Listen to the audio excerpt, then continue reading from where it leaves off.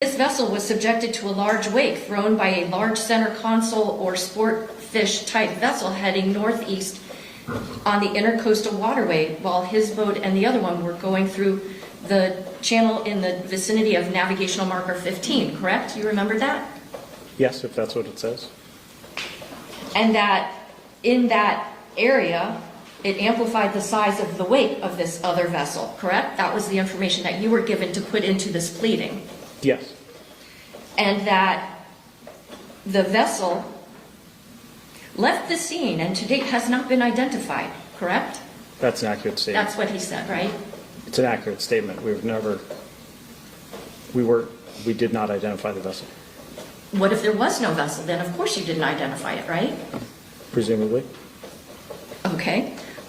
You also were given information from your client that the other vessel that his vessel began to turn unexpectedly on its own and put itself on a course roughly heading toward navigational marker 15. That was the information that was provided to you by the defendant, correct? Yes. Also that he attempted to steer and correct course but was unable to prevent an collision with navigational marker 15. That also is information given to you by the defendant. Yes. And this information was given to you while the defendant was trying to limit the liability that he would have for the damages that he caused to other people in that crash, correct? Yes. Additionally, again, you indicated that Mr. Pino wanted to do everything to resolve the claims, correct?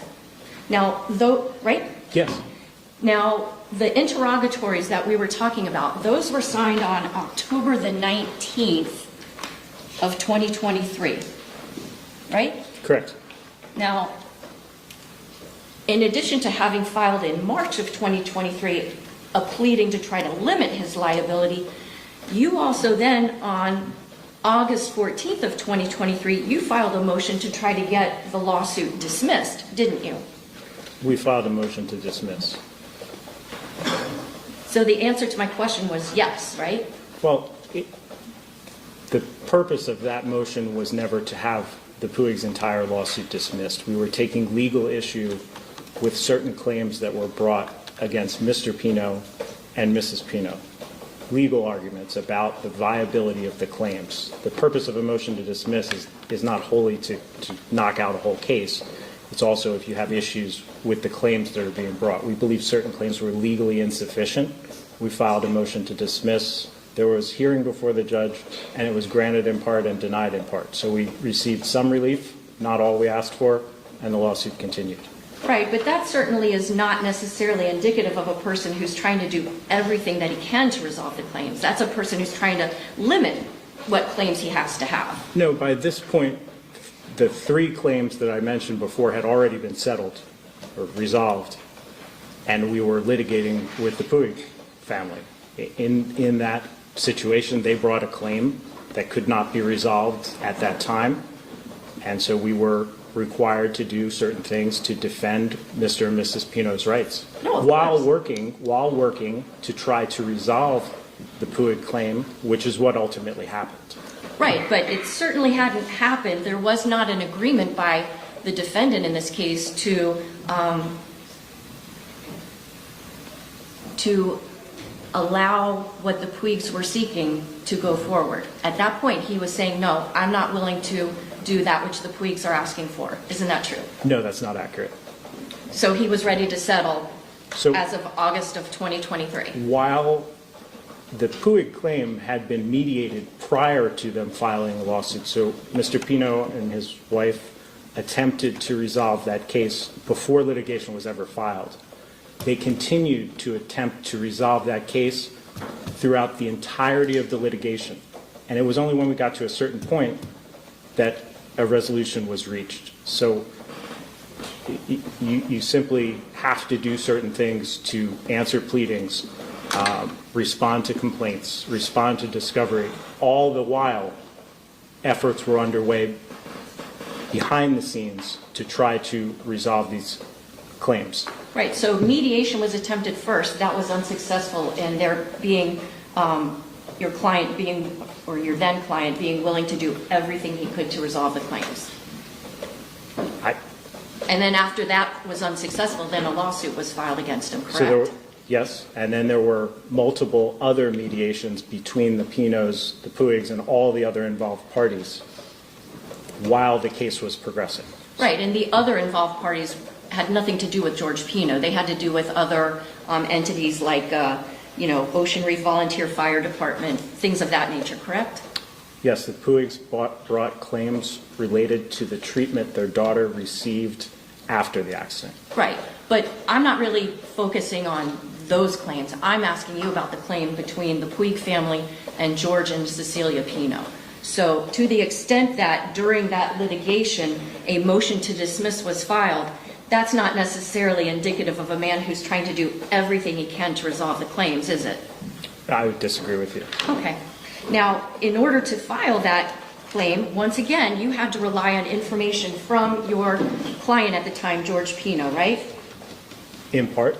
And so because his wife Cecilia has said that she didn't see the crash, really the only source of information that you had about how the crash happened was pretty much from your client, right? Not exclusively. We had interviewed other persons aboard the vessel. I had spoken with the FWC investigators. I had reviewed what reports were available from the FWC. We had access to the body cam footage, so there was a lot of sources for information in addition to Mr. Pino. Sure, but in terms of how the crash itself happened, body-worn camera couldn't tell you, could it? Well, the investigators certainly had their theories about how the crash happened, which were relayed to me. Again, body-worn camera footage doesn't tell you how the crash happened because the body-worn camera wasn't turned on until after the crash had happened. Well, body-worn camera footage captured interviews with Mr. Pino and many other people that were involved in the accident, so it did provide information. Okay, but in terms of the actual conduct of the operator of that vessel, are you saying that the girls that were on the vessel were able to give information about how George Pino navigated the boat? There was some information received from the girls about his navigation of the boat on that return trip, yes. At the time of the crash? Not at the time of the crash. Right, not at the time of the crash. So you really didn't get any information about what was happening with that vessel at the time of the crash from any of the girls because they were not paying attention to how he was navigating, were they? Correct. Okay, so now, in terms of explaining how the crash happened, George Pino told you that his vessel was subjected to a large wake thrown by a large center console or sport-type fish vessel, correct? Yes, we've already talked about that. Yeah, I know. We talked about what he said and what you put in a pleading in March of 2023.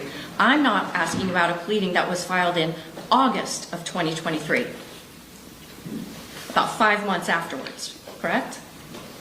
Yes? He also told you, once again for this pleading, that the boats were transiting the Cutter Bank shallows in the vicinity of navigational marker 15, correct? That sounds like it came from the FWC report. Okay. Are you aware that the defendant talked about the fact that he alighted with the last channel marker in the Cutter Bank channel? I don't know that I remember that level of detail right now. It's been a couple of years since Sure. I've been involved. Sure. If it were the case that the defendant gave a statement that he crashed into the last channel marker in that channel, and if the last channel marker in that channel was channel marker 15, if those facts were true, then if your client is telling you that the crash happened in the vicinity of navigational marker 15, then what he said to the police would be accurate, correct? I'm not sure I'm following you. Sure. Let me break it down. Sorry, I should ask the question better. Let's suppose that your client, former client, George Pino, told the police the night of this crash that the crash happened at the last marker, okay? And let's suppose that the last marker of the Cutter Bank channel is navigational marker 15. If he said to the police that the last navigational marker was where the crash happened, And if the last channel marker in that channel would be channel marker 15, then the information that he gave to you about where the crash happened would be accurate, correct? If I'm following you, it sounds accurate. Okay. He told you that he adjusted course to meet the wake and impacted the wake, right? Yes. He talked about trying to attempt to steer and correct course, but could not prevent the elision with navigational marker 15, correct? Correct.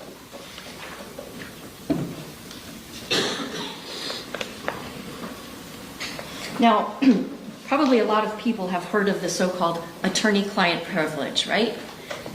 You've heard of it. I definitely have. Okay. And the idea behind the attorney-client privilege is that, for the most part, what a client tells his lawyer is going to be kept confidential unless under certain extenuating circumstances. Fair to say? Yes. And one of those exceptions that can lead to the attorney-client privilege not being applicable is if the client waives that right, meaning gives you authorization to divulge this information to others, correct? Generally, yes. And so in order to file those pleadings, the motion for limitation of liability, the motion to dismiss, as well as the information in the interrogatories, George Pino had to have given you authorization to release that information, correct? At least the information he gave to you. I don't really see statements in a pleading requiring a specific waiver from Mr. Pino to draft a motion to dismiss, for instance. What I'm getting at is that you didn't violate any kind of ethical or bar rule by sharing the information you had gotten from the defendant, in this case, in those pleadings, correct? No, of course not. Thank you. Nothing else. Yes, sir. Mr. Mescolato, the conversation you've been having with the prosecutor relates to the civil claims that were being brought by the passengers, correct? And in particular, the Puig family. Yes. Okay. And so with regard to the Puig family, that was the one claim that was litigated, correct? Yes. The other claims were all settled prior to a lawsuit being filed. So no lawsuit filed in the other three claims. Those were settled pretty quickly after the accident, right?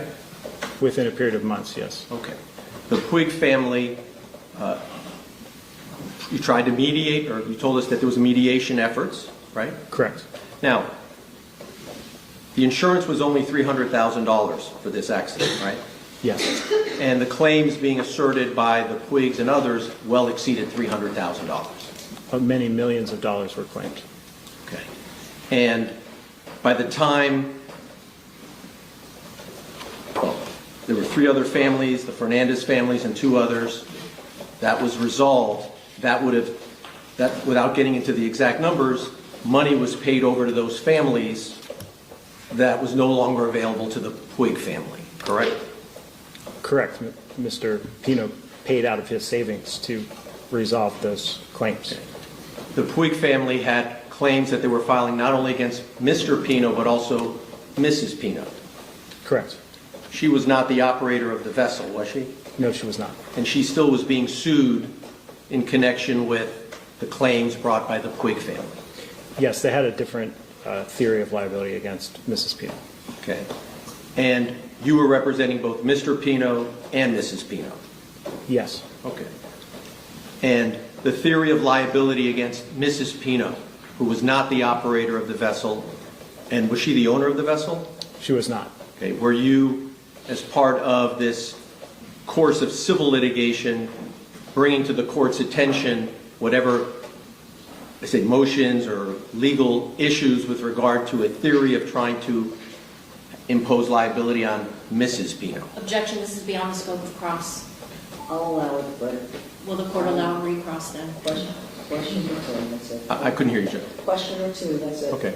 Well, I'm sorry, could you repeat? yeah, the prosecutor asked you about a petition for exoneration and limitation of liability, right? Correct. And explain to the jury what that is. So, as a vessel owner involved in a casualty of any type, really, this type of accident, a fire, anything that can happen on a boat.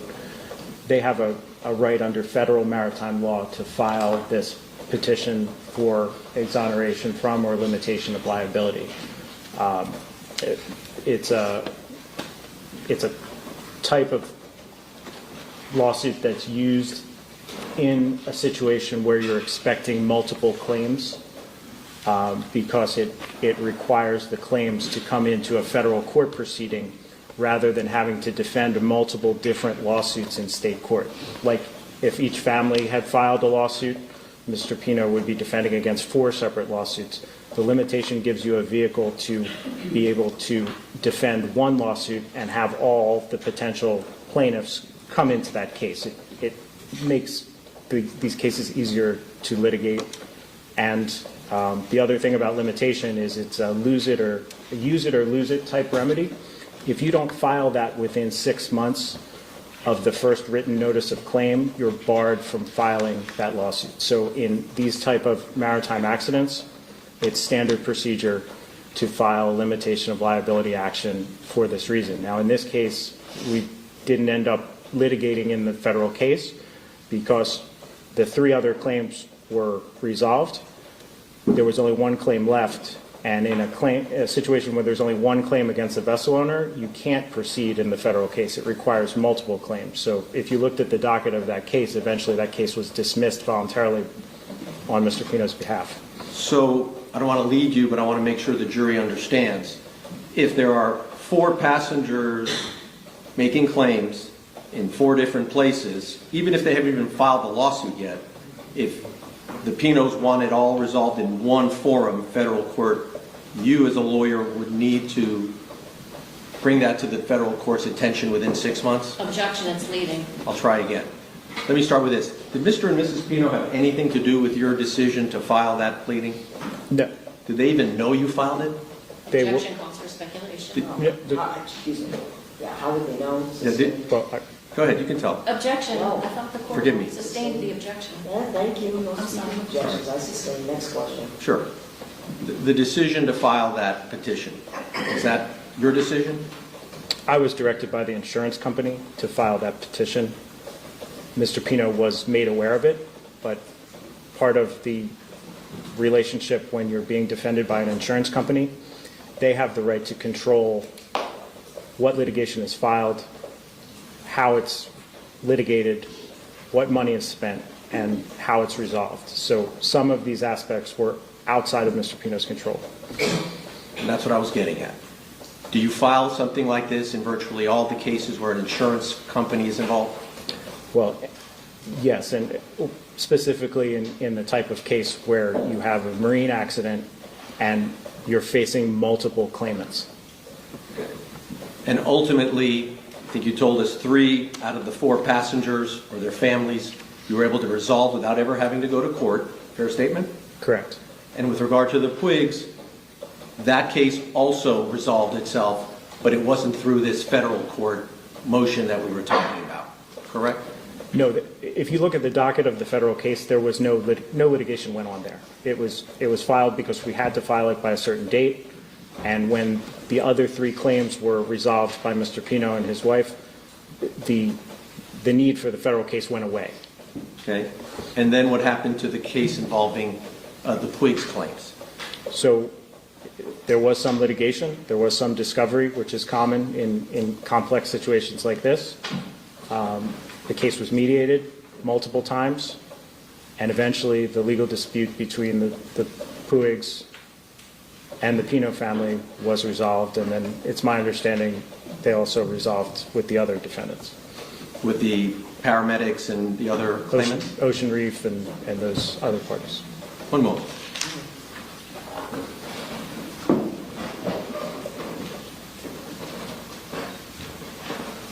Thank you, Mr. Mescalado. Those are all the questions. All right, thank you. So you're excused. Thank you, Your Honor.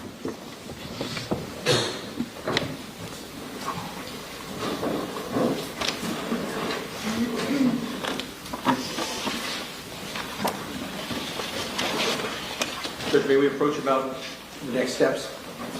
Sure.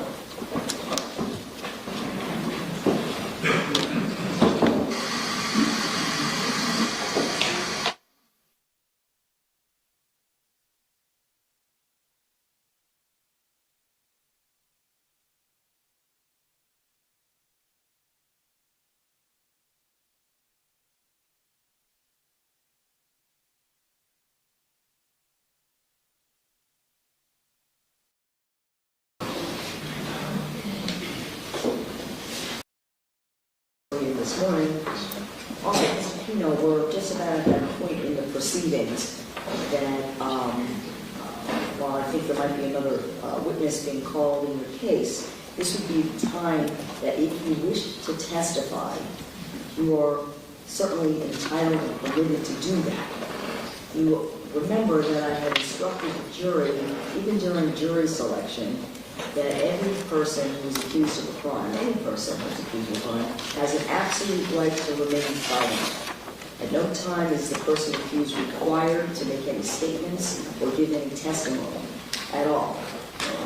And that applies similarly to you, sir. And a jury cannot hold it against someone for choosing not to testify. Okay? So this is one of the decisions, there's 4 or 5 decisions that are held by the defendant solely. Your lawyer cannot make the decision for you. It's never going to be their decision as to whether or not you testify. But you took time, and I want to make sure you had sufficient time to speak with your attorneys about this important decision. Have you? Yes, Your Honor, I spoke with my legal team at length. And, Okay, let me keep going. But have you had sufficient time to do that? I have sufficient time. All right. And while they will give you their advice, understand that's their advice. Now, sometimes I'll have someone say, well, on the advice of my lawyers. But the real issue is you have to make this decision as your own, knowingly, freely, and voluntarily. While, again, lawyers can give you advice. They can say what they think would be best for you, but it's not their decision. So, have they given you advice based upon their assessment of the evidence that's been presented? Yes. All right. And have you made a decision as to whether or not you wish to testify? Yes, I have made a decision. Okay. And what is your decision, sir? I do not wish to testify. All right. And has anyone forced you into that decision? No. Threatened you in any way? No, Your Honor. Said to you, Mr. Pino, not only are we giving you the advice not to testify, but we're telling you that better not testify or anything along those lines? No. Okay. All right. So this is your free and voluntary decision. That is correct. Do you understand, though, that you do have the right to testify if you wish to do so? Yes. Okay, very well. No one is forced you into this decision. You're making it of your own free will. That is correct. All right, very good. So, you can have a seat, that's fine. And I think we're going to, you have your witness. You want to check on your witness? She's here. So here's where we are. The witness is here. Okay. She's the witness who had testified previously who had not had an opportunity to. Right, okay. So there's a recording that she would, I guess, listen to, I guess, authenticate. It's her on the body worn, right? That's right. Okay. And so Do you have it? we do. Okay, It may require, because the volume is not very high, okay. so that it may be clumsy in terms of how it's presented, because she would need to listen to it, maybe even with headphones on the TV, or on the She could TV. come up here on the witness stand with a computer, listen, observe and listen, and then you could just continue with the questions. Okay. Any issue with that, counsel? Well, yes, Judge, because number one, I don't think that she can be impeached based on her saying, I don't remember. What they can do is try to refresh her recollection with something. I understand that which they want to show her may be in evidence, but she shouldn't have her recollection refreshed in front of the jury in that way. Normally, up until the time we had all this video evidence, it would be a matter as simple as showing a written statement or a deposition. Okay. All right. So I would suggest to the court that they see if they can refresh her recollection outside the presence of the jury, play whatever portion of the video that they want, ask her if it refreshes her memory. Then they could put her on the witness stand and say, did you have an opportunity to view part of your interview with Lieutenant Thompson? Okay. I think that would be the way to handle Let it. me ask, did you go back, because you were going to go back and look at the exchange that had taken place, whatever. We did, Judge. Mr. Forrest has the exchange of what was said. Judge, I looked at it. So basically, the defense asked about whether or not the witness saw the defendant on the floor, unconscious and bleeding. Her response was that she was then shown a transcript of her statement to detectives, asked if it refreshed her. I'm sorry, Yes. was that the transcript of this? Correct. It's the transcript of. Yes, Judge. It was that transcript. She was shown that transcript, and she said, "I don't remember, but I guess I had to have said that." So to me, they did impeach her, and really, I don't think any extrinsic evidence is necessary because she said, "I had to have said that in front of the jury." Okay, so this is, I think, how it's best to handle it, all right? You're recalling her, what was she called as a state witness, right? Yes. So you're going to call her as a defense witness. You want to address this area, okay? But before I bring the jury in, all right, I'd like her to sit here and, without any conversation, review it, look at it, okay? And we can go through the steps of seeing if, you can ask the question, see if this item refreshes her recollection as to what was said. That's fine. Okay? No objection. Okay. All right. So do you have headphones or a way to? We can put on the TV meanwhile. I think we put on the TV, that might do the trick. Okay, that'll be fine. Shall I get the witness? Yes, so let's go ahead and bring the witness in first, and then we'll bring the jury.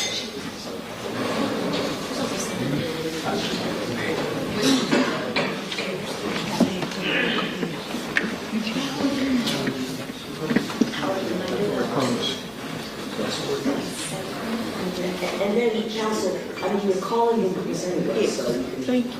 I couldn't hear you, I'm sorry? You're calling the witness anyway, so you can ask whatever questions. Yeah, and actually, well, here she is. Maybe we can resolve it even without it, because we sent her the recording over the weekend. Maybe she's already listened to it. So we can find out during this colloquy right now. Raise your right hand. You solemnly swear to tell the truth, the whole truth, and nothing but the truth? Yes. I'm going to have a seat over here.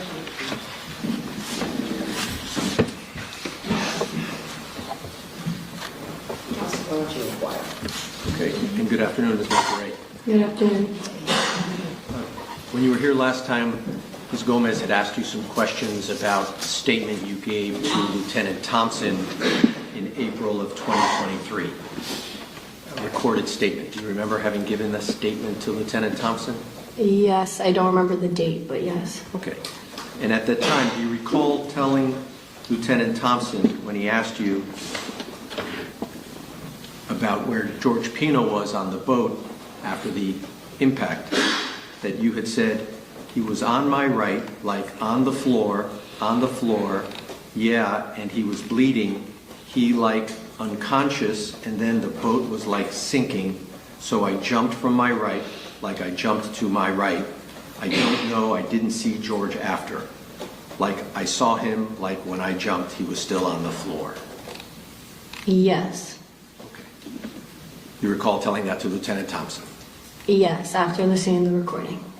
I'm sorry? Yes, my memory was refreshed after listening to the recording. And what you told Lieutenant Thompson, was it true that you saw Mr. Pino bleeding, unconscious on the floor? Yes. Okay. Thank you very much.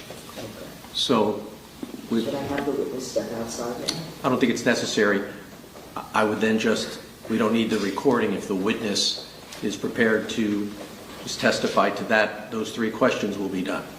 All right, and you're calling your witness. Though, That's right. In front of the jury. That's right. That's fine, Judge. That's it. Okay.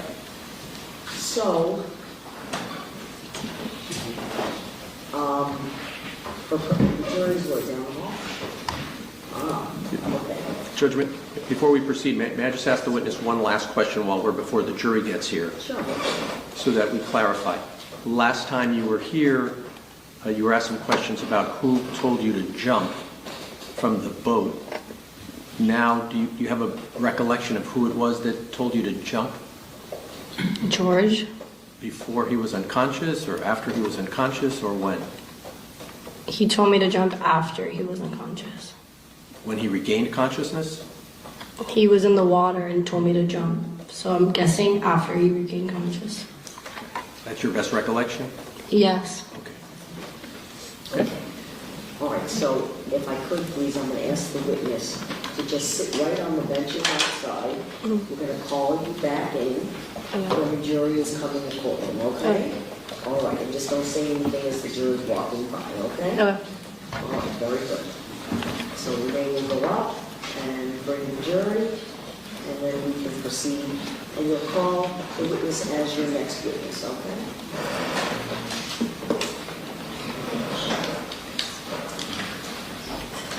For the jury? Yeah.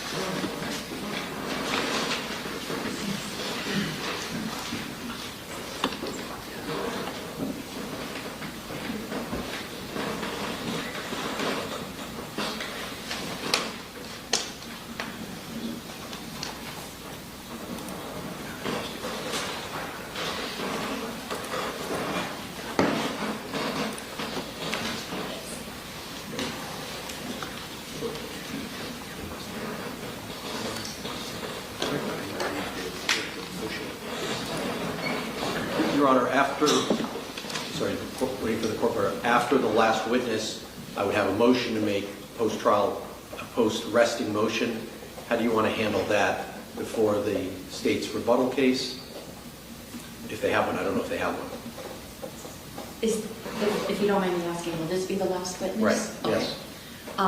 I would say, Judge, I'm going to probably ask the jury just to step into the jury room for purposes of you making any, after you rest. Well, actually, then it would be, we would go through to the state's rebuttal. And at that point would be your additional motions. Do you have a rebuttal with this? I do, Judge, but I don't want to drag things out, but rather than litigating what I presume will be the second JOA motion. I'll do that today, though. Oh, 100%. But like if the judge would give us like 20 minutes or so in between the defense resting and us litigating the case, and then the state putting on its rebuttal case, that would be great. Okay, but you haven't rebuttal with this, right? Yeah, we're going to finish today, Your Honor. Oh, I just wanted to. Yeah, we'll be done That today. witness is available. Correct. Okay. All right, that's fine.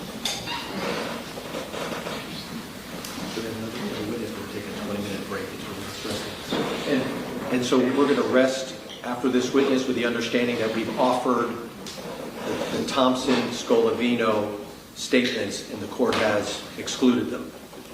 Correct, but you're going to mark. They're marked. They're marked already. Yeah, So we'll put on the record what they're marked as is for identification. Doesn't need to be in front of the jury, obviously. No, do that now, actually. Right. Which of course, let's walk in They're as soon as you start. 834. That's the FDIC report. Correct. 834. So at this time, we will formally offer Defense Exhibit A34 for identification. That would be the incident report, just those statements that we contend are admissions by the party opponent that alcohol did not contribute to the... That we addressed during our pre-trial litigation? Yes, Your Honor. Okay. And that's marked already as A34? Yes, Yeah. Judge. Okay. So marked for identification is A34. My ruling remains the same, but the record is clear. Stay right there. And likewise, the admission by ASA Ruben Scolavino that the case did not support a recklessness charge. And that's in the form of? That would have been within the deposition testimony Oh, okay. of Lieutenant Thompson. Did you excerpt that? How was that? Yeah, I can provide that. The printed excerpt? Because you're gonna make a copy of it, I presume, it's part of the record, and it'll be marked for identification. Shall we mark it as 835? Is that? It's going to be 8:38. 838, excuse me. We'll mark it as 838, and we'll tender it to the court after the jury steps out. Does that help? Okay, because the other, I guess the incident report was already previously marked for identification. We're jumping from 34 to 38. There must be something in between. Yes, there are things in between, Judge. We're jumping to the No 8:38. problem. Mark the whole depot? Just that portion. So you need the first page of the deposition so we can identify it. Okay. And I would assume you have other copies, but Yes. whatever the excerpted portion is, we'll mark that as 838 for identification as part of the record. But we have to make sure, understand these are not exhibits that are going back to the jury, my ruling remains the same. Understood.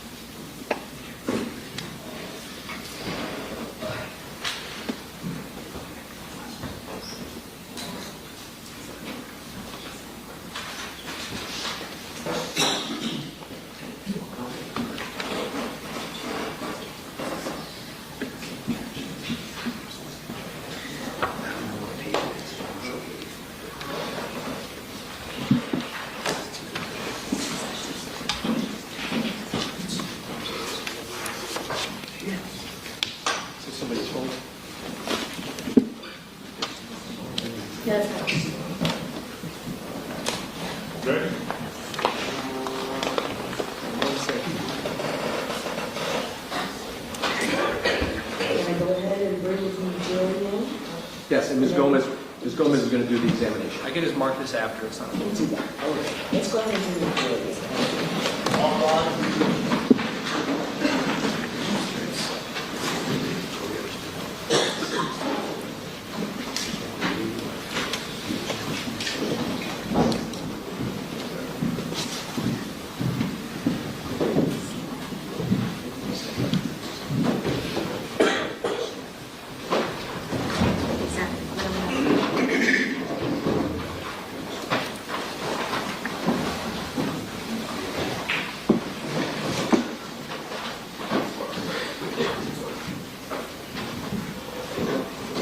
All right, everyone, please be seated. Thank you.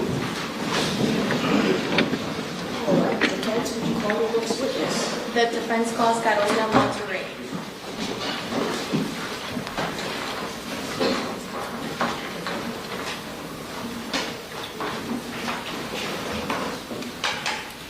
All right. Would you please step forward, face the clerk, and be sworn? You solemnly swear affirm testimony you're about to give to be the truth, the whole truth, and nothing but the truth? Yes. Tomorrow, here, have a seat. Thank you. Remember to keep your voice up, okay? Thank you. Good afternoon, Ms. Monterrey. Can you please introduce yourself again one more time to the jury? Hi, I'm Carolina Monterrey. Ms. Monterrey, have you had an opportunity to review a video recording of your interview with an officer following the accident? Yes. And having reviewed that video, did you refresh your recollection that following the accident, after the impact, you in fact did see Mr. Pino on the floor, unconscious, bleeding? Yes. You recall having witnessed that right after the accident? Yes. Okay, that's it. No further questions, Your Honor. Okay. Any questions? No, Very well. Witness is excused.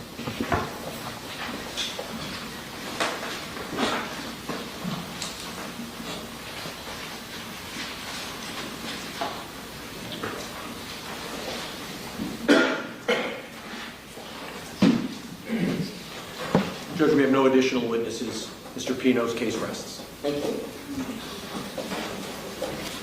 Okay. All right. I was going to seem a little strange, but I'm going to ask you to put your notepads down. Did you have a snack yet? You did. Good. Would you please, if you would, step into the jury room. Please do not speak about the case. All right? We have a few matters with the attorneys, and then I'll have you come back in. All right? Thank you.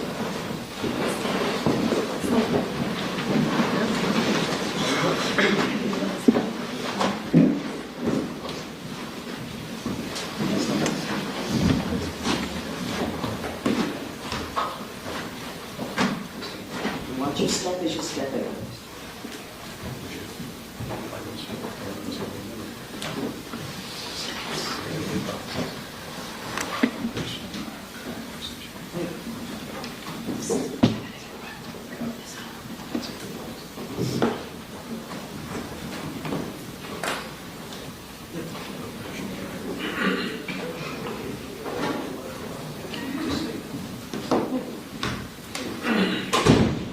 Okay, everyone be seated.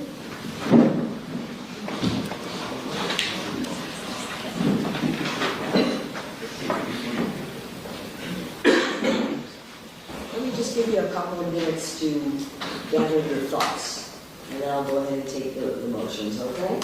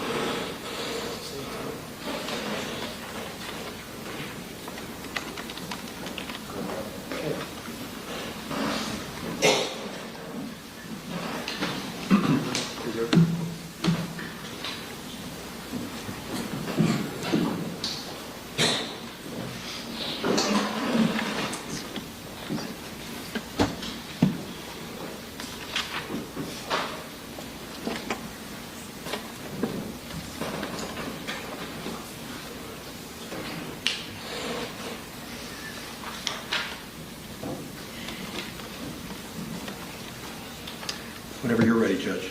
I'll be in 1 minute. Thank you.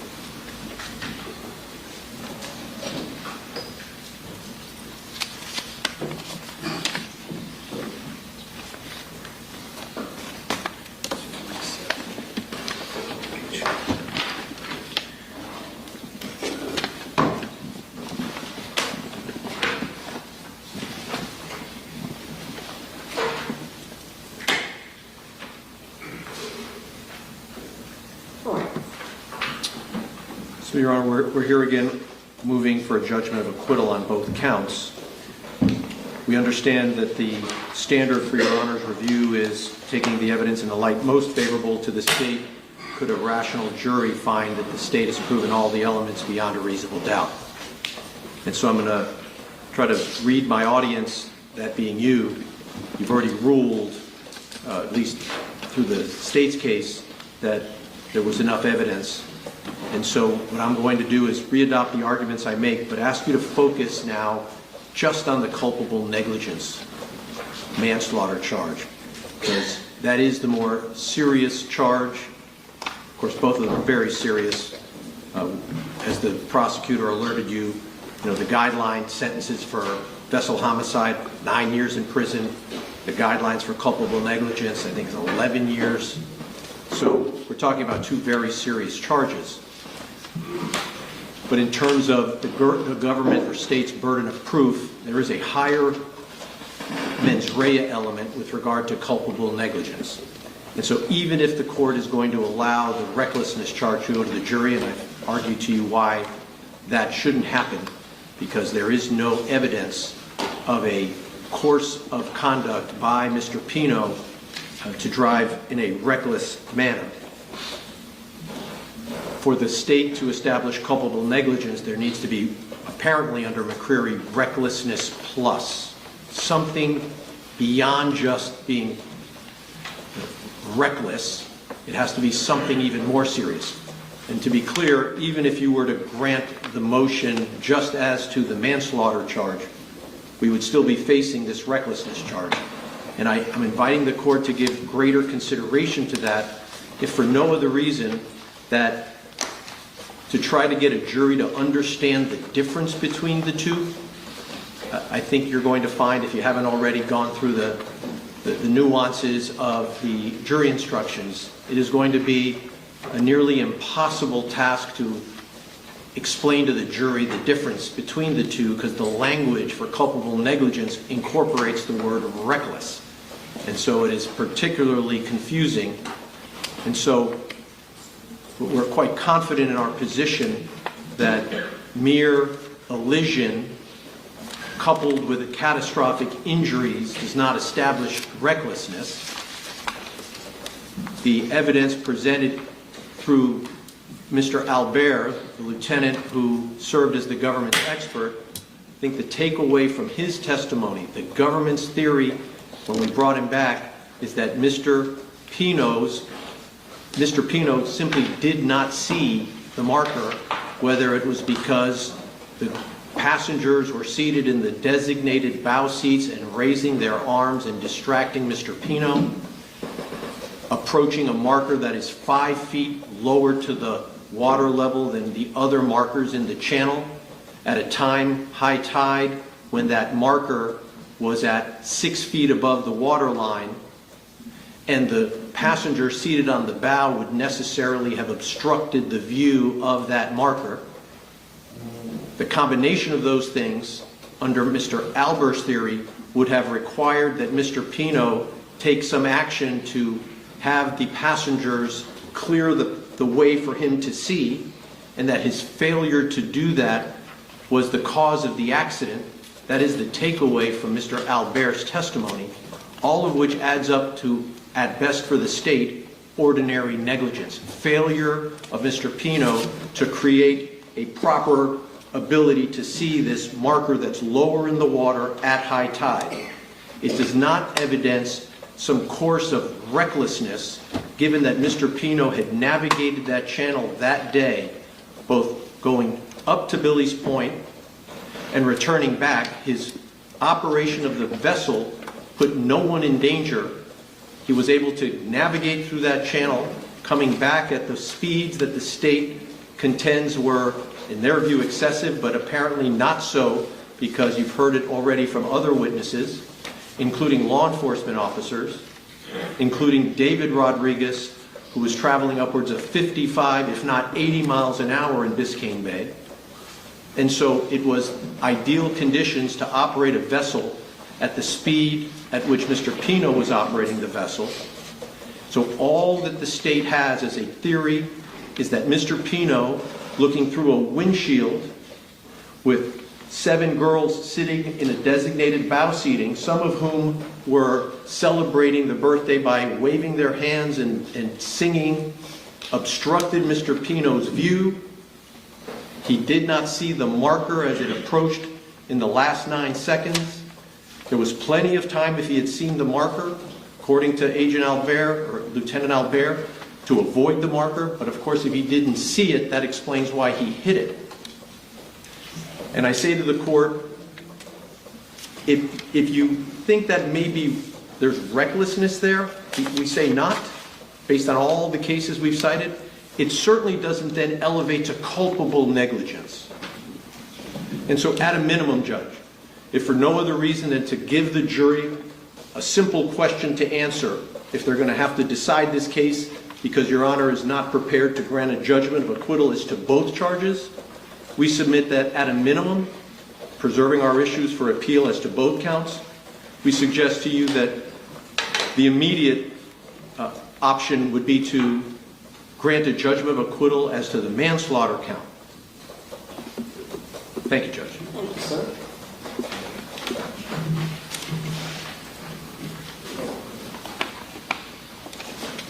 State?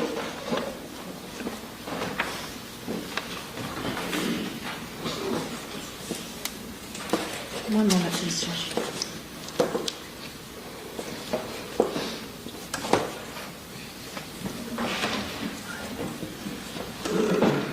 So start off with, if you can answer the Yes. issues of fact in dispute for why the case, both counts should go to the jury at this point. And while my standard of reviewing the second motion for judgment is acquittal, and generally, by the way, we would have this argument post any rebuttal case by the state. So I'm going to take the arguments here and consider them renewed, because I understand the state is going to call the rebuttal witness. Go ahead, State. Your Honor, at this point, even with the defense having presented a case, this is not a scenario where a second judgment of acquittal should be granted. Number one, the claim that the defendant's view of the channel marker was obscured by girls standing and singing and dancing, I would point the court to the cross-examination of Miss Porter-Carrero, who testified that, yes, they were dancing and singing and all of that at some point on the boat, but I asked her very specifically, in the moments leading up to the crash, were people standing up and singing? And of course she said no, because it's illogical to believe that people are standing up and singing and dancing while a vessel is traveling just shy of 50 miles per hour through the water. Moreover, it is... Well, there's a conflict in the testimony, right? I would submit no. Let me make it clear. No one has contended that anybody was standing. It was simply that they were raising their hands, dancing All right, in their seats. there's conflict because maybe one or two witnesses testified to something about moving their arms around, but in terms of how much of a view clearly could not be obstructed, isn't there a question for the jury?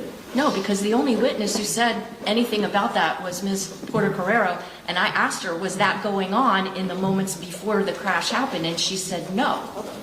So from the state's perspective, the defense established that at one point the girls were doing that, but not at the time in the moments leading up to the crash itself. So that's number one. Number two, there's no, even if hypothetically there were arms waving,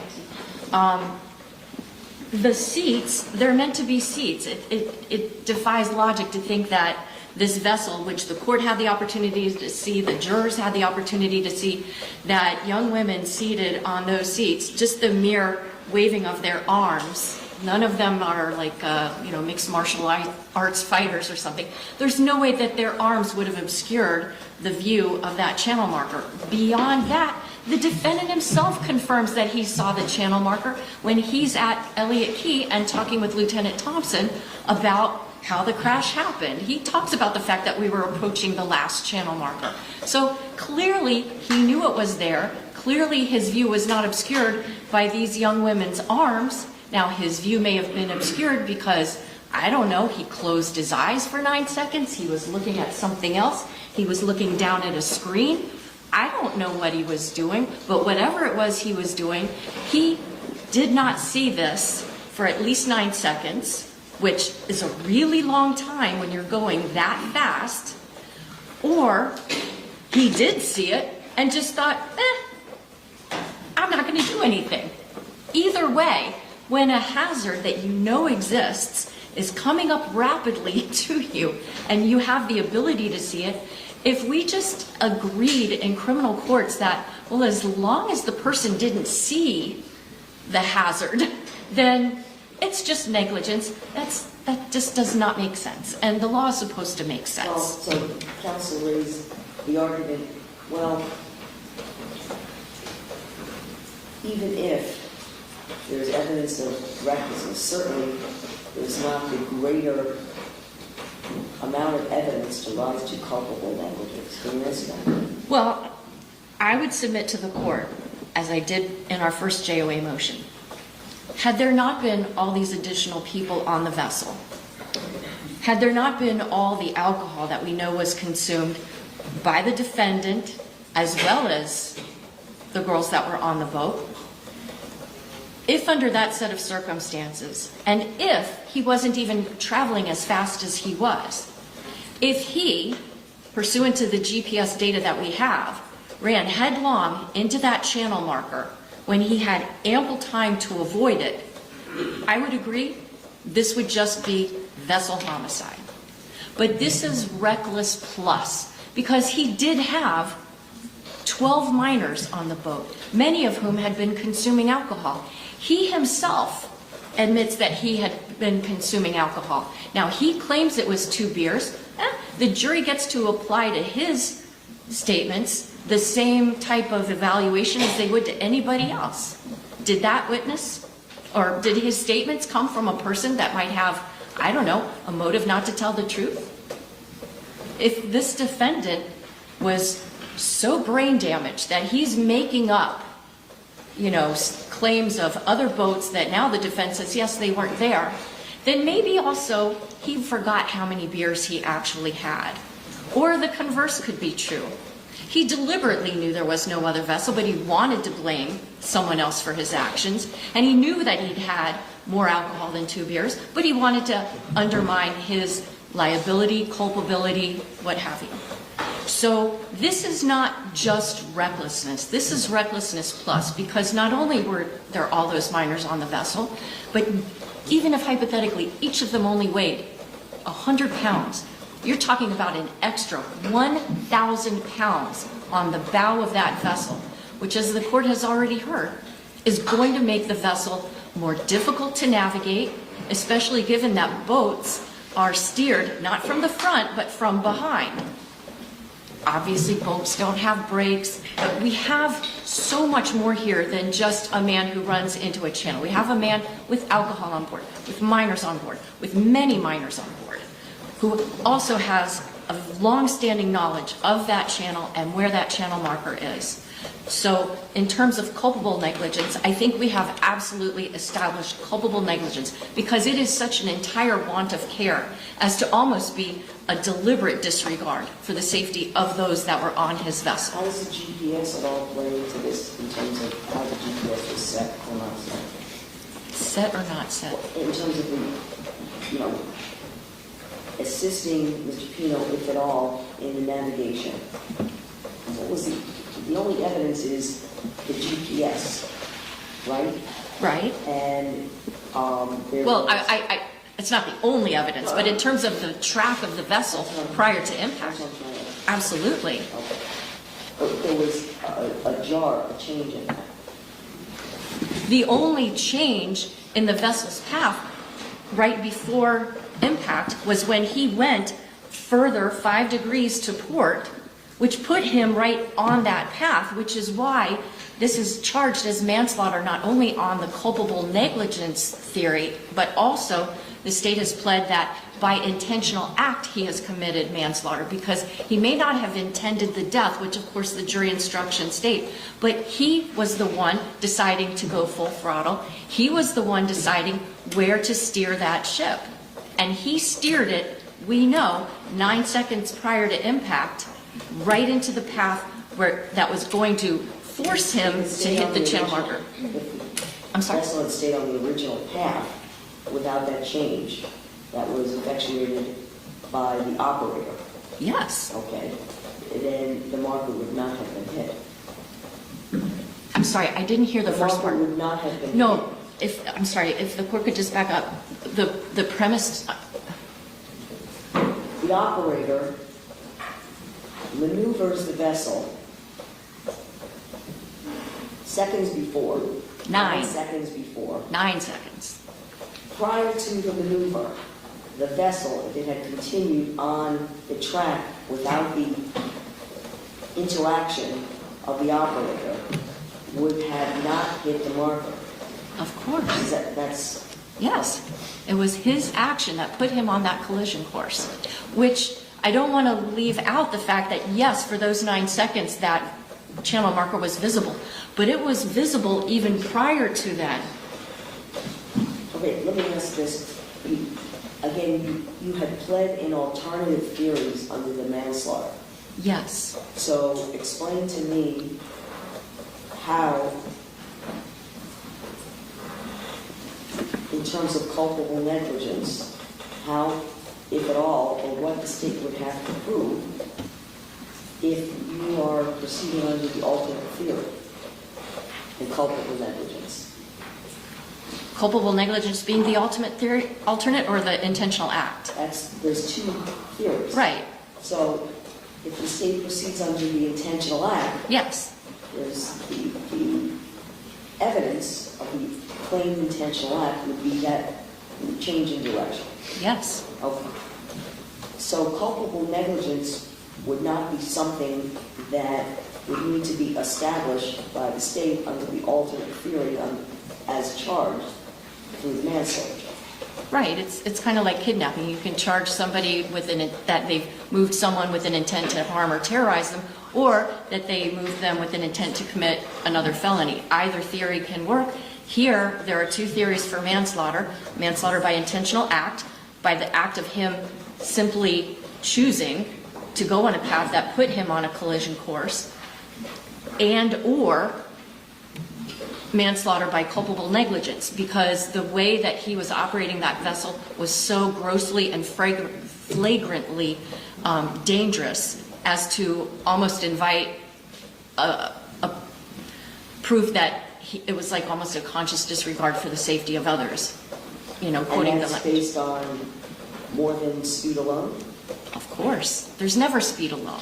And speed alone, although I know the defense likes to, chant that jingo, Luzardo in the 3rd DCA specifically said we reject the idea that speed alone is not enough.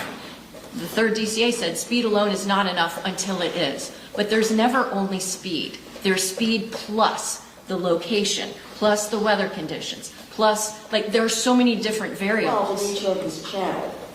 The nature of the channel. It's a narrow channel. Would you consider that in terms of the prior knowledge of Mr. Pino, would you consider that something relevant, meaning the narrowing of the channel and understanding, how the channel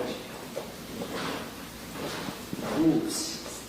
Yes, because again, when we look at the way that part of Biscayne Bay, when it filters into where Card Sound is, there are only so many ways that vessels can traverse between those two bodies of water.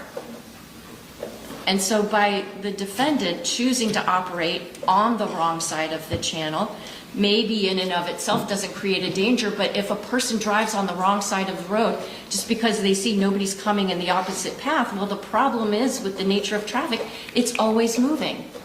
And we know that there were a lot of vessels around because within minutes after this crash, Good Samaritans are coming to the scene. And so the totality of your position is that given the totality of the circumstances, the jury could find, a reasonable juror could find, a reasonable juror could find that the elements of the manslaughter, even under culpable negligence, are met. I don't want to put words in your mouth. I want to understand if that's the argument. That is the argument, and I haven't had the benefit of sitting down and going through all the evidence like I will for the closing argument, but I think that all the highlights from the state's case in chief that the court, and I understand it's different standards, but all of that evidence that came in, none of it was undercut or undermined by the defense case in this matter. Okay. Just one question from the defense, and then I have for the defense. I'll allow you 2 minutes of rebuttal, but my question is, as the state charged the manslaughter under alternate theories, can you respond to the intentional act? Of course. Yes. No one's claiming he intended to strike the marker. That's not the state's theory.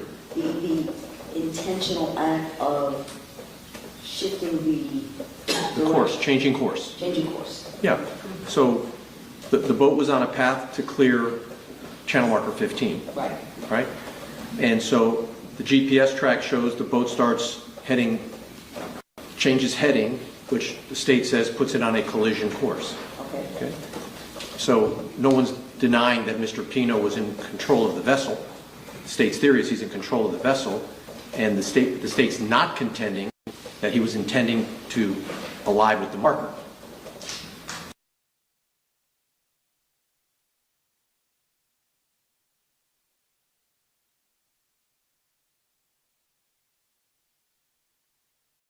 that has, when we submitted it to you in the form of the proposed jury instructions.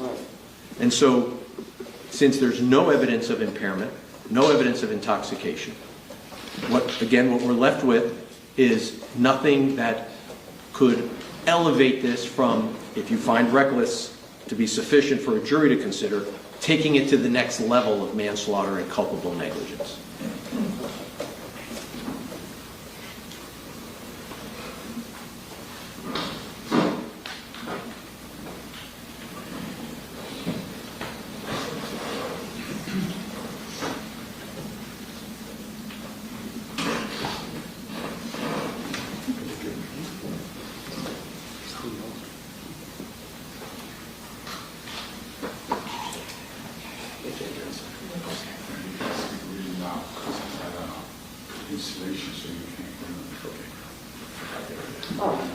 Consider the argument of counsel on the second motion for judgment of acquittal. As to count one, the court is going to maintain my position at this point that there is sufficient evidence to go to the jury on the manslaughter, and the motion is denied. As to the vessel homicide, there is sufficient evidence to go to the jury that the operation was vessel homicide operating in a reckless manner. So the motion is denied as opposed to counsel. On the defense second motion for judgment of acquittal. And again, I'm going to consider this as the argument you would make and present post a rebuttal witness, okay? Because generally I'll take that after the rebuttal, but I don't want timing-wise keep the witness too long or keep the jury too long. And may we inquire potential objection? Absolutely. It's the state's intention to call Rudy Puig, the father of Kati Puig, not to get into anything other than Kati, prior to this crash, was healthy, was active, was an athlete, and that post-crash, she now is bound to a wheelchair and needs 24/7 medical care. And the reason why I believe this is rebuttal, Judge, is because on redirect, after I had crossed Mr. Mescalato about simply some pleadings that were filed, the defense brought out information which, frankly, I'm not sure if it even violated any kind of confidentiality agreement. I'm not involved with any of that. But the fact that Mr. Mescalato volunteered things like everybody else settled except for the Puigs, I think the fact that their daughter was subjected to a unique level of injury that requires a significant amount of money. I'm not getting into the terms of the money, but simply to establish that the injuries that Ms. Puig suffered were catastrophic in nature. It will be no more than just a couple of sentences, but I think it leaves out there the way that Mr. Mescalato volunteered information to the jury, the thought that perhaps the Puigs were just, looking for money or something, for their golden ticket. I think somewhat unreasonable.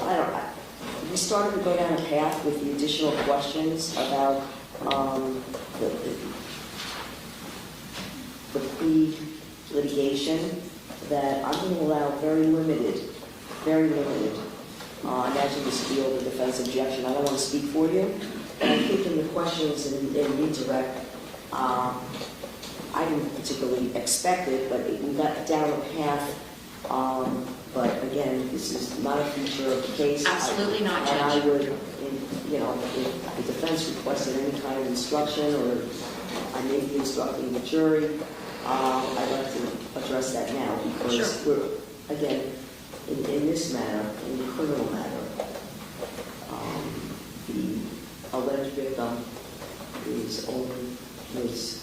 Fernandez, while there were other individuals who were certainly alleged victims. That's a part of a civil, whatever the civil matters were, and I don't want to confuse the jury at all. I want to make it clear that this is the only individual who is the claimed victim in this criminal matter. I've spoken with Mr. Puig. He understands that this is going to be very, very narrowly tailored questions. The whole thing should not last more than a couple of minutes max. I'm not going to make Ms. Puig a feature of this trial in any way, shape, or form, and I haven't at any point in this trial. We permitted it. All right, what would you like to say, counsel? So obviously it's over objection, and I assume Your Honor has ruled. I'm struggling to identify, since the state had, on cross-examination of Mr. Mescalato, brought out the business about the exoneration of liability. I think my questions were focused on what that means, and that it consolidated all the cases. It would consolidate all of the cases. That's exactly what he said. I think it went a little bit beyond that, maybe not an exact response to your questions, although I think you were trying to narrow him in the questions. Some of the responses was not clear, I don't think, and I don't see it inappropriate to be clear to the jury that there were different levels of injuries, and basically leave it at that. Yes. You know? So can the court, of course, I object, but I understand the court rules, and I'd like to understand then what the court is allowing so that I can... I don't want to go down that path of the, tear the heartstring on Judge, why don't I do this? jurors, and it's very, very difficult. Why don't I just tell the court, spoiler alert, this is my direct examination. What is your name? How old are you? Where do you work? Do you have any children? How many? I then will ask him about his daughter Kati, how old she is now. I will ask if she went to a birthday celebration weekend at Ocean Reef Club for Ceci Pino's birthday over Labor Day weekend of 2022, that his family knew the Pino family, and that when she went to go to Ocean Reef Club for that party, at that time she was healthy, she was active, a good student, and an athlete, and that after the boat crash, she is very different. She is now bound to a wheelchair. She requires 24/7 care. She has to get therapy for speech, and that this kind of medical care is expensive. That's it. So my recollection is in the government, in the state's direct case, they asked several witnesses over objection about Ms. Kati Puig and how she's not in the same condition now that she was before. The court had allowed that already over objection. This is now trying to add... We're getting into a lot of detail, even though it's a lot of much more extensive injuries, has had extensive injuries to the point where she has continued care and will continue to need care for the remainder of her life. I think that is all over defense objection that I'm going to allow. Well, that she's wheelchair bound and that she will need medical care for the rest of her life.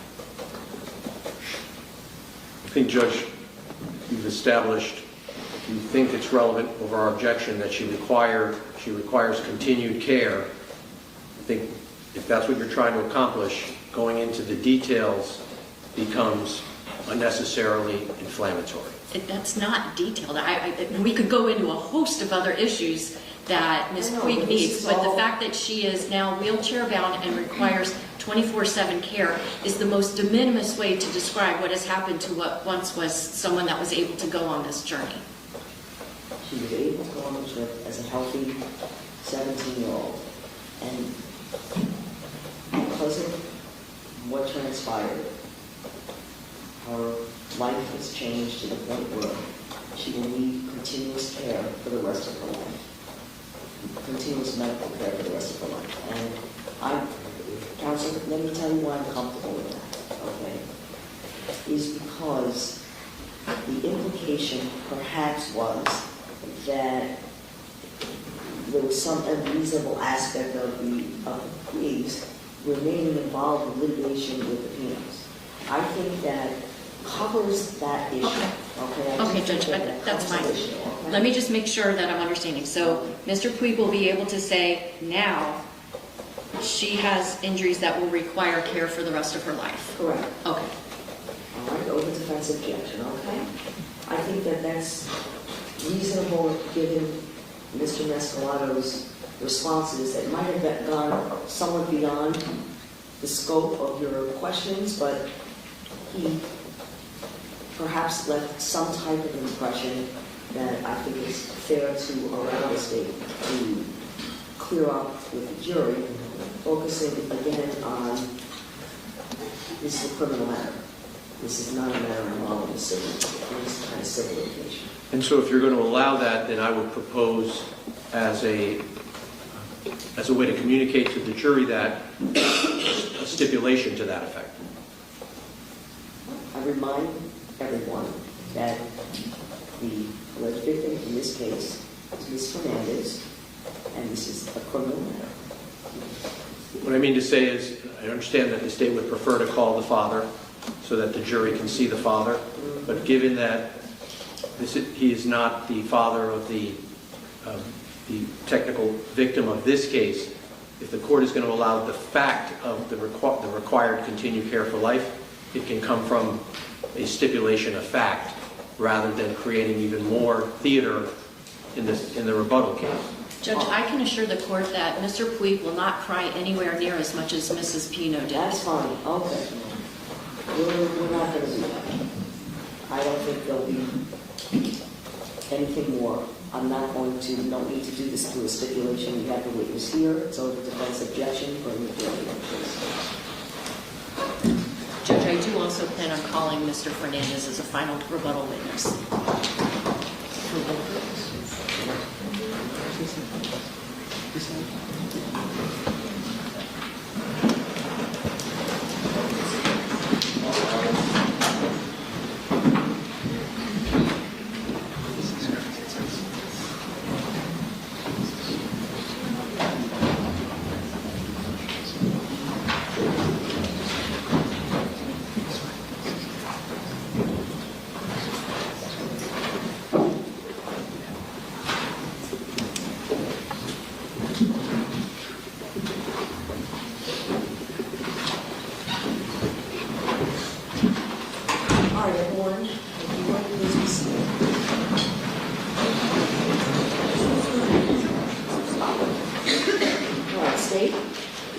Thank you, Your Honor. In rebuttal, the state will first call Rudy Puig.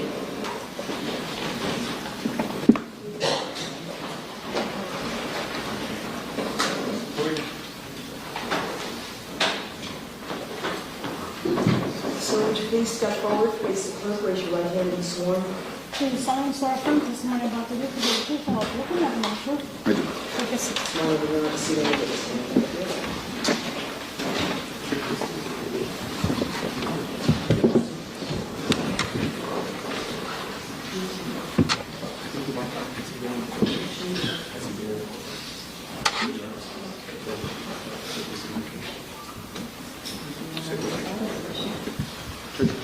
May we approach just 1 second, please?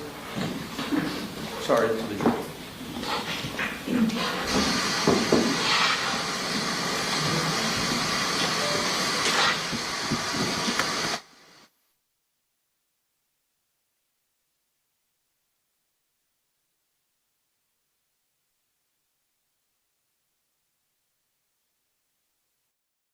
Contacted.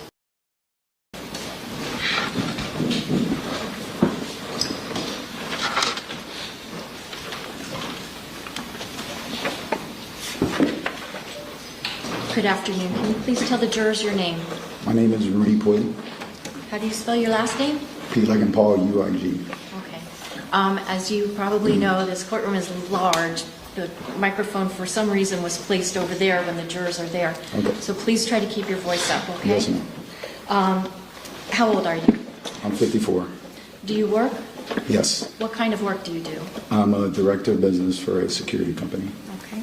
Do you have any children? Yes, 3 of them.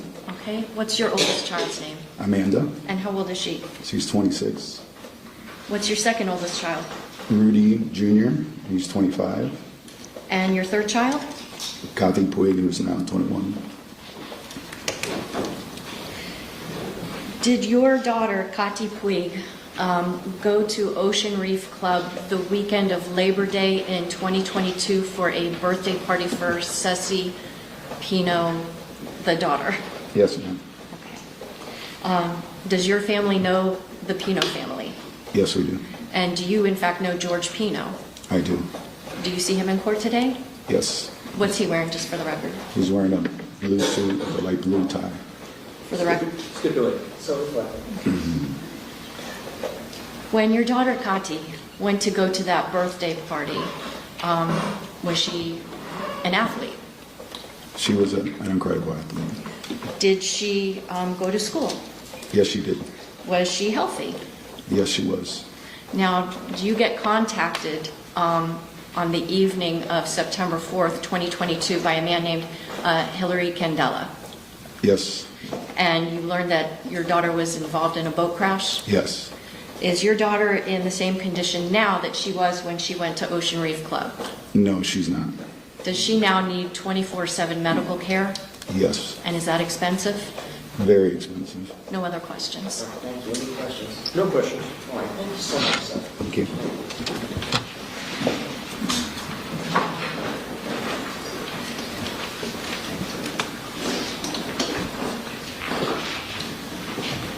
State. State will call Andres Fernandez.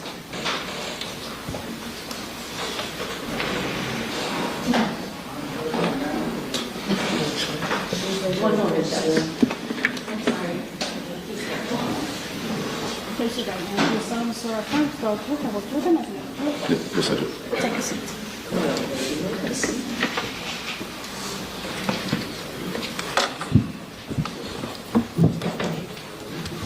Good afternoon. Just for the record, can you please introduce yourself or reintroduce yourself? Andres Fernandez. Mr. Fernandez, were you here in the courtroom when Mrs. Pino, the defendant's wife, testified? Yes, I was. Is it the case that growing up you and she were very close? Very close. And is it the case that you did attend her wedding to George Pino, the defendant in this case? Yes, I did.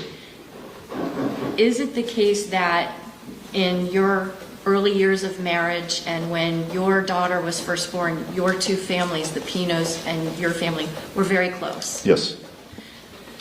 Did the girls go to the same elementary school? Yes, they went to school together.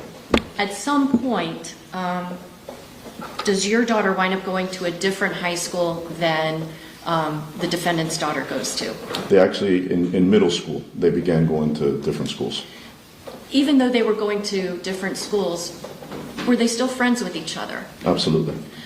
But as time has gone by and the girls have gotten older, is your family kind of doing its own thing and the Pino family doing its own thing? Yes, our relationship began to distance at that point. Okay. On the actual weekend when your daughter Lucy went to Ocean Reef Club for the birthday celebration for the defendant's daughter, little Ceci, did you have plans to attend a dinner that was the night before the crash happened with No. the Pinos? No. Did you have plans to go the night that the crash happened to that party at The Point that was planned for the girls? No. In fact, what was your plan for that night? I was going to watch the football game with my father. Okay. Did you have any plans to go out to the sandbar on Sunday, September 4th of 2022? No. But you did. But I did. And why did you go? Because Lucy asked me to go. Okay, no other questions. Any questions?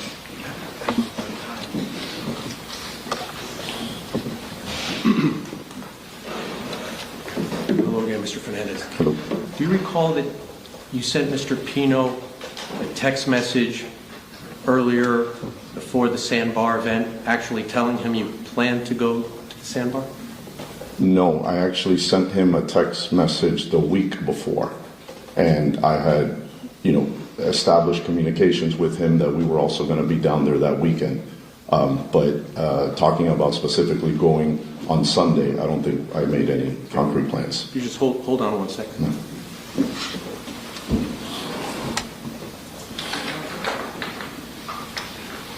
Yeah.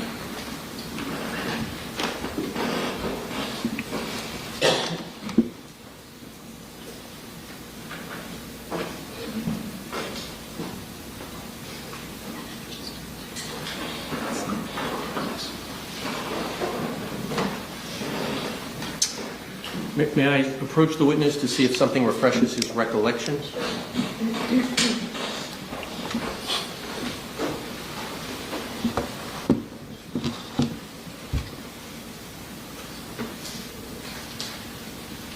Yes.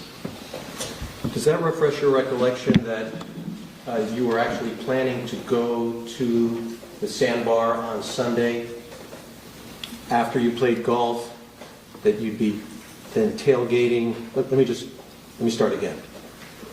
You recall writing a text message to Mr. Objection, Pino. this is hearsay. Rephrase your question. Yeah. Did you send a text message to Mr. Pino that said, Billy's on Sunday for me for sure after golf. I'll be tailgating at Billy's for the FSU game on Sunday night. I'm not arriving till Saturday because of Columbus's beach bash party on Friday night that all of the kids are going to. Correct. I had sent, this exchange was the week prior to that weekend. Okay. So, and that was really the last Yes. text message? Yes. Okay. So the week prior to that Sunday, does that refresh your recollection that you had communicated to Mr. Pino that it was your plan, at least then, to go to Billy's Point on Sunday after the golf game? It was my plan then. Okay. Thank you. Anything else?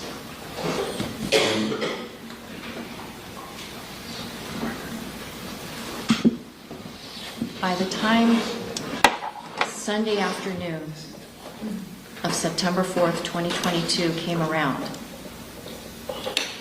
why did you no longer plan to go out to the sandbar? Because I had, as I said in my earlier testimony, that it had gotten late that day. We were already running late, and I had plans with my father to watch the football game. So our intention was to no longer go out to Billy's Point. No other questions.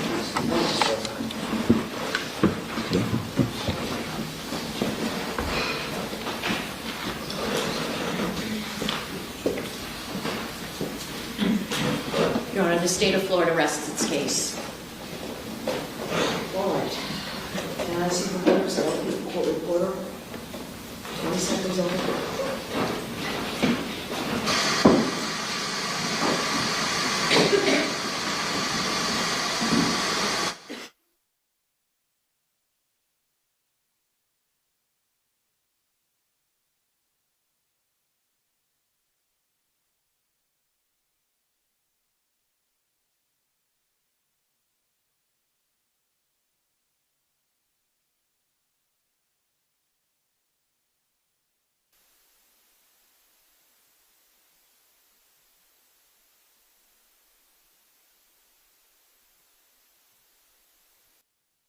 Discussion on, we'll stop and we'll talk about it, okay? So, the introductory, which I would call page 1, is just the introduction to the final instructions. And if I don't hear any objections, I'm just going to put a check mark and say that it's clear. Okay? All right, so that's clear. And we go to what would be page 2, which would be statement of the charges. And we'll have both crimes of manslaughter and vessel homicide. And there are no objections that I'm hearing. All right, so then we get to introduction to homicide. And the standard instructions, from the way I understand them, is this instruction, if there is a death or manslaughter, is a manslaughter charge, I have to give the introduction to homicide with what would be excusable and definitions of excusable and justifiable homicide. So while it was it was X'd out in the defense. All right, ladies and gentlemen, the state and the defense have rested. The next part You all of the want to proceedings talk about that? will be Sure. the closing argument. Would you like us to stand or We are remain not going to seated? see the closing argument. As I So- indicated to you, we do not have The state is proceeding, we believe, what's talk about manslaughter now. Well, I'm talking about, so again, yeah, it would be, well, I have to make sure and I'll ask to state this, for the introduction to homicide instructions, all right? Yes. And then have you begin deliberations. That would be 7.1 Correct. of the jury instructions. Now, it must be read in all murder and manslaughter cases. So I would not have vessel homicide in there and refer to anyway, because it's to be read in all murder and manslaughter cases under the rules. Judge, I'm going to double check because in any DUI manslaughter case, Manslaughter, right. But I'm talking about Right. vessel homicide. I don't think I'm going to say vessel homicide. I think it's manslaughter is unlawful because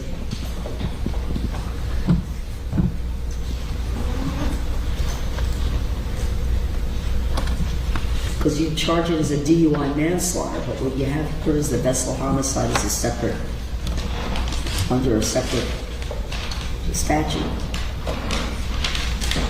I'm sorry, Judge, did you say DUI? I mean, I thought the state just said that it's not a, if anything, it would be a BUI, but we don't have a BUI charge. And again, I'm looking at my rules and 2026, and it says read in all murder and manslaughter cases, and I don't.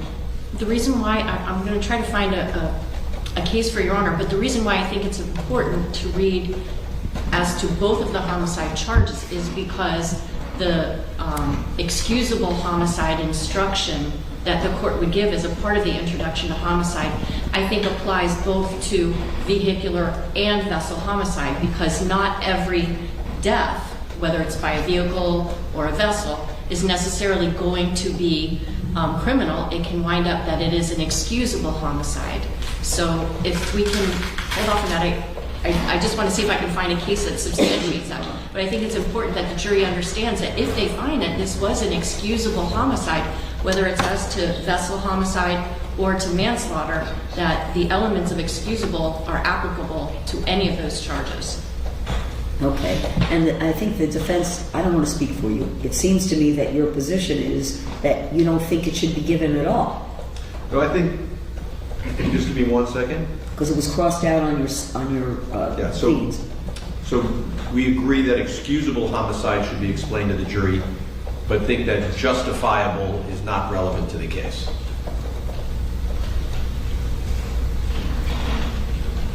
It may not be, Judge, but again, that goes along with the standard instructions, which is that the jury needs to be placed on notice that just because a death results, it's not always going to be criminal. For example, justifiable use of deadly force. Nobody's saying here that, obviously this is a self-defense case, but I think it's important for the jury to have context within which homicide charges are brought. And that's why I think the instructions for this instruction say it is to be read in all murder and manslaughter cases.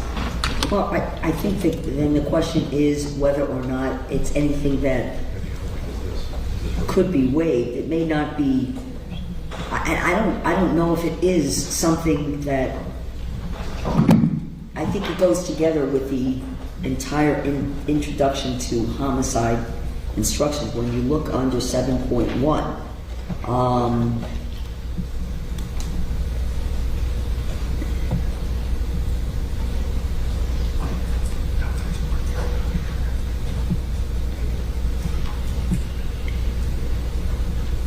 Yeah, it's part of the instruction, so I don't know of a case where part of it can be waived and part of it included. I think the way the instruction reads requires me to read the entire instruction on introduction to homicide in these two subparts.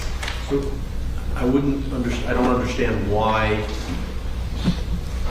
it would be read if this is not a case of, for example, self-defense or some other explanation.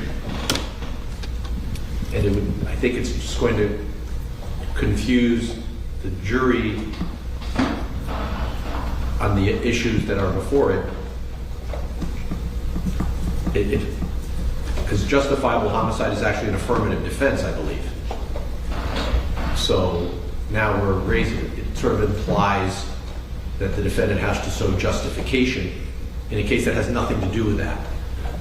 But, Your Honor, like, if we were trying a case of, you know, felony murder and there's no hint of any kind of self-defense in the case, the court would still be reading this instruction. It's not confusing. It's very easy to explain to the jury, and defense counsel and I can talk to the jurors about it, but, you know, it's very clear. It's to be read in all murder and manslaughter cases. And when it's called Introduction to Homicide, I think it's kind of self-evident that it's any time that one person is charged with causing the death of another. That's a homicide.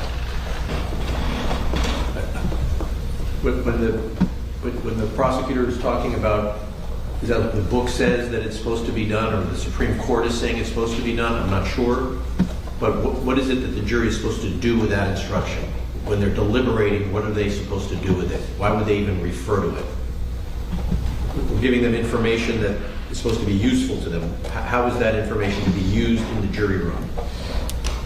When they're talking about, okay, what do we do with this justifiable homicide business? Why are they talking about that in there? And if they're not supposed to be talking about it, why are we telling them about it?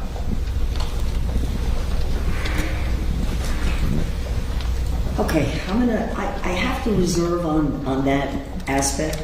The rest of the instruction I would give. What's the rest of it? On Introduction to Homicide. I'm going to reserve right now because I just want to look up a few things, see if there's, you know, any cases on that. Because the purpose of the instruction is also to give the jury a clear statement of the law, but also not to confuse the jury. The same reasoning applies, for example, when anyone's making a request for special instruction, or there are some requests here, and I'll get to that in a minute. Whether the instruction itself clearly explains the law,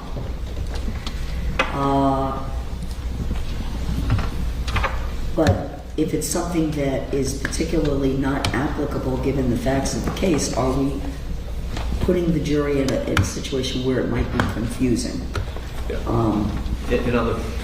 So that I'm trying to understand. I've always I have to say, as a matter of, because it's in the same instruction, there's not two separate instructions, although they're highlighted as under different subsections of the statute. You know, this is not a case of justifiable homicide. Correct, and the way it's currently phrased, the very first page, end of the second paragraph, it says, after introducing the concept of justifiable use of deadly force, it says, if you find Luciana was killed by Pino, you will then consider the circumstances surrounding the killing in deciding if the killing was manslaughter or vessel homicide, or whether the killing was excusable homicide or resulted from the justifiable use of deadly force.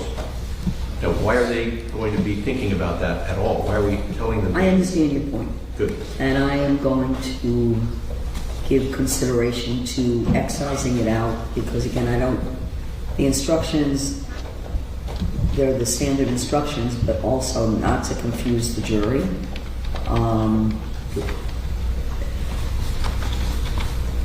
Or maybe some modified instruction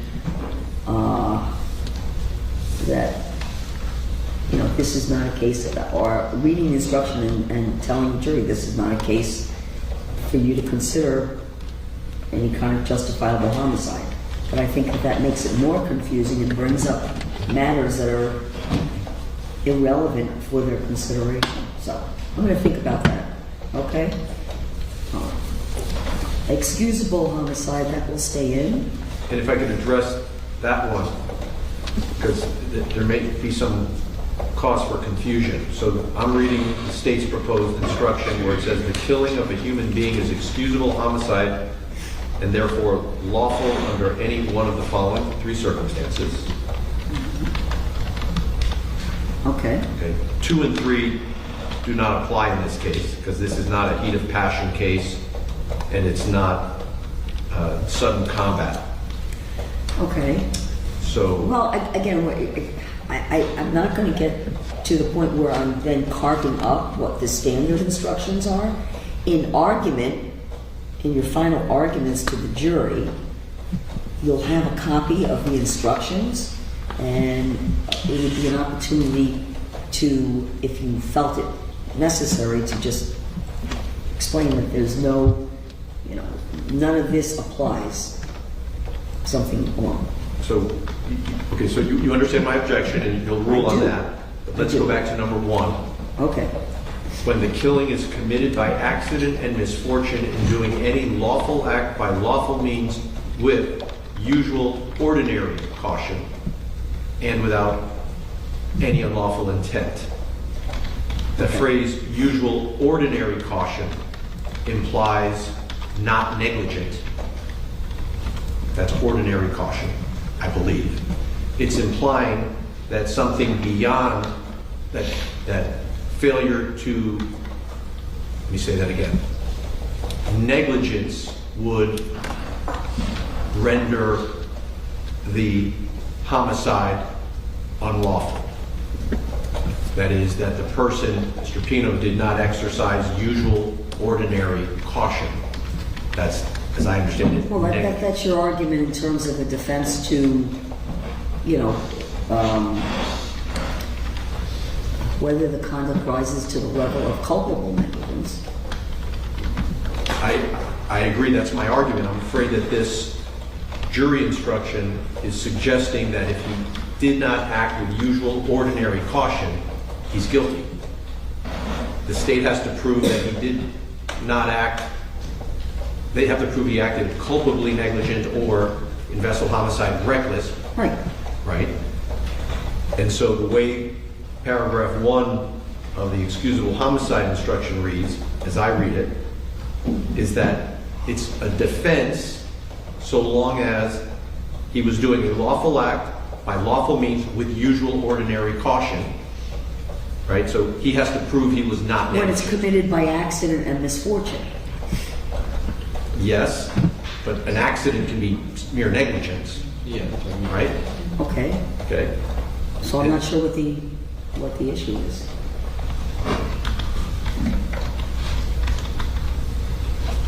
And let me just give it one more look.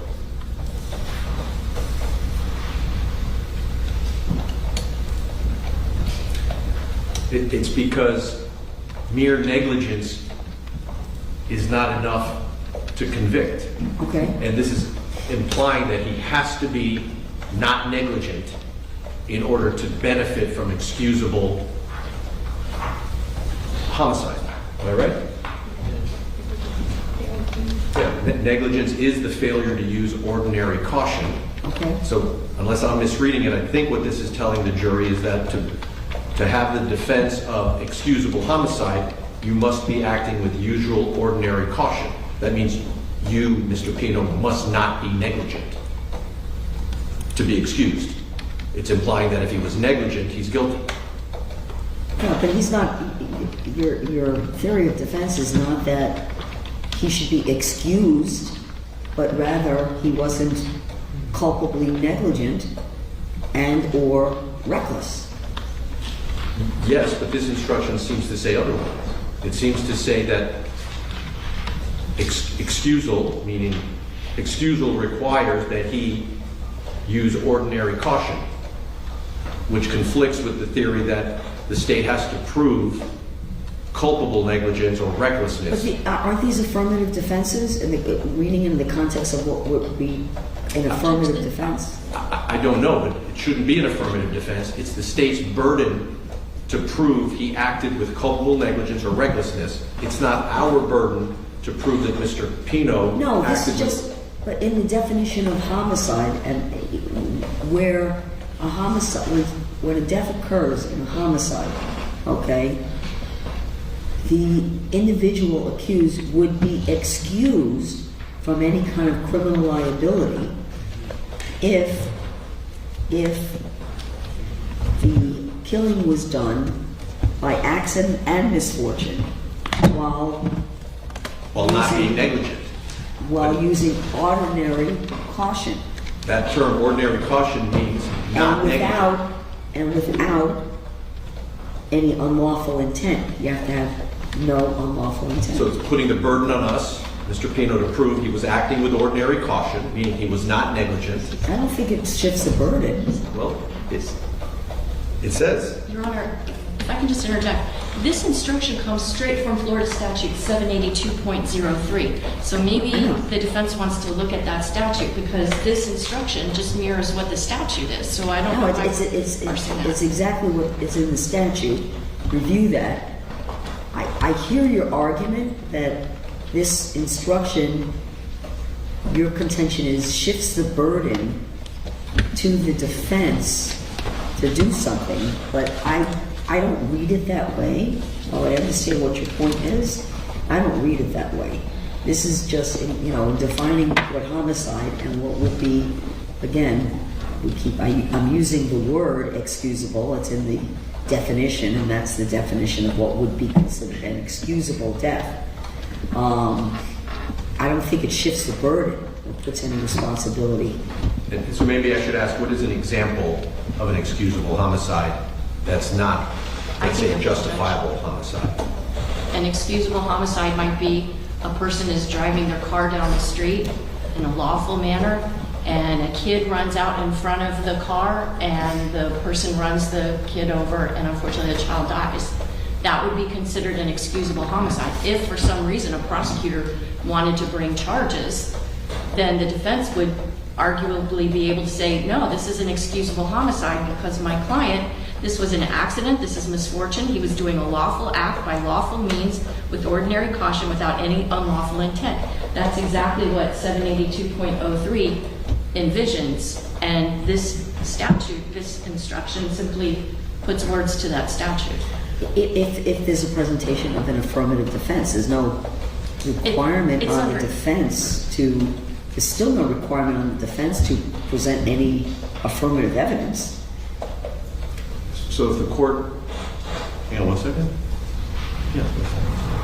Yeah, so our view is if the court is going to give us the choice between having that paragraph 1 and reject my suggestion that it should be modified, I would ask that no instruction be given on excusable homicide. Okay, that's your request. All right, what's the state's position? Well, the state's position, Your Honor, is that it has to be given because it's the law. 782.03 couldn't be more clear. And literally, if they don't want it to apply, that just seems, I can't understand why the defense wouldn't want an instruction that's supposed to be read in all homicide cases. It's introduction to homicide. I guess they think it's maybe not good for their client, but we're not going to stack the instructions to be pro-state or pro-defense. They're just supposed to acknowledge what the law is. Right, well, as standard instructions. So, under the circumstances, I'm required to give what would be standard instructions, okay, in every case. Whether this says, of course, in the introduction to homicide, it's a manslaughter, and that's why I brought up the question of how vessel homicide, because it doesn't say specifically, I mean, a death occurs, but manslaughter and the elements of manslaughter are different, right, than the vessel homicide. So that's why I said that I don't know whether or not I would be including vessel homicide in the instruction. I would say manslaughter is unlawful. A killing that was excusable or that was committed by justifiable use of deadly force is lawful. And then I go, because if you read the instruction, do you have the book in front of you? No, but I can pull it up if you tell me where to look. Yeah, it's 7.1. It's the 2026 standard instructions.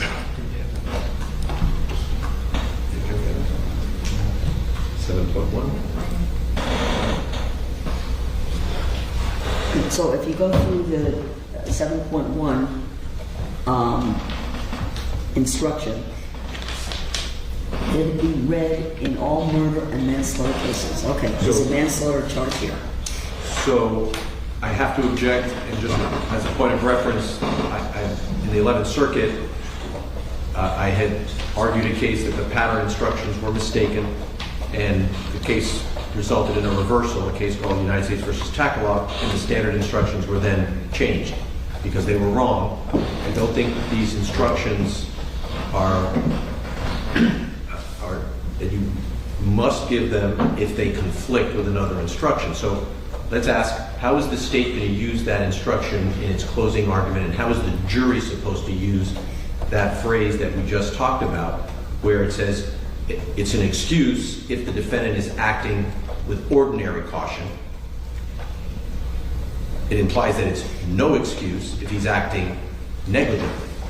And then, because that's what ordinary caution means. No, but if the jury does not find something more than ordinary caution, then your client's not guilty. Except that instruction seems to say otherwise. It seems to say he's only excused if he acts with ordinary caution. There's other parts to that. Well, then that's why I'm saying they conflict with each other. I'm not sure I agree. But let's just hope the state doesn't argue in closing using that instruction and say, here it is right here. He's only excused if it's ordinary caution. I would think that would be an improper argument. Which is why I don't want the instruction submitted to the jury. Okay. I hear what you're saying. So, for now, just to let you all know, while I ponder this, I'm inclined to give the introduction to homicide instruction.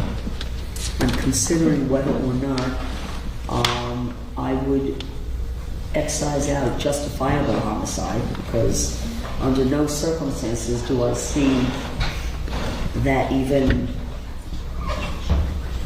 relevant to this case.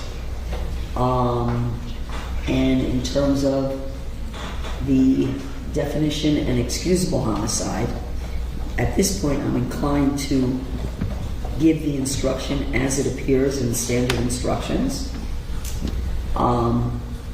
Your objections are noted, and I'm still deciding whether or not, and I'm really not inclined to give justifiable homicide. I just think that might be a cause of confusion, and unnecessary confusion for the jury, and I don't see at all how.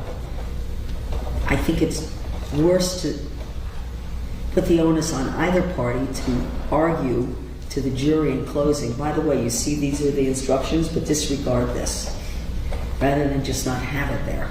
I just don't see how at all excusable homicide applies. So,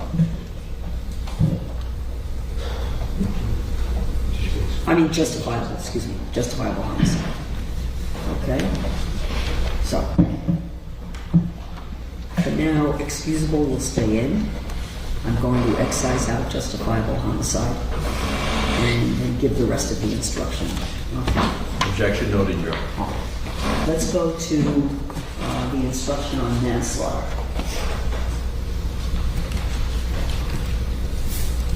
Okay, I'm going to find the defense visual instructions.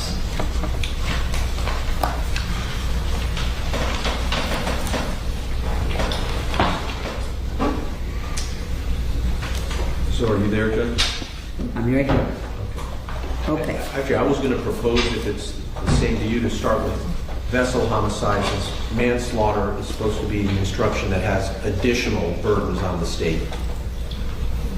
So we can first understand what vessel homicide means, and then the court would decide what additional burdens the state has to meet to go to manslaughter from vessel homicide. So that's okay. I hear what you're saying. I'm okay, though, starting with the manslaughter. I'm just going through the elements that need to be established. And because you have, in the manslaughter, you have and I understand why you have included additional language that, in terms of definitional type of language that you're going to ask me to instruct the jury on, that are not part of the standard instruction. That's right. And the reason why I'm going to make an assumption is because there has to be more that needs to be shown in terms of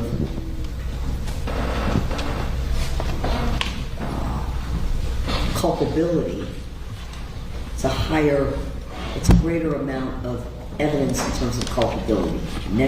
Culpable negligence is a greater burden, and in describing that, you don't have the same explanations provided in the vessel homicide.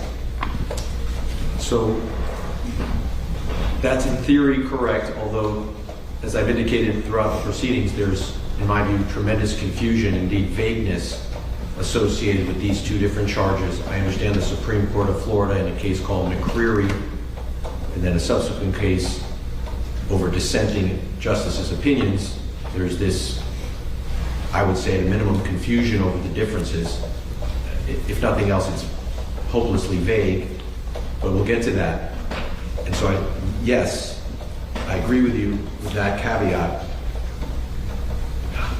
It seems to me that, well, I guess we should start and then we'll go through manslaughter. Let's work through it, okay? So there is one issue I'd like to flag for you. So manslaughter apparently has multiple ways of prosecuting it. The statute itself, we can just pull it up. So we've been talking a lot throughout the trial about culpable negligence as one way to establish manslaughter. Okay, so let's look at 7.7 under the standard instructions. Let's go ahead and look at that, okay?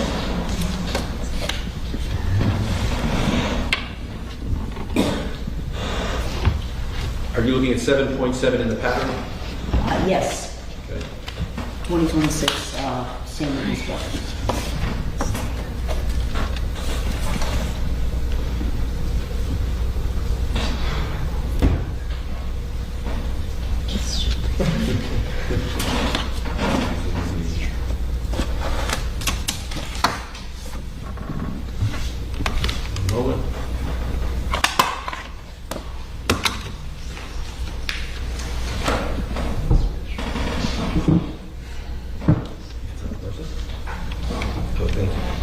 And if you notice there, there's some language there that it's fundamental error not to instruct on justifiable and excusable homicide in the absence of an express concession that the homicide was not excusable or justified.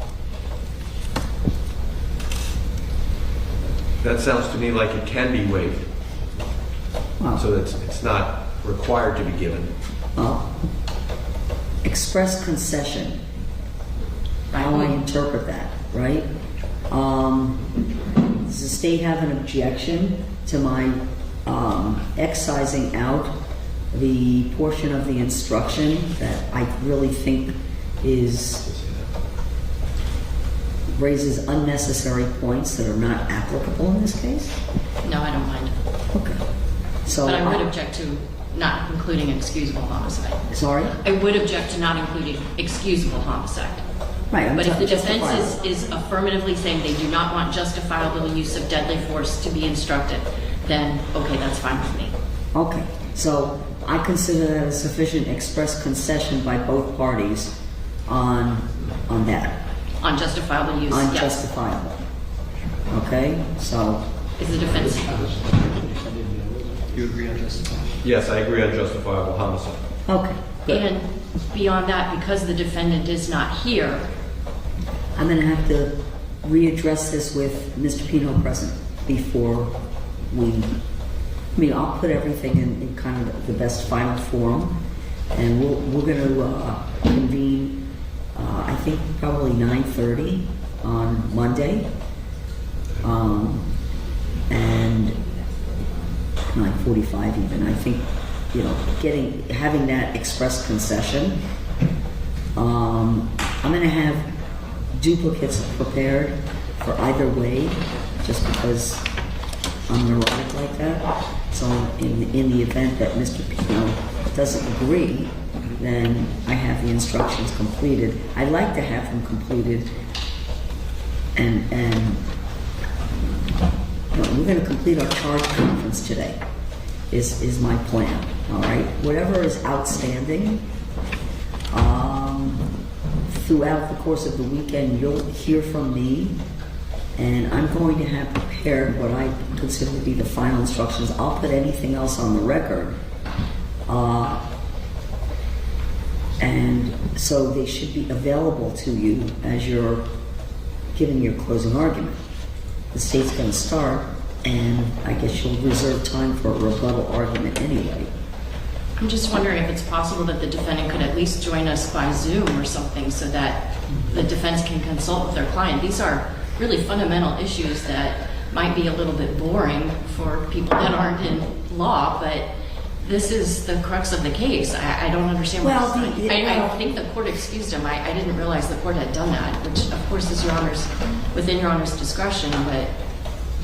Well, I don't think they would be, well... I mean, this is absolutely a fundamental part of the proceeding. No, it is absolutely a fundamental part of the proceeding, because I have to get his acknowledgement, and I guess I'm comfortable that I'm going to get an acknowledgement and agreement Monday morning.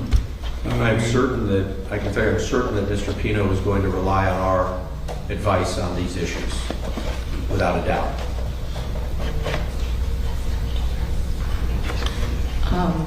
Okay. And if you'd like, Judge, today we can actually have him submit something in writing before Monday, if that would be helpful. The problem is, Judge, that I'm quite confident that this defendant's attorneys have told him on multiple occasions to stop emoting during this trial, and he hasn't. I'm sorry, to stop emoting, to stop with the head nods and the head shakes and the gestures and all of that, and he has not stopped. So I know his attorneys are operating in good faith, but I don't know what to expect from this defendant on Monday. Okay. Once we get to the conclusion of this charge conference, before I sign off, you can summon via Zoom your client. Sure. And at least I would get something verbal as far as that's concerned, and then I'll follow up with it in person on Monday. Okay? All right. So let's get through the manslaughter charge. Yes. Number one, the two elements must be proven is the victim is dead. So Luciana Cristina Fernandez is dead. And number two, give as applicable. So there's several subparts. A, defendant intentionally committed an act or acts that caused the death of the victim. Now, you've taken that out. Yes. Okay. We believe this case is about culpable negligence. That's the third prong, C. Charlie prong. Okay. And so A and B are not at issue in the case. Okay. Judge, the information in count one alleges that the defendant did intentionally commit an act or acts and or acted with culpable negligence. So that's why both prongs should be given to the jury. The court did not JOA on either prong. He didn't? No. Okay. So let me begin by renewing then on the A prong of manslaughter. And then we're going to, if the court is overruling that, then we're going to have to spend some time understanding the difference between the two, because it's going to be complicated. But first, my motion is to judge an acquittal on the A prong, intentionally committed an act or acts that caused the death of Lucy. Which is what I heard yesterday, I think. That was part of... That was part of it. And Your Honor had asked some provocative questions about that. Oh, thank you. Okay. Well, many of your questions are provocative, but on that subject, it caught our attention because what is the act, what is the difference between A and C? Let's ask the question that way. You would ask the question, I mean, I think I understood our conversations and what I based, my ruling on. I denied the judgment of acquittal. The state charged this in the alternative, right? Or it could be either. So manslaughter could be in their charging document. If they're able to prove manslaughter either by Mr. Pino intentionally committing an act or acts that caused the death of Ms. Fernandez, or the death of Ms. Fernandez was caused by the culpable negligence of Mr. Pino. Right. And so your question was, and part of the argument was, what is the act or acts, that caused the death? The defense position is hitting the marker was the act that caused the death. correct. Okay. Because absent the elision, there's no death. Okay, understand. And I'm not going to speak for the state, so I think I understood their argument was the act leading to the elision are the intentional acts that lead to the death, such as, Ms. Adams, I think you said, the change of course. Right, we already litigated that, but yes. Okay, so, and that's what the state argued would be the intentional act or acts that ultimately caused, that caused the death of Ms. Fernandez. Does that make sense? Except that the change of course didn't cause the death. It was the elision that caused the death. I understood change of course is the culpable negligence, is putting it on a path towards an elision. It's not, it doesn't cause the death. So at the moment that he changed course, nobody died. I can't charge the water with causing her death. That what? I can't charge the water with causing her death. I mean, we already litigated this. These are what are in the charging document. The court denied the JOA. This is an accurate statement of the law. So let's go down that rabbit trail. What is the jury under 2A, the act or acts that caused the death? The state is saying now it's enough that he changed course. I'm not saying that. Okay, I'm not sure what then the act is that caused the death if it's not the elision. Because typically culpable negligence is the whole course of conduct that puts the passengers in peril, is what typically happens in culpable negligence, driving in a completely erratic way beyond the pale, and something happens, but it was not, it was no intention to crash in a culpable negligence case. If he intended to crash, if the driver intends to crash into the pole, if Mr. Pino intended to crash, let's say that a driver says, I think the Robalo can handle it. I'm going to hit the pole and prove that the Robalo is just as good as a Grady White, that other boat brand. What is the crime? He didn't intend to kill anyone. He thought it was going to survive the crash. He's guilty of culpable negligence if the state proves he's acting with such depravity that even though he doesn't intend to kill someone, that act of elision causes the death. Doesn't it go to whether something is foreseeable given the conduct? It would be foreseeable that someone could die if you allied with a marker at 47 miles per hour. So if the person intentionally allied with the marker at 47 miles an hour, that would be manslaughter. It could be murder if it was his intention to kill everybody. If it was suicidal and homicidal, that was his intention. The state's not contending that. There's no evidence of that he intended to kill anyone. The state may be contending, I thought they were contending he wasn't intending to hit the marker at all. That's what they've said before in this courtroom. So if he was not intending to hit the marker, and he was simply intending to go back to Ocean Reef, but because of his failure to act with sufficient care, he was reckless in the way he operated, he accidentally hit the marker, accidentally meaning he didn't intend to, then he's perhaps, that's where the state is pursuing subsection C as a theory of manslaughter. That's how I view the difference between A and C. A was an intention to strike the marker, although without intention to kill him. C is no intention to hit the marker, but driving in such a reckless, forgive me for using that word, culpably negligent manner that it was predictable if you drive blindfolded while drunk at a high speed, you're going to hit something, even if you don't intend to. The best example that I could come up with in my mind in a car, somebody's running away from the police at 90 miles an hour down the interstate. He doesn't want to crash. He's trying to get away. But you go 90 miles down the interstate in the opposite lane through traffic, there's a high probability you're going to crash and kill someone, even though that's not your intent. That's culpable negligence at a minimum, perhaps. Well, if you, in the driving example, if you're driving on the wrong side of the road, okay, it's foreseeable, reasonably foreseeable, that someone's going to come up on the other side. Right, and that's culpable negligence. Okay. That's different than But you don't need to be driving at 80 miles an hour to do that, or, you know, weaving or...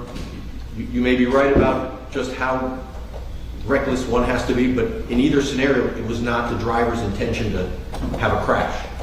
It was his intention to avoid. No, is it reasonably foreseeable that a crash would result if you stay on the left side of the road instead of the right side of the road? It could be, but that would be culpable negligence, not under A, an intentional act that causes the death. Okay. The causation of the death is the impact. Okay. Driving on the wrong side of the road may or may not result in a crash, depending on who's there. Okay. So that's... at your position, the only applicable subsection would be C. That's right. Okay. Well, And reserving my objection, of course, that they haven't proven even that. Okay. But A appears not to even be the theory of the state that he was trying to hit the marker. okay. Now, understanding it's charged, and I'm going to run back to the state on this. Oftentimes, you know, that charged in the alternative, it seems that that's how it's charged. So, in terms of the evidence for intentionally committed an act or acts that caused the death of Ms. Fernandez, and one more time for me, the acts that caused the death beyond the actual impact. Can I just incorporate the arguments that I made during both of the JOAs? I've already said them multiple times. The court has denied the JOA. The court has already found as a matter of law that the state has proven enough for it to go to the jury. Right. In your argument, and again, defense finds distinguishing, and there's no way, apparently, from the defense argument to distinguish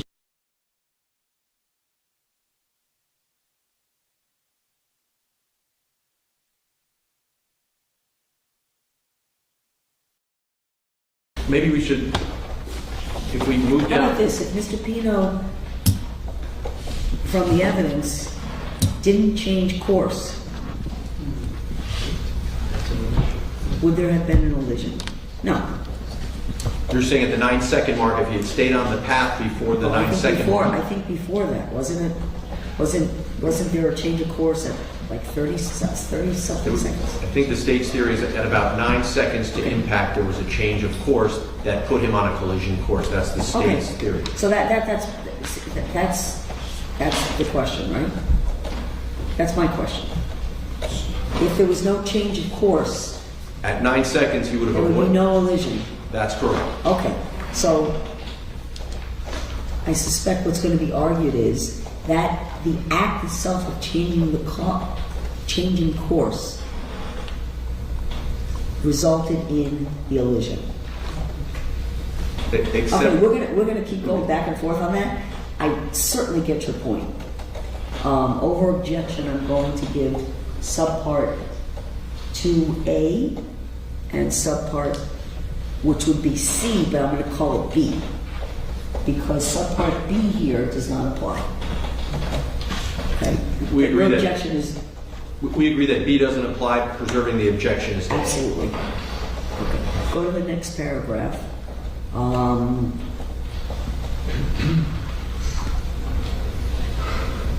Okay, I don't see any conflicts in what you've provided.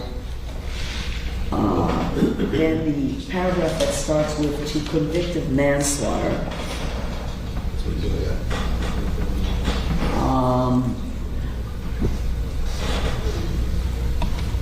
I think I would be taking out,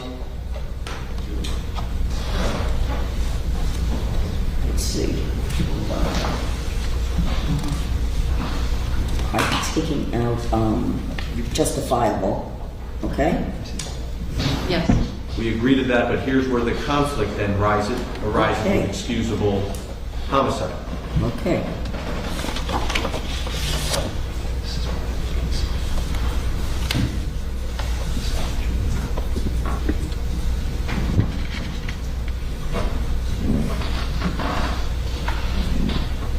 It says not merely negligent. So it's already in there. If Mr. Pino, if the jury finds Mr. Pino was merely negligent, then they can't convict him of manslaughter. That should end it. Okay. There should not be the confusion about excusable homicide. Okay. And that is consistent with the argument you've already made about excising out excusable harm, essentially not giving the definitions beyond the first paragraph definition on introduction of homicide. That is correct. That is our Gotcha. position. Okay. And we would submit that there can be a combination of more than one negligent act that would still be insufficient to convict. And to the extent that this is implying you can have one negligent act, as long as it's clear let me stop a second. I would say an act or acts, but again, when I'm going through and looking at the standard of instruction, and the points you're raising, and if I'm not agreeing with it, you've preserved, obviously, and whether, right now I'm continuing to follow what the current standard instructions are. You're talking here, commit an act or acts that were not merely negligent. I think the simpler way to read, for it to read, would be George Pino cannot be guilty of manslaughter by committing acts that were merely negligent. Okay.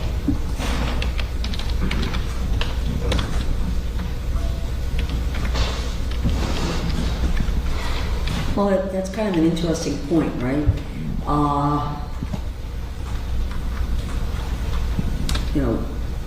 Let's say there are multiple negligent acts, okay?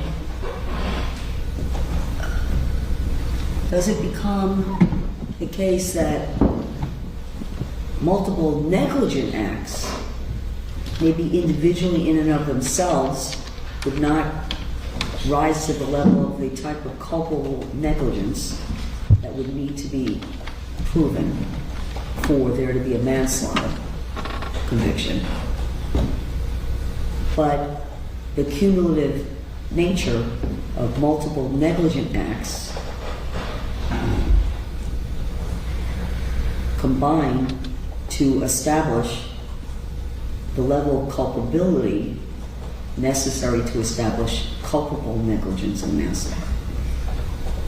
I have not seen a case that says that you add up failure to act with ordinary care, that a combination of failures rises to the level of culpable negligence. I just haven't seen that case.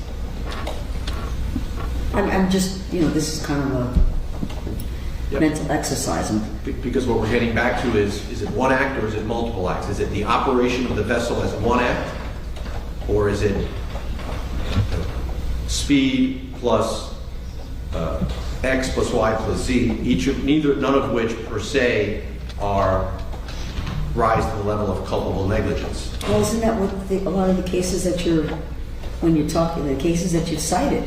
Right. It's that there's a combination of factors that led to the conclusion, at least for that jury that was affirmed on cases, or a combination of factors that would either support or not support the verdict. Right, in many of those cases there were multiple acts and the courts of appeals said not enough. Okay, right. So that the combination of multiple failures of the defendant do not combine to reach the culpability. Depending on what you look at the totality of the circumstances, right? You have to look at the totality of the circumstances. You can't just look at it in a vacuum. Each case is very fact specific. Right, so the combination of conduct, I suppose, is either negligent or not.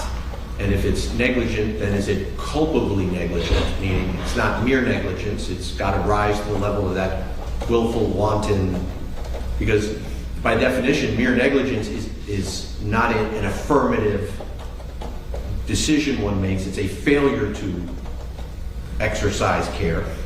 It's not a willful and wanton disregard. That's where we get into the higher level of, mens rea. Mm-hmm. So I forgot my keys.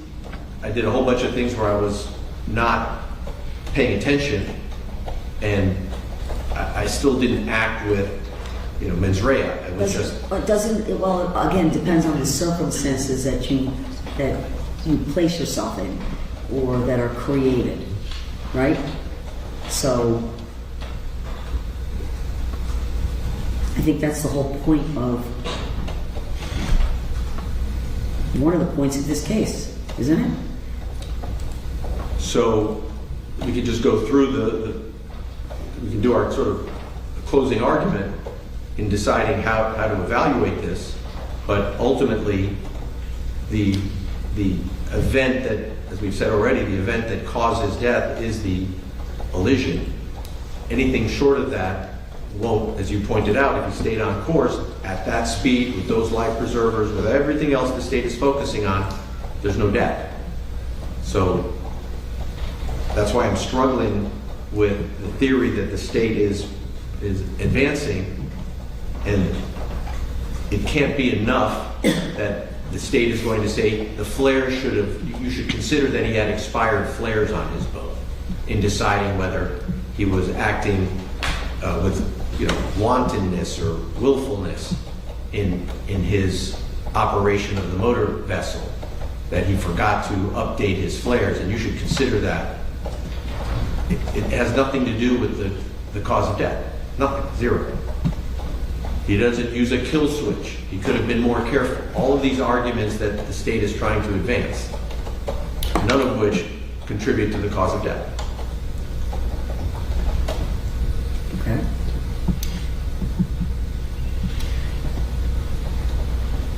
So where am I going on act or acts?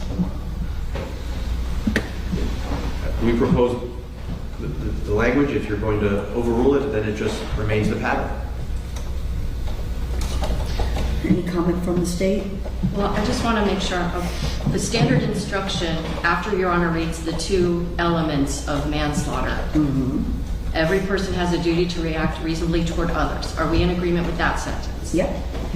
No, that paragraph, I don't think that there was any dispute. I'm just, we're talking about a lot of different things. I'm just trying to narrow down.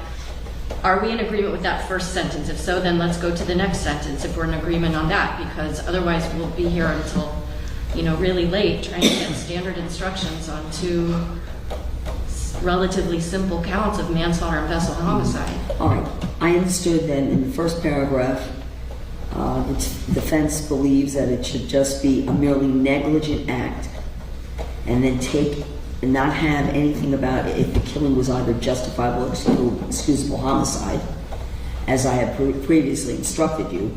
We agreed on taking out justifiable. Agreed. Over defense objection, I'm going to give the rest in terms of the standard. The next paragraph, to convict of manslaughter, it is not necessary for the state to prove that George Pino had an intent to cause death, only to commit an act that was not merely negligent. I'm taking out justified or excusable, and I'm going to leave in, again, the standard or excusable and which caused death. Okay? Go to the next page, where there's a definition of culpable negligence. Judge, so the paragraph you just read, Yes. this begins with to convict of manslaughter. That paragraph, at least under the old instructions, made clear that that is a reference to the subsection A theory. Correct. Okay, so we object to that for the same reasons we object to Correct. the 2A theory. So we Correct. think that entire paragraph beginning with to convict of manslaughter, it is not necessary for the state to prove that George Pino had an intent to cause death, only an intent to commit an act that was not merely negligent, et cetera, et cetera. Correct. We object to that entire paragraph. All right, very good. Let's look at the next one. Now, what the defense has requested is, do you have the defense? Yes, Judge. Okay. Requested that essentially I include what would be facts, or facts that the jury would have to find, in further impressing upon the jury that there has to be a showing of culpable negligence, not merely negligence. I think that's the way I read the paragraph you want to include. Correct? That's correct. Okay. All right. Any comment from the state? Yes, Your Honor. The standard jury instruction does in fact define culpable negligence. The state's proposed instruction follows that standard instruction to the letter. And I would also point out that in the Stevens versus State case at 787 Southern 2nd 747, a 2001 Florida Supreme Court case, it indicates that in order to be entitled to a special jury instruction, the defendant must prove the special instruction was supported by the evidence, that the standard instruction did not adequately cover the theory of defense, and that the special instruction was a correct statement of the law and not misleading or confusing. And I think for the defense, where they kind of fall down is that the instruction of what culpable negligence is, and the definition that it is given, is a correct statement of the law, and I don't see that what the defense has added clarifies the law. I don't think that it's necessary based on the evidence, and if anything, I think it makes the instruction a lot more complicated than it needs to be. So I'm okay, but that's the rest of it after the definition of culpable negligence, right? Yes. The paragraph before that, where the defense is proposing that I tell the jury they must determine whether the state has proven beyond a reasonable doubt that Mr. Pino's act. Judge, I'm going to withdraw that paragraph to avoid confusion. So we're withdrawing the paragraph that begins with the phrase let's go in then. this case. Then there'd be a definition of culpable negligence, okay, which is the defense is proposing that I include the word merely negligence on sentence 1. I see it, Your Honor. You see it, right? Yes.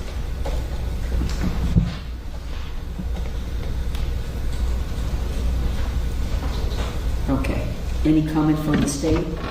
Yes, I don't think that it's necessary because the standard instruction indicates that if there's a violation without any conscious intention to harm, that's negligence. Right. Culpable negligence. No, hold on. I don't think that Including the word merely. Do you have any comment on that? Yes, I object. There's no reason to inject that into a standard instruction when the standard instruction adequately informs the jury what the law is. Okay. All right, I understand the request. I'm going to deny the request over objection. I'm going to take the word merely out because it's not part of the standard. I think the instruction correctly defines the law. And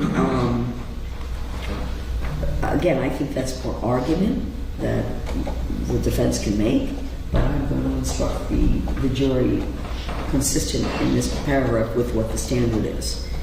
All right, then we get to the negligent act or omission must have been committed with an utter disregard for the safety of another.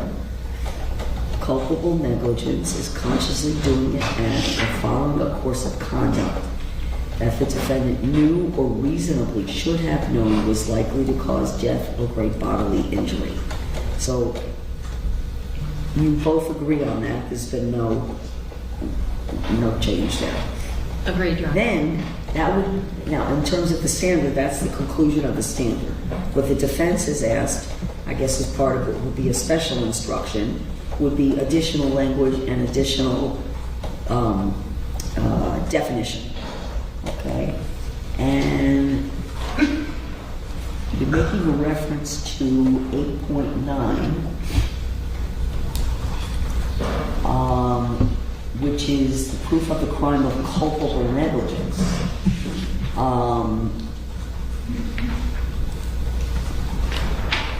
So I guess the question is, it looks like for 784.05, which is the standard is 8.9, which is you're referencing.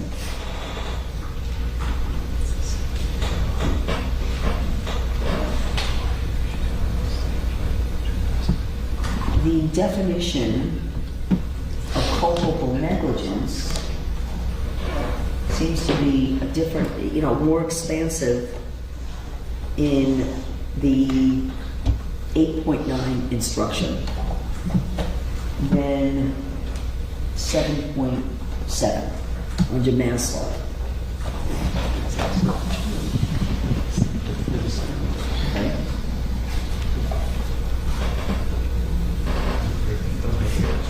So that's that first paragraph that you're asking in terms of the special instruction for me to include.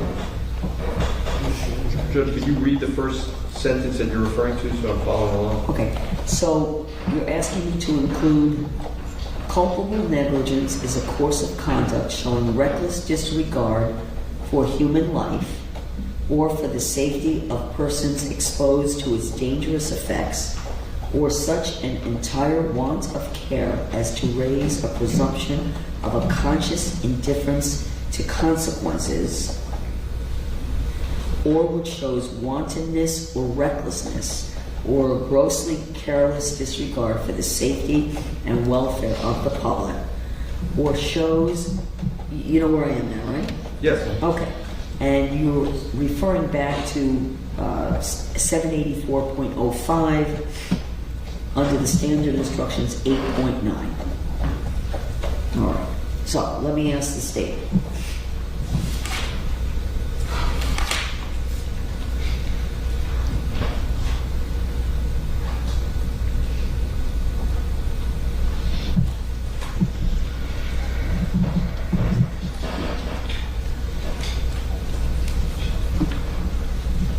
Your thoughts on that, which provides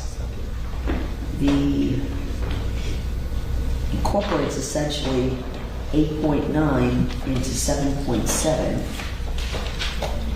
and under a different statute. So if you look at 784.05,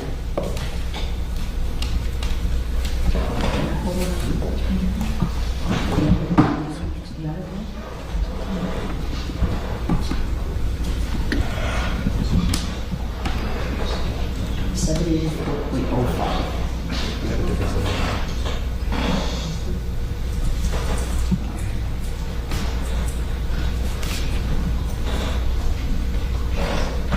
74.0.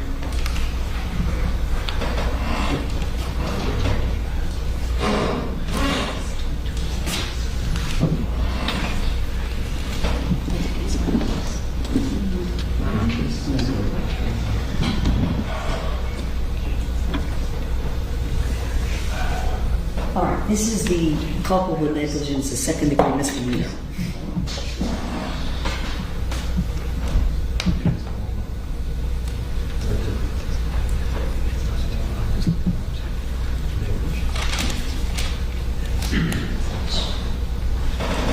And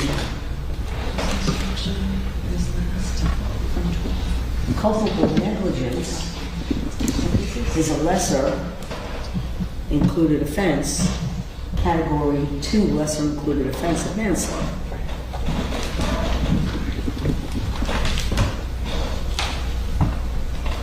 So, Judge, the reason why what I would suggest to the court is this. If the court looks at the instruction 7.7 for manslaughter, yes, at the bottom it says it was last amended on September 12th of 2025. right. If you look at the definition of culpable negligence under Florida Statute 784.05, which is in 8.9, Yes. it indicates that the last time it was amended was in 1985. Yes. So I would submit to the court that the September 12th, 2025 instruction for manslaughter's culpable negligence definition is the proper one for the court to give. Okay. I am going to give the 7.7. My question would be, though, when you look at under manslaughter, category 2 lesser. Yes. Okay. So category 2 lesser is culpable negligence.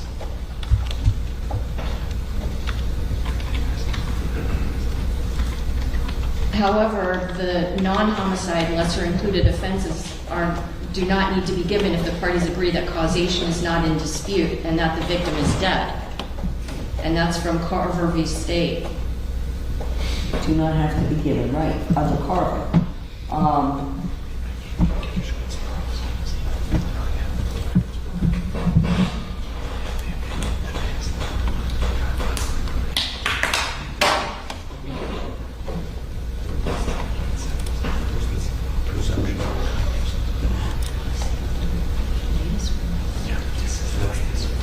And it was last amended in September of 2025, right? As you said, the manslaughter instruction. They updated it like a week ago. Did we have the one from 7 as well? Yeah. We amended it, so we have the dates on it. Okay. So we can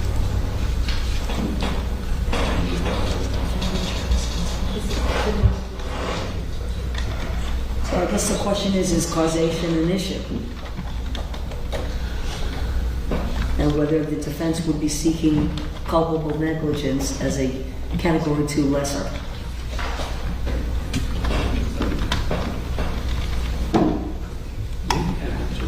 So I think that's the question for the defense. So I'm going to give the standard 7.7. I'm not going to, that first paragraph at least, I'm not going to give that as part of a special instruction to 7.7. The question is going to be whether or not the defense believes it's appropriate for me to give a category 2 lesser of culpable negligence, but with the caveat that, but that's a non-homicide lesser. And so we have a homicide, so it's not applicable. I just kind of talked in a circle, but since there's a homicide, the lesser doesn't apply. I understand the principle. This is where it gets back to the issue if the state is focusing on acts which did not cause that did not cause the death. Our view is it's the elision, not these other, like speed, for example. They're claiming speed that he accelerated. That's the culpably negligent act. And absent the elision, there's no death. So that's the rub. I also recall that culpable negligence, I think, is a lesser included offense, that misdemeanor is a lesser included offense of vessel homicide. Well, we'll get to that when we get to vessel homicide. Okay. So, over objection, I'm not going to give a special on paragraph 1 in the defense request, and then there is additional explanation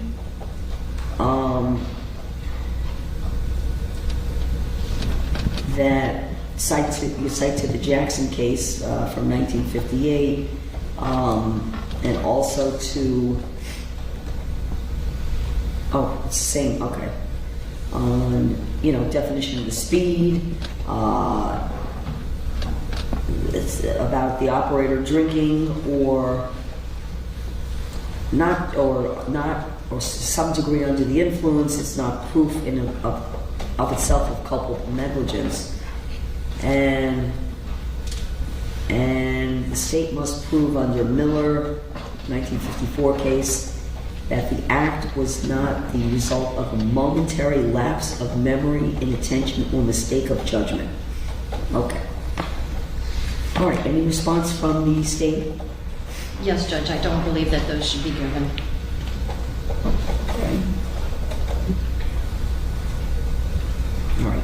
Beyond the fact that I do believe that the standard instructions are a correct statement of the law, I don't think it's appropriate, and I'm not going to give the additional language and case law citation in the jury instructions. I think that could be part of argument, if you wish to use that as part of argument. But in terms of the instructions are sufficient to define culpable negligence, so I'm not going to give what's been requested. To make sure that I've adequately explained, we weren't expecting you would put the case citations in the jury instructions. No, I know that. You put the citations to support the additional explanatory language of what culpable negligence is, what it isn't, and to further enhance, I think that's the position of the defense, that the instruction given, the standard instruction, is not sufficient. That's right. I just wanted to make sure you knew where we sourced the language. So our request would be over, and I understand you've overruled it, that each sentence that we have submitted for as a proposed instruction be given to the jury individually and in combination or in combination with the other sentences. If there's any one sentence you think would be acceptable, we'll take it. But it sounds to me like the court is not going to give any one sentence or the combination of sentences. And so I think we've adequately preserved the objection. Yes. Understanding we weren't asking you to give the jury the actual case. No, I understood that was for me to know where the language comes from. Thank you, Judge. And appreciate that. The standard instructions, in fact, the state had noted, but they had been amended as recently as September 12, 2025. So. Actually, Judge, I believe they were just amended 6 days ago on June 12th. I'm sorry, I don't hear you. This client is saying that it appears on our computer that while we've been in trial, the rules, June 12th. the instructions have been amended yet again. Standard. Yeah, that's the reasonable doubt instruction. The reasonable doubt instruction was All of them. Almost every standard instruction that I'm downloading today has been amended on June 12th, 2026. So last week. okay. So why don't you print out, because the only one that I have that we got a copy of is the reasonable doubt instruction with any substantive amendments that would impact our case. Is the reasonable doubt instruction, I have that as the updated instruction. I'm not sure if that was in your packet or not. I think so. Yeah, we have that. Thank you on that. But there were no amendments to manslaughter instruction or the other instructions. Okay. All right, so I took care of that in terms of the manslaughter instruction. Let's go ahead to the vehicular homicide instruction, okay? Excuse me, not vehicular. Vessel homicide, excuse me. All right.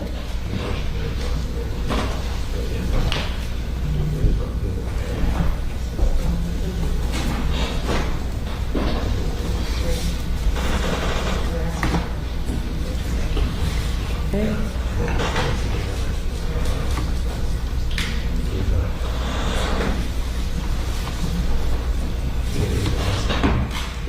Judge, Sir? just so that we're not confused, we understand that the instructions that we provided to the court were standard proposed instruction, Correct. came from the pattern instruction.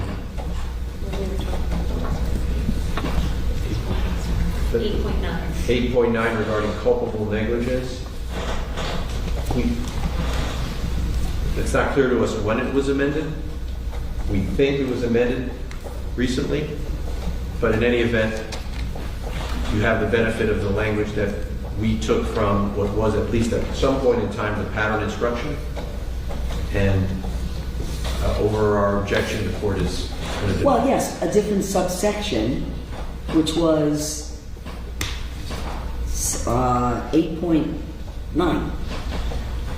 I understand. Okay. And Ms. Pino was not charged with culpable negligence. And that goes back to what I said, that it would be considered a category 2 lesser, but that's for non-homicide. So I don't see that it's applicable here.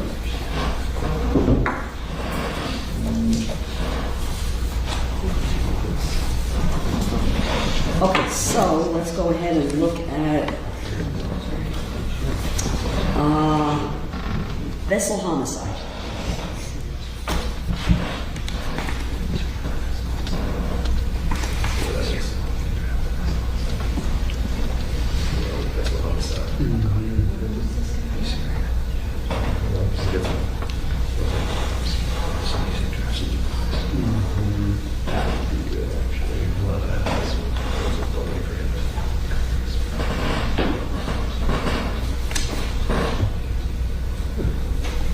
All right.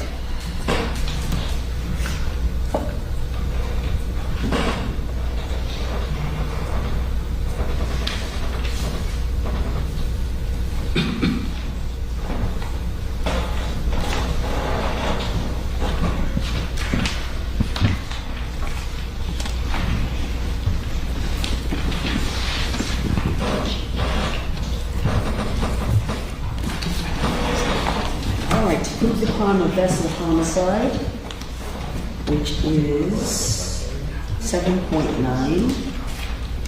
So with vessel homicide, this will be a bit simpler because we did not propose any changes to the pattern, but we have proposed supplemental instruction. Right, which I would consider as requested for special instruction. So the question is going to be back to whether the standard instruction sufficiently defines, is sufficient in its language and correct, and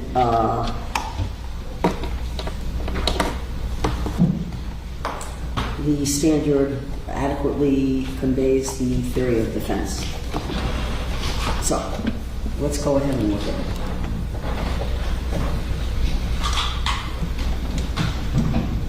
I don't think you were proposing that I include a citation to the Lizardo case. Correct. You just put that in there for my information. It happens to be in the pattern itself, by coincidence. Yeah, no, it is. I don't think the jury's ever heard of the case, so I don't think it matters. All right, so let's state, why don't you pull up, please, if you would, the defense request after the definition of operate. there's a request for, let's see, there's about 2 pages of special instruction. Well, I think they're great defense arguments, but I don't think that they should be given under the Stevens case because the actual standard definition is very clear about what recklessness is. The reckless requires the state to prove more than a failure to use ordinary care. It means in a willful or wanton disregard for the safety of persons or property, and then both willful and wanton are defined. And it just seems to me that what the defense has done is just taken a lot of different ways to try to, I don't know, put into jury instructions things which should be arguments. What should be the jury instructions is what adheres to the actual statutory definition. The way that case law has been decided or the way that judges have written certain appellate opinions does not transform those into instructions that should be given. Okay.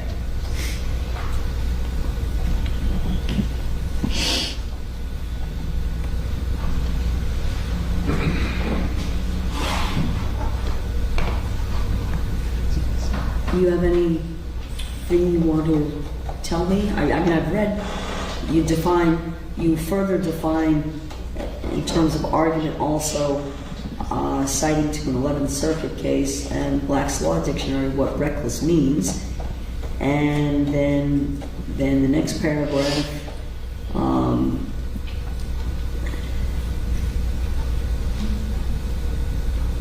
is, a request, I guess, in instructing the jury for me to elaborate on what the jurors' responsibilities are. You have anything you want to say about either of those paragraphs?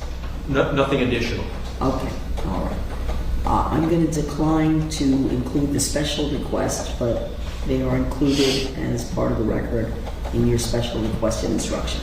You should have a clean copy and include that in part of the record. So today we will file when we email to you so that everybody's operating under the same paper. And then on Monday morning, just make a reminder that, just for purposes of the record, that your requested instructions are documented and included in the record, but they're not anything for the jury. Understood. Okay. Let's go to the next page, if you would, where there's further request for the court to further define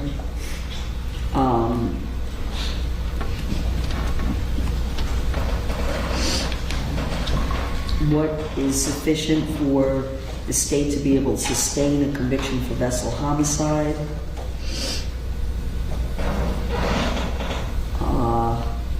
Again, that first paragraph, I see this as, and again, you're giving me the citations to cases. It wouldn't be part of the request, but further explanation in the instructions, and I am going to find that the instructions given as the standard instructions are sufficient and sufficiently define what elements the jury would have to find for them to come to a conclusion that Mr. Pino was guilty of vessel homicide. And a lot of this I find to be argument, and certainly you can make these arguments, but I'm going to decline to give that as well, and we'll include that as part of the your special requested instructions. May I turn the court's attention to just a couple more that are in here that I'd like the court to give additional attention to. Sure. So you just reviewed the page that begins with this sentence, neither carelessness nor ordinary negligence. Correct.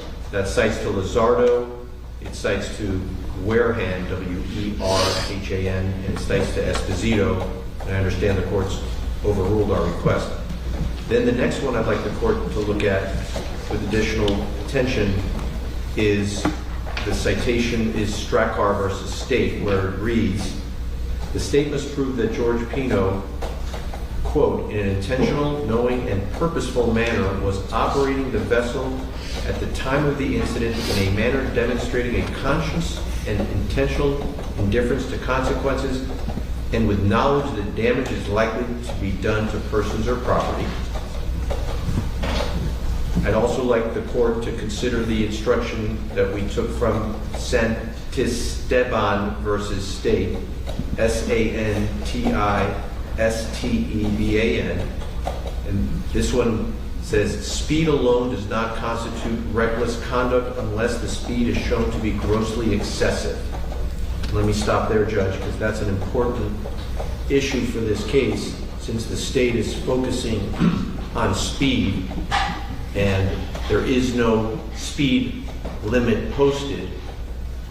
We would argue that it creates a bit of a vagueness problem, not a bit, a serious vagueness problem for the operator of a vessel, because speed now becomes at the discretion of the law enforcement officer or the prosecutor handling the case as to what they personally think the speed limit should be under a particular condition. And the jury needs to know it's not even enough that the speed might be deemed excessive. Under those cases, it has to be grossly excessive.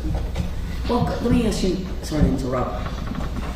How you, doesn't it depend again on the circumstances of what could be a grossly excessive speed under the circumstances? Yeah. Because a speed of 20 miles per hour under certain conditions could be considered grossly excessive under those circumstances. A speed of 80 miles an hour under the totality of the circumstances may not be considered grossly excessive. Does that make sense? I agree with you. That's why the jury needs to know the speed has to be not just excessive, it has to be grossly No, but excessive. I'm still using the word grossly. It could be grossly at 30 miles an hour, depending on the circumstances, the additional circumstances. I mean, That's would fine. you agree can- with that? If you feel that it would be helpful to add that speed alone does not constitute reckless conduct unless the speed is shown to be grossly excessive under the circumstances, Yeah. I'm okay with that. Okay, I'm not inclined to do that. Oh. I just brought it up for, our discussion. Right.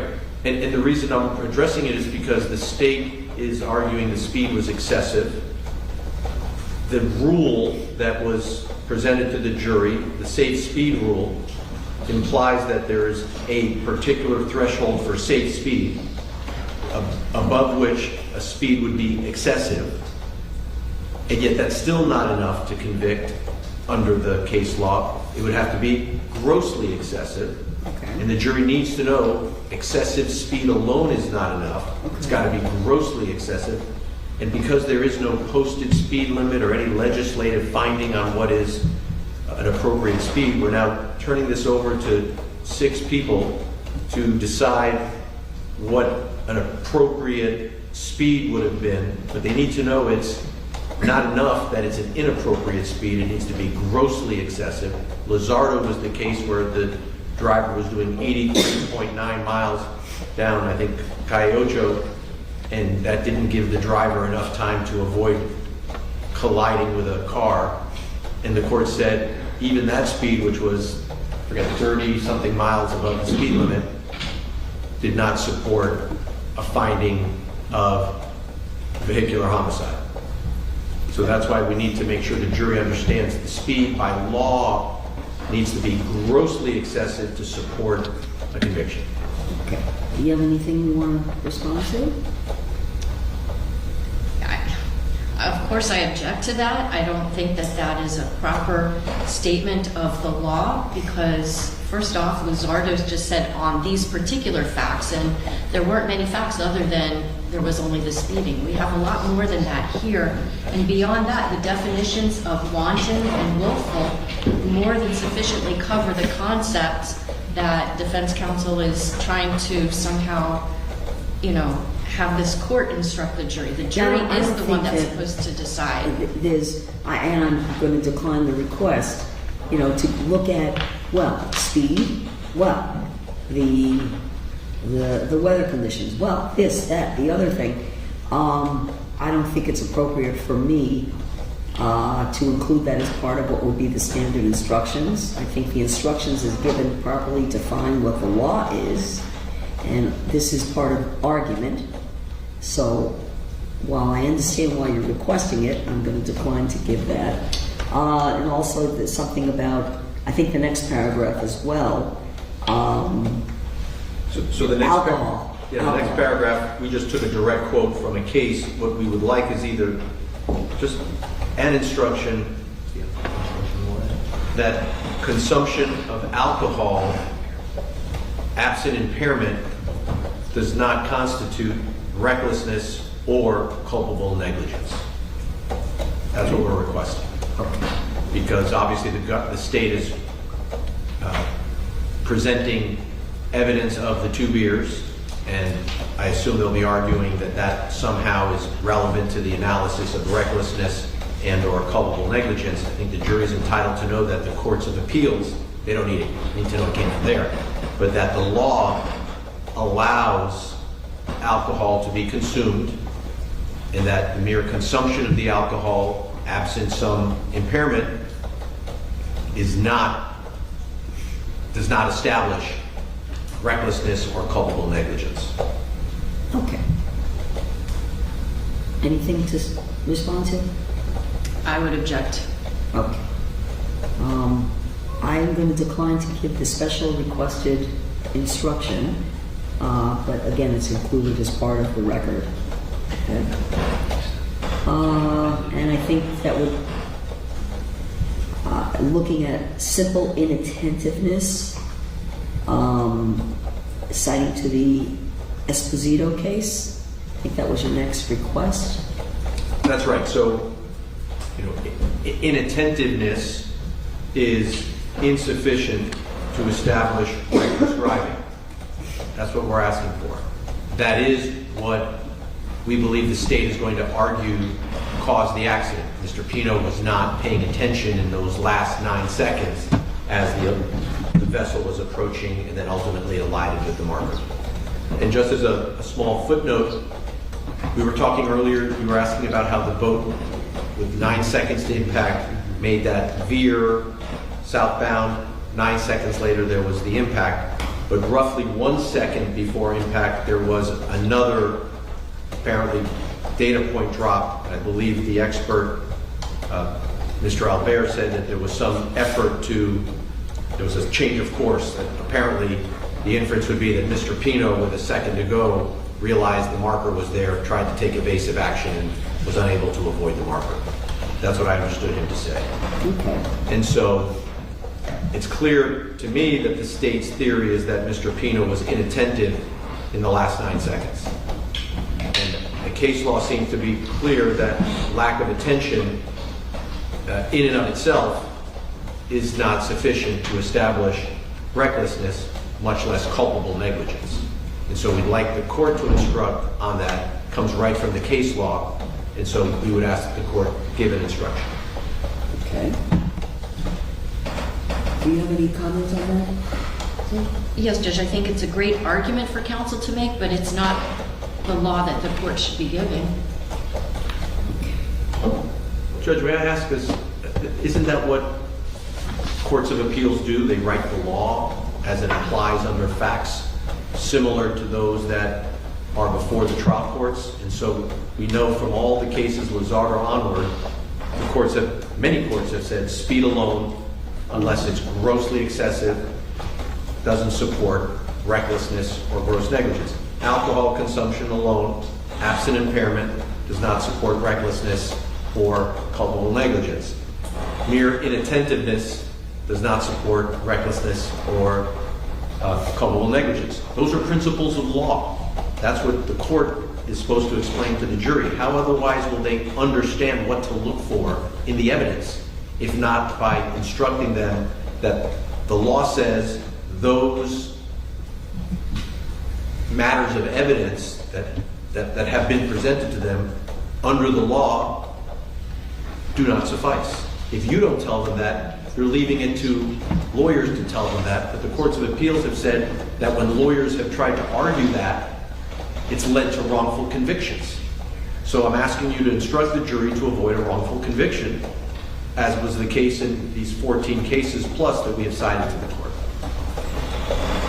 Understanding absolutely what your point is, and a number of the cases that were cited go back from for many years, right? That's right. And so, staying in my lane, I'm not going to include language from beyond the standard instructions for further definition, because that's a different branch of government that's responsible for making those changes. And so in these cases, whatever efforts are made, and you see amendments all the time. I think these issues, again, they're a good argument, and I suspect these are the arguments you're going to make, but I believe that the instructions as they exist sufficiently define what the law is, and those changes should be made, if they should be made at all, not by me. But I understand your point. And I appreciate that you're willing to have the dialogue. This is why in the 11th Circuit they had to change the instruction, because the standard was inadequate to inform the jury of the law.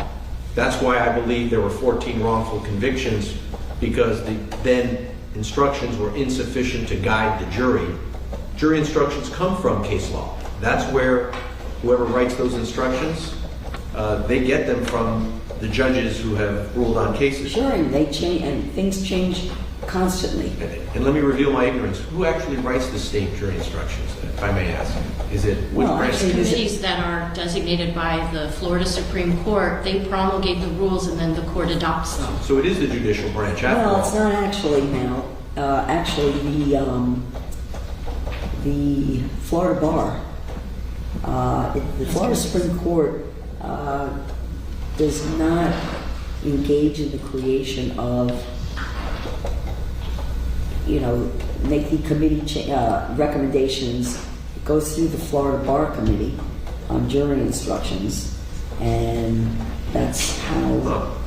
Yeah. Well, then more of a reason not to simply accept them as the law, since the Florida Bar doesn't trump Your Honor's road by any standard of imagination. So I urge you to reconsider.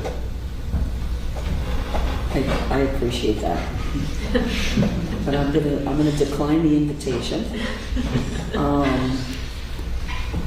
But we'll have a copy of all of this, of course, in the record. And there are not a lot of vessel homicide cases, so I don't know where we're going to go, right? There's one other instruction that we proposed in this section based on the McCreary Supreme Court of Florida case that says if you find that George Pino is not guilty of vessel homicide, you must also find him not guilty of manslaughter by culpable negligence. It should come as a form of an instruction, because that is the law. If he's not guilty of vessel homicide, he can't be guilty of the greater offense of culpable negligence. I'll ask the state about that, because that's a point we had already touched on, and whether or not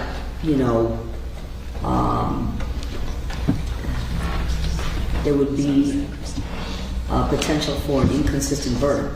So what I think the simplest way to do it is that the jury shouldn't even deliberate on manslaughter unless they have first found that he is guilty of reckless driving, i.e. vessel homicide. They don't even get to it. So what I would propose is that the court instruct you first must decide if the state has proven count 2. If they haven't, then you find him not guilty and your deliberations have come to an end. There's nothing It to sounds like the instructions in a capital case. I've never done one. If you don't find an aggravator, you're done in terms of in second phase. Jury doesn't find unanimously an aggravator exists in a capital case. they do not proceed and the sentence is life. So I think what you're saying is something similar to that, not in the context of what would be an inconsistent verdict, but how the verdict forms would read. And so I am going to insistate about that because I was curious about that issue, and when we get to the verdict forms, how they should read. Judge, there was a case, it's State versus Perez. It's at 718 Southern 2nd, 912. It's a 1998 case out of the 5th District Court of Appeal. And in that case, the defendant was charged with... you said the 5th District, right? Yes, Your Honor. And what year did you say? I'm sorry. 1998. Thank you. The defendant had been charged with 1 count of vehicular homicide and 1 count of reckless driving. The state charged them as 2 separate crimes as opposed to vehicular homicide with reckless as the lesser. Okay. And in that case, the jury came back guilty on vehicular homicide and not guilty on the reckless driving. And in that case, the court found that that was not an inconsistent... Well, because they came back on the higher charge. Right, but they found him not guilty of the lower charge. Right. And so the argument was, well, if they didn't find him guilty of reckless driving, then they could not have found him guilty of vehicular homicide. Okay. And the appellate court in that case said that, in point of fact, these are not truly inconsistent verdicts because there can always be the possibility that the jury just decided to agree on some kind of jury pardon or a compromise type of a verdict. Okay. So I don't think that the claim that the defense is making that if they don't find recklessness, they can't find culpable negligence is not supported by the law. Well, okay, because is vessel homicide a necessarily lesser included of the manslaughter? No, it's a category 2, and it depends on how the charges are pled. Okay. Okay. And so the state in this case opted not to charge manslaughter with vessel homicide as a lesser. We opted to charge each count by itself. I see. Okay. All right.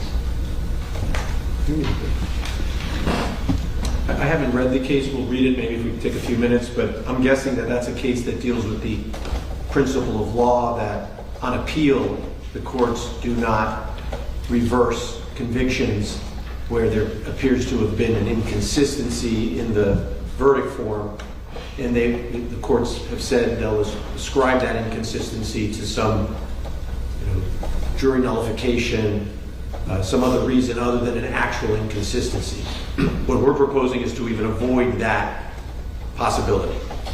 I understand that if it happens, then the defense would lose on appeal on the principle that too bad, so sad. The jury likely just cut your client a break by... Aren't there different elements, though? In this case, the theory of prosecution is that the manslaughter was committed with a vessel. So I don't see any other theory of manslaughter other than it was committed as vessel homicide plus a greater level of mens rea. That's what the McCreary case said in the Supreme Court of Florida. Specifically said that vehicular, not vessel, but vehicular homicide is a lesser included of manslaughter. Well, doesn't that go back to the way the state is charged as an alternate theory? It's not just by culpable negligence on the manslaughter? I don't see why that... Because McCreary,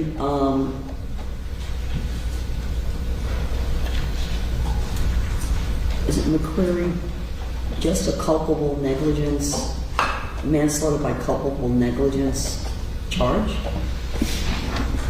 So let's assume it was either act or culpable negligence, either 2A or 2C. If it's 2A and it was an intentional act to crash, that would be reckless per se. There's no doubt about that. Right? Okay. If you do it intentionally, it's beyond reckless.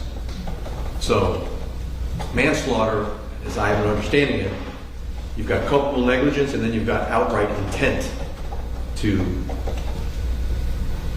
So it's just what they've pled is two different degrees of intent within the manslaughter, both of which are greater than reckless. Yeah, but why is it not a category 1 lesser? I don't know. I haven't studied it, but I can. Okay. If you give me 5 minutes, I'm sure we can give you the answer.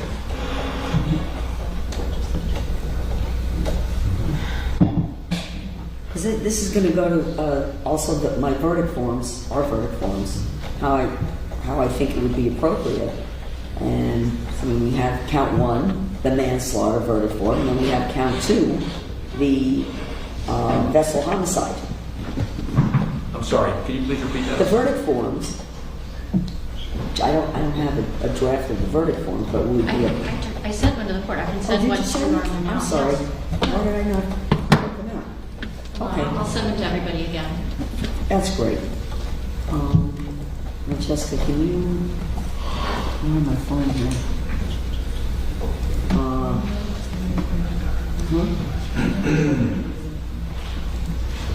Can you send it to Carolina? Yes. Yeah, absolutely.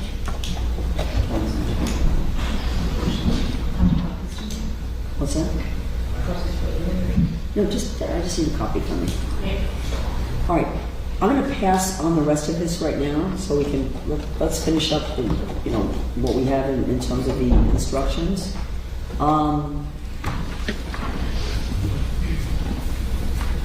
Forgive me, Judge. What are you going to pass on? I'm going to pass on this question of whether I'm going to consider any addition to the instruction of whether, if the jury finds that Mr. Pino is not guilty of vessel homicide, that necessarily precludes the jury from coming back with a guilty finding on the manslaughter. So I'm going to pass on that for a moment, okay?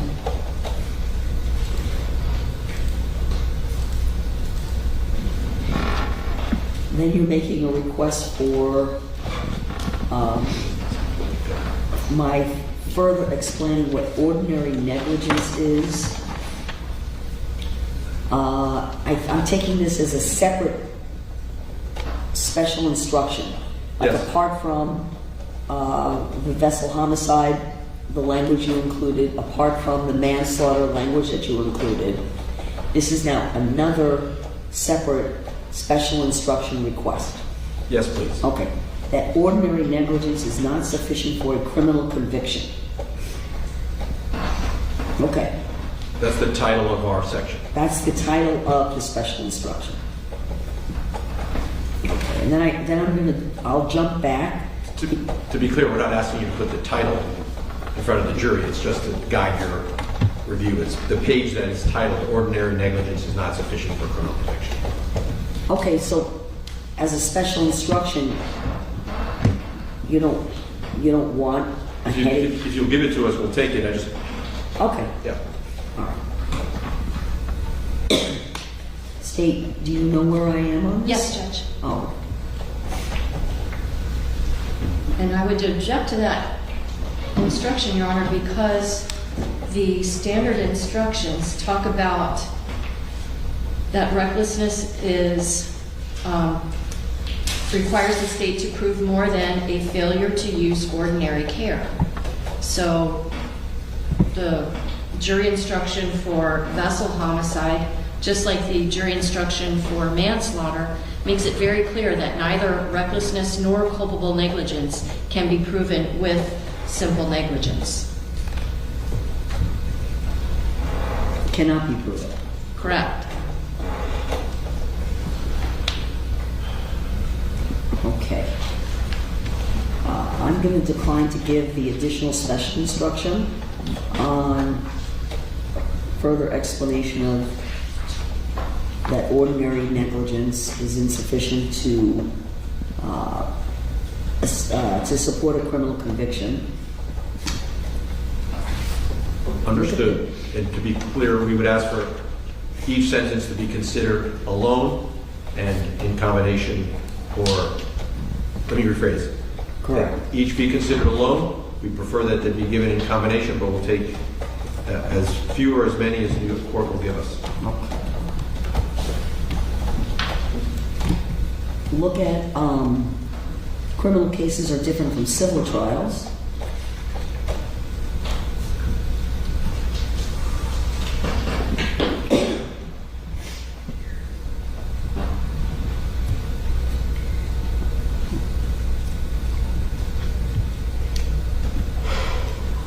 Any comment from the state? Yes, one moment, please, Ron.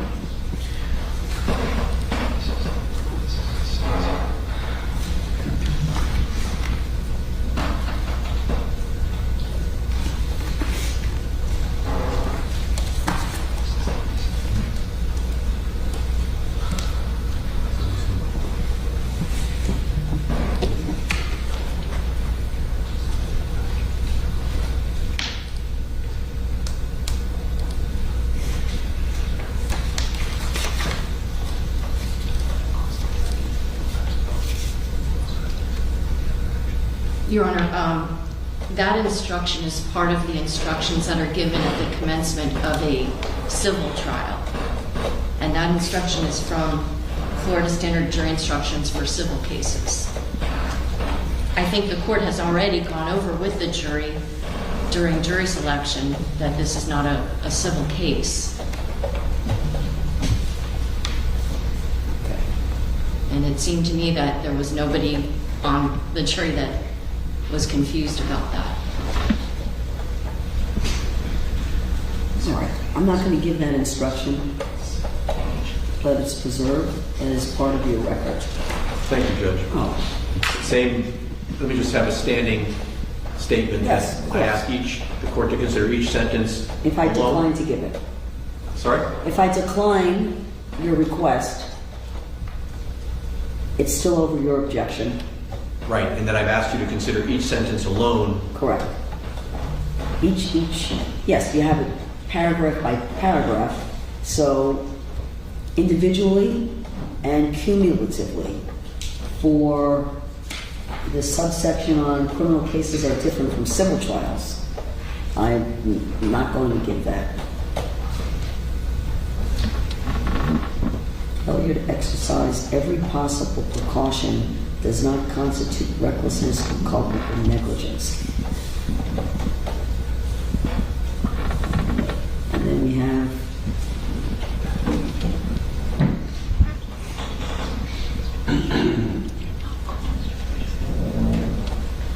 is this part of the civil jury instructions? It is. Where I got. Okay, all right, yeah, okay, I'm just double checking here.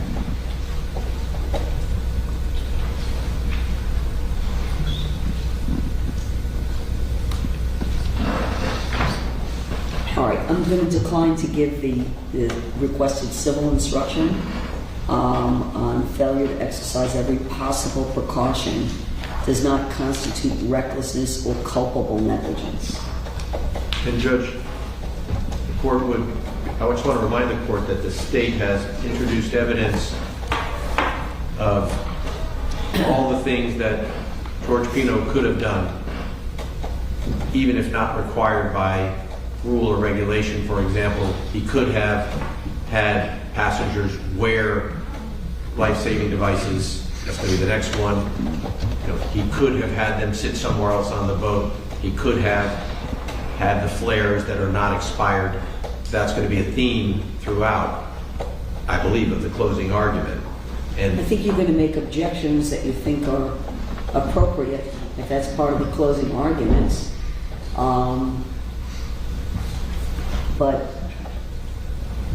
how the state, this is only one page. Oh no, how the state would tie that in to their burden will be part of their argument, and then you'll make objections you think are proper. to that Yes, argument. but unless the court sustains them and instructs, then I'm going to look like I'm making a frivolous objection. So if my objection is, you're expecting my Well, objection. I might sustain and instruct. It really depends on how the argument is made, right? Right, and so I anticipate the argument that they're going to make, for example, that none of the girls were wearing flotation devices, and then ask the jury to imagine maybe the decedent would have survived if she had a flotation device on. Perfect example. Not required by law, but the state's made that a feature of their case, and they're going to ask the jury to find the defendant guilty because he could have had her wear a flotation device, and had she worn one, we might not be here on a manslaughter. I'm not sure that would be a proper argument. That's why I'm asking the court now, rather than for us to have to interrupt the state to rule on that issue and properly instruct the jury or the state that that's not a proper argument. Okay. Do you have anything you want to comment on? I'm not sure I'm understanding what he says I shouldn't argue.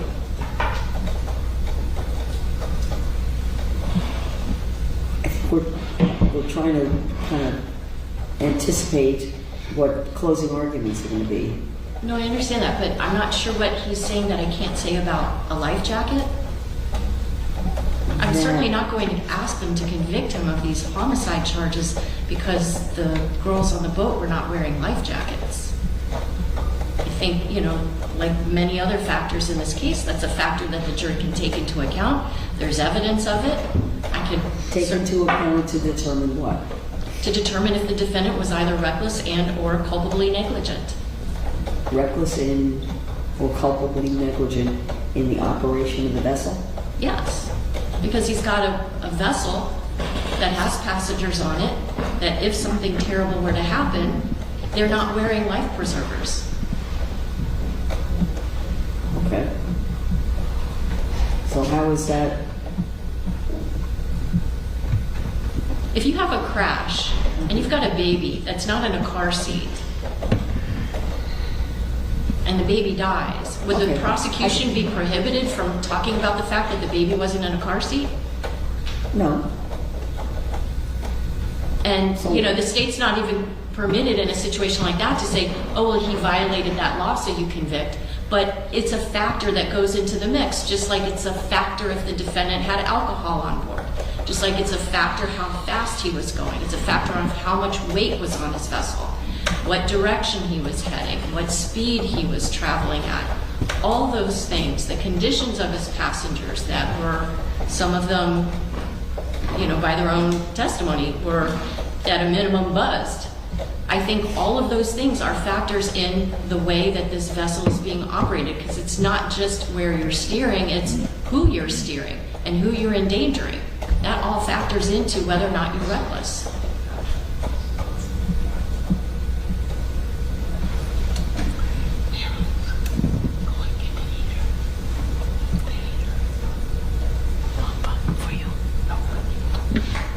And the Martinez case, Judge substantiates that, because in Martinez, whether somebody's consumed alcohol or not isn't in and of itself reckless operation of a motor vehicle. But in the Martinez case, the Third District Court of Appeals said whether somebody had alcohol on board is a factor. It had nothing to do with the driving, but it had to do with the overall factual scenario that was taking place. And so if they can find that a person's consumption of alcohol, even if the state can't prove it was an unlawful amount, that's still a factor that the jury can take into consideration. In determining whether or not the operation was reckless. Correct, in a vehicular homicide case. So if we just transfer that onto the water, if one of the factors might have been that he consumed alcohol, okay, the third says that's okay. So let's look at other things that happened that endangered other people. Well, don't you look to the actions of Mr. Pino, or the inaction of Mr. Pino, right? Yes, and he's the captain of So the the inaction of Mr. Pino in not requiring the girls to wear life jackets. He required them to sit down when he started going faster. He obviously recognized that things were not going to be as safe once he started moving at a faster rate of speed. I'm not saying he's guilty because he didn't make them wear life jackets. I know there's no law that requires it, and that was made clear to the jury. But it's a factor, and I, feel like when we were litigating the sworn motion to dismiss, the court seemed to indicate by Your Honor's ruling that the court was understanding the state's perspective that this isn't just as simple as a speed alone case. And as I argued in the first JOA, where there wasn't much argument with the second JOA, but in a situation like this, it's the state's position that, yes, of course this is reckless.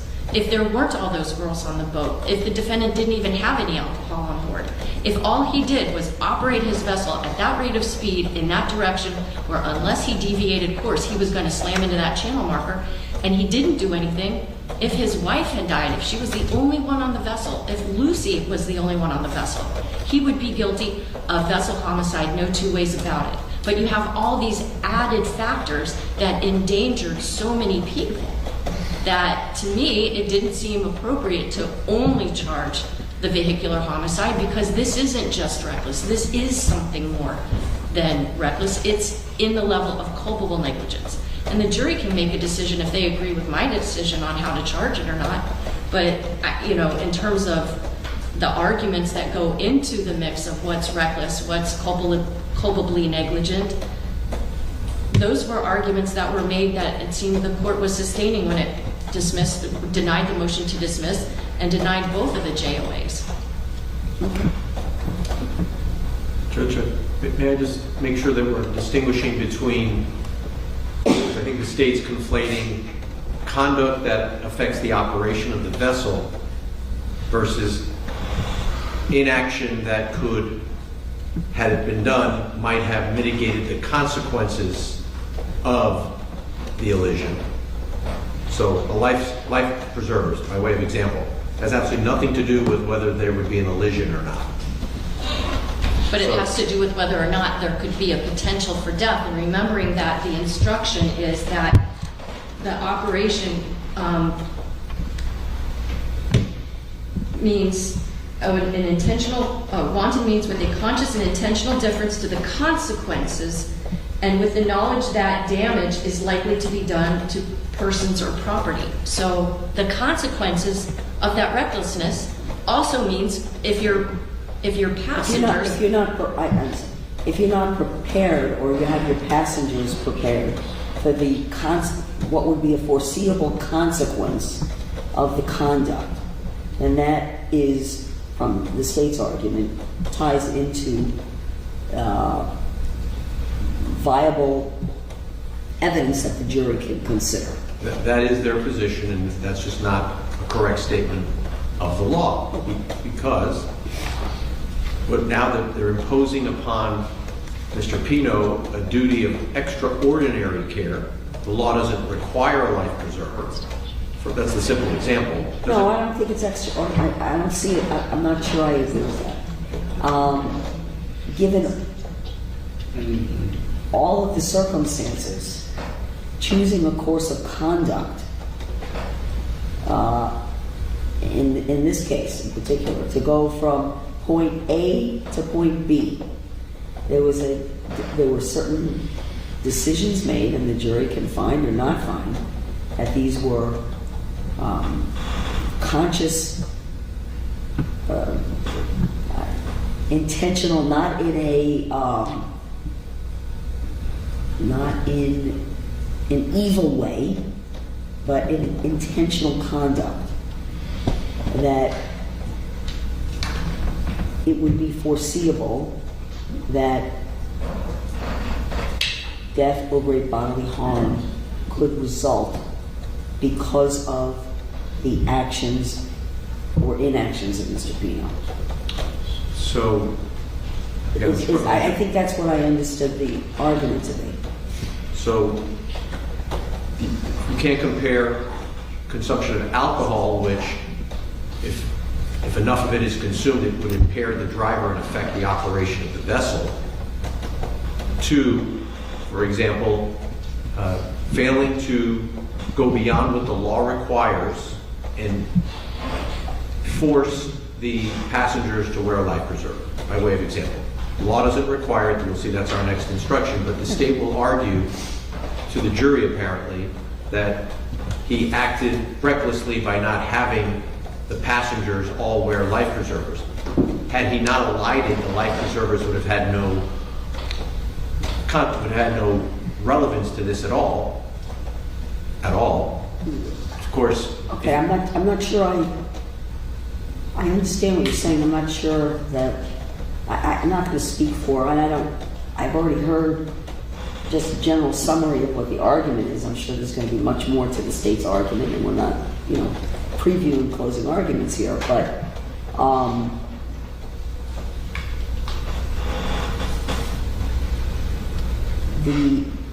and again, whether or not, and there was evidence presented about there were enough life preservers and they weren't wearing them, okay, and the evidence, if I remember, Mr. Pino had the girl sit down knowing he was going to increase the speed of the vessel. I don't know if that was the evidence. No, I think the testimony was at some point he asked the girls to sit down while they go underway, which is the prudent thing to do. Okay. I think that the officer, the lieutenant, agrees. Okay. I don't know what. And I don't know what it has to do with the speed at all, or whether or not being prepared for what could be potential consequences to the actions that were taken. Well, it also improves visibility, because if the girls are standing, they would obstruct his visibility. Okay. So there may be two reasons why it would be appropriate to have the girls seated. I guess you could argue that, right? But I'm okay with that. Yeah. That one doesn't bother me, right? He has everybody seated and he's being prudent. No one's going to say he's imprudent by having them be seated. That's not the issue. The issue is these other have an engine cutoff switch. Okay. Not required. No relationship between. Okay. But that doesn't go to what was relevant evidence, and the weight or significance of whatever any of this evidence was. That's part of the argument, right? That the jury doesn't. Your position would be, well, what value does that have at all to how Mr. Pino was operating or failing to operate the boat in an appropriate. For some reason, in civil cases, the court gives this instruction. Okay. You would think if it's appropriate in a civil case, it would certainly be appropriate in a criminal case. Okay. And that's all. So they're going to argue that Mr. Pino could have done many more things to improve safety. We all could do more. The law just doesn't require it, much less allow that a conviction stand based on the failure to do more than that which is required by law. Okay. All right. I am not going to give the failure to exercise every possible precaution does not constitute recklessness or culpable negligence, and then the fact that the Florida law does not require persons to wear personal flotation devices on vessels more than 26 feet in length. That is argument, and I'm not going to give that instruction. And the engine cutoff switch, let me see here. I think it's undisputed the law does not require an engine cutoff switch under these circumstances, just like the law doesn't require anyone to wear a personal flotation device. Right. Our recollection is you told the jury you would be instructing on this. That's our recollection. I think that has to do with the navigational rules.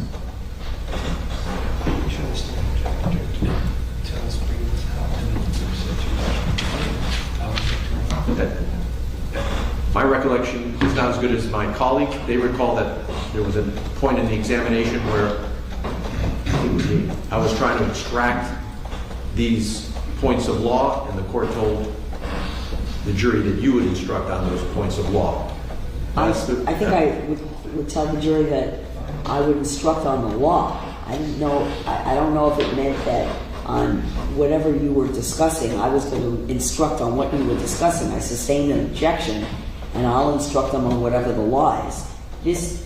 What you're asking me to do, though, in terms of the instruction, is not an instruction that I'm going to give in this case in terms of a special instruction. Okay? Well, if we can find it, I'll let you know why that's our recollection, whether that changes your mind or not. All right. And state if you see it, you see something, or you know something. If I made a statement to the jury with regard to the cutoff, it's cutoff switch, right? Somebody called it a kill switch. Either way. If I made a statement to the jury that I would be instructing them on what the law is on a kill switch or cutoff switch, I don't remember. I seem to recall that on cross-examination, defense counsel asked Mr. Albert if there's any legal requirement to wear a kill switch, and I believe he said no. But we can double-check the transcripts. But I think the jury already knows that that's not. The jury knows that it's not a legal requirement. Correct. But whether I advise them that I would then instruct them, I don't remember. I'm not sure if it was in that context. Oftentimes I will say the court will instruct you on the law, and I don't know if it was specific as to what the kill switch, what the laws on kill switch, what the laws on life jackets. On life jackets. In terms of, I believe when we were discussing and I allowed evidence regarding the navigational rules, okay, I gave them an instruction over objection about the rules in general, that specifically advising them that a violation of any of those rules, individually or cumulatively, is not in and of itself evidence of a culpable negligence or recklessness. I think I gave them that instruction over your objection, because I think the objection was that I should not have allowed any evidence of the navigational rules. I think that that's what occurred during the trial, which I allowed the state to introduce evidence of the navigational rules with that limiting instruction. And we're going to get to that in a minute, because then the state is asked as part of the final instructions for me to instruct the jury. And it's very similar to the instruction I had already given to the jury on how, if at all, they can consider the navigational rules. So I'll get to that in a minute, okay? In fact, I'm going to get to it right now, because this is the point to do it. Because next we would be talking about weighing the evidence. Okay, so. Actually, Your Honor, the state had put in the jury instructions that I sent to everyone today that after Your Honor would instruct on the vessel homicide charge, that the next charge the state would be seeking was a charge on the navigational rules. And it's largely the same as what I had put forward previously. And it has to, I think, and I agreed to instruct the jury over defense objection, and I think similarly in the final instructions there has to be a boundary or limiting instruction as to, so the jury is clear that a rule violation does not mean any kind of criminal culpability. It doesn't translate into either individually or cumulatively criminal culpability. So,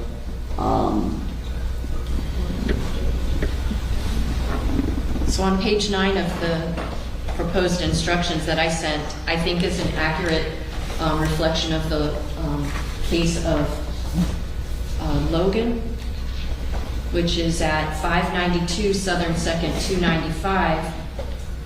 Because in that case, the defendant... So I'm not going to read the rules specifically? No, I understand that, Judge. I'm asking you. You're not asking me to read the rule specifically. No, if the court looks on page 9, the request from the state is for the following instruction. In the state of Florida, the law requires operators of vessels upon its waters to follow the navigational rules. However, a violation of these rules is not sufficient by itself to constitute culpable negligence or recklessness. In order for you to include a violation of any of the navigational rules in your deliberations, you must also find that such a violation was accompanied by a thoughtless disregard of the consequences or an indifference to the safety of others and caused or contributed to the cause of death of Luciana Cristina Fernandez.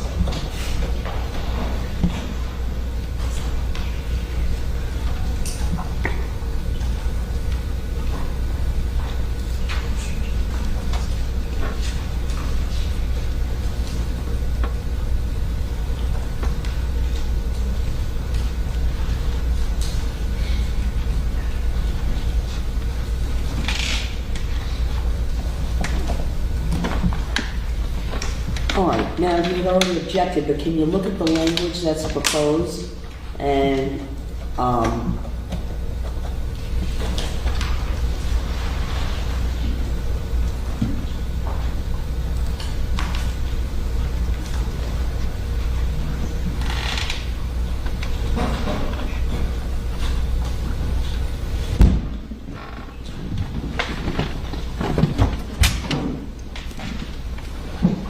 So Judge, I don't have an objection to the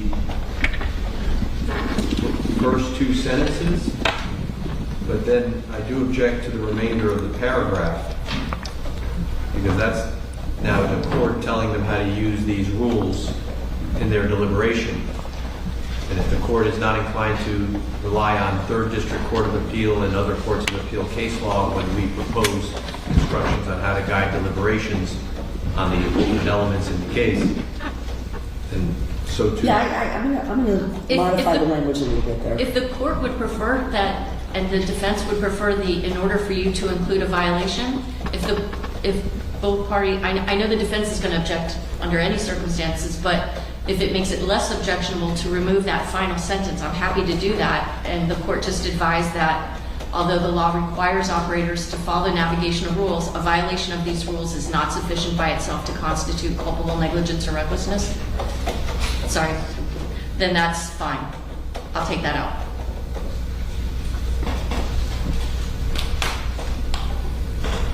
Because I think the less the better here, anyway, because it is a gray area, frankly. Again, not a standard instruction, and I need to make sure when I instruct the jury that there is a fair balance on, on not telling them how or whether they should, but just leave it as the simple explanation of they do not constitute culpable negligence or recklessness in and of themselves. So over the objection to giving a special instruction at all, I'm going to take out I'm just going to leave the first two sentences in that. Okay? Okay. Then I would have the reasonable doubt instruction. And that was just recently amended. In fact, we just got one additional amendment change that I've included. And this is June 12th. And I think yesterday also there was something that it's already been included. So let me look at this in the state's requested instructions. I think that you had included the amended instruction. That's correct, Your Honor. So I would request that the court include language from the 11th Circuit U.S. Court of Appeals pattern instruction. See, one moment, Your Honor. Okay.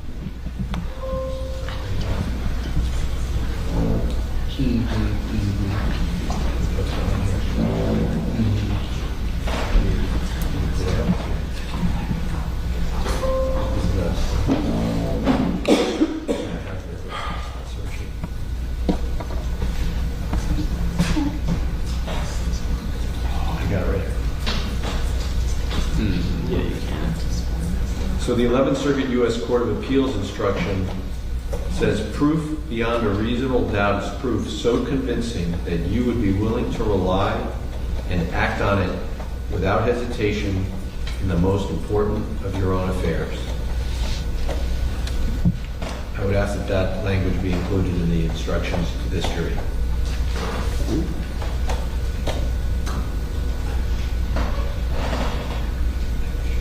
Okay. You have any comment? This has been kind of laborious, so I'll just make a little half-hearted joke that maybe Mr. Shrevenick got off at the wrong exit, because we're to the west of I-95, not to the east in the federal courthouse building. But I mean, as much as just as recently as last week, we've been given a new reasonable doubt instruction to be used in all Florida criminal cases. I don't see us bringing in the federal standard for a case like this. I'm going to decline the request, but you might want to type that up also. And if you can mark it and include it in part of the record as well. I think we have a court reporter who That's fine. heard what I said, but Okay. and she's nodding, so I think we're good. And I can just tell the court it's easily attainable at the 11th Circuit pattern jury instruction. That's fine. All right. Then we're going to get to weighing the evidence.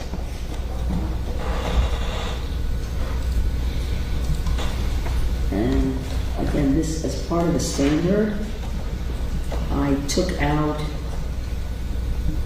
let's see,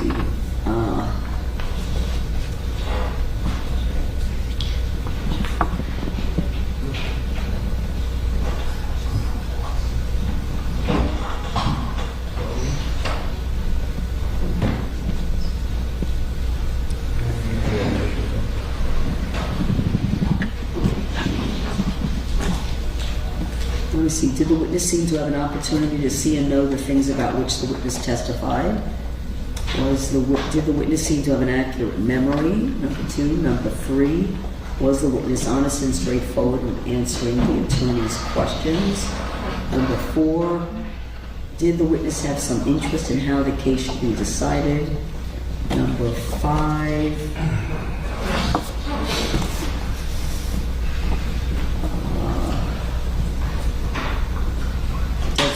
does the witness's testimony agree with the other testimony and other evidence in the case?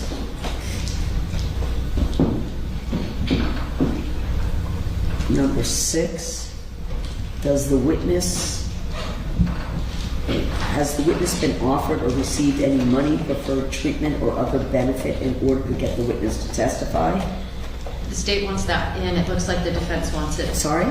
The state wants that instruction to be included. It looks like the defense does not. I'm not sure it has any application. I don't see what the application is to this case. I think that's typically when you have a cooperating witness, you know? Like a prisoner who's... We have a witness that was offered money. Sorry?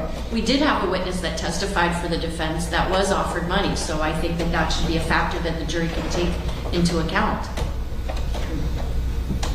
Okay. So that's why I'm asking for that instruction to be included. Well, didn't you have a paid expert? Yeah, both sides did. Okay. I understand what the defense is saying in the context of more of like a cooperating witness. Over objection, I'm going to give number 6. And did the witness at some other time make a statement that is inconsistent with the testimony he or she gave in court? I'm going to give that.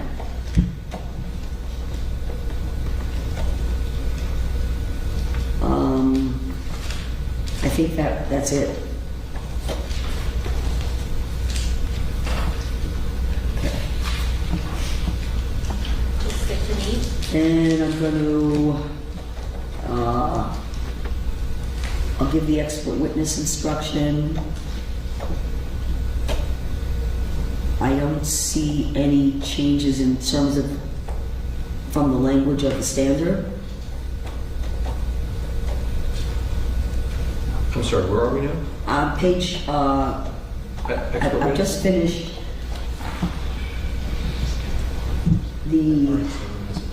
I finished number 7, or I renumbered them. And then whether the state has met its burden of proof does not depend upon the number of witnesses it has called or upon the number of exhibits it has offered, but instead upon the nature and quality of the evidence presented. Okay? And then I move down to the law enforcement witnesses.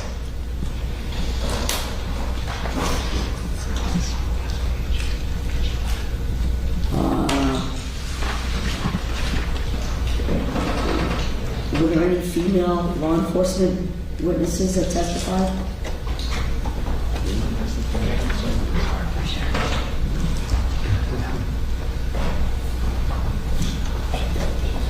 Because it says his or her, so I'm just asking. Oh, we can take out the her. Okay.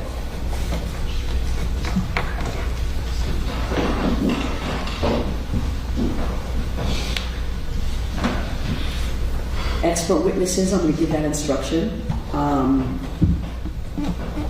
And let's see, his or her opinion. Didn't we have female expert? Yes. Okay, so it would be his or her.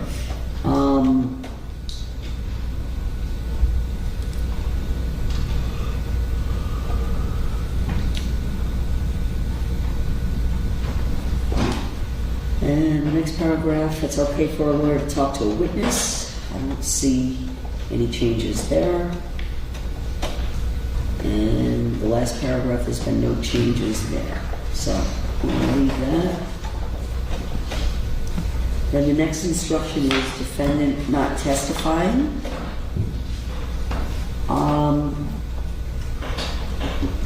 Do you want both paragraphs?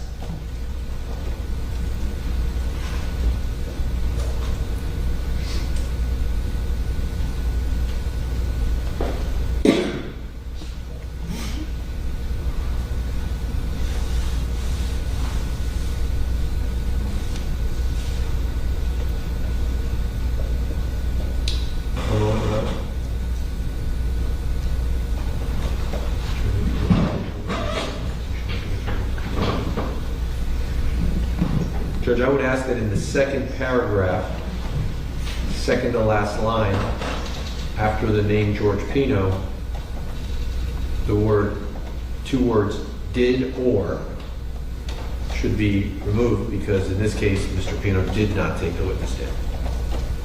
So the last sentence would read. Oh, I see what you're saying. Okay. No problem, Judge, we agree. Okay. Okay. You're also asking that I put your client's name where it says defendant. It's fine. As you wish. Any objection from the state? I would say against the defendant, George Pino. Well, in the other places in the instructions where it called for us to use his name rather than the defendant, Right. it's listed in the There's same a way that it's bracketed- charged in the information. Yeah. So it would be George I. Pino. Yeah.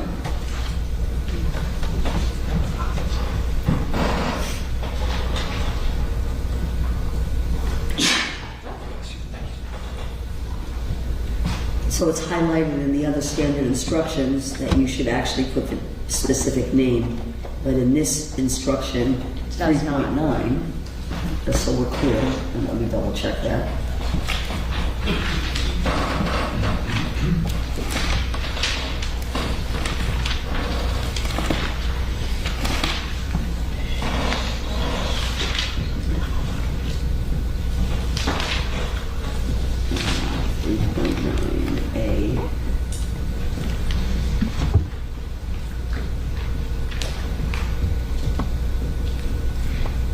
If you look at this standard, it doesn't ask for the Yeah, defendant's okay. name in the way that it does like for the statement of the charge. Right. All right, I'm going to just, on the first sentence, just say defendant George Pino. Then the rest of it will be the defendant. I'll put his name there, okay? Look at the next instruction, which is defendant's statements. One moment, Your Honor.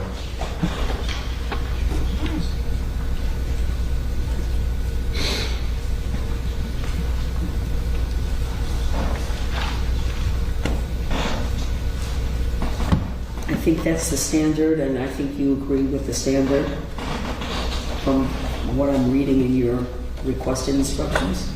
Yes, Judge, I'm trying to process one other issue. 1 second. Okay.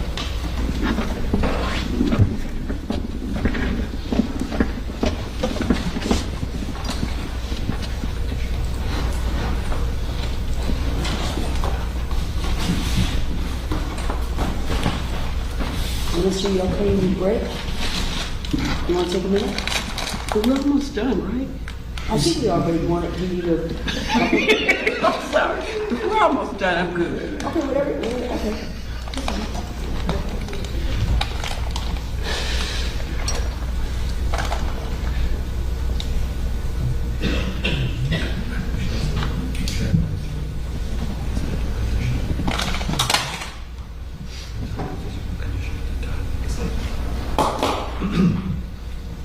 Your Honor, we have a request that in proposed instruction 3.9b Bravo, defendant's statement. 3.9b? Is that what it is? So mine says, yeah. Defendant's statements, yes, okay. In the middle of the page, it has 2 factors to consider. Yes. We would propose a third one, and that is Mr. Pino's mental and physical condition at the time of the statement.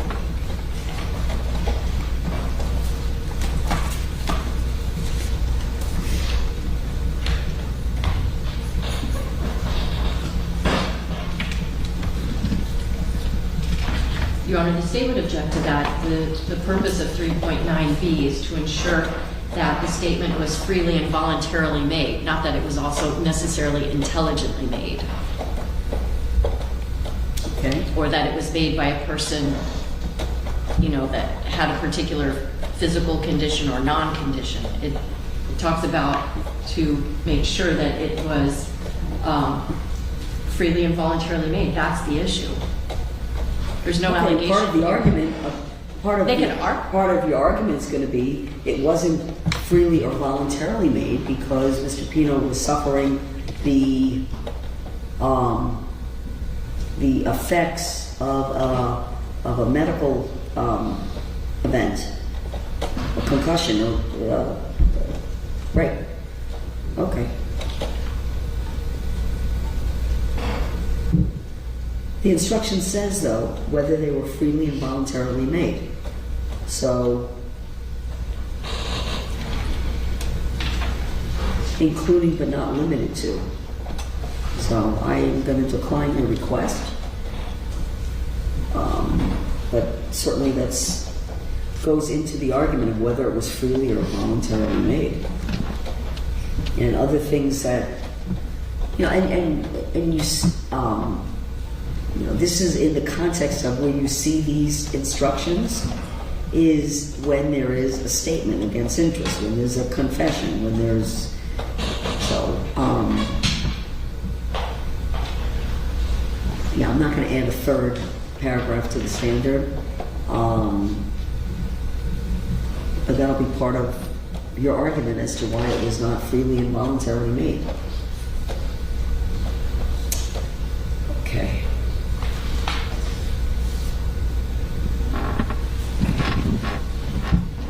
Look at rules for deliberation.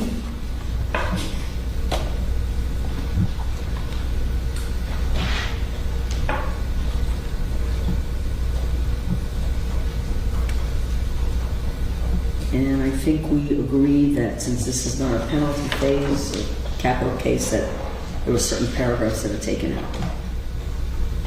Everything else, what I'm reading from the defense version and the state version look to be consistent. Agreed, Your Honor. And there are seven paragraphs that the jury should consider in the rules for deliberation.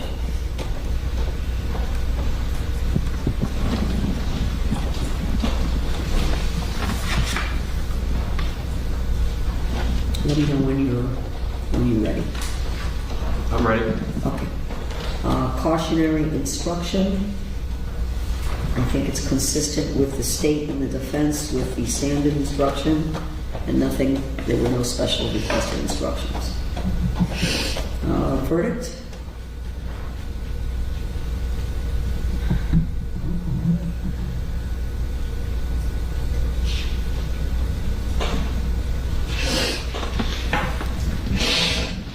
Not sure I understand. There's no lesser, so that first paragraph,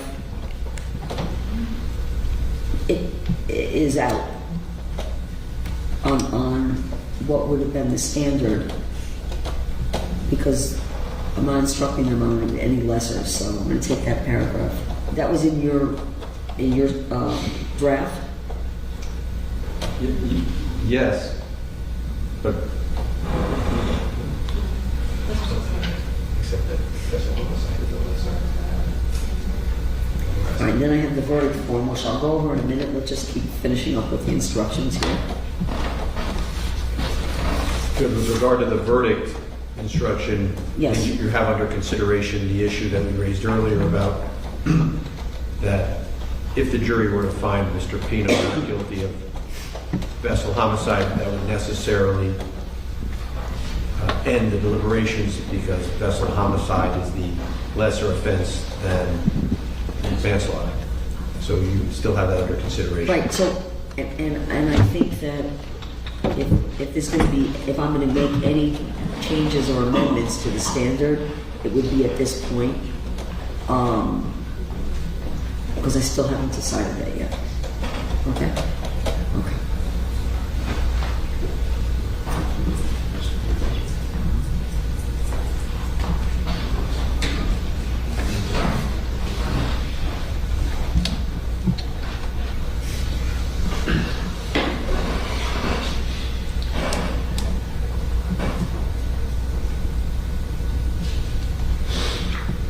And so the request for the, what I'll call the special verdict form regarding not having the jury deliberate on manslaughter if the jury has found that Mr. Pino is not guilty of vessel homicide, that would then affect what is now, I think, 3.12A alpha, single defendant, multiple count on informations.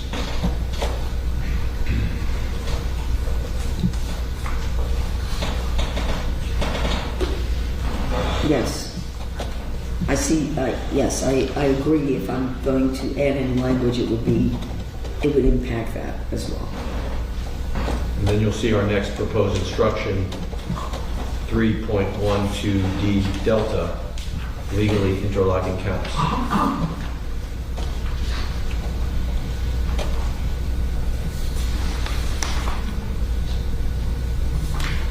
Okay.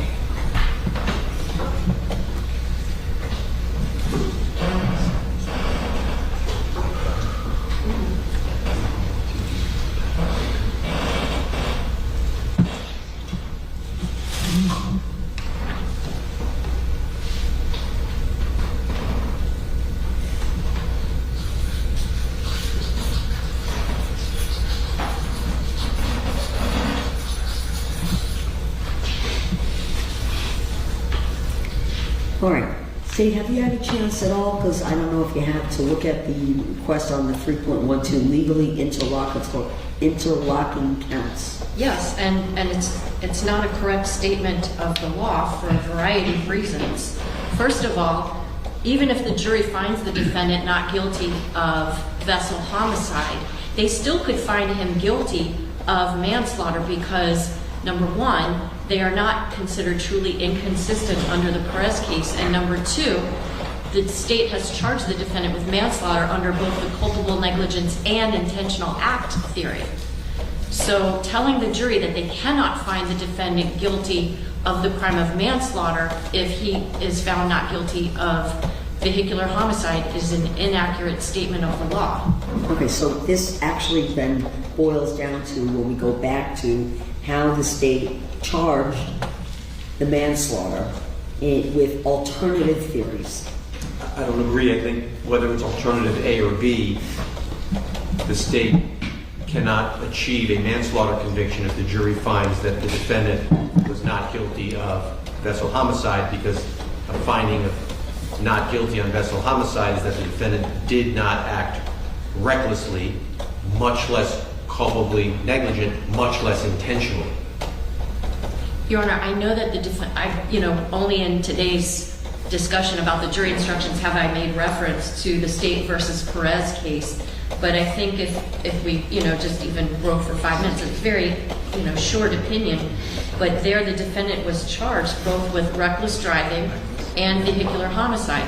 The jury found not guilty of reckless driving, found him guilty of vehicular homicide. So the defense said, well, if the jury said he wasn't driving recklessly, then how can it be vehicular homicide? And the court said that we would conclude that the doctrine of lenity or of jury pardon should apply. There was abundant evidence to support the conviction of vehicular homicide as discussed above. Had the jury been instructed that reckless driving was a lesser included offense homicide, as perhaps it should have been, the result would have been the same, guilty of the greater charge. In this case, it appears that the jury may have analyzed the problem of overlapping charges better than the defense, prosecution, and the judge, and it dealt with it by finding him not guilty of the lesser, but may have sought to punish him twice for essentially the same series of acts. So in this particular case, where the state has charged 2 separate offenses rather than charging one and relying on the second as a lesser, the jury should be able to make their own findings as to each charge. And if ultimately, if the jury were to come back guilty on both, okay, then maybe we won't have a double jeopardy issue.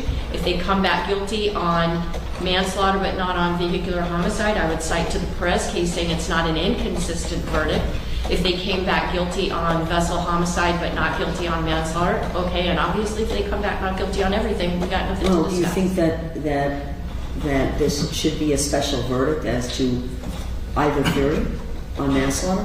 No. Okay. Because just like you don't have to have a special verdict on first-degree murder if it's premeditated or felony murder. Yeah. However you want to slice it, the jurors can half and half find, there's no basis for a special verdict. This isn't like, oh, we're going to get an enhancement if there's a firearm or something like that. Okay. Okay. What was that? Give me the citation. Of course, Your Honor. It's State versus Perez, 718, Southern 2nd, 912. It is a 5th District Court of Appeal case from 1998. Judge, if we can respond to that case. Yeah. So in Perez, the 2 charges were vehicular homicide and reckless driving, which reckless driving had no death component to it. So the difference in between that case and this case is the driver in Perez committed a series of acts which could have been considered by the jury to have been reckless. And the court said the jury, and I'll read the quote to you, in this case, the jury could have concluded that Perez's decision to speed and pass cars in a no passing zone was not reckless, which is why, as to reckless driving, no death resulted from that action. The jury could have acquitted him. But his final decision, the one that did cause death, to try to pass the last car after seeing the approaching van, was reckless. So it wasn't a truly inconsistent verdict, whereas in Mr. Pino's case, both manslaughter, the culpable negligence component of that, and the intentional act component of that, as well as vessel homicide, must be an action that results in death.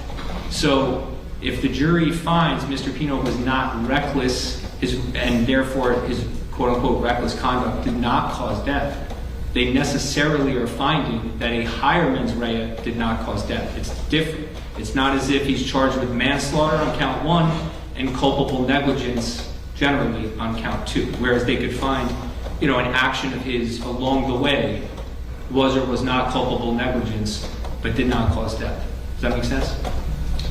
Makes sense what you're saying. I understand that. Right. Well, first of all, the appellate court is hypothesizing what that particular jury may have done, that they could have said, well, we're going to give him a pass, so to speak, for some conduct, but not for others. But either way, the court right there is just kind of speculating on what the jury would have done, but they recognize that regardless of what the reason was, it could have been a doctrine of lenity or it could have been a jury pardon. It could have been any of those things. And the appellate court still said it's not an inconsistent verdict. But under the manslaughter resulting in death, under either theory. Yes, and that's the other reason why this case assures us that there's no reason for the court to instruct the jury. You cannot find him guilty of manslaughter if you don't find him guilty of of vessel homicide. That there's no basis in the law to instruct the jury that way. Manslaughter we can prove by culpable negligence and or intentional act. Vessel homicide is only with recklessness, and even if reckless is somewhat of a lesser of culpable negligence, reckless driving is a lesser of vehicular homicide. Yet in this Perez case, when the jury came back not guilty on reckless driving, but guilty on vehicular homicide, the court said that's not an inconsistent verdict. Two important points. One is that the Supreme Court of Florida has specifically said in McCreary, the legislator intended and did create a lesser included offense with a lesser standard of proof required for conviction. There's no doubt the Supreme Court has said that. That's how they've upheld this distinction between the two statutes. Second, in Perez, there was a theory of consistency, and that is that he may have been reckless at one moment in time, not causing death. He may have been reckless at another moment in time, actually causing death. And the jury could evaluate the two scenarios independently. More importantly, the Court of Appeals seemed to say it wouldn't matter anyway, because on appeal, standard of review, we assume the jury acted out of lenity, not logically. Going forward, though, looking prospectively, the court should be trying to make sure the jury does act logically. And to say that it's okay, let's send it in there and we'll let the Court of Appeals justify an illogical outcome seems to be a result-oriented approach that is not what the law should be. No, but isn't it because there are both theories that the state operates under in making an argument, okay? If vessel homicide, recklessness needs to be proven. Only recklessness needs to be proven. Right, okay. And that is in line with what would be the greater offense, manslaughter under culpable negligence, right? So far, so good, I agree. But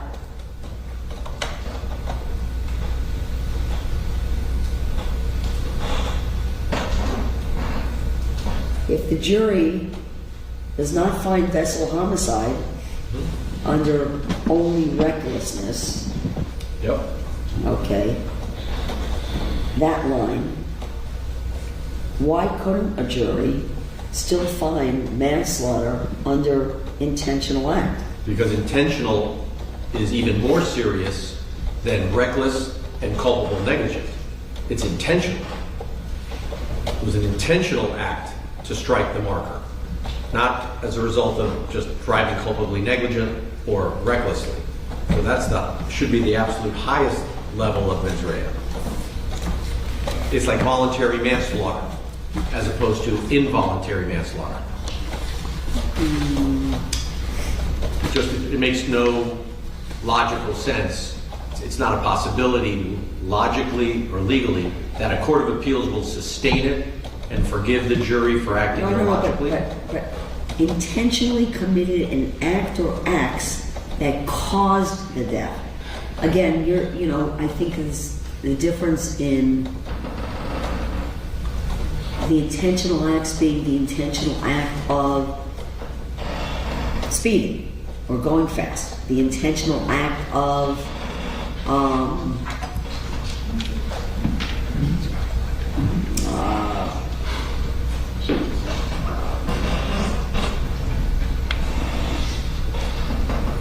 be an intentional act that caused the death. Okay. That's why we had this conversation 2 hours ago. That's right, we And did. now it all comes to a head. Yes. Because the state is resisting the reality of McCreary, that, not reality, but the stated position of the Supreme Court of Florida, McCreary, that vessel homicide is a lesser included offense of the manslaughter charge. But what I don't think is connecting right now is that the state is not relying on that as a lesser included. We've separately charged it so that the jury can make their own finding as to each count, as to each charge in the information. Okay, so let me ask this. Could the defense, if they asked for a lesser under manslaughter, could they ask for a lesser of culpable negligence? Culpable negligence. If they wanted to, as a category 2, have a lesser, yes. I just didn't hear them asking for a lesser included instruction. All right. I wouldn't fight against that. If they want culpable negligence as a lesser of manslaughter, no problem.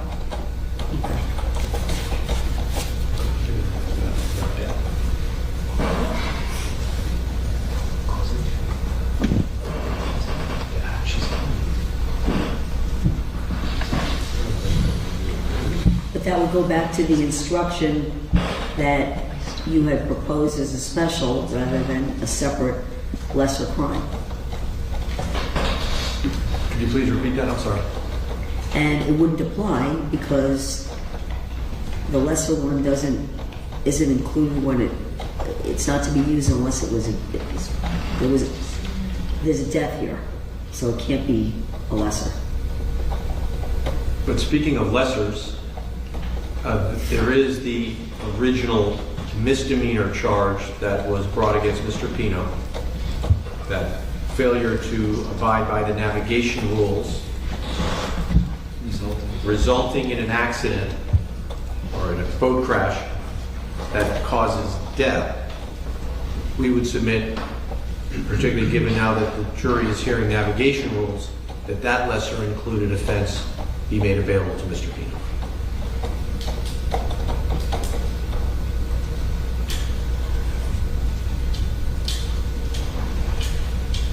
Okay. Under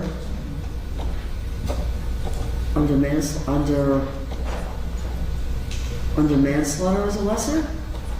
It's not a cat 1 or cat 2. I think it would be. It's not a lesser included of vessel homicide. Isn't it a lesser included of vessel homicide? Did you check and see? And vessel homicide. Vessel homicide is 7.9, right?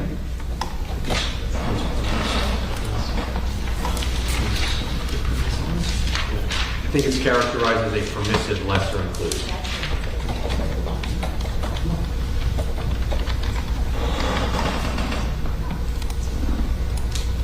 No, it's not. It's not a statutory lesser. It's not.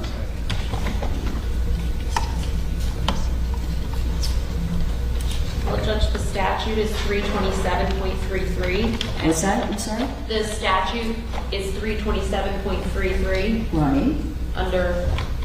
Which is listed here on this table. Under reckless driving. That's a separate charge though. It's not a lesser of vessel homicide, or the state didn't charge it. So it's not a lesser.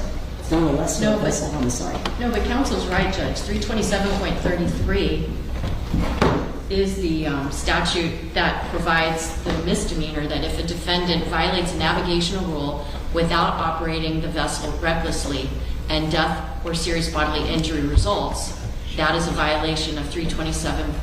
Well, that's what your special instruction is. Well, your special instruction talks about navigation. It's 327. Go ahead.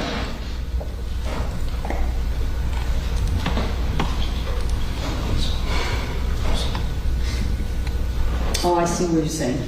Reckless operation of vehicle. Okay. And under 28.19. All right. As as a category 2 lesser. 28.19.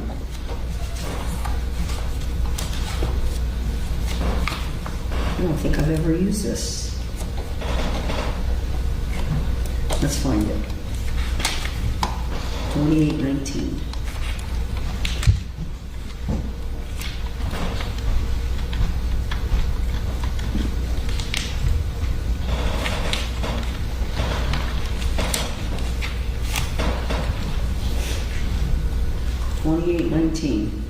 Reckless.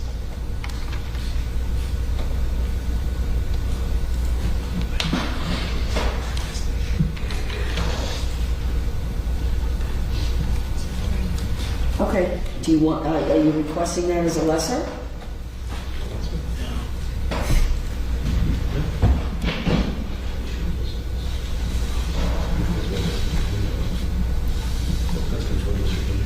I suppose we better confer with Mr. Pino about this, so we'll do that. Oh, yeah. Okay. That makes things a little tricky, Judge, because, you know, we need to be able to plan our closing arguments based on what the jury instructions were going to be, which I thought we would be able to. We'll do it today. We'll do it now. Okay. If we take a break, we can do it. Yeah. now. So I think I'm ready to take a break. Perfect. All right, you go. Let's take a break. Oh. If your court has one more minute, Mr. Armelino located where the court discussed the issue of instructing the jury on the personal flotation devices.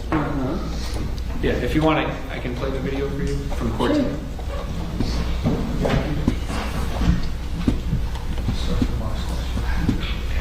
Put it on the microphone, I guess. Are these on? You just put. You want to just. Or just so to make sure it's on. Okay. So this is from day 3 on Court TV on YouTube at 5 hours 11 minutes. Okay. Person. What is the law in Florida as to who must wear a personal flotation device? If you know. Just saying. Minors under a certain weight. That was from Sergeant Delgado. I'm not sure if that was also broached with Officer Albert, with Paul Albert. I think that was a different witness, right? Correct, that was Sergeant Delgado, not It was. Paul Albert. But the question was, what is the law in Florida as to personal flotation devices? And the court sustained an objection to that question and noted to the jury that it would be instructed. I'm not going to instruct the jury because I'm not going to do that. I anticipated and knew actually also that that would come out through what's his name, Albert. So, okay. Glad you found it, but it wasn't intended at that point at all that I would instruct the jury special, because I knew that that was going to be coming up later on. We'd still request it based on that. Okay, that's fine. Thank you. Thank you. And if you find the portion of when Albert was testifying about it, and there were questions about it, then you'll find in the record that the jury did hear that it is not the law, and in fact there was more detail. Only a person under the age of 6.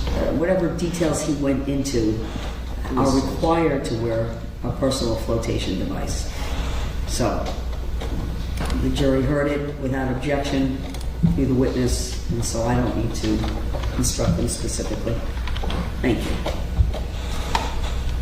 All right, so you're gonna let me know about 28.19? Yes.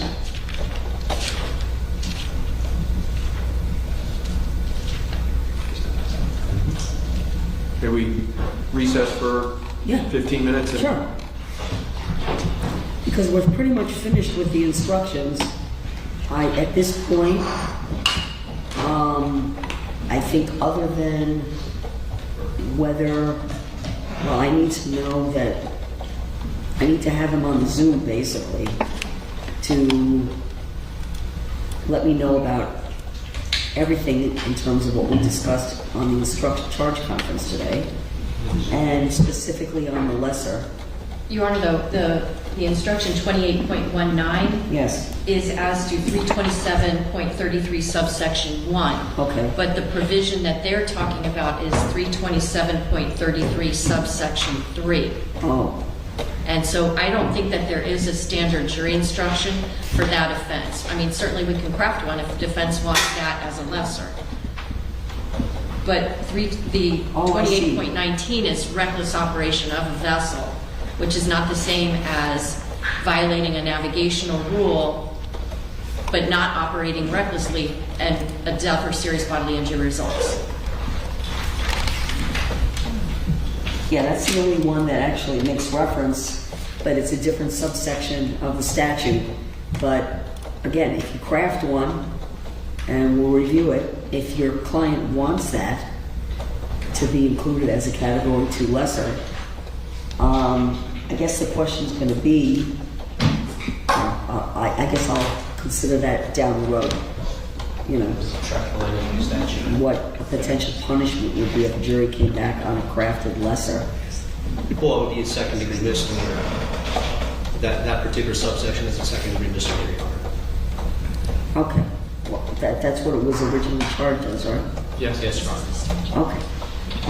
Because it was you were charged under subsection 3. Yes. Okay. 3, I think. 3A. 3A. Okay. All right, go. Let's take a break. Thank you. Thank you.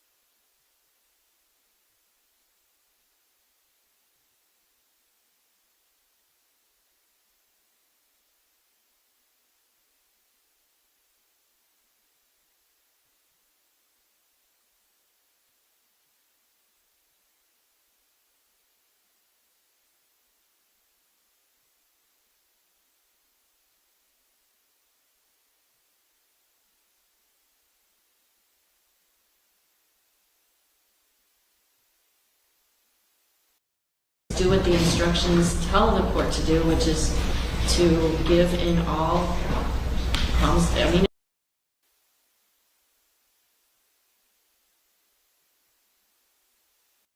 is putting his confidence in our legal team. Okay, so I'll get that confirmation, I guess. We can do it now. It's available by phone, or we can have him go in by Zoom as you wish, Judge. Okay. Yeah, let him come on Zoom. Okay. I have the Zoom open. Okay. We just sent them a Zoom. I have a Zoom. Can you go back also, just look at, Oh, you want to put them on our Zoom? I sent them on Zoom. I want to make sure, again, you know, because I don't recall a circumstance where I've had a trial where there was a death where I did not instruct on both justifiable and excusable homicide. I don't remember ever not instructing. Now, I understand that you all agree and stipulate, but I don't want this to come back around where it's fundamental error not to instruct when there's a manslaughter charge on justifiable homicide, even if it's not applicable. I thought I heard you read something that made it sound like it can be waived. I did read something like that, but I'm just sharing with you the slight hesitation I have, and that's something that I'm going to ask Mr. Pino as well, because should there be, you know, I don't know, I want to make sure that's would be a fundamental issue. And I don't know if you've seen anything on that. I want to confirm it's not fundamental. I will tell the court I am very uncomfortable with the court not giving the entire introduction to homicide instruction. Okay. I'm very uncomfortable with it. I do think that the defense potentially can waive that, but I think it leaves us with a possibility, if something don't were to want- happen, if he was convicted, that there could be some kind of post-trial litigation on that issue. I think the safe thing to do is do what the instructions tell the court to do, which is to give in all, I mean, it's called introduction to homicide, not...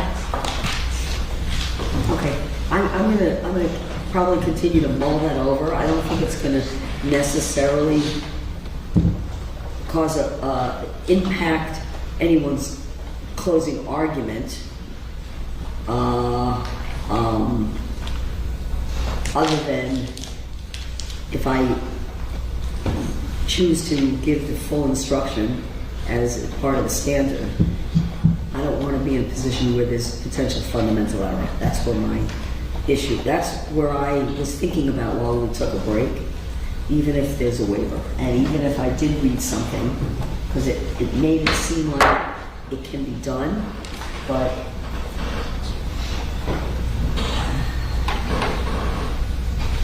I have to think about that, okay? Of course. And over the weekend, I'll probably be sending you all an email to advise you whether it's going to remain in the instruction. As you might guess, we'll be working all weekend, and if there's a time the court wants to do a Zoom or phone with us, we'll be available at your call, whenever you'd like to do that. Okay.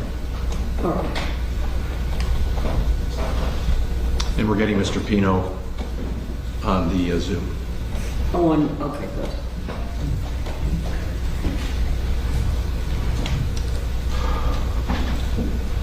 He's on already. So, he's on your Zoom? Yeah. Okay. Does that help? The camera here, do you want the camera pointed at the judge or you? The judge. Oh, okay. He just needs to turn on his camera. Oh, okay, good. All right. Very good. Mr. Pino. Hold on one second, Mr. Pino, we're going to get the Let's get the volume. audio. We'll get the audio set up. Can you hear me? Okay, I can't hear you yet. I'm working. Hold on, Mr. Pino, we cannot hear you. Maybe he's on mute. Maybe no speaker on that.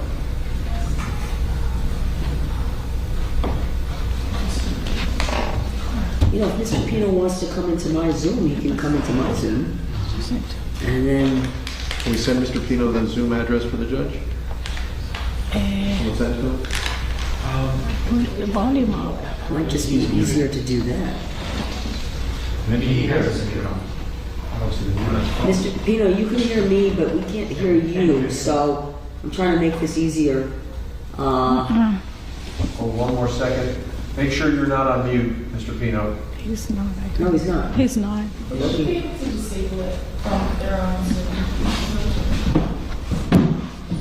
I know. Does the TV have on? Maybe no volume. Did we check the TV volume Your volume. Just our versus the computer? The computer. The volume in the computer. I will tell you honestly, the easiest way, give him my Division 62 Zoom, just have him click off of this and click into 62. I have to get them to text you the Zoom link. You sent it to him? Well, Thank you. Jordan's number, but I sent it to our group, so someone should just be able to copy it. I got it. Sorry, Judge. Okay, that's okay. We'll get it done.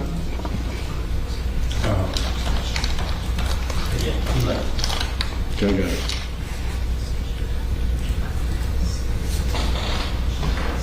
Okay. I sent it to him. I sent it via email Good. as well. Okay, I have it now. Okay.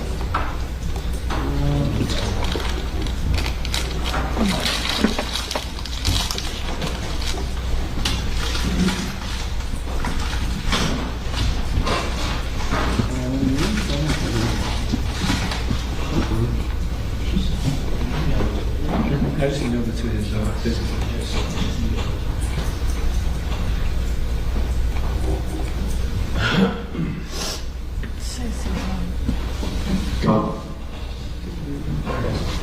Hi, Mr. Pino, are you there?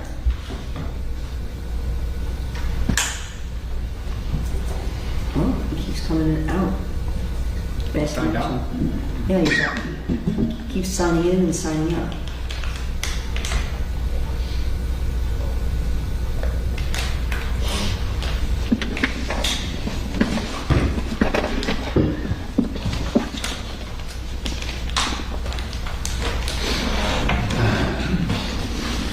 I lost him again.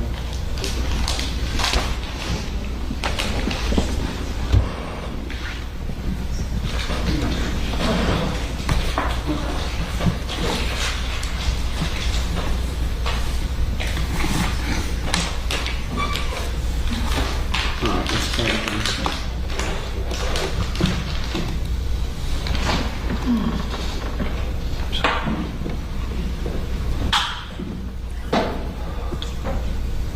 Okay, I don't know if the audio is disabled.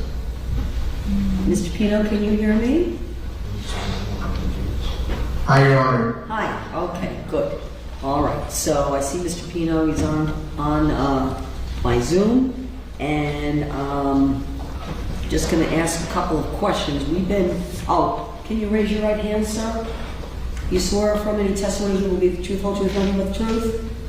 I do, Your Honor. Very well, thank you. You can put your hand down. So we've been going Thank you, Your Honor. we've been going through this afternoon the jury instructions, and we spent several hours on them. And I wanted to confirm a few things. Counsel, why don't you ask your client the questions for me? Sure. Okay. Mr. Pino, can you hear me? This is Howard Srebnick. Yes, good afternoon, Howard. I can hear you perfectly. Good afternoon. So we've been here since 1 o'clock. We, your defense team, including Mr. Shapiro, Mr. Armelino, Ms. Klein, we've been going through the proposed jury instructions, those proposed by us, those proposed by the state, and Judge has ruled on our requested instructions, those of the state, and we've informed her that you have told us that you would abide by the advice that we have given you on the requested instructions, that you've deferred to us because you don't have any legal background, and that you were relying on our experience and advice in how to best present those instructions for the court's consideration. As well, we've informed you that there was a discussion about a lesser included offense. It would have been the misdemeanor offense you were originally charged with, which brings a maximum sentence of 60 days in jail. It is not a felony.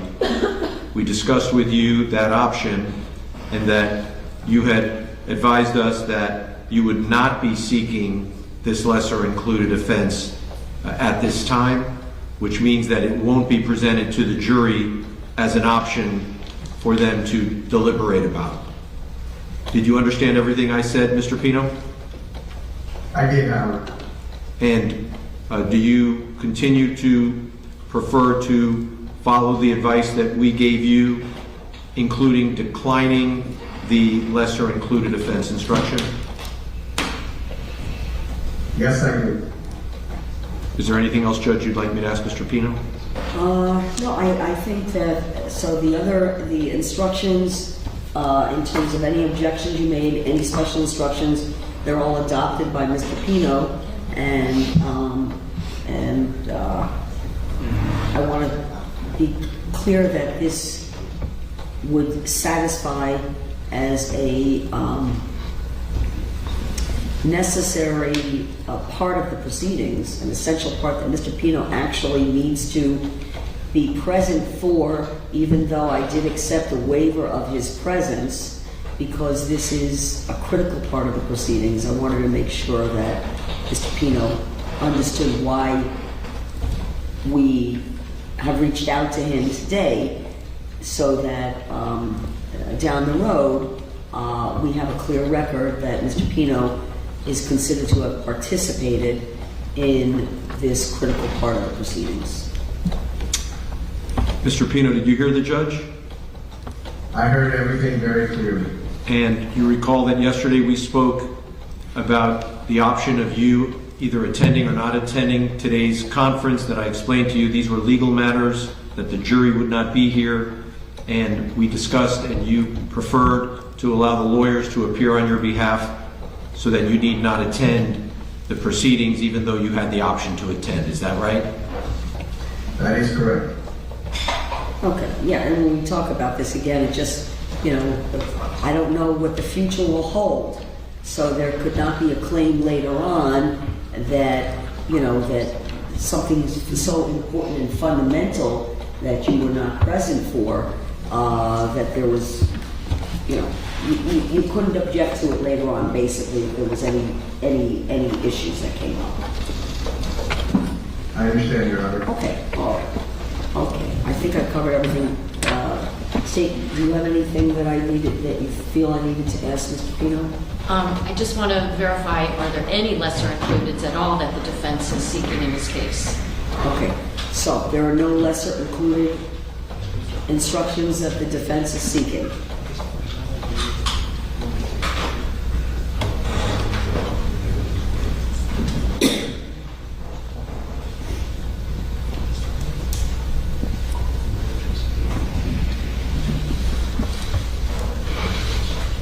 One moment, Your Honor.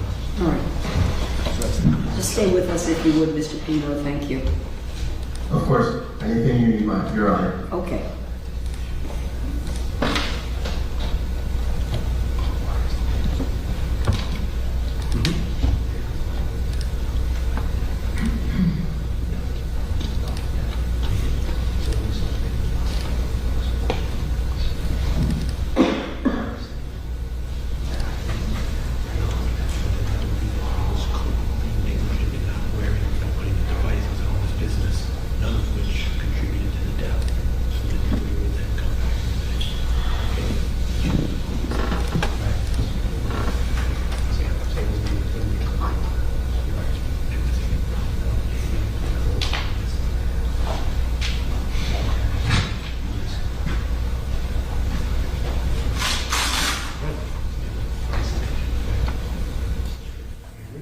There are no other lesser included offenses that are being sought. All right. And while I have Mr. Pino here, I'm just going to finish up with our charge conference. If Mr. Pino would please stay on our Zoom.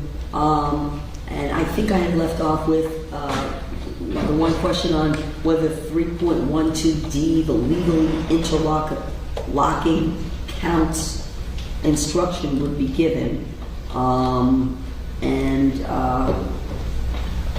The state had objected, I believe, to my giving that instruction. And that goes back to the argument that was made that vessel homicide is a necessarily lesser included offense of the manslaughter, and therefore, if the jury came back with not guilty on vessel homicide, that they necessarily could not come back on a manslaughter.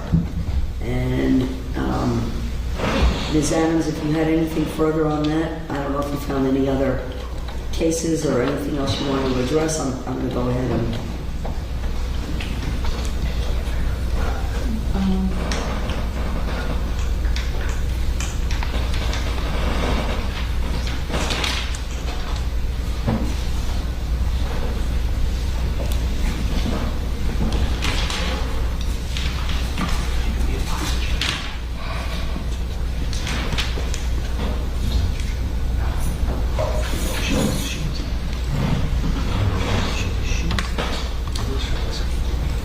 I don't think it is a correct statement of the law that the jury cannot find the defendant not guilty of vehicular homicide, but guilty of manslaughter.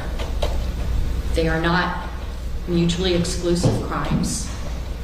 The vehicular homicide is not a lesser included offense of manslaughter by intentional act.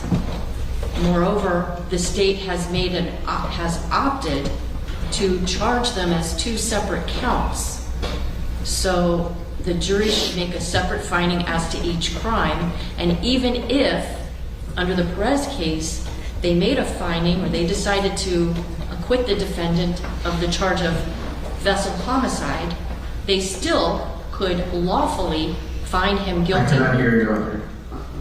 You want to move that microphone up? Oh. I'm sorry. No, this, you can just take the one on your desk and turn it on if it's plugged in. There we go. Okay, thank you. They are not mutually exclusive crimes. Because if I understood, again, on the manslaughter, there are two theories of prosecution, which is lawful, which would be the intentional act which resulted in a death, or the culpable negligence. And that, if I understood, that was the state's position as to why they're not, first of all, they're not legally interlocking, and second, why the other requested instruction that a not guilty on the count 2 necessarily requires the jury to come back not guilty as to count 1. It would also impact how the verdict form would be prepared and read, because it would be, they would have to be instructed on, they would be instructed on count 2 first, on vessel homicide, and then there would have to be some statement in the verdict form, which is used in capital cases, where, you know, you stop here if you don't find the state has proven beyond reasonable doubt the vessel homicide. And that's so distinct from what we're doing here. That's, you know, for sentencing purposes. I understand. So, I mean, to the extent that the state made I made a choice in how I charged this, and I want the jury to make a separate finding as to each crime. And even if they were to say he's not guilty of the vessel homicide, the jury still has the option of finding him guilty of manslaughter. And there's nothing to say that that's illogical or not a lawful verdict that the jurors can have. Who knows? Maybe they acquit him on both. I don't know. But what I do know is that these charges were separately filed, and the instruction that the court gives as to your verdict as to one charge should not impact your verdict as to the other. They are separate crimes. It has to be treated as a separate crime charge. Correct. Okay. And that jury instruction reflects the law, and I think that what the defense is seeking does not reflect the law. Okay, I understand. And I understand the defense argument in this regard, and the request for not only the special instruction following the vessel homicide instruction, but also the instruction for 3.12D, legally interlocking counts. Thank you, Judge. I think this also feeds into the verdict form. And into the verdict form instruction as well. And so what I'm hoping the court can explain, if not to us, to the jury then, what is the difference between the vessel homicide and the manslaughter charge if the state is proceeding under two theories of manslaughter, intentional being the A, culpable negligence being the B. But it's an or. It's an or. Right, it's or, but this is what I'm struggling with, is that intentional is a higher level of mens rea than culpable negligence. So there are alternative ways in which, by law, the state can prove the manslaughter. It's almost, I think it's culpable negligence is a lesser included of intentional. Logically. And so, and we know that McCreary has already said that vessel or vehicular homicide is a lesser included of manslaughter. That was the whole point of McCreary. So I'm still struggling to understand how the mere choice by a prosecutor to allege both theories under manslaughter allows them to then avoid what the Supreme Court has said. I think it depends on, in terms of the evaluation of what intentional act means and how the jury is permitted to evaluate that. The intent to again, the examples that were given, if the jury finds that the intent to operate at the speed that the vessel was operating at, the intent to,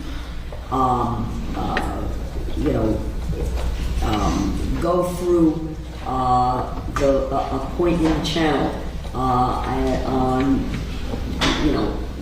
one side of the channel versus another, the act of a change of course at some point. Those are the acts, I think, that the phrase intentional act are modifying.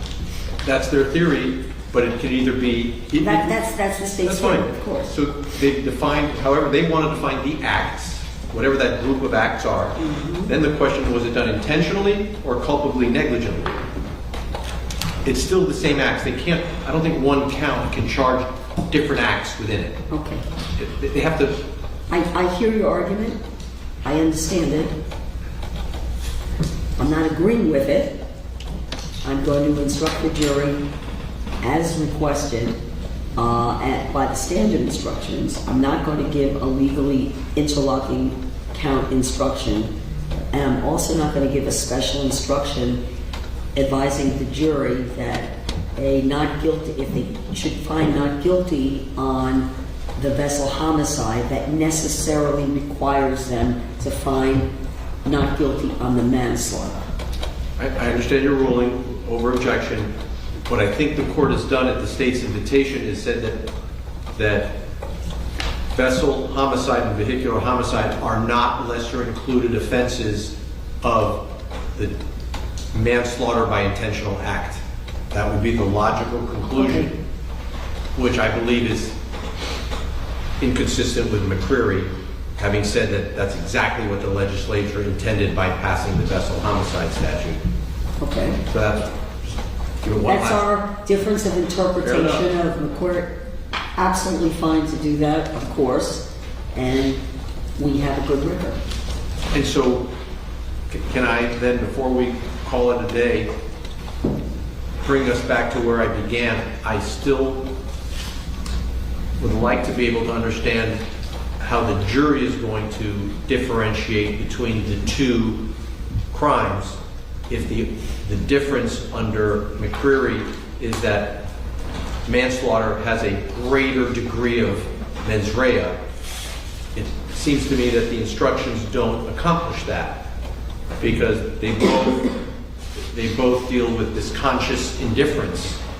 And so, given the court's rulings, I'm going to request again further instructions on the manslaughter to make clear that that's some greater level of depravity, I'll use that word loosely, than the mere recklessness. Otherwise, they sound the same to the jury from the instructions given. And that was the additional language that you refer me to under the manslaughter instruction that you had provided to me. Yes, ma'am. Now, my ruling is going to stay the same. I will review it again, as I do, over the weekend. And if there's anything that should change, I would certainly notify the parties of that. But either way, obviously it's good and interesting legal argument. And I think some of these matters could be matters of first impression anyway. And we have a good record. Okay. The only other instruction was submitting the case to the jury. And I just, will the jury have a clean laptop? Yes, I have one reserved. And you'll make sure that the defense looks at the laptop, make sure it's a clean laptop. Yep. And for any digital evidence. Yes. Because I don't bring them out if they ask to see digital. I want them to have everything they need in the jury room. Yes. And be able to view and listen to all of the evidence. So I'm just in my mind thinking, documents, audio and visual. I want to make sure they have everything they need. So if I'm missing anything other than a clean laptop, I will also have a DVD drive that can be plugged into the laptop, because one of the items of evidence that was introduced was a DVD. Okay, good. All right, because it was in a DVD. Okay. I can't think of anything else.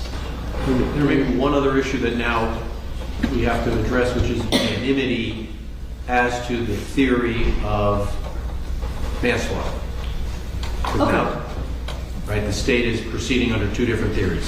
Which is, okay, so, right, whether or not there needs to be a special verdict where the jury would have to find unanimous as to either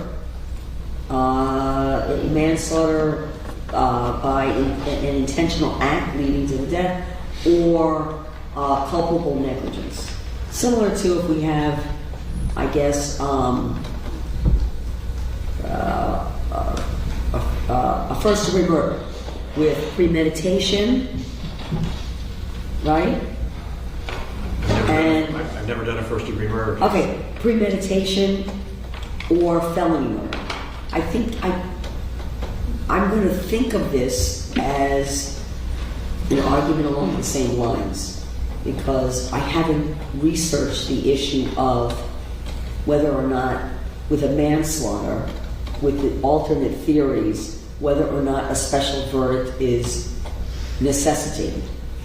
At a minimum, I think at least a jury instruction that they must be unanimous as to whether it was an intentional act or culpable negligence. Okay. I don't have any case law on that at all, and I invite anyone to find me a case that would require that.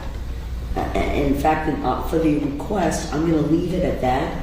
Right now, I'm going to decline to do that, or to create a special verdict form to do that.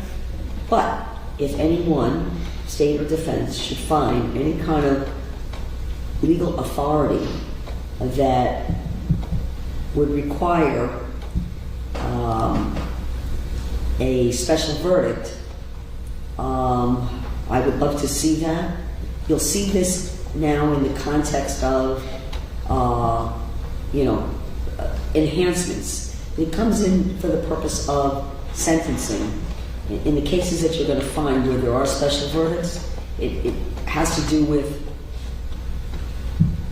if there would be enhancements for a jury to make. A jury would have to make a special finding for certain enhancements. That's where you'll find the cases that talk about special verdicts. Okay? So, if you find anything, I'd love to see it. I've not seen it before, but because when we talk, even it has been a lot of discussion over the years in murder cases over felony murder versus premeditated. And while it continues to be an issue that defense counsel raised, I think the Supreme Court has maintained the position that there is no special verdict for the jury to find unanimously either a felony murder or a premeditated murder. So I'll leave you all with that, and I will see everyone at 9:30. We'll start up 30 minutes. At least we should meet 30 minutes before, and I have coverage, so we'll be good to go. I will just, I have I think a small table that I would like to bring with me to the courtroom just because. I can't hear you, Honor. Okay, I'm sorry. I think counsel was going to bring a table to set up in the courtroom, I guess, so that the evidence could be kind of, instead of going back and forth, and I think everyone might have access to it, right? If you bring a table here? I would share it. You would share it? Of course. Very good. So it just makes it easier to set up any evidence on that table as opposed to coming back and forth to the clerk. So that's fine, and I think that would be fine with defense because we're going to share. Okay. Judge, what schedule are you proposing in terms of where we're going to break during the course of the closing? I propose you think tell me how you think you're going to break up your closing, generally. I think probably if I would need maybe about an hour or so for my... I cannot hear her, Your Honor. I think I would need about an hour or so for my initial close. About an hour or so. And then I would reserve about 30 minutes perhaps for rebuttal. I will tell you, I do not put time restrictions on, I don't do the opening, I don't do the close, I don't do that. So if you're a little bit over, a little bit under, you know, I plan to give you a couple of hours. I think you all indicated you wouldn't need more than 2 hours, but I'm not going to put a restriction. So you're going to break it up, and what I think would happen is after the state's first close, we would take a break. You can then figure out how you want to set up the evidence, and then the jury would come back. You do your close in its entirety, and then what's going to happen is we're going to have to break for lunch at some point.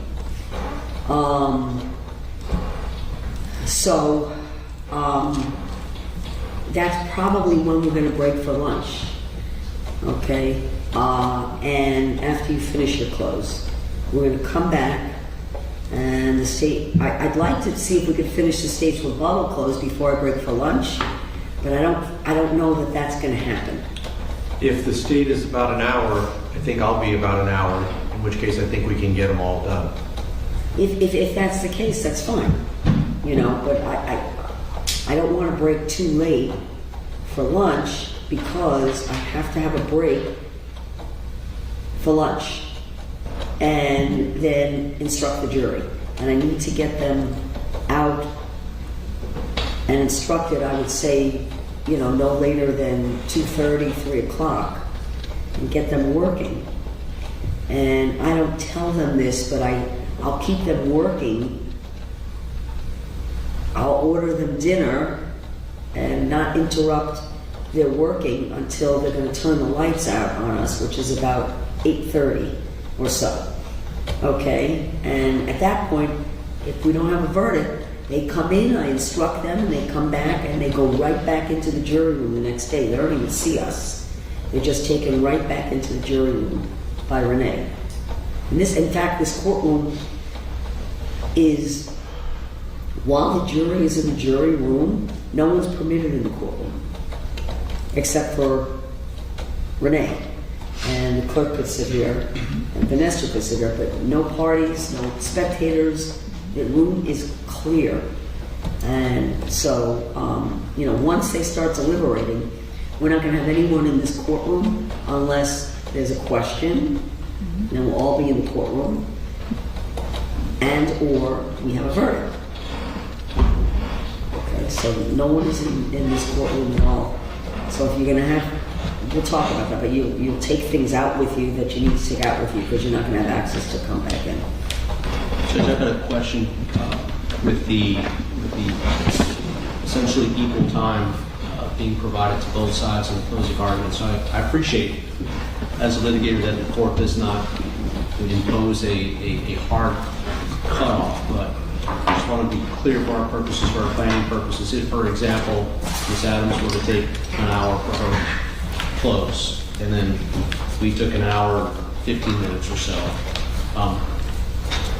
the prosecutor's final close, rebuttal close, it seems to me there should be at least some restriction, you know, to provide at least fairly equal time between the parties addressing the jury. Okay. I'm just wondering about that. Well, let me say this. We have to be reasonable, okay? You know, if you're able to consolidate your close in an hour, and they've taken an hour for the first close, I'm not going to deprive the state of their opportunity to come back with a rebuttal close. That's what the law allows for. And if it's 30 minutes rebuttal that they're asking for, then that's not unreasonable.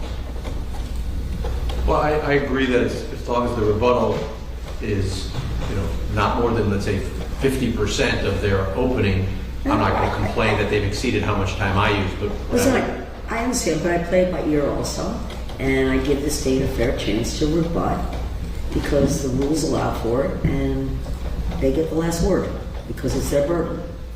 So I would give them a fair chance to rebut, and not had any issues about this that I could ever recall. I think we could all manage it fairly well. What's fair? They're going to have a chance for a rebuttal close to rebut your closing.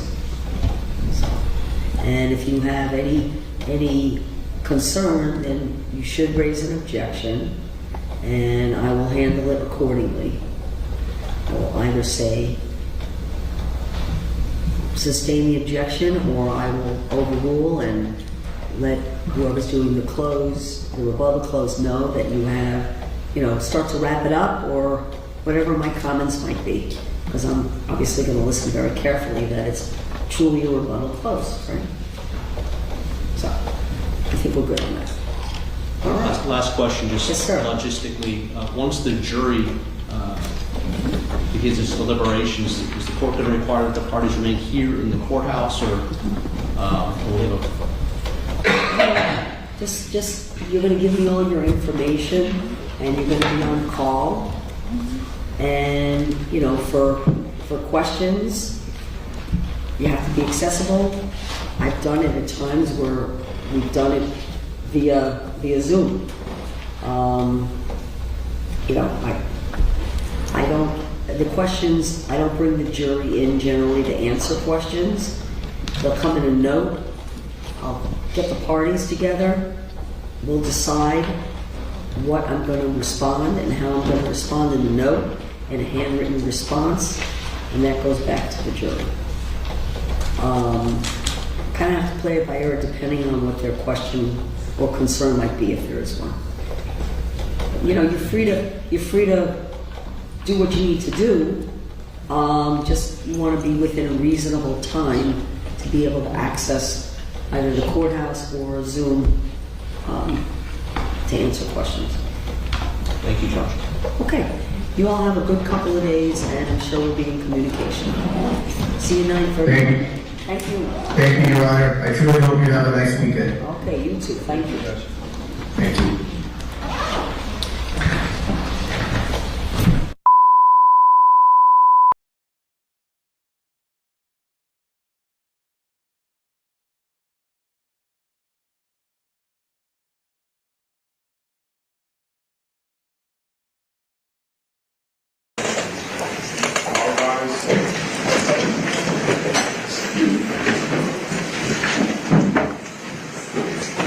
Good morning, everyone. Please be seated. No standing in the courtroom.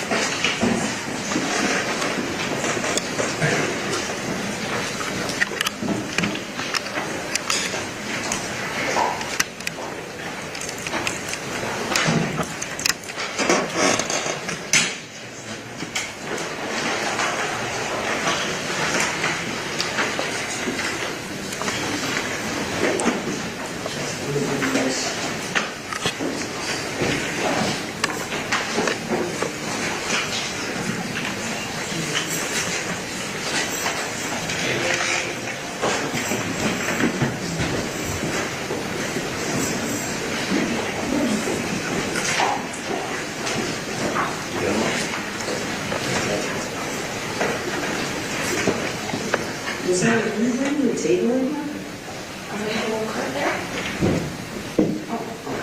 I had to bring in a long table. Okay.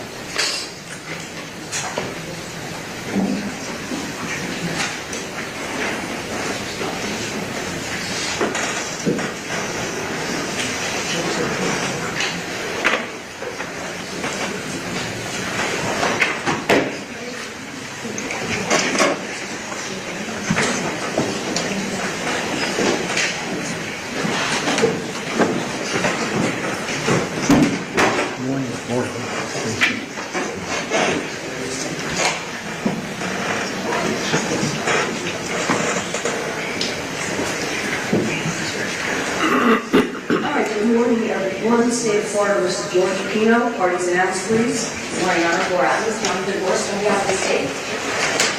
Good morning, Your Honor. On behalf of George Pino, who's present, Howard Srebnick, Edward R. Molina, Mark Shapiro, and Janelle Gomez will be here in a moment. All right, Thank you. well. Good morning, sir. Good morning, Your Honor.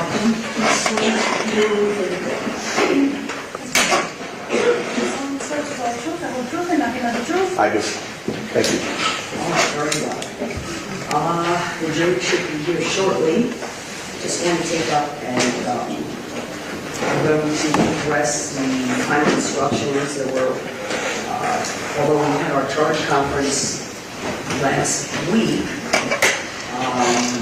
there were additional meetings and discussions via email that the parties have had with the court, and a few additional pleadings filed that I would like to address. And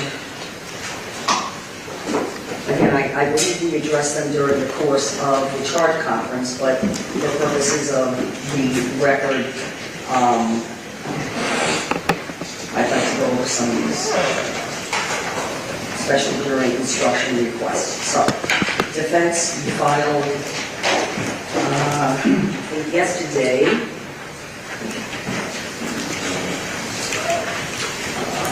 objections to the June 12, 2026 amendments to the standard jury instructions on manslaughter, and my understanding of this is for the culpable negligence instruction as the misdemeanor under the standard jury instruction 8.9. There was some modification of the language of 8.9. And this modification in the amendment actually now mirrors the language of the felony culpable negligence jury instruction, of which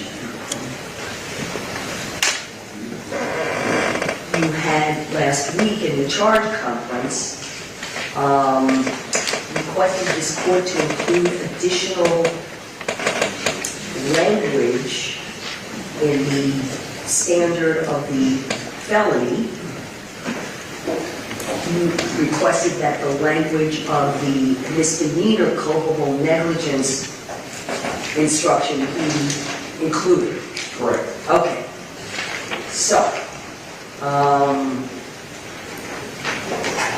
going to ask the state if they had any comments on it.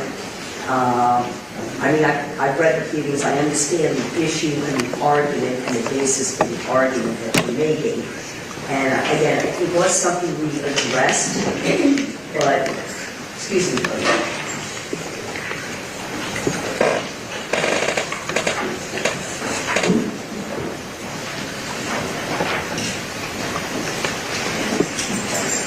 it was something that we didn't address. So let me just ask Ms. Adams and Mr. Boles, was there anything that you wanted to comment on with regard to, it was the defense request for the,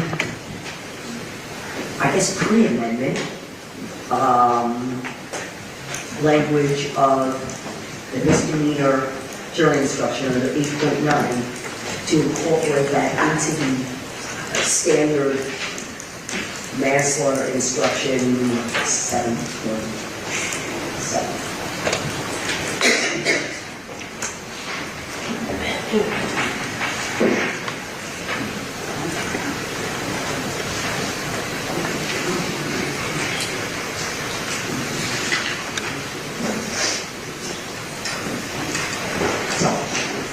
All right, I'm sorry, Ms. Adams. I understand the defense request. I think that we litigated this on Thursday. I think the court has already ruled. I think that the instruction in manslaughter regarding what culpable negligence is appropriate. I think, Your Honor, I haven't had much time to look at the instructions, the final ones that we got from Your Honor. Okay.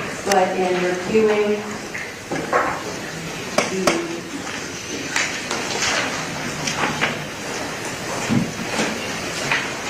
the instruction that the court gives on page 8 of the total packet, when the court defines culpable negligence, I think that it is an accurate statement of the law, and I see no reason to import a misdemeanor into a felony homicide charge.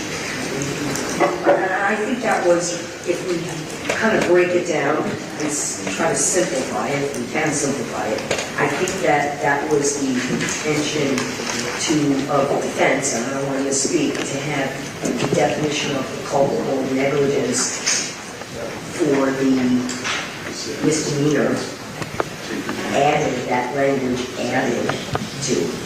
Am I right about that? Correct, as well as other there were other propositions of law that we had proposed in the case law. But yes, you're correct. Okay.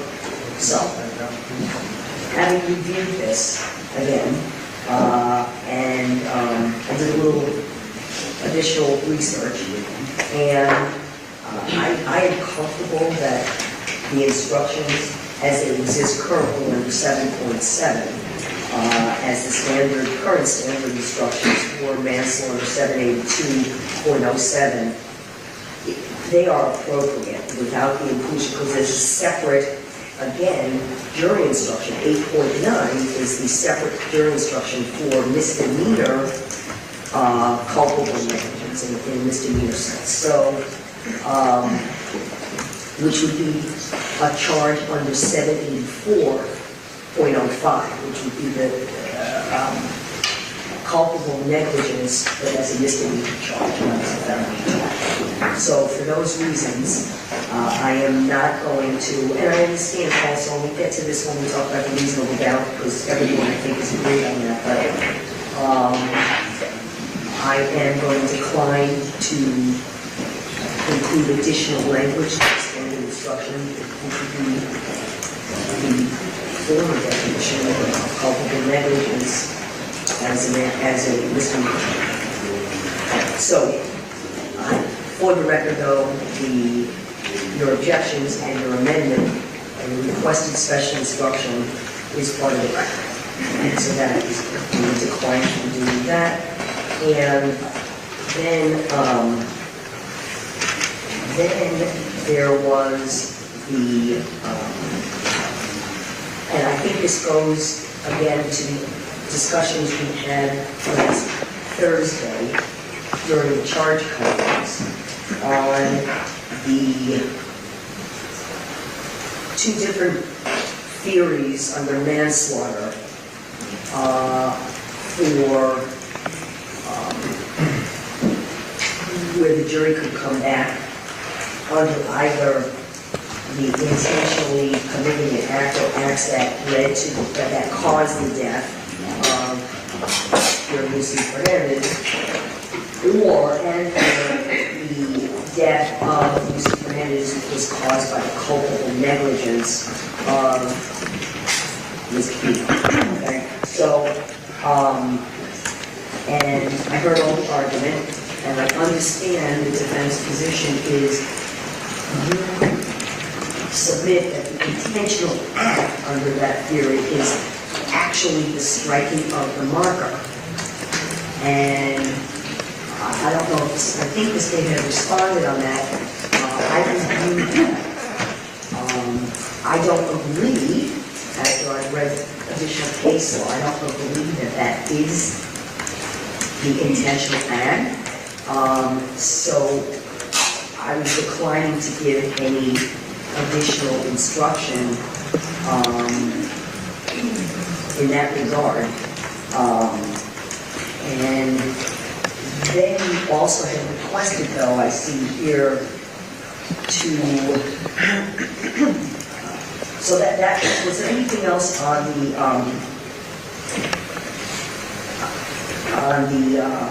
under 2A? Yes. Okay. So the anomaly that this creates is that intentional is an act that assumes that the operator is intending to essentially crash. That's what it has to be at, otherwise there's no causation to between the act and the death. And the alternative theory of culpable negligence is assuming just a course of conduct so irresponsible it leads to a collision that was not intended. The state has, from the beginning of this case, said in their traverse, they take the position that they have no reason to believe Mr. Pino intended to crash. So what we're left with is two theories that the state is going to the jury with. One that just start with the culpable negligence, let's just call it irresponsible, indifferent, conscious, all sorts of negligence. Culpable negligence. Without intent. It's not an intent crime. On the other hand, with 2A, what is the act? I would just ask the court, the jury needs to know what's the act they're looking for. And if you read the case law, my interpretation of the case law, it's the act, and it's defined here. It's not necessary that the state prove that the defendant intended to cause death, but to commit an act that was not merely negligent, justifiable, or excusable, which caused death. For example, let me give you an example of a case that I read, in vehicular, in vehicle case, where there was a death. And the theory was under an intentional act. Driver and passenger. Driver and passenger get into a dispute while driver is driving.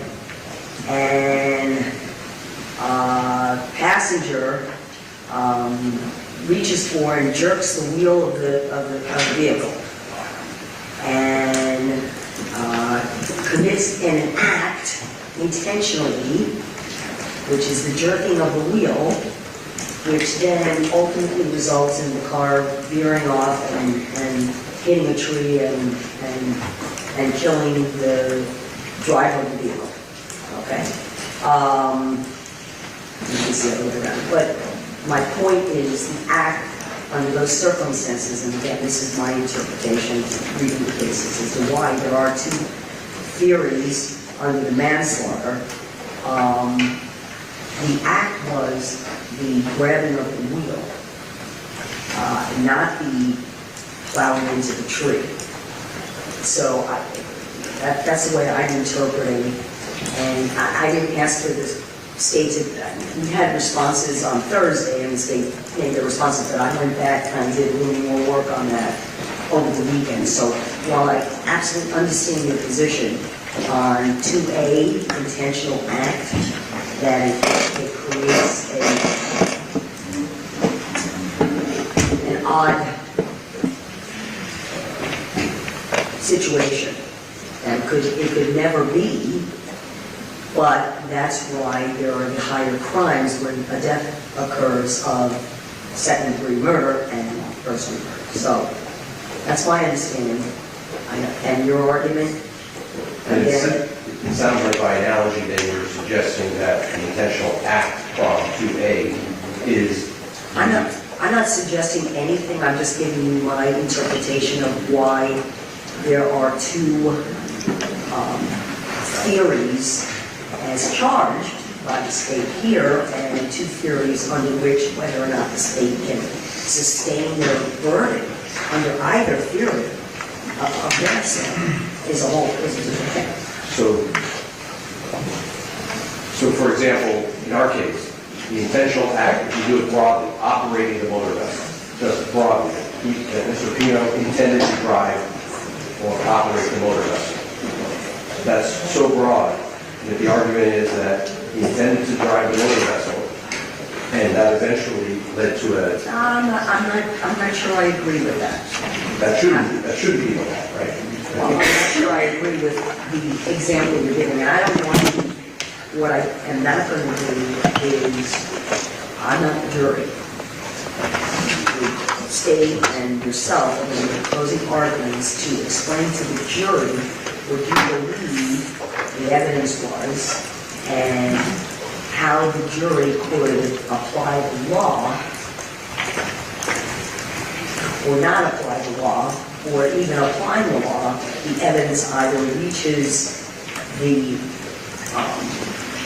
element of proof necessary beyond a reasonable doubt, or does not. And so the state will argue how it does, and you're going to argue, sure, how it doesn't. So I'm gonna leave it at that. I think it creates a notice problem for us in terms of what was the act we were defending against. We always assume that the act is the elision. That under that problem, that the state was, if it's in the charging document, there's two theories. Either we intended to crash, meaning you can see examples where people bump up against the pylon intentionally, too fast, someone gets hurt, and if it's done intentionally, not merely negligently, then there may be liability. On the other hand, the driver is not intending to intersect or rely with the marker, but happens to do so because of an erratic driving pattern. That would be another theory, which is the theory we've been defending against since the beginning of this case. Because the state had made it clear, particularly in its reverse, they're not claiming he intended to ally with the marker. So that's what's giving us the concern. We submit that 2A manslaughter should be stricken. Excise that. And I think we preserve that issue. Absolutely. I'll reinforce it. And then I'll be listening carefully to what the state argues in closing and be mindful of what Your Honor has said to us about the case law, about the passenger grabbing the wheel and turning it, and that causes the... Again, that when I read the cases on the different means by which, in a criminal case, elements of either the intentional act of 2A or 2C, the type of evidence, every case is different, right, factually. So that was my interpretation. Okay. Let's get to, I think, the final... Judge, before we leave that, to make sure you receive our pleading proposing the instruction. Yes, I'm going to talk about it. And we filed it, so right. Where we propose the instruction on manslaughter 2A. I see that, and in that proposal as well, you also, then there was an additional pleading where you asked for, under the vessel homicide instruction, you asked that the court provide the jury with an additional special instruction as a vessel homicide, which were case examples with citation to the case, with the factual summaries of the cases. Yes, sir. It was both for vessel homicide and for the manslaughter. Yeah, vessel homicide, you had about 12 examples, I think. You made it 13. 13, there you go. And for the manslaughter, you had, which were the cases that were presented, and we addressed early on as well. In the motion dismissed. Yes. So I am not going to instruct the jury with case law or summaries of case law, factual summaries of different cases. But again, this is part of the pleadings and part of the record. The other matter, and I think we've all agreed on, the navigational rule instruction. If you look at, I gave you all what I call the final instructions. If you look, I did, and thank you for pointing it out, during the charge conference, I agreed that the additional language of individually or cumulatively would be included. And if you look, and I think it's included in the correct place where I had agreed that I was. Yes, Judge, I see it at page 10 of the paper copies that were delivered to us this morning by your chamber. Okay, so that's good. On defendant's statement or statements, because there were various statements, and when the jury is given the opportunity, and as they should, to determine whether or not certain statements are voluntary, I just included the word statements, and then I put in parentheses S when I said the word statement in the rest of the instruction. Look at it, I'm just Do you know what page number that would be? Let's see. Page 18. Thank you. Starting on 18. Yeah, it's just one other judge.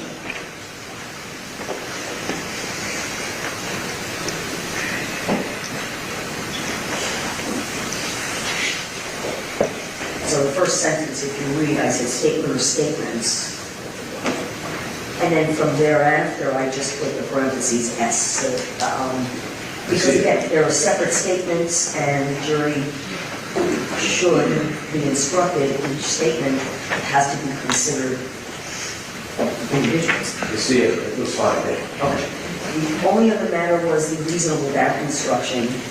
And we talked about, and I had initially indicated that I was going to instruct with the amended instruction June 12th, which was then amended again. And what I am going to do actually is instruct the jury on reasonable doubt as the instruction existed in the standard prior to June 12th. At the start of the case, when the jury was sworn, which was June 5th, I think. No, I didn't swear the jury until the 8th. But everyone was in agreement with that. I think I didn't have any objections to that. So, that's right, we had asked for the original instruction supplemented by the U.S. Court of Appeals for the 11th Circuit's language. And in that regard, I am not including the additional language of the 11th Circuit Federal Standard instruction, but it's going to be the reasonable doubt Florida Standard Jury instructions pre-June 12th. I think that covers everything. I think we covered everything on the instructions. If you see anything in the packet, sometimes you look at things over and over and over again and you miss something. So fresh eyes, if you see something that is incorrect, would you please just make a note of it and I'll make those corrections during the course of the morning. So, Renee, how are we doing with the jury? Okay, can you go up and check them out, please? Because I think we're just about there, right? Okay.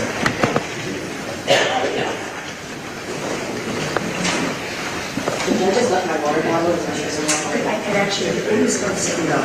May I see the court reporter with the attorneys at the sidebar for a moment? Thank you.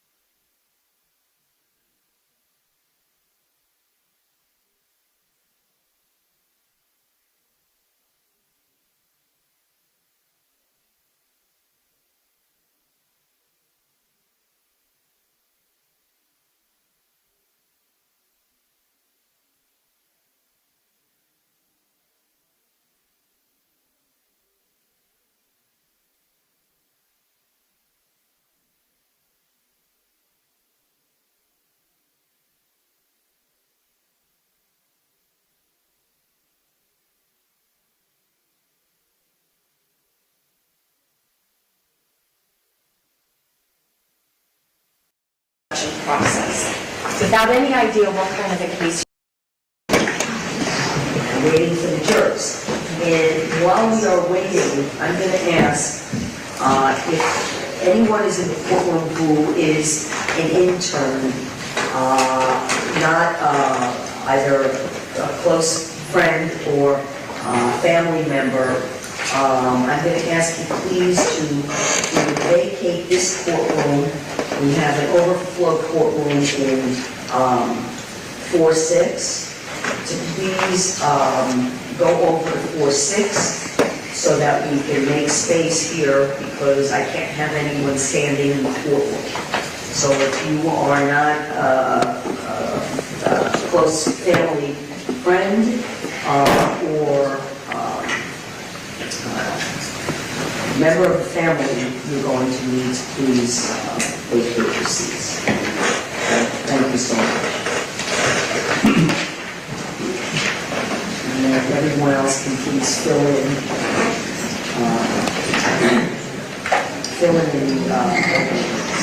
And Judge Walter, waiting for the jury, we did receive a paper copy of the proposed verdict form. And declines to give a special verdict for the different kinds of manslaughter. Just wanted to hear that. That was the other request last week that we spoke about, that the defense had requested that the jury find, if they find either intentional act or culpable negligence, that they would have to find one or the other beyond a reasonable doubt unanimously, and do that in the form of a special verdict. And I declined to give a special verdict form, but that was also preserved by the defense. Thank you. Okay, now I have the jurors.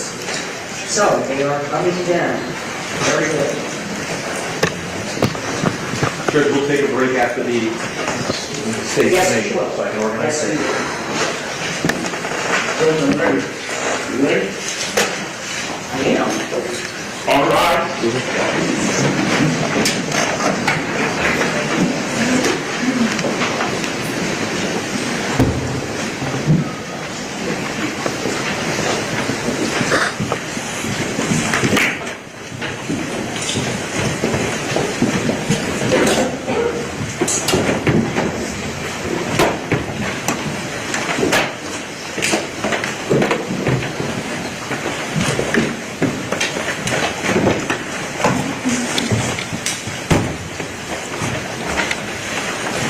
Everyone please be seated. Thank you.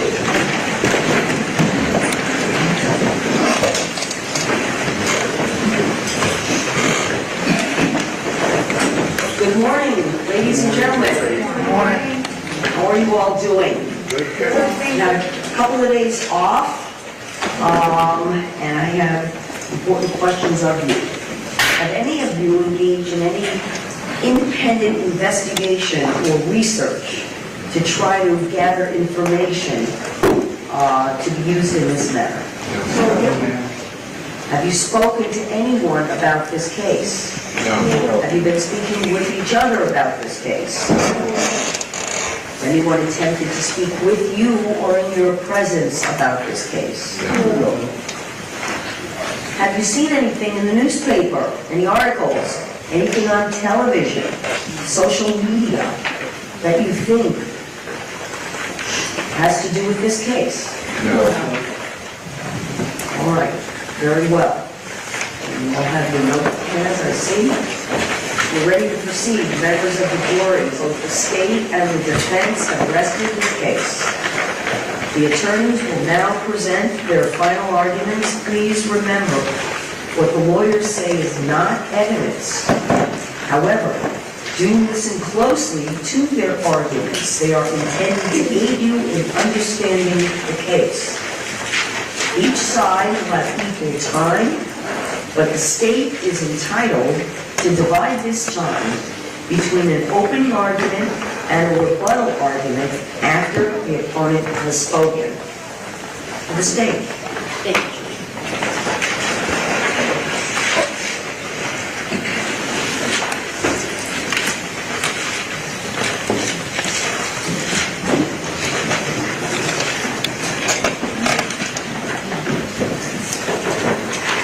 Ladies and gentlemen, good morning. Good morning. 3 weeks ago, you all came into this courtroom not knowing what kind of case you might be selected to serve on the jury. Really, keep your voice up. Yes, sir. About 3 weeks ago, you all came to this courtroom and you sat through the jury selection process without any idea what kind of a case you were going to maybe be selected to sit in, listen to. No doubt this has not been an easy case for anyone in this courtroom, but everyone in this courtroom owes each of you a true debt of gratitude for your service, for your attention, and for your thoughtfulness throughout this process. I want to talk with you all a little bit about what I said to you at the very beginning of this trial. I told you that this is a case about responsibility and accountability. Now that you've heard all the evidence in this case, you can see that this defendant is a man who abdicated all responsibility. As the captain of a ship owes to each one of his passengers. Now, done safely, of course, boating can be a lot of fun. And you know that. Look at the pictures that we have. Again, so much evidence in this case. You have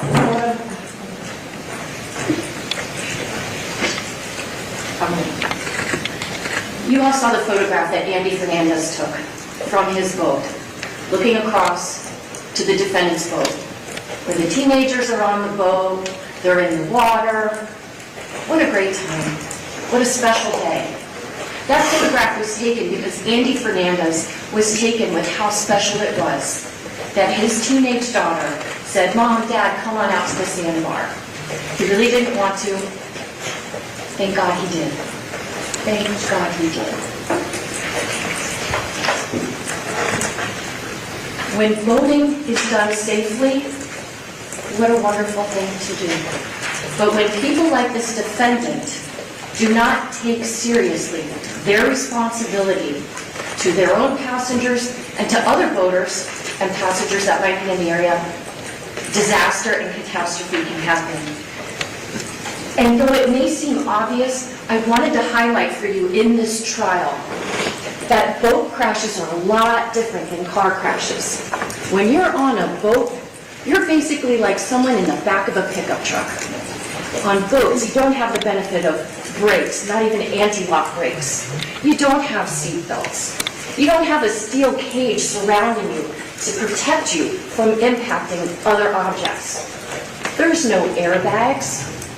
And if, God forbid, something should happen and you fall out of that boat, you jump out of that boat, you're ejected from that boat, you run the risk of drowning, even if the injuries that you sustained weren't that serious. And we know that to be true because that's exactly what happened to Lacy Fernandez. Now,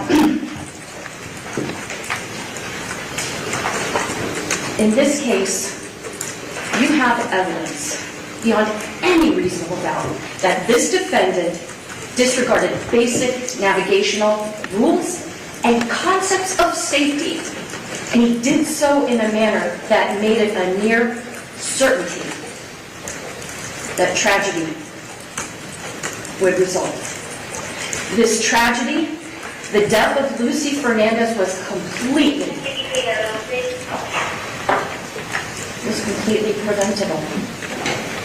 But after this abdication of duty that this defendant owed to his own daughter, to his wife, and to those 11 other teenage girls, these 13 other souls that were on his boat, what did he do? He lied over and over and over again about what happened. Why? To shift the blame away from himself and in an avoidance of accountability. That's why I told you at the beginning of this case, this is a case about responsibility or the lack thereof, and accountability and the complete lack thereof. So let's talk about what was happening on that Sunday. It's Labor Day, it's Biscayne Day. There's a little more boat traffic out there than usual because it's a holiday weekend. The defendant and his wife decide they're hosting a birthday celebration that weekend for their daughter who was going to be turning 18. That morning, some of the girls watched Mass on TV. We're talking still back in 2022. We're just kind of starting to come out of the pandemic. After that, pickleball tournament sponsored by the defendant. The girls, the defendant, tennis, pickleball, what a fun day. Knowing that the next thing they're going to do is go out to Billy's Point, go out to that sandbar. So everybody boards, George Pino's vote to go party at the sandbar. And boy, what a party that was going to be, huh? They brought food, sure. The defendant's wife said, oh yeah, and my husband packed the drinks. Ooh, what drinks? Beer, alcoholic seltzers, Prosecco, Chambord. Not just for the Pinos, for everybody. The kids, other people that they're going to meet up with.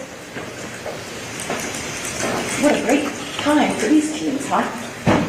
How irresponsible. But, you get out to the sandbar, and what happens? Well, the defendant going out to that sandbar, you heard from Paul Albert, navigational expert, GPS expert, that when he went out to the sandbar, he goes relatively at a mild pace, not really at breakneck speed, and he kind of meanders in and out of the canal, out of the channel, which Mr. Albert told you is consistent with, navigating around other boats, things of that nature, until they get to where they're going to drop anchor. But they don't stay there because one of the other boats, as Mr. Fernandez told you, was too big to drop anchor there. So they go a little bit further north, and that's where they all stop. And they're there for almost 3 hours. What are they doing? People are drinking, they're socializing, they're swimming, they're listening to music, they're dancing. A lot of these 17-year-old girls were drinking alcohol that the defendant provided. You heard from Cammie, the first passenger who testified in this trial. She had consumed 10 alcoholic beverages. 10! I submit to you that as the fun and the drinks were flowing, the defendant kind of lost track of time. And he suddenly realizes, oh my goodness, it's getting to be close to 6:30. I've got to get all these people back to Ocean Reef. And everybody's got to get fixed up, glammed up for the party. Now, we heard testimony that the house that they were stationed at was like a 3-bedroom, 3-bathroom house. Conservatively speaking, that means 4 girls per bathroom getting ready for the party that he had spent almost $2,000 for. So it makes sense that the GPS data that Mr. Albert showed us on the way back, he's making a beeline. He's not making all those track points. He's not deviating from course. He's in the mindset of like, set it and forget it. Get back to Ocean Reef as quickly as you can. So, literally, with a boat full of buzzed teenagers, if not drunk teenagers, this man decides to set a course heading to that channel. A channel that he has gone through time and time again. A channel he knows where those markers are. In a boat that there's a stipulation between the state and the defense, an agreement. The boat is in fine working condition. There's nothing wrong with that boat. And he knows the specifications of that boat. He'd had it since 2020.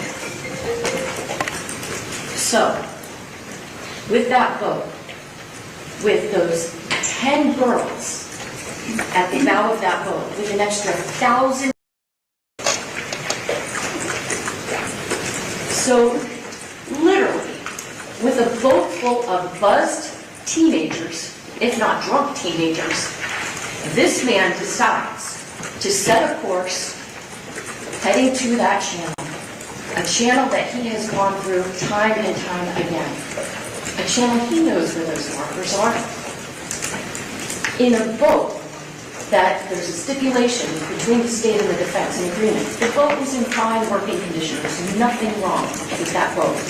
And he knows the specifications of that boat. He'd had it since 2020. So, with that boat, with those 10 girls at the bow of that boat, with an extra 1,000 pounds on that boat, at the front of that boat, he makes a beeline. And you heard from Mr. Albert, in order to reach the speeds that we see from the GPS, with that amount of weight on the boat, he was going full throttle.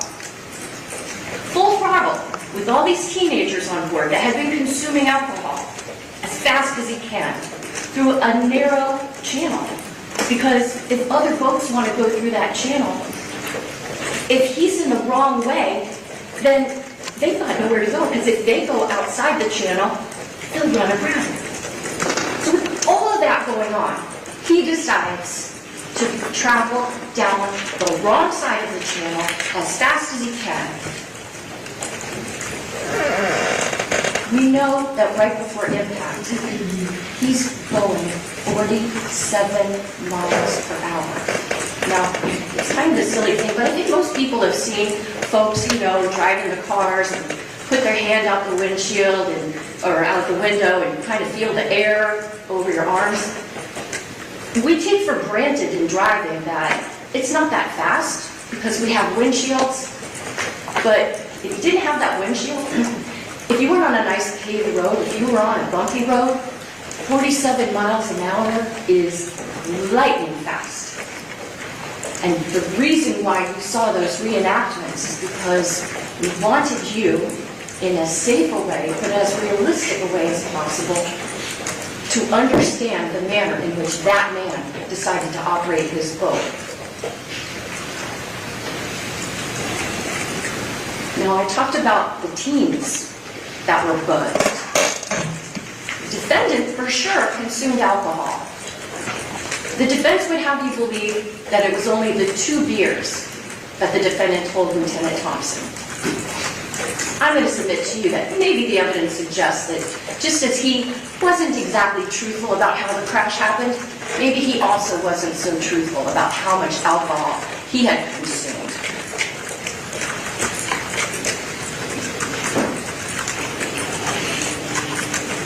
This defendant knew the channel. He knew that vessel. He knew the people on the vessel. He knew what they'd been doing on that vessel.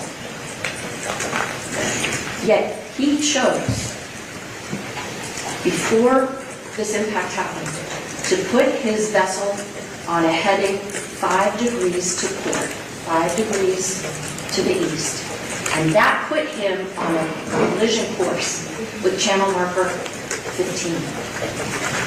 And sure enough, by the time he realizes, oh no, it's too late. How did this crash happen? I'll tell you. Because he was reckless.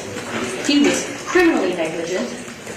No one but this defendant captained that boat. No one but this defendant decided the speed that it should travel, and no one but this defendant decided the direction of travel. No one and nothing is responsible for the death of Lucy Hernandez, except for that man sitting right there. He is the reason why she is dead.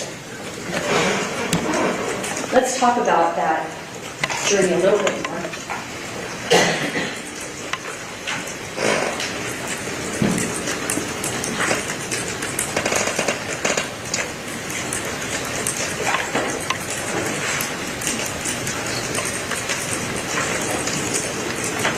These photos, states 3 and 10, which are in evidence. We see in number 10, a bunch of young girls having a great time. In number 3, we see that photograph that Andy Fernandez took. What a fun, happy day. Mr. Horse,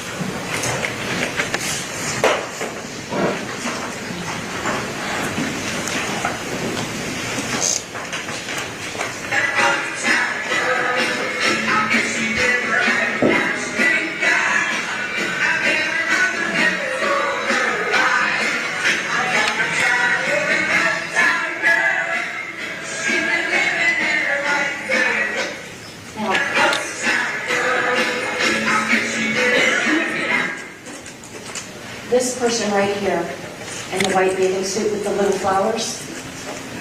That's Lucy.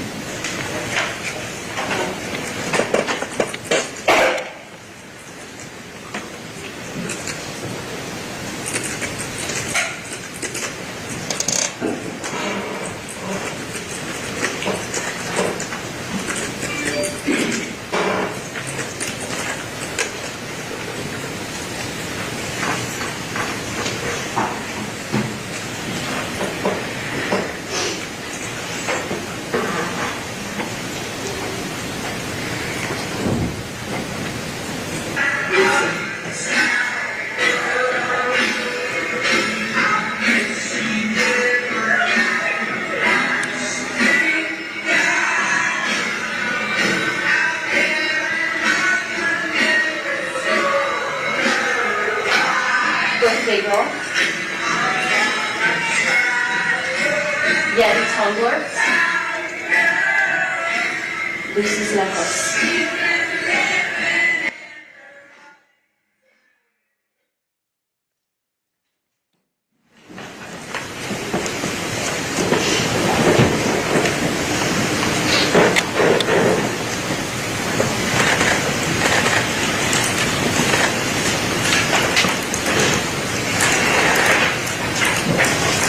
We know from exhibits 11 and 106, which are in evidence, that Lucy was seated here in the diagram number 9, right in front of where the defendant was at the helm.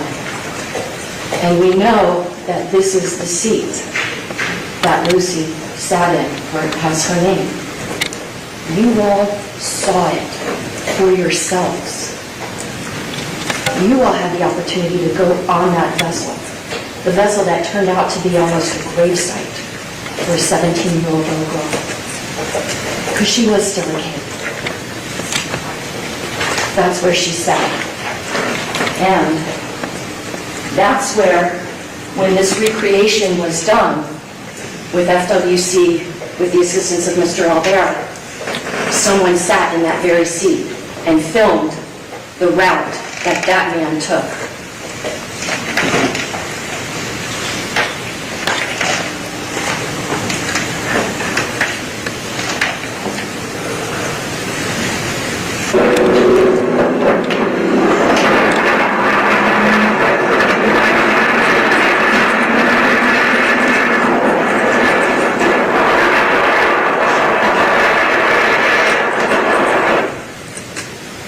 Coming up on 13 and then 13A.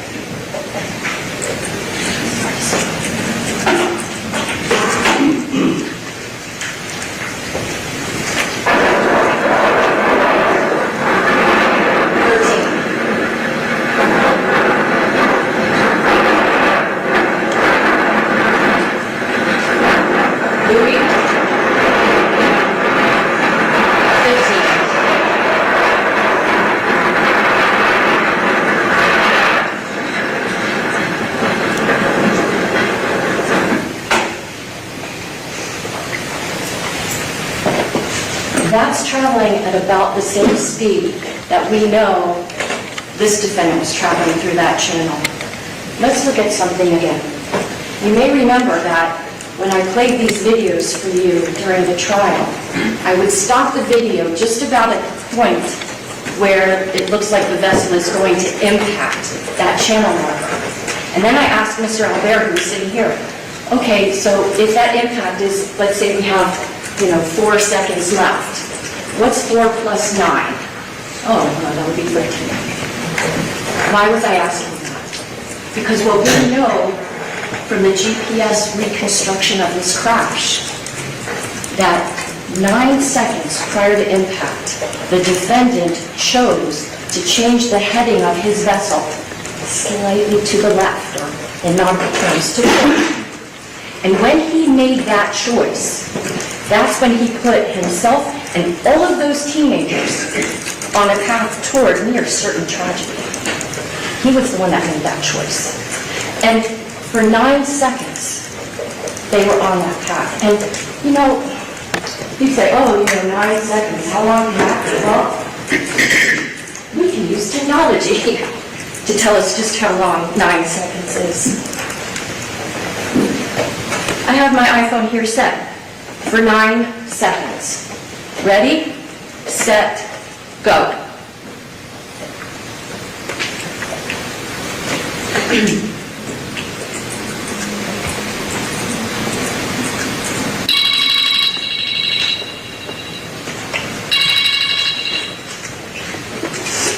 That's a long time to not look at what's right in front of you.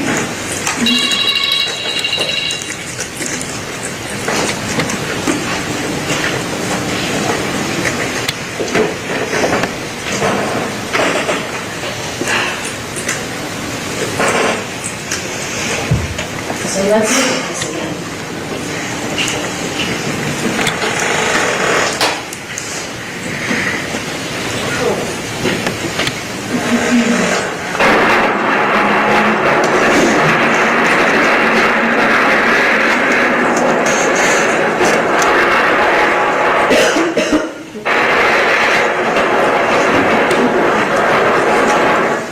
That's 13A.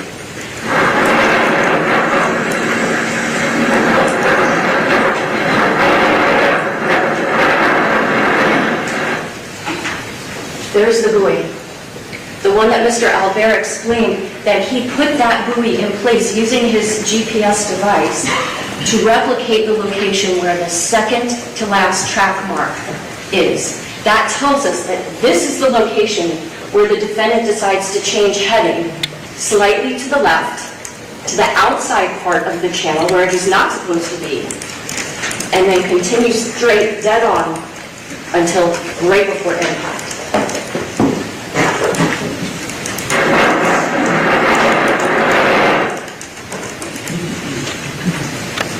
Channel marker 15.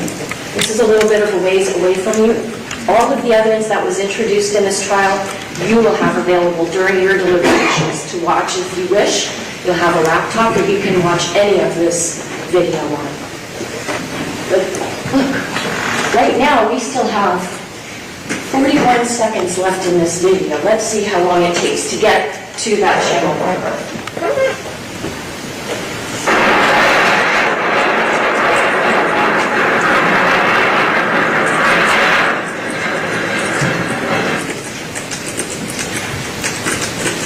Excuse me.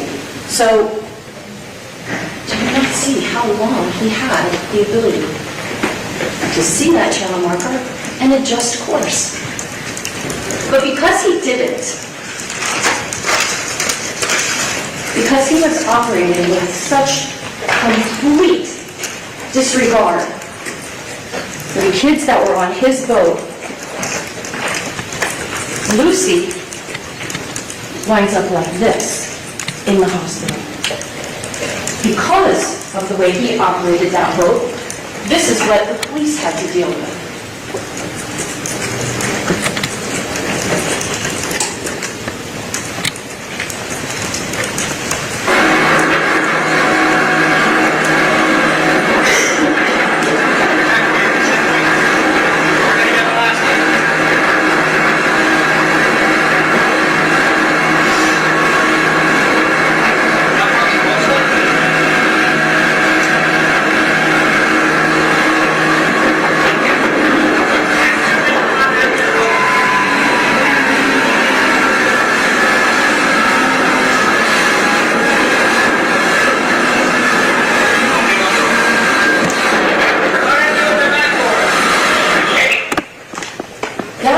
The clip was included in part so that you all would get a sense of when the police are responding to a life and death emergency, it makes sense for them to go as fast as they can.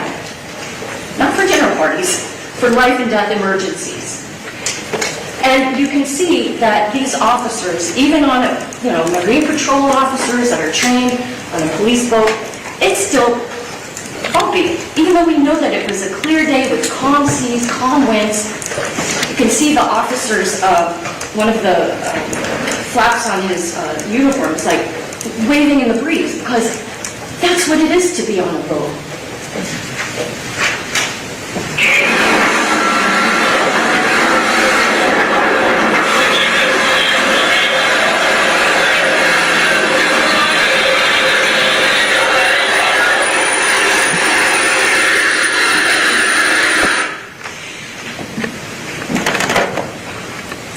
Air rescue, helping a paramedic trying to get to Lucy, to try to save her life.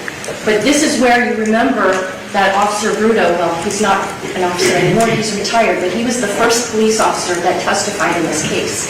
And he told you about the difficulties that air rescue was having getting the paramedic onto the boat because the prop wash from the propellers was making the small boat start to spin.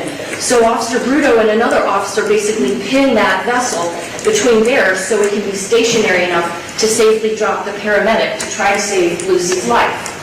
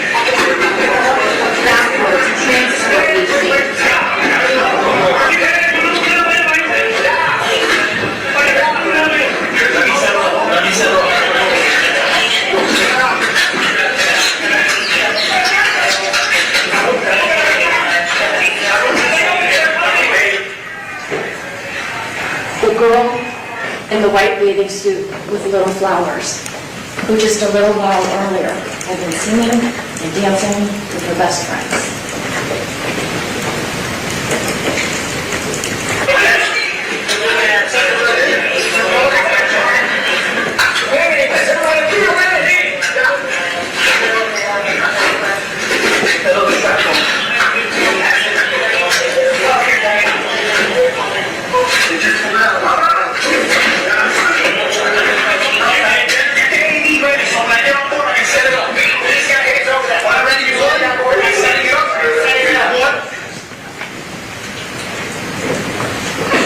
From there, we know the testimony is that the police boat raced as fast as it could to the Elliott Key Harbor, where a helicopter was waiting for her to try to get her to the hospital to save her life, the life that he endangered.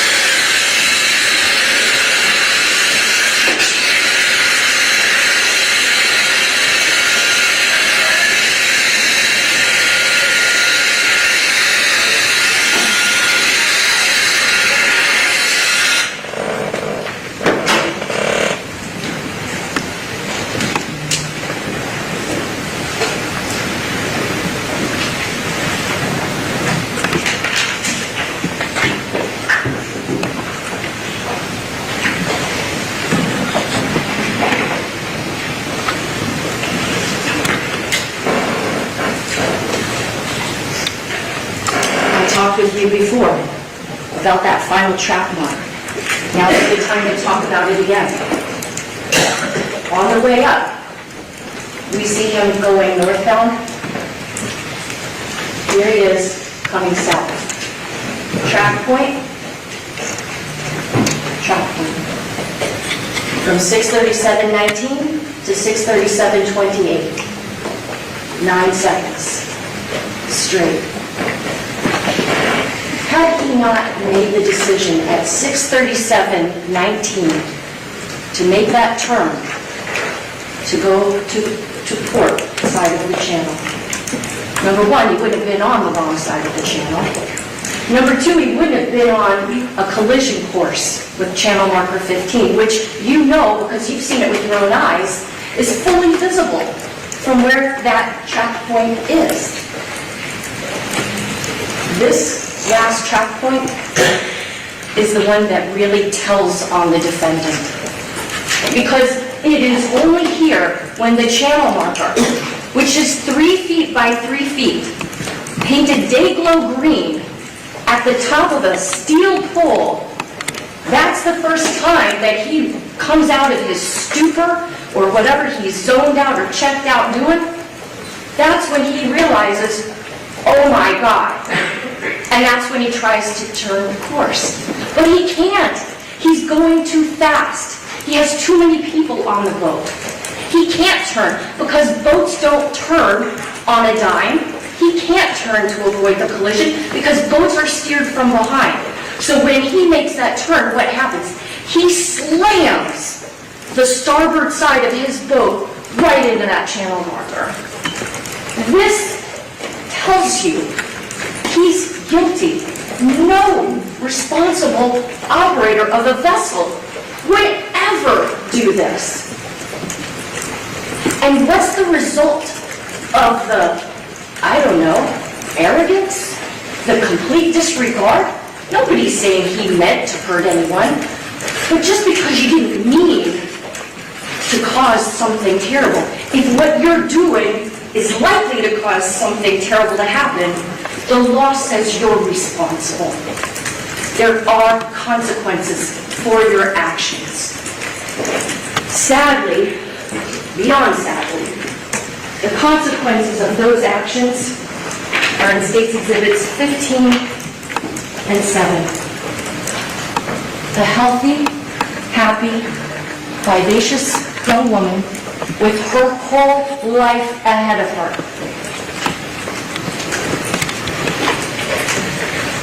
Goes from this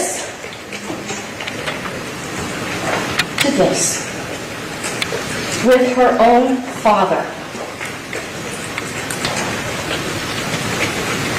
Tearfully, but with controlled emotion, telling you this was my Lucy.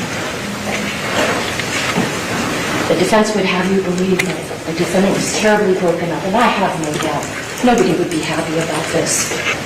But imagine if Amanda's first Christmas without their child, and this is what's posted on Instagram, this bereft man. This is what they see in December 2022. Their daughter is barely cold in her grave, and this is what's posted. Responsibility, accountability.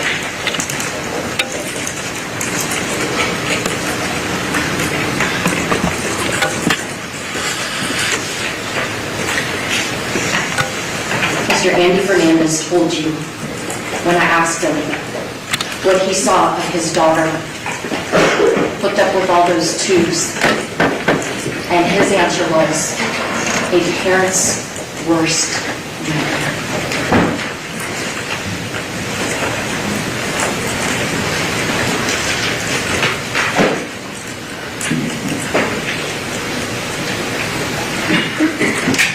I don't want to unplug this thing, but I hate being so far from the jury. There are many operations in this.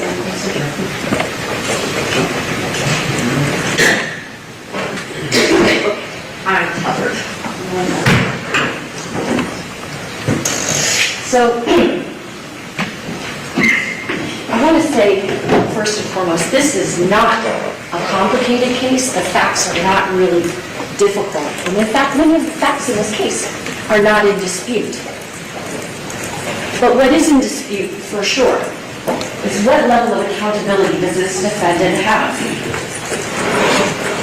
In jury selection, the judge told you, bias, prejudice, and sympathy have no place in your deliberations in that jury room.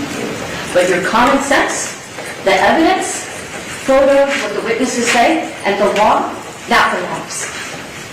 Common sense tells you that this defendant is guilty.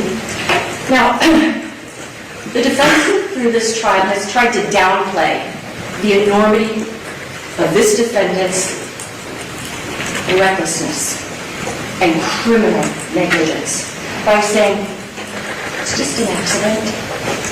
No, it's not. This defendant was in a rush because he had paid money for the party for his boats. The way he operated that boat with so many people that had been drinking when he'd been drinking at a high rate of speed in a body of water that literally was called the I-95 of Biscayne Bay. Well, it establishes recklessness and culpable negligence. Why? For a party? Because he wanted to be the cool dad, the dad that brings alcohol out to the sandbar, the dad that plans the pickleball party, camp counselor George. He wasn't thinking about the navigational rules. He wasn't thinking about the well-being of the passengers. He wasn't thinking about the well-being even of his own wife and daughter when he was on that beeline to get back to the Ocean Reef Club. He was too wrapped up in trying to be the cool dad on that boat. He didn't mean to is not a defense, it's an excuse. Now, the judge is going to give you an instruction, and it's called excusable homicide.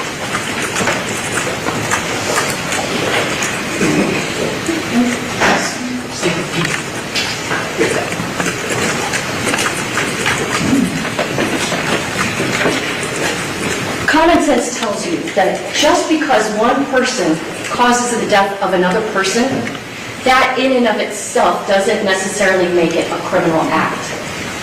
For example, the judge is going to read you an instruction. It's called Introduction to Homicide. And that instruction says that you have to consider whether or not the killing was lawful, whether it was justifiable or excusable.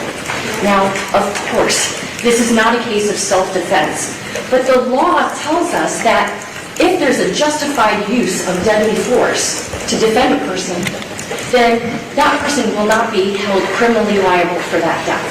Common sense. Common sense also tells you that there can be accidents that happen, but there should be no criminal responsibility.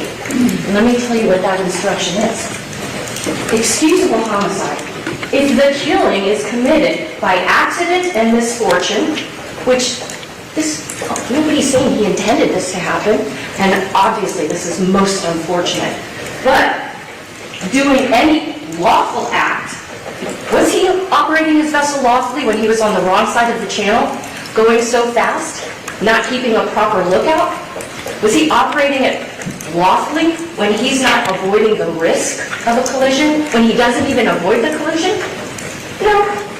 And by lawful means, is this the way that we expect people to operate their vessels on the waters of this state? Of course not. With usual, ordinary caution. Was there 1 ounce of usual, ordinary caution as he's speeding from this track point straight into that channel marker? Of course not. There's been an objection in the motion. And without any lawful intent. Now, I'm not saying he had an intent to cause any harm, but his intent also was not to safeguard his own passengers. So when you hear this instruction, listen to it, pay close attention to it, but then ask yourself, does the evidence support a claim that this is an excusable homicide? I submit to you the answer is a resounding no.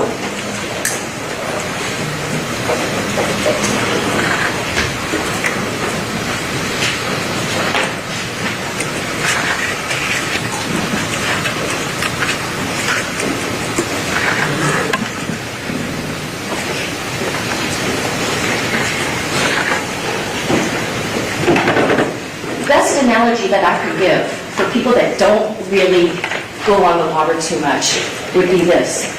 Imagine if a person decides to drive a pickup truck with 12 girls in the back. They're not restrained in any way.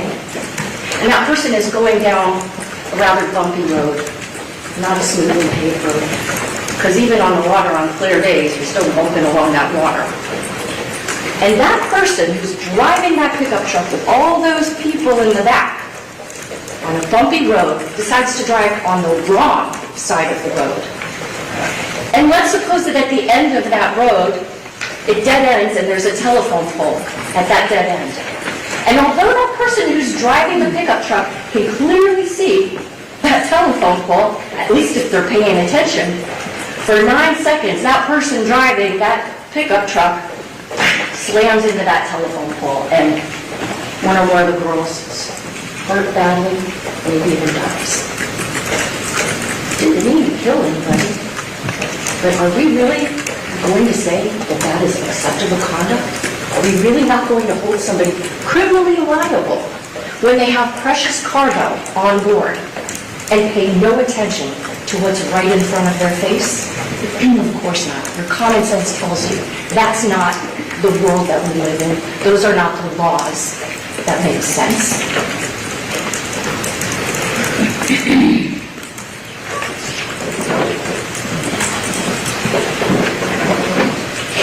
This was not an excusable homicide because the defendant was more worried about being the fun dad, the party dad, the cool dad, than he was worried about being responsible dad, safe dad.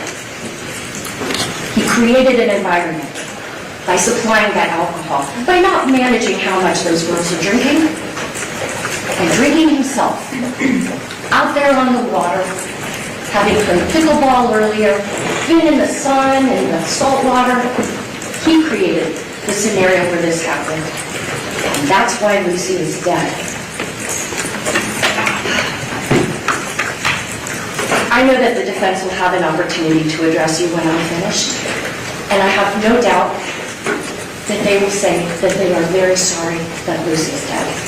Nobody wanted that to happen. And I am sure that that is 100% heartfelt. But when you hear any kind of statement like that, I want you to keep your ears out for the inevitable, but so sorry she's gone, but what a tragedy she's gone, but you know what the rest of that sentence is. It was only an accident. Accidents happen. Well, you know this wasn't just an accident. An accident is if you accidentally blow through a stop sign and somebody gets into a deadly matter. This isn't blowing through a stop sign. This is blowing into the stop sign on the wrong side of the road when you've been drinking. It's not an accident. I want to take you back to when this defendant's wife took the witness stand. I asked her, show her Lucy's photograph. Right at this witness stand.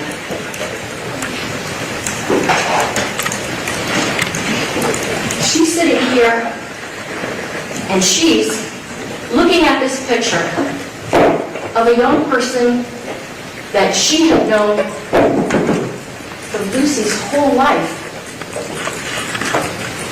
And in the same breath that she identifies this picture of Lucy, she tells you it was an accident. I made note of the exact back and forth exchange. This was me asking her, do you know how it is that your husband wound up smashing into channel marker 15? Answer, the accident? How it occurred? How did he wind up crashing into it? I do not know. Me, why not?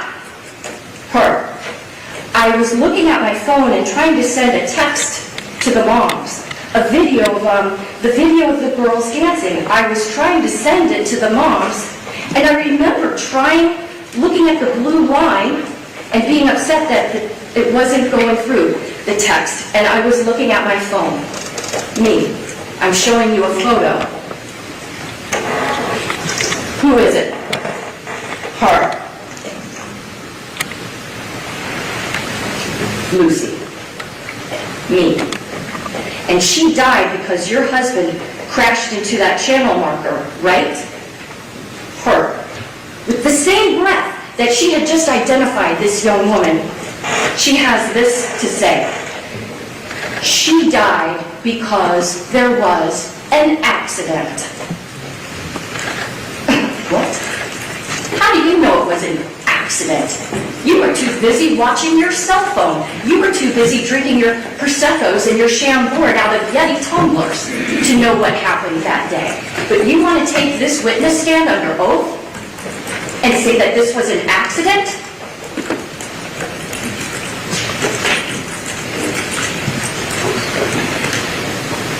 The expressions of sorrow for Lucy and her family mean nothing in this court of law, because this is not a case to be decided on based on sympathy.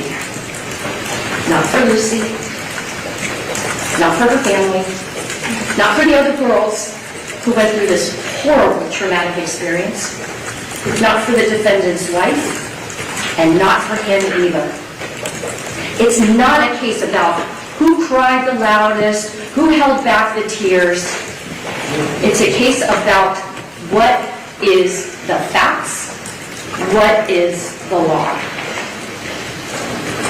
That's why every day when we see you, Judge Tinkler-Mendez asks you the same series of questions. Have you paid attention to this case outside of this courtroom? Have you heard anything about it? Because truly, we need you to make this decision, not based on sympathy, not based on what's out there in the interweb of it all. We need you to base your decision on what happened in this courtroom.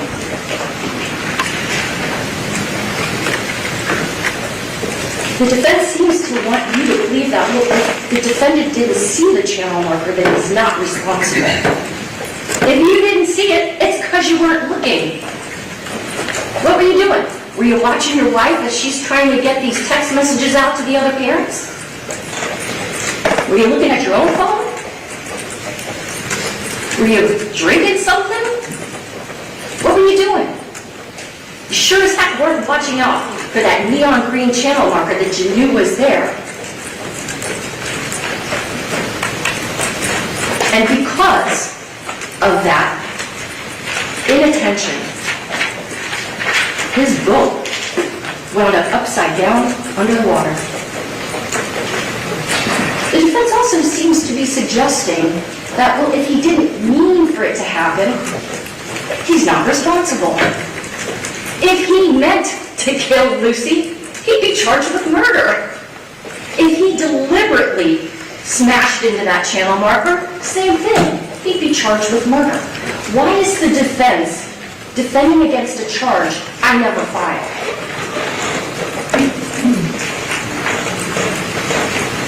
The defense kept asking the girls that were on the boat who came and testified, and the defendant's wife, did he look like he was impaired by alcohol? Well, I did not charge him with DUI, voting under the influence manslaughter. You know what? I can't prove what his blood alcohol level was at the time he smashed into that channel marker. I can't prove beyond and to the exclusion of every reasonable doubt that he was impaired by alcohol at the time he smashed in that channel marker. So you know what? I didn't charge him with that offense. Again, why is the defense defending against something he's not even charged with? Now, he claimed to the police that he had 2 beers. Well, frankly, it seems like 2 beers might be a little bit under-reporting what he actually consumed, but can't prove how much more than that he might have had. So he didn't charge him with DUI manslaughter.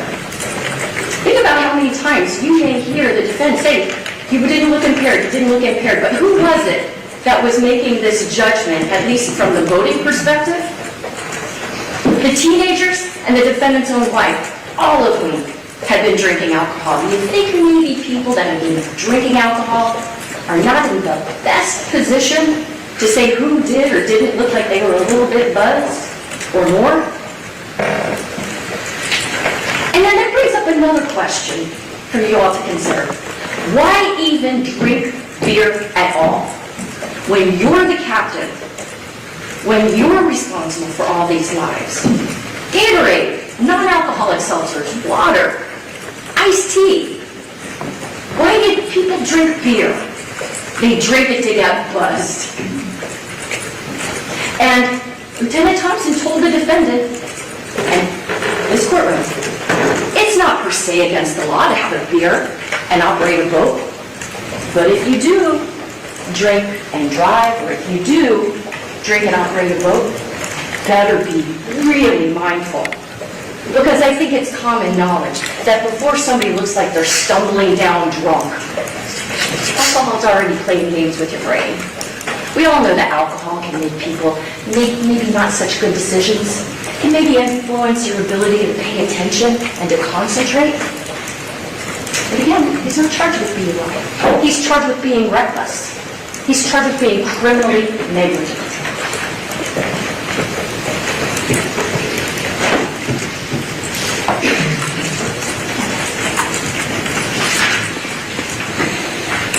And the defense also brought up through the officers that see the defendant, well, you didn't see any signs that he was impaired? Of course not. The police are seeing him some decent amount of time after the crash, time after he'd been holding onto his boat, right? Time that he had to kind of clear his thoughts, be in the water, assess his surroundings. Tammy, the first passenger who testified, the one that told you she'd had 10 drinks, a 17-year-old with 10 drinks in her system snapped to it enough that she was able to help try to rescue Kazi, Mia. She said, I was buzzed when I got on that boat to go back to Ocean Reef. But being in that water and seeing the emergency situation sobered her up at least enough that she was able to do things like try to save her friends' lives, the friends that he endangered. So, you know, to say that by the time the police see the defendant, he doesn't look like any signs that they can see impairment, that's just the function of time, adrenaline, and being in an emergency situation.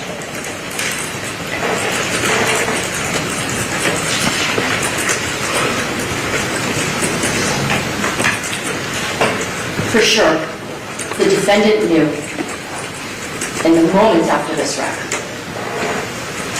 this was not good seamanship. This goes beyond not just following navigational rules. This goes beyond anything like that. This is criminal conduct.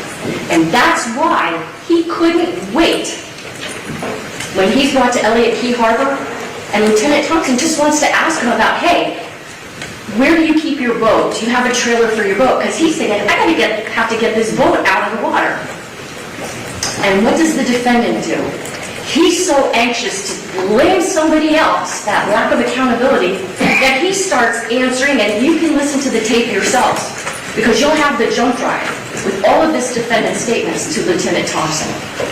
And what you'll hear and see is that in those moments when the lieutenant is just coming up to him and asking him, hey, do you have a trailer for your boat? Where do you house your boat?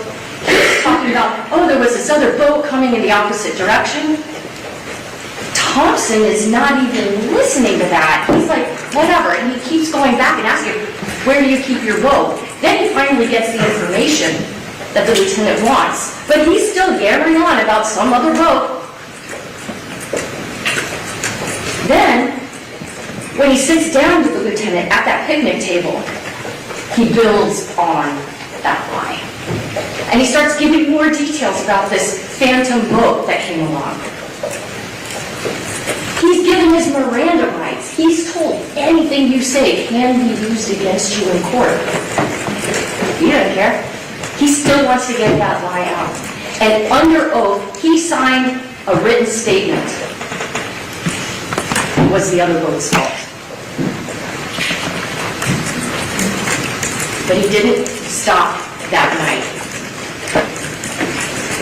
He was untruthful to his attorney. You heard from his attorney twice in this case. I called him the first time just to explain what interrogatories were, and that in fact, both the defendant and his wife signed these interrogatories answering questions under oath about what happened. But then he was called back a second time by the defense. And boy, he couldn't say enough great things about George Pino and how he wanted to settle things with the Puigs as fast as he could. But then I brought out the fact that, oh, really interesting, because within 6 months you had filed a motion to limit his liability. And you had also filed a motion to dismiss claims of their lawsuit.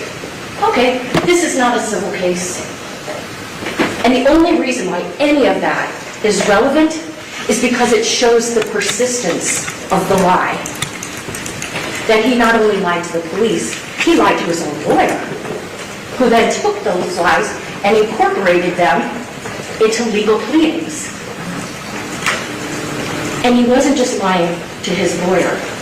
He was lying to the court system. He was lying to the family of Kati Puig in answering those questions in the way that he did, because he was so desperate to avoid accountability. Why? Because he knew this was not just an accident. People don't lie about accidents. You fess up, you say, my bad, I didn't see the stop sign. I should have stopped. I'm so sorry. But this was so much more. That's why he lied to the court system, lied to his lawyer, lied to the Puig's lawyer, and the Puigs themselves, a family that his family had known for years. Now, with that being said, I want to make it clear, he's not charged with perjury. The only relevance of those lies is to show that he knew. He had a consciousness of guilt. Because anyone that has as much experience as he has on the water knows there's no excuse on earth to justify the way he operated that boat. And, you know, it's kind of stunning behavior from the man whose wife described him as, oh, he was like the one for Camp George, right? He was the father who wanted his children to get the best education. That's from his wife. He was the father that wanted to instill in his children an understanding of right from wrong. That sometimes actions have consequences, and that it's important to take responsibility for your actions. That's what she said he taught his daughters.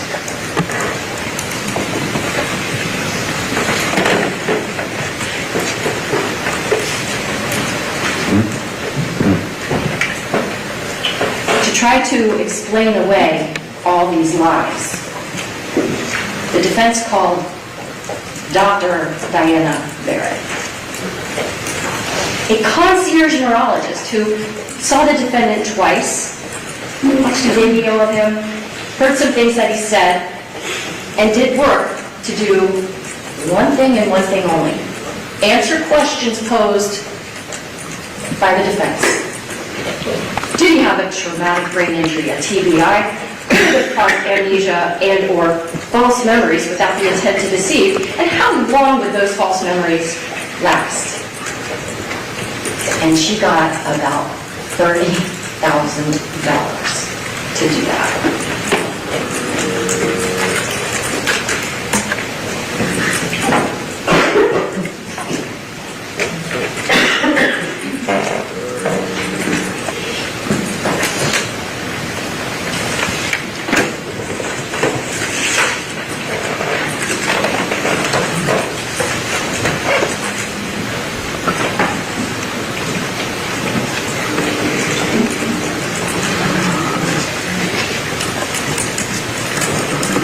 This is the witness that the defense relied on. A woman who was in private practice and won't accept insurance from patients who may need her care. It's a pretty far cry from the woman that used to do work for Camilla's house. A woman who just took her marching orders from the defense to answer 3 self-serving questions. She said the MRI that she'd been given didn't matter. The Montreal cognitive test that she gave didn't matter. During my cross-examination of her, she had to admit there was no test that she could give to the defendant, no test, to prove that he had amnesia or created false memories without the intent to deceive. She had to admit when I asked her about the defendant's Glasgow coma scale. Doesn't mean you're in a coma, but that is a tool that EMS, firefighters, paramedics use to assess a person's level of consciousness. I said to her, after I introduced the fire rescue report for this defendant, what was he assessed that night, September 4th of 2022? What was his Glasgow coma scale? 15. What's the highest possible Glasgow coma scale? 15. Every single one of our jurors, every single attorney in this courtroom, 15s. She admitted that the defendant simply got 7 staples in his head to close the wound, and he was released from the hospital the very next day. She admitted she hadn't even laid eyes on the defendant until this past February, about 3.5 years after the crash. And she admitted that the defendant told her the only treatment he'd received was some therapy and psychiatric medications. And I'm not putting that stuff down. But that is not indicative of a person that had a traumatic brain injury such that he's confabulating like a person with dementia would. Boy, I tell you what, she did not want to admit. I asked her, last thing, when she was on the witness stand, Dr. Barrett, let me make sure I understand. You were hired to evaluate the defendant's memory surrounding the crash, but you never asked him what he remembered of the crash. It's a simple yes or no question. Yes, I did. No, I didn't. But you know that the answer is no, she didn't ask him. And she kept wiggling around. Well, I didn't think that would be important. No. Let me ask again. And note this, when the judge reads you the instructions, one of the instructions is going to ask you, was the witness honest and straightforward in answering the attorney's questions? I said to her again, no, Dr. Barrett, I want to ask you again. You were there to assess his memory of the crash, but you never asked him what he remembered of the crash. Ultimately, she kind of says no, but you know the answer is no, because if she had, she would have said yes. Here's what he told me. She didn't want to admit what a tremendous lack of expertise went into that $30,000 that she burned. I don't blame her. That's her choice. But you should consider her credibility when you think about the fact that she didn't ask something that basic.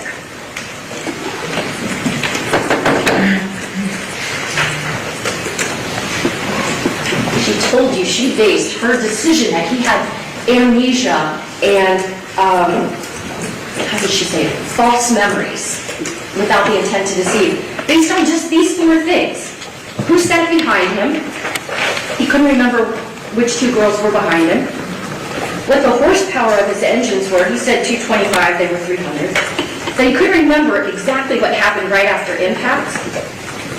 And that he said that it was Nati that he recovered under the boat, not Lucy initially. But there's an explanation for that she wouldn't have known, but you know. When the defense called Hamlet Rodriguez, he was one of the good Samaritans that gets to the scene. We know that Hillary Candela, who was friendly with the defendant and knew the Puigs and knew the Fernandez family, when Hillary Candela gets there, I have him yell from the witness stand, which I know seems weird to yell in court, but he yells to show you, George, if you don't go down under there, I'm going to do it. That's got to be about the time when Hamlet Rodriguez is getting there. Because Hamlet says when he's yelling at him to go under the boat, the defendant does go under the boat. But what does Hamlet Rodriguez tell us that Hillary doesn't see? The defendant grabs a girl from under the boat, and does he take her to another Good Samaritan vessel? Nope. He passes her off to Hamlet Rodriguez. And he's the one, he told you, who takes Lucy to the boat where you just saw the video, where people are doing CPR, where the Marine Patrol puts her on the backboard, gets her on the Go Fast police boat to get her to the harbor. So it makes sense that the defendant, in just those brief moments that he has of passing Lucy's body, maybe he didn't really take a good look at her. So all four of those things, he couldn't remember who was behind him. Even Dr. Barrett said, I kind of can understand that. Why are you looking behind you if you're going forward? The 225 versus 300 horsepower, okay, whatever, you got a detailed on. Not remembering exactly what happened right after the fact, totally understandable. This was a terrifying thing for everyone, I'm sure, including the defendant. And then the fact that initially he said that he thought it was Nazi, but then realized, oh, no, it was Lucy. That's what she based the amnesia and the false memories without intent to deceive. But what I want to propose to you is that you don't need an expert witness. Maybe look at the totality of circumstances and say, no, this wasn't a false memory without an intent to deceive. This was a false statement made exactly with an intent to deceive. When he said the other boat caused the crash, it was a false statement, and it was intended to deceive him. And I submit to you, if he was willing to give a false statement with an intent to deceive about how the crash happened, maybe he was also willing to give a false statement with an intent to deceive about how much beer he had at that sandbar. You can't prove it, so I didn't charge it, so why are we defending against it?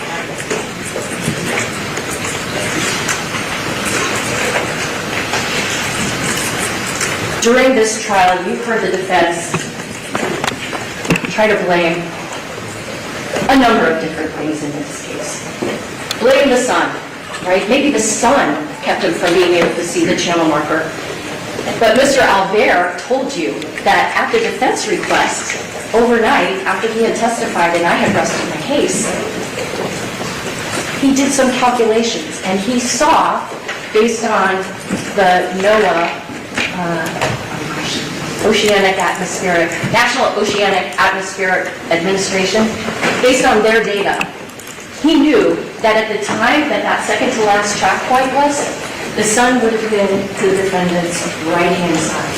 The sun isn't blinding him from seeing the channel marker, so forget that.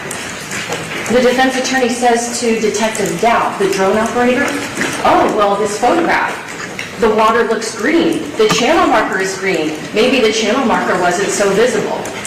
First off, Detective Dow was like, no, actually, that's just a function of the not so great printing of this photograph. Plus, when you're higher up, the water looks more green, but when you're closer, which you guys can see from the videos, the water's blue. You really think the Coast Guard didn't take into account, let's make the channel markers as hard to see as possible. So that doesn't work.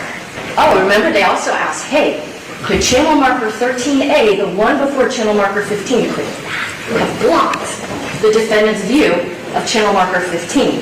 Mr. Albert, who, in contradiction to Dr. Barrett, Mr. Albert said, I did that extra work, I'm not charging anybody for it. That's integrity. And what Mr. Albert said in answer to the defense attorney's question is that the only way that channel marker 13 blocks channel marker 15, if you're so far back, you wouldn't be able to see channel marker 15 anyway. So that excuse doesn't work. The defense talks about, well, but if you zoom in on the chart plotter, it looks like maybe the channel marker is a little bit further off. And that's when, that was kind of hokey, but it illustrated the point. I grabbed my iPhone and I showed you all a picture of the Mona Lisa.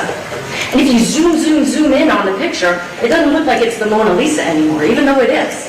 And that's exactly what they did with the GPS screen. Then they come in and try to say, oh, it's the girl's arms. They're singing and dancing. But I asked Claudia Portocarrero, who was the first girl that the defense called as a witness, okay, you guys were singing and dancing, we've seen the video. But at the time you're going almost 50 miles an hour, facing backwards on bumpy water, like in those moments before the crash, were you guys standing up? Were you guys waving your arms around? No, of course not, because who's going to be doing that unrestrained in the front of a boat? It doesn't make any sense. So that excuse doesn't work. And then, this might be my favorite, the tides. It was high tide, so maybe the sign wasn't visible, as if the Coast Guard isn't aware of the fact that tides rise, tides lower. And they're going to take that into account when they're placing channel markers that are there to keep boaters and passengers, everybody on the water safe. So none of these excuses hold up.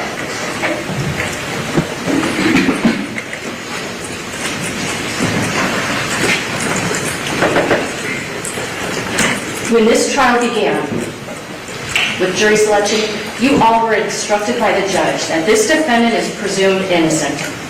And each and every one of you said you can abide by that presumption. Had you not, you would not be here.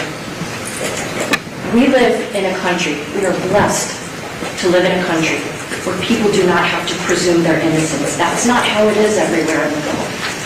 Here, the government accuses you of something. The government better have the evidence to back up those allegations. Now, there's an instruction that the judge is going to give to you.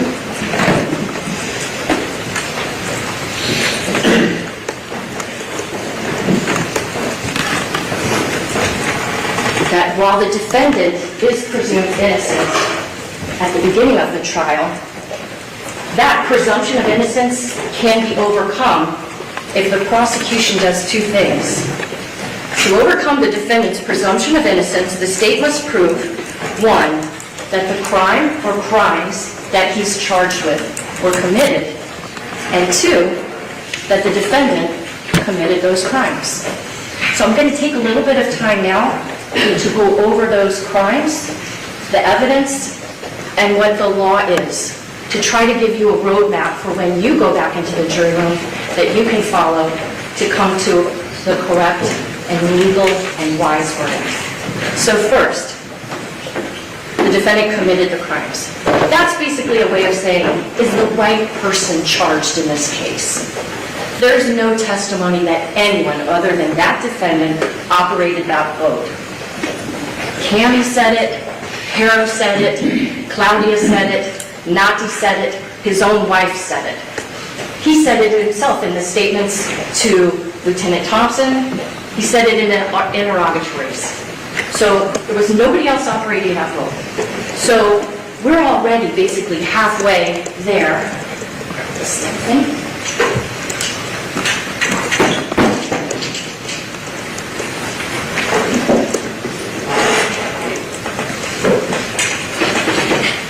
We're already halfway there to a guilty verdict because we've established, without any question, he's the person at the helm of that vessel.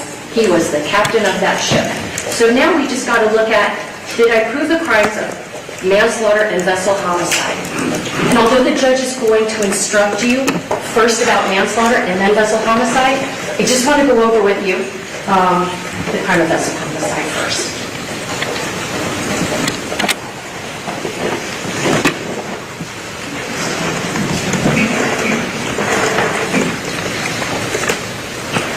The elements for vessel homicide are simple. First, that Luciana Cristina Fernandez is dead. We know she is. Second, that the death was caused by the operation of a vessel by George I. Pena. Nobody but this defendant operated that vessel. And third, that he operated the vessel in a reckless manner likely to cause the death of or great bodily harm to another person. The instruction tells you the defendant to be guilty of that crime does not have to have intended to harm anyone. So why would the defense say, well, he didn't mean it? Of course not. If he meant it, he wouldn't be charged with these offenses, he'd be charged with something else. The judge will tell you that recklessness is more than just failure to use regular care. She will tell you that recklessness can take place in two different forms. I'm going to suggest to you both are present in this case. First, that the acts are done in a willful way. Willful doesn't mean you will Lucy Fernandez to die, but willful means you deliberately set the course, set the speed, you deliberately operated that vessel. This vessel was not on autopilot. He was the one making the decisions. Were they wise decisions? No. Did he intend the consequences of the decisions? No. But he is the one that steered the boat. He's the one that decides how fast it goes. That makes this conduct willful. Also, she will tell you that recklessness can result from what's known as wanton behavior. What is wanton?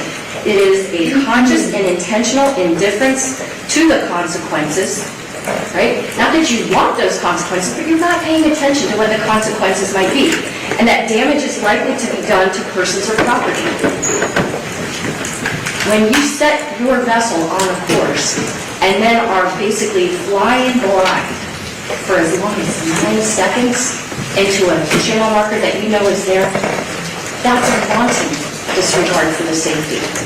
So, did he intend the outcome? No. Did he intend the death? No. Did he intend to hit the channel marker? No. But did he intend to change course? Did he intend to be operating at full throttle? The answer to that is yes. And that's what endangered everyone on his vessel, including himself. What witness tells you that? What witness tells you how fast he was going and what direction he was traveling? You know the one. I told you at the beginning of this trial. The witness that didn't have a voice. The witness that had the perfect memory. The witness that isn't influenced by bias, prejudice, sympathy, money, or power. The witness is GPS. The GPS, that track point that I showed you, tells you everything you need to know about this defendant's recklessness.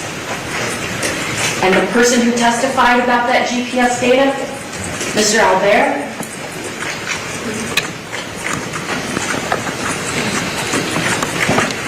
he says to you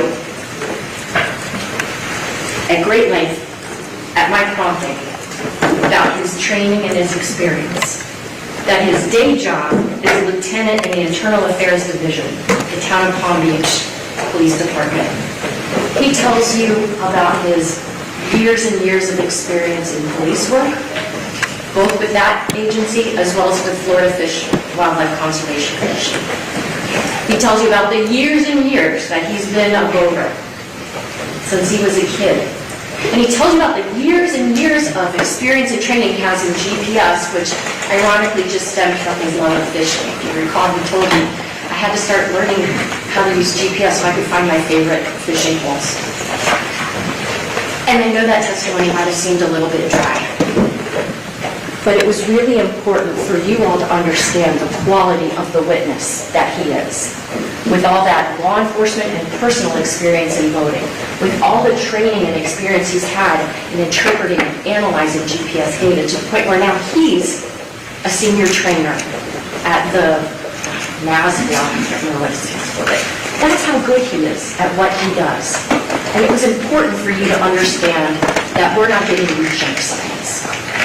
And so when he went through with you step by step, and you have all those track marks, you can look at them in the jury room, of how the defendant meandered his way up to the sandbar, but then was like zooming back. When he's telling you, this is how fast that vessel was traveling and this is the direction it took, and he had to be the one to make the choice to go that fast and to head in that direction, that's all the proof you need to know that this was reckless. And so when you go back in the jury room and you have the verdict form in front of you, as to the crime of whether or not the defendant committed vessel homicide for operating his boat recklessly, the verdict is guilty. So as to the offense of vessel homicide, I submit to you that that charge is proven beyond a reasonable doubt. if there was no one else on the defendant's boat but his wife, and if he had followed that path that he took, and if she had wound up dead, forget about the other kids, forget about the alcohol, forget about all of that. Just the manner in which he operated that boat, head on into a channel marker that was easily visible, that he knew was there, and disregarding anything around him to just fly into it, he's guilty of vessel homicide. But the thing is, you can't ignore all these other factors that were in play that afternoon. You can't ignore the fact that he had brought the alcohol, that those kids had unlimited access to it, that he wasn't moderating anybody's drinking. He's drinking. He has a boat full of vulnerable teenagers who are not going to probably be at their very best if, God forbid, something should happen. He made the choice to be consuming alcohol. He made the choice to be operating his boat through I-95 of Biscayne Bay as fast as it could go.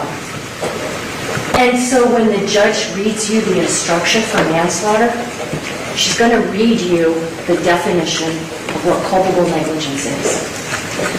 Manslaughter can be proven in this case in one of two different ways. And just like I said, we've proven both aspects of being reckless. I'm going to submit to you we've proven both aspects of manslaughter. And this is why.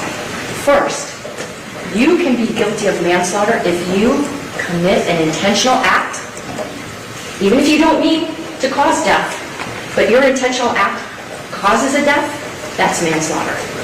And the importance of Mr. Albert's testimony is because those track points are dropped when direction is changed. And we know the speed of the vessel based on the distance it takes, or the time it takes to travel a given distance. And we know that because he was traveling, accelerating for over 9 seconds, that's not one of those speed spikes that I told you all that can happen if you're talking about very short distances. But this is a long distance over a relatively long period of time. So we know that he is intentionally committing acts, not with the intention of death, not with the intention of hitting the channel marker, but the intentional acts that he is engaged in do cause a death. That's manslaughter. But the other way that you can be guilty of manslaughter is if your actions, in their totality, result in a death. If your actions meet the definition of culpable negligence. It's the judge's job to instruct you on the law, so I will wait for Judge Tinkler-Mendez to read to you the definition of culpable negligence. It's going to sound a lot, honestly, like the definition of recklessness, but it's a little bit more. And so he's charged not just with the vessel homicide, because it wasn't just one person on board. It wasn't somebody who hadn't been consuming alcohol. It wasn't someone that didn't have a scenario where it's just him and his wife. This is a scenario where teenagers are on the boat. The level of danger that he exposed everyone to cries out for something more than just vessel homicide. And that's why he's also charged with manslaughter. And you may say to yourself, well, how can one person be charged with 2 different homicide charges if there's only one death? And the answer is because, yes, of course this is recklessness.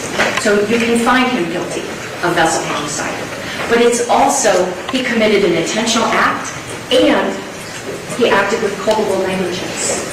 And so to be as descriptive of what his conduct was on that September afternoon, he's charged with both crimes. And I submit that the evidence in this case proves both of those crimes beyond a reasonable doubt. So then we go back to this. Is the defendant's presumption of innocence overcome? I've proven these crimes were committed and that this defendant is the one who committed them. You will have access to all the videos, photographs. You will have access to the documents that are in evidence. There's a interrogatory, the fire arrest report, all of that will be for you to review, to think about what the witnesses said, how they acted, who was believable and who was not. And I'm confident that when you do that in this case, you will find that the defendant is guilty both of manslaughter and assault. Thank you so much for your attention. I hope you'll give your same kindness and attention to my opposing counsel. All right, thank you, counsel. You just give me a moment. Unless you will, it was over. Thank you. Court reporter, thank you.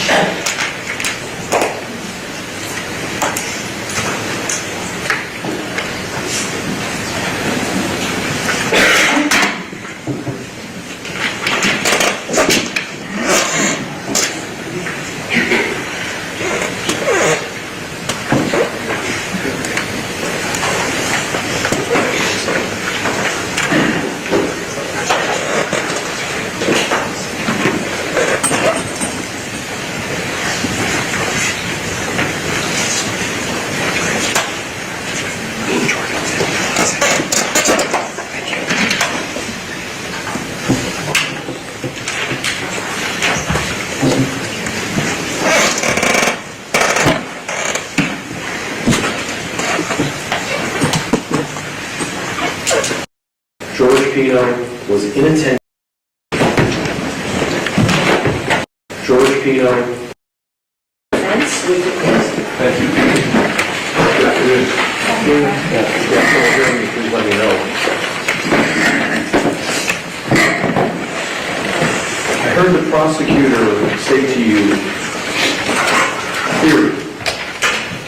What I heard the prosecutor say to you is that in the moments leading up to the crash, with about 9 seconds to go, that George Pino was inattentive. He might have been looking over to his wife while she was trying to text a beautiful video of the girls who had a beautiful day over at the sandbar. He might have been looking at his GPS. He might have been looking over to his right or to his left, that he was inattentive. Those are her words. If that is true, if that's the state's theory, George Pino, your job is very simple. George Pino is not guilty of a crime. He may have committed human error. He may well have been inattentive. He may not have looked up in time to see the marker to which the follower alighted. But that does not make him a criminal. We have highlighted for you the law. After all, that's where we are. We're in a criminal courtroom of the United States of America, where if your government, my government, wants to brand somebody a criminal, they have to prove he's committed a crime. Not that he was negligent, not that he has civil liability. Footnote, all civil liability has been resolved already, long before you were sworn in as judge. This is not a civil case. This is not about whether, by a preponderance of the evidence, the state or I should say, the injured passengers have established liability, civil liability. That has already been resolved. We are here today because our government wants Mr. Pino to be branded a criminal for having, by their own statement to you, been inattentive. Now let's look at what the law is, because we are, after all, in a court of law.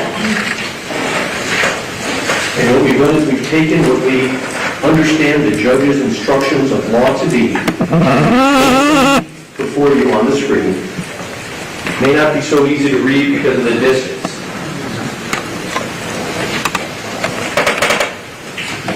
There are two crimes that are being charged: vessel homicide and manslaughter. Each of them requires that the state prove beyond a reasonable doubt certain facts. And there they are before you. That George Pino operated a vessel in a reckless manner, likely to cause death or great bodily harm to another person. His reckless operation caused or contributed to the death of Lacy. What does it mean to be reckless? Different than perhaps negligent. Reckless operation of a vessel requires the state to prove more than a failure to use ordinary care. And so even if you were to find that the operator of a motor vessel failed to use ordinary care by not looking up and seeing the marker in the few seconds before it alighted, that would be, even under the state's own theory, negligence, if that's what the state has proven.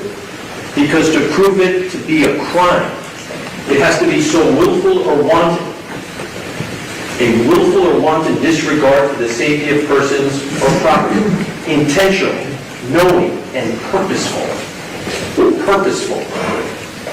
a conscious and intentional indifference to consequences, with the knowledge that damage is likely to be done. It's not enough that a human being has failed to do everything he could or she could at a moment in time. This crime requires a purposeful act of indifference, a purposeful and reckless indifference to his passengers. If we look to the manslaughter charge,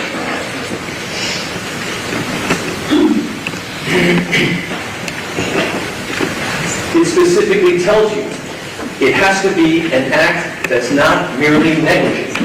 It's right there in the law. An intent to commit an act that was not merely negligent. We turn to the next page. Culpable negligence. So you've got recklessness as one principle of law that the state is trying to apply against George Pino. They've also tried to apply this principle of culpable negligence. Sounds like negligence, but it's negligence plus a whole lot more. It's more than a failure to use ordinary care towards others. It must be gross and flagrant. Think of those words in your daily life, gross and flagrant. Like in the NBA, just came to me. People commit fouls, NBA, National Basketball Association. There are fouls, and then there are flagrant fouls. You know a flagrant foul when you see it. Flagrant. It's not that when the basketball player is going to the hoop and his arm gets hit by another player, even if by accident. That may be a foul. But it's only flagrant when it gets to the point that it is so intentional, so diabolical. And even then, referees have to go back to the screen to see just how flagrant it was. If we're going to put a man, if we're going to label a man a criminal, it's got to be flagrant and gross, with an utter disregard for the safety of others. And that when George Pino, thank you, Ed, that when George Pino that morning woke up, when he decided he was going to host a group of friends of his daughter, that somewhere along the line that day, his brain somehow shifted into this gross and flagrant world. That he made conscious decisions, because that's what the law requires before we call him a criminal. And I'm sorry I'm getting a bit agitated. It's an emotional day, because we recognize that there was a lot of hurt that came of this event, a whole lot of hurt, a whole lot of pain. Pain that endures till today and will endure beyond today. So we have to acknowledge that, because we all feel it. And I'm sure you felt it as the prosecutor over and again played videos of the injuries and drama and chaos that ensued from the crash. Heartbreaking. Seeing a young girl that we now know wouldn't survive that event. Having to see CPR and medical examiner photos.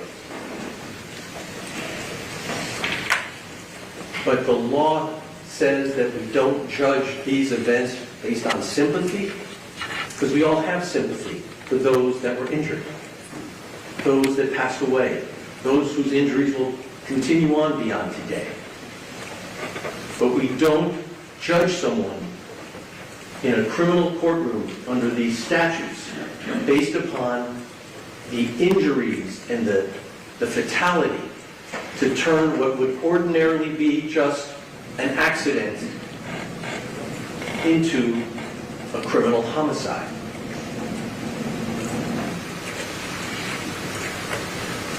I heard the prosecutor try to give you an example, and I thought it was telling. She said, oh, if someone ran a stop sign and they had a fender bender, that would be just negligence. I think that's what she said.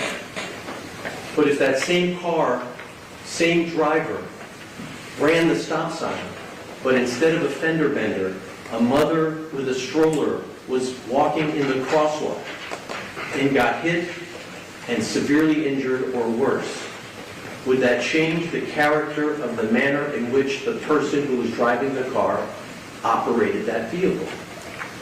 The level of injury, the death that might ensue under those circumstances, does not then define a level of recklessness, the level of culpable negligence that we all are here to evaluate. And so with that framework, and with a further instruction that the burden of proof is on the state, if the government, your government, my government, intends to seek a criminal conviction, the government, the state, must prove its case. Not guess someone guilty, not speculate someone guilty, but prove that someone has committed a crime. And that's why the judge told you that we begin, each of us, as a citizen of this great country, citizen of the great state of Florida, we all start with a presumption of innocence. And that presumption carries with all of us whenever we are accused of something in a criminal courtroom until proven guilty. And the burden is proof beyond a reasonable doubt. It's the highest burden we impose upon our courts and our juries. You weigh all the evidence, but if there's not an abiding conviction of guilt, or if it's one which is not stable, but one which wavers and vacillates, then the charge is not proven beyond a reasonable doubt. And the law requires, as part of your oath, to return a not guilty verdict. That is the law. That's why we are here. And so, in evaluating the evidence, I'd like to first begin with just a few fact points that the prosecution has talked about. The prosecutor said to you she hasn't charged Mr. Pino with voting under the influence, so she doesn't understand why, I think she said, we have made such a big deal about Mr. Pino not being impaired. I ask you to recall the opening statement of the prosecutor when you first heard from her. And she said to you that Mr. Pino had 2 beers, and she did this little signal with her fingers as if it really wasn't 2 beers. And she said it to you again today, that maybe he had more. Maybe he had more. That is not evidence. A lawyer's assertion is not evidence. A prosecutor's assertion is not evidence. Just because she wants to argue it doesn't make it evidence. We had to bring out the evidence because the state was suggesting to you that it was more than 2 beers. That's why we are talking about it now, because the state is talking about it. And what was the evidence about beer consumption on that day by Mr. Pino? And we'll talk in a moment about the consumption of alcohol by the passengers and other people at the sandbar that day. Is there any evidence before you, even one witness, that has said to you that George Pino appeared impaired, buzzed, in some way compromised? Is there even one witness of all the people that were at the sandbar that day, of all the people that testified at this trial? Not a single person has said that George Pino was in any way impaired by alcohol. That should end it. We shouldn't have to talk about alcohol, but we have to because the prosecutor keeps insinuating that maybe there was more than 2 beers. Of course, the number of beers isn't the issue, since there's no evidence of it. It's the fact that Mr. Pino's consumption of 2 beers did not result in impairment. And you heard it from Lieutenant Thompson. He told Mr. Pino that it's perfectly acceptable over the course of the hours that Mr. Pino was there to have consumed 2 beers over several hours that afternoon. It's on tape. Lieutenant Thompson told that to Mr. Pino. Mr. Shapiro questioned Mr. Thompson, Lieutenant Thompson, who confirmed it's true. You do not break the law by consuming a couple of beers over the course of several hours and then operate a motor vessel. And you know that other adults that afternoon also consumed alcohol and operated a motor vessel, to include Lucy's dad. And no one other than the prosecutor is suggesting anything about the consumption of alcohol having affected the ability of any of the adults that afternoon to operate their motor vessel. That should end it. But it doesn't with this prosecutor. She continues to insinuate that you should find what's not proven. And certainly you can't find that beyond a reasonable doubt.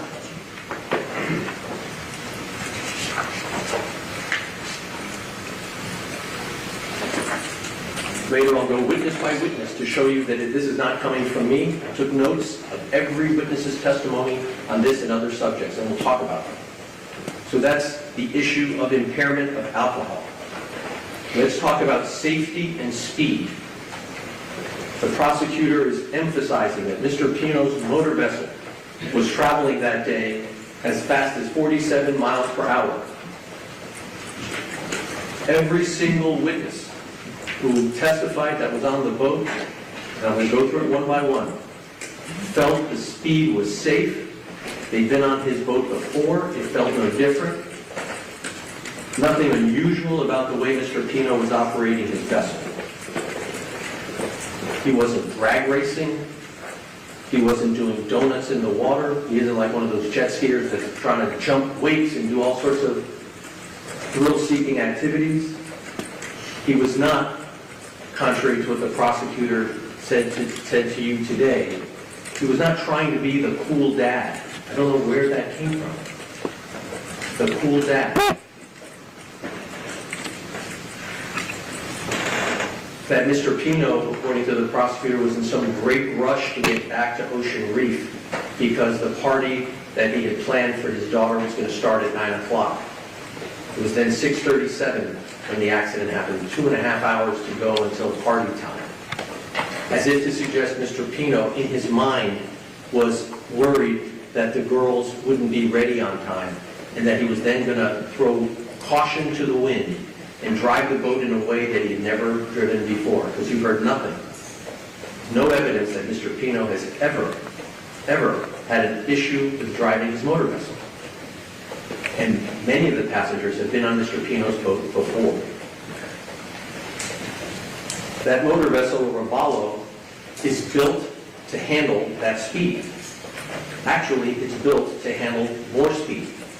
You may recall that boat had two 300 horsepower engines. That boat is rated to have two 350 horsepower engines.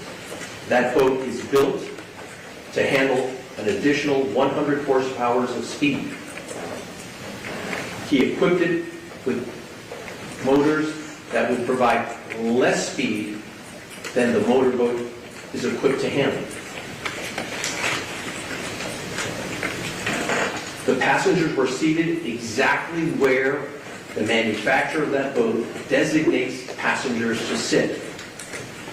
Every passenger's butt was on a cushion. None of the passengers were standing. None of the passengers were sitting on the gunnel. You by now know what the gunnel is. That's the surface at the front.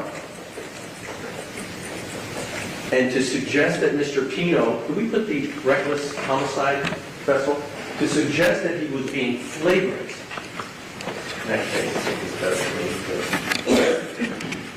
No, sorry. There you go. Perfect. That he was being gross and flagrant and disregarding their safety by having the passengers sit exactly where a company that's been in business for decades. I think this Lieutenant Albert said they've been bought out by some huge conglomerate. You didn't hear 1 ounce of evidence that Robalo had notified his operators that there should be no passengers seated in the designated seating. You did not see a label on the boat saying, "Do not sit here." I mean, we live in a society where every package has a warning on it. You buy a pack of cigarettes, it says, "Warning, if you continue to smoke these, it may cause cancer." You go to McDonald's and it has to caution you that they have hot coffee in a hot coffee cup. We give warnings to people for any possible liability. You come home from the dry cleaners with your shirt on a hanger, you take the plastic bag off, and if you read the bag, it says, "Careful, don't put it over your head. You could suffocate if you wrap a plastic bag around your head. We are a society that is so litigious that we warn everybody of any possible misuse of a product. And yet, you did not hear 1 ounce of evidence, not a witness, not even Lieutenant Albert tell you that Ravallo has suggested to any of its operators over the last 40 or 50 years that the boat is not equipped to have passengers seated in the designated passenger seats. And yet the prosecutor is suggesting to you he's driving the boat in a reckless manner or in a gross and flagrant manner by having passengers sit where they are designated to sit. I mean, that's just not fair. That's not fair to the operator of the motor vessel. It's just not fair.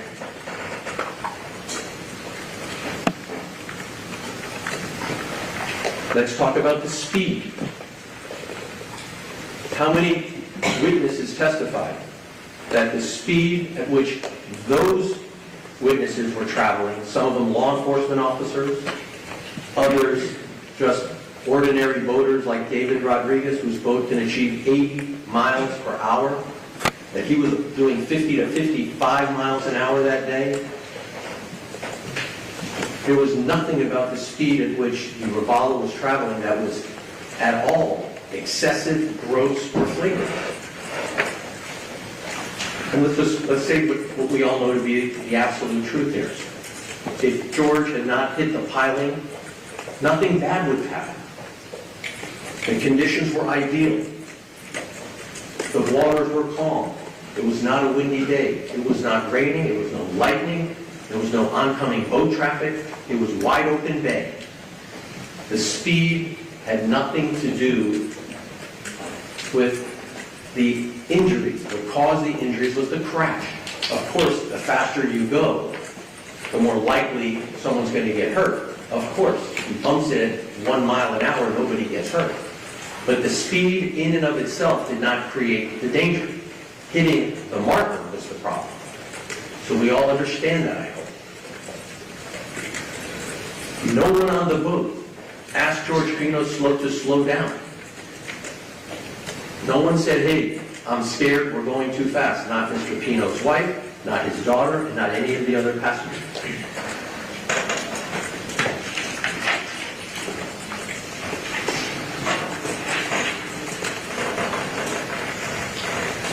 And with the speed at which Mr. Pino was traveling, even at 47 miles per hour, the state's theory is that with 9 seconds to go, Mr. Pino was on a course that would take it into the marker. And as you may recall, when I examined some of the witnesses, with 9 seconds to go, there's plenty of time to simply turn the wheel slightly and avoid the marker, if George Pino had seen it as he was approaching the marker. Of course, if the state's theory was, he was, for those 6 or 7 seconds, inattentive, that would explain why he hit the marker. He had plenty of time to do it, that is, to change course. But because of inattentiveness, according to the prosecutors, he didn't change course in time. Not reckless, conscious, flagrant disregard.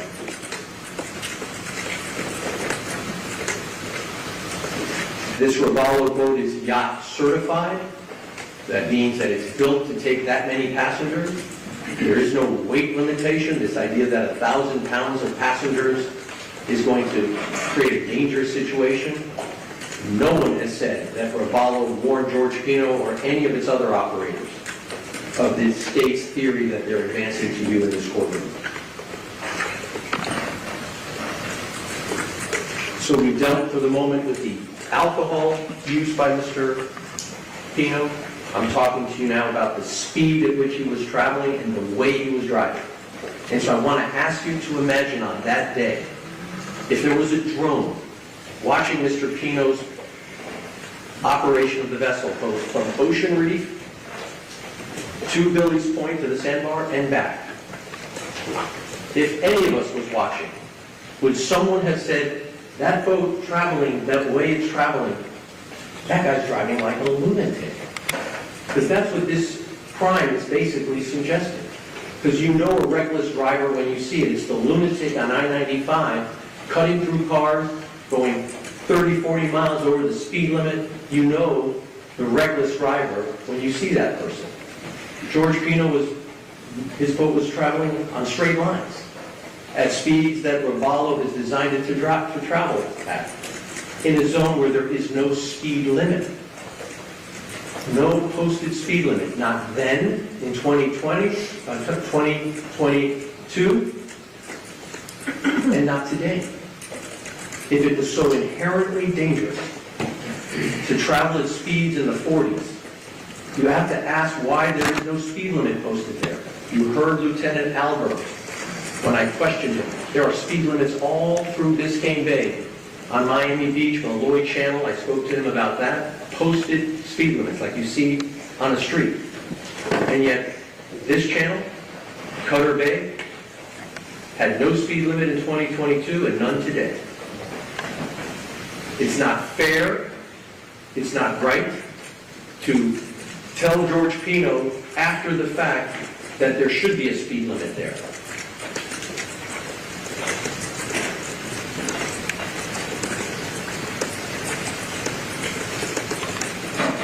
I'd like to talk to you now about the government's emphasis about George's imperfect, inaccurate, unreliable memory of the crash. After the crash, and we'll talk more about George's efforts to help people after he regained consciousness. But for now, it's undisputed that as a result of the crash, the allision, George Pino lost consciousness. He was laying on the floor of the boat, unconscious. Witnesses thought he was dead, bleeding from his head. 4 of his front teeth. Maybe we'll help me find it. Oh, you have it? Thanks.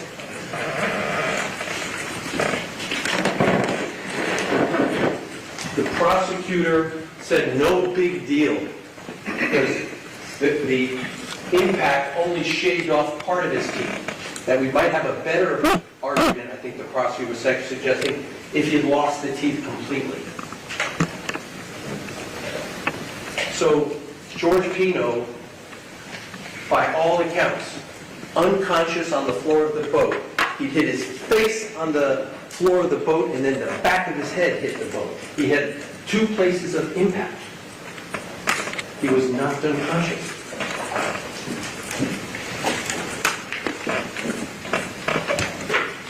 We asked a doctor to come testify because the state did not produce a medical witness on the issue of George's injury.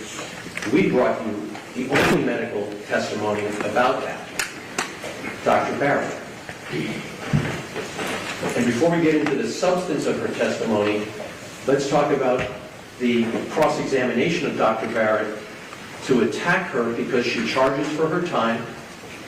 This is someone who's been a professor at medical school. She's been a doctor for decades. Her credentials are unimpeachable. And yet the prosecutor is focusing on how much money she charges for her time, that she charges for all her patients. The prosecutor was making something of her preference not to have to process insurance for her patients. They're able to seek reimbursement from the insurance company, but she doesn't do that. She accepts direct payment, and then if they want to be reimbursed from their insurance company, that's okay. As if to suggest you shouldn't consider her testimony because she doesn't accept insurance and because she doesn't work for free. Now, I never asked Lieutenant Albert how much he was charging the state for his time. He's also a paid witness. Because I wasn't going to go there as if to suggest to you that a man who for decades has been a law enforcement officer would lie to you for money. And I think that's what the prosecutor is suggesting that Dr. Barrett did. That's frightening. Because that's what she's suggesting to you. That because she doesn't accept insurance and And because she charges for her time, after all, someone had to pay so she could go to undergrad and medical school and residency. Those of you who have family members that have become doctors and specialists, it takes a decade to get to the point where you can be someone of her level. And rather than bring you a rebuttal witness, they brought you no one. They attacked the doctor for telling you what is black and white law of medicine, the principles of medicine. Medicine, she explained to all of us, makes a diagnosis of a traumatic brain injury focus on what happened at the time of impact and in the 72 hours after, not 3 years later. And Dr. Barrett explained to you that because George was seen unconscious by multiple witnesses, and because it was obvious that he had amnesia because he was recalling inaccurately so many of the details of the crash, the diagnosis was beyond dispute. The man was unconscious. He suffered a traumatic brain injury. Now, the word traumatic, I think, is a word that is giving the prosecutor some concern because it sounds traumatic. It should be like he needed to go to a hospital and stay there for a month. But that's not how concussions work, and the doctor explained it to you. And so the questions of a lawyer who worked for the state, not for free, by the way, who is attacking a doctor, a professor, the questions of the lawyer are not evidence. The suppositions of a lawyer are not evidence. The evidence comes from the witness stand. And the only evidence that was presented to you about the issue of George's memory came from an accomplished doctor, one who's a professor, one who has published, albeit she doesn't accept insurance. And she explained to you that George Pina, having suffered a concussion, diagnosed with a traumatic brain injury, unable to accurately recall events related to the crash, including, for example, which boat he was on. He thought he was on the boat that had the 225 horsepower engines that he had previously. He thought he had hit the left side of the boat, he thought the left side of his boat had hit the marker when it was the right side. He recalled to Lieutenant Thompson that it was Nazi he had pulled out from under the boat when we know it was someone else, it was Lucy. All of those mistakes made it clear that George Pina was suffering from a TBI, a concussion, and that his memory would not be reliable. It doesn't mean he had total amnesia. The prosecutor was suggesting to you that he should remember nothing to convince you that he's had amnesia and what they call in the medical world confabulation, filling in details about the event from past memories or other memories. And so when George Pino was recounting what he remembered from the crash, and he thought he remembered that there was a wave that came from another boat, that was his memory of it. It may not be reliable, but there are two things that hold true. First, the science establishes that those are the kinds of failed memories and inaccurate memories and false memories that happen after a concussion.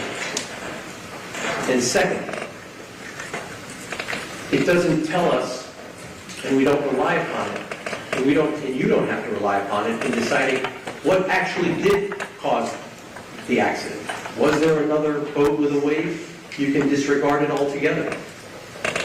And you remember, Mr. Shapiro, when he was questioning Lieutenant Thompson, confirmed that no one else saw a boat out there that day coming back from that marker area immediately after the crash.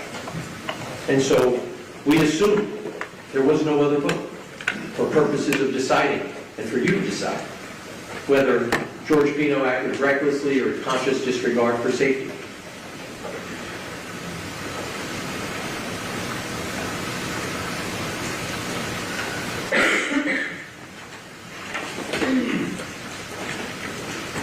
And because there was no other vote, and because the conditions were ideal, the state really has no theory of why George should be labeled a criminal.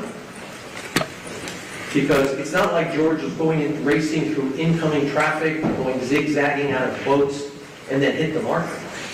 It was a perfectly, as everyone said, it was like the ideal day to go voting. And it comes back to what I told you earlier when we started. That what the state is telling you is that George made a mistake. He didn't see the marker. And now we're going to talk about what's left of the case, in a criminal case, where the state has no theory other than to bring to your attention things that they try to influence your decision based on facts that have nothing to do with the operation of the motor vessel. Let's start with underage drinking. And it was a subject of our jury selection when we talked about this early on. Whether the girls, the passengers, were 17 or 27, the age makes no difference. We're not here to judge these parents based on their decision to allow 17-year-old high school seniors to drink. None of them were operating the boat. All of them were seated where they're supposed to sit. There was a life preserver for each and every one available.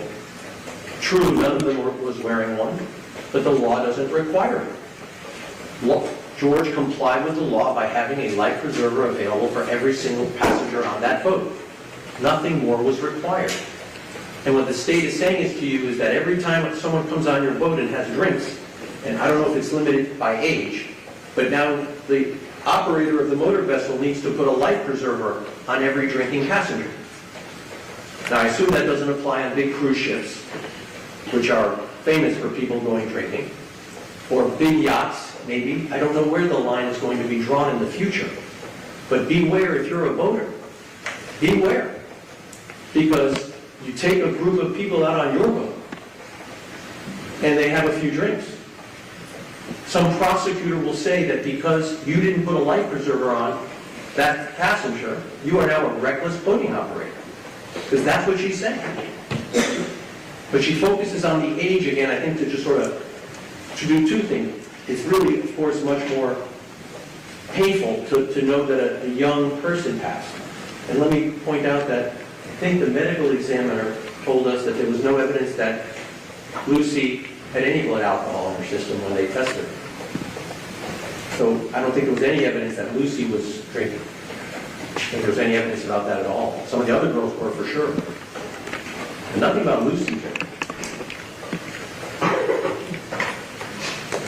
But it sounds to me like what the prosecutor wants you to do is say he's a bad parent because he, and by the way, the other parents at the sandbar, to include Lucy's parents, are bad parents.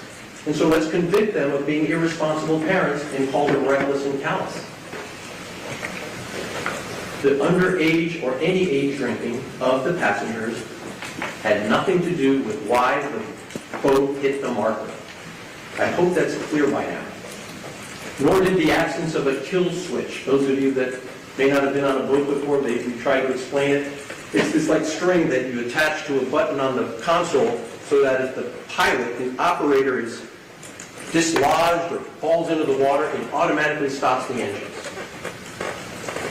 And the prosecutor wanted you to know that there's no evidence that George had a kill switch. Not required by law. Would not have changed the outcome here. But the prosecutor wanted you to know that, and that the flares that were on the boat were expired. Even though I brought out through Lieutenant Alder, even expired flares can serve the function, although it doesn't comply literally with the regulations.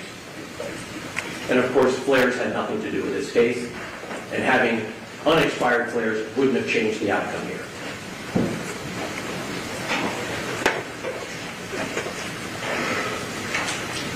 All right.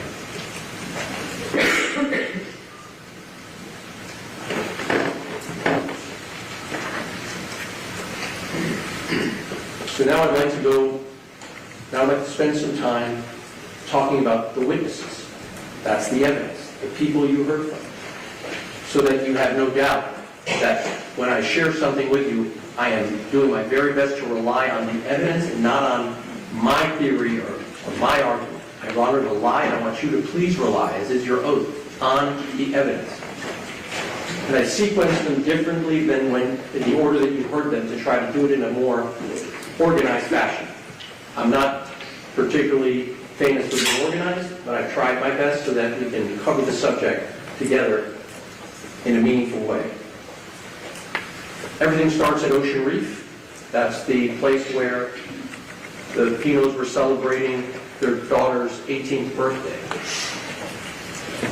And in addition to the virtual mass and the pickleball tournament that George organized and the boat ride that he had organized, there was going to be an event that night at 9 o'clock, dinner, the end of the night. After, I guess, the Florida State game, it was the Florida State game that was being played that evening. And George Pino organized the dinner to start at 9, and it was going to go until 11, but you heard from a witness named Araceli Alvarez, she was the event planner at Ocean Reef, that they could show up late and stay late because there was no other event afterward. And I thought that that's important because the prosecutor's theory is that George became reckless, he became indifferent to people's safety because he wanted to make sure the girls were Instagram ready in time for this party. That's their theory. He was worried about them being Instagram ready. And that he'd be willing to risk the lives of these girls so that they could shower on time.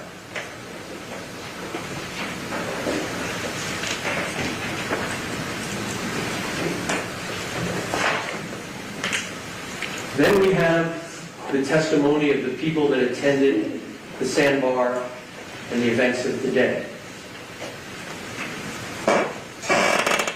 It included Lucy's dad, Andres. And here's what he testified to as part of the state's presentation, including the answers to the questions that were asked on cross-examination. He was not concerned that George Pino had consumed too much alcohol.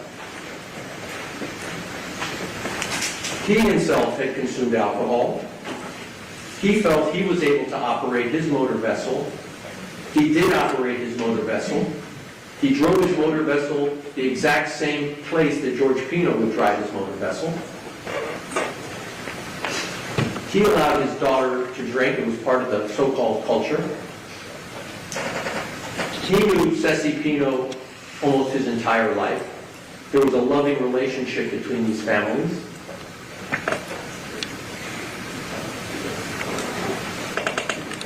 He was at the sandbar until at least 5:41 p.m., and we know it's 5:41 p.m. because there's a photograph of the Fernandez. I think it's going to say, I don't remember the mark of the boat, but it's a 20-footer more or less. And you recall Mr. Fernandez is floating in the boat, in the water behind the boat, and that was timestamped 5:41 p.m. And you know that George Pino left at 6:18 p.m. from the sandbar. So up until 5:41 p.m., at least, sometime after, the Fernandez boat leaves the area.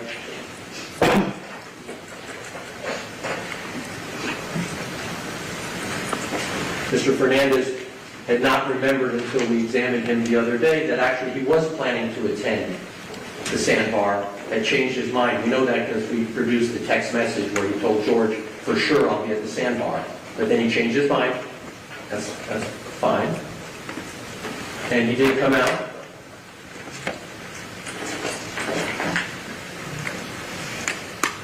And you heard nothing to suggest that any of the adults at the sandbar thought that there were too many passengers on George Pino's boat. This is really important in my view, because the state's theory is too many people sitting on that boat to be safe. The same passengers that landed at the sandbar from Ocean Reef, the 14 people on board, were the same 14 people that went back. So if it was not reckless and not flagrant and not consciously indifferent to have 14 people in that boat coming to the sandbar, the same should hold true going back to Ocean Reef. And if any of the adults or the parents at the sandbar thought there was something unsafe about these underage girls who've been drinking going back on Pino's boat where they came from, they could say so. Not 1 ounce of evidence that George Pino was told by any of the adults there that day that, hey, George, too many people on your boat, or anything of the sort.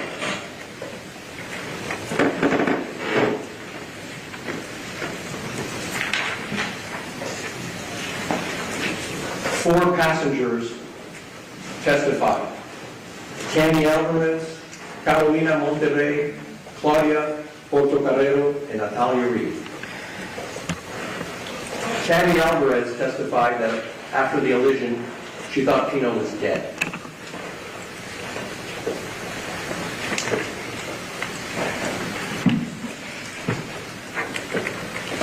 On the way to Billy's Point, she felt safe and comfortable. There was no unsafe driving by Mr. Pino. She had no reason to believe he was impaired. No sense of danger, excessive speed, or risk on the return trip before the crash. Here's the quote I wrote down. When Mr. Pino was driving his boat back from Billy's Point, did you feel that he was driving in a dangerous way? Answer, no. She did not notice any perceptible change in speed, and she remembered that George made sure that everybody was seated, what you would expect a prudent operator to do. The prosecutor will use that against George by saying, George, because you told everybody to sit down, you knew you were going to do something dangerous. So imagine that argument from our government. By doing something prudent, by having everyone sit down as is proper, it's, in the state's view,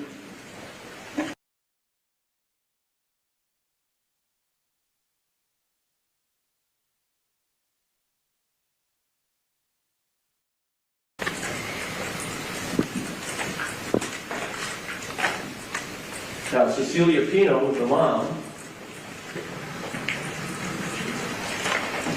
no one is suggesting that she is suicidal or homicidal. She was concerned about her own safety and that of her daughter, little Ceci, and the girls who she's known since most of them were born. There's no suggestion that she would get on a boat with someone who was intoxicated, driving at lunatic speeds, and subject herself, her daughter, and these girls who she loved to danger. Because if you find that George was doing this, you're basically saying so too was Ceci Pino. That the mother of little Ceci, the camp mom, for lack of a better word, that she too was, quote, reckless in allowing her husband to operate the vessel. It's the only inference you can draw. What else would you say? And not at one moment in time did Cecilia Pino, the mom, say, hey, George, slow down. She didn't feel there was any danger. None of the passengers said, hey, George, slow down. That's the unrebutted testimony. If you need a break, I can take a break.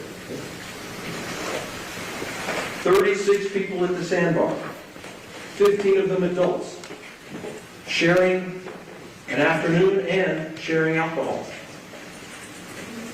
The state put before you the picture of all the empties, the empty bottles. So the Pinos serve as basically the garbage can for that afternoon. That boat becomes one huge garbage can. And everybody puts all the garbage on their boat. Okay, no good deed goes unpunished, because now the state parades before you all of the bottles. And so, being responsible citizens is now evidence against them.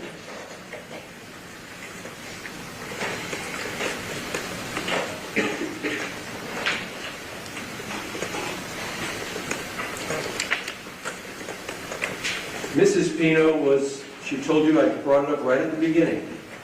She felt totally comfortable motoring along. Can we put up A28? Oh, sorry, V Victor. This is a picture timestamped at about 6:31 p.m. Just go full screen first.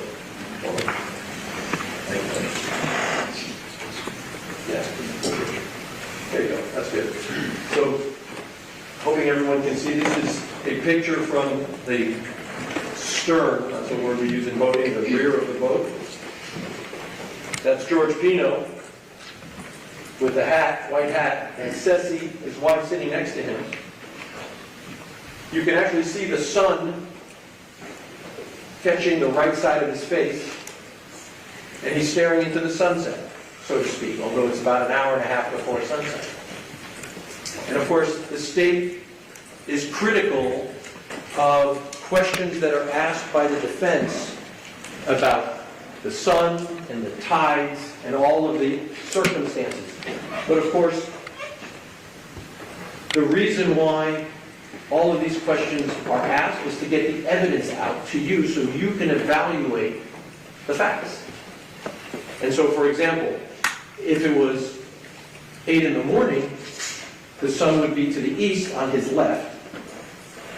And so it might be very important in understanding how the sun creates glare off of the water surface in deciding what visibility someone might have late in the afternoon. The state brought you no evidence, no discussion, no analysis of that. Okay. But what you have is George Pino on this boat, and all of you had an opportunity to see the boat in person. George Pino is not 6 foot 8 inches tall like Paul Alvarez, whose head would be a foot above George Pino.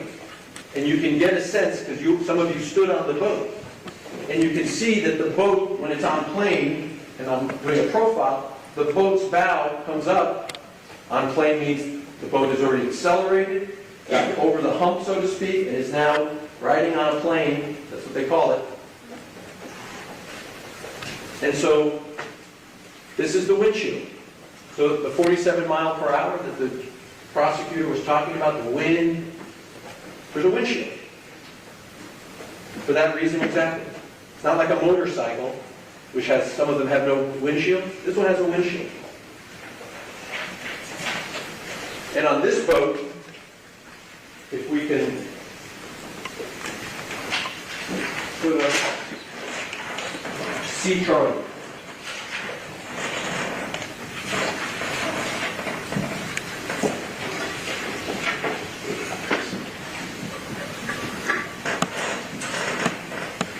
There's the bow seating that we talked about.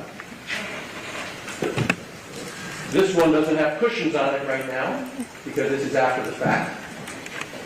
But this is where the passengers were seated. And you already heard the testimony that their torsos and their heads would protrude above this gunnel, the freeboard of the boat. And those of you that saw it probably took note that that boat, when it's floating in the water, that bow of the boat, you can decide for yourself. You all saw it, you can decide for yourself. How high is it above the water line when it's floating? And the operator, who's a foot shorter than Lieutenant Albert, what is he looking at as he looks to the front? Certainly he's going to see the passengers that are sitting there who are facing him. We'll talk about that more in a moment. Ceci Pino, in the picture I just asked Mr. Armolino to show you, she's actually in the process of sending a text or using her phone. Now, let's understand the rules of the road, because the navigation rules have been presented to you. There's no requirement that a boat operator have a separate person serve as a lookout. We're about the lookout rule.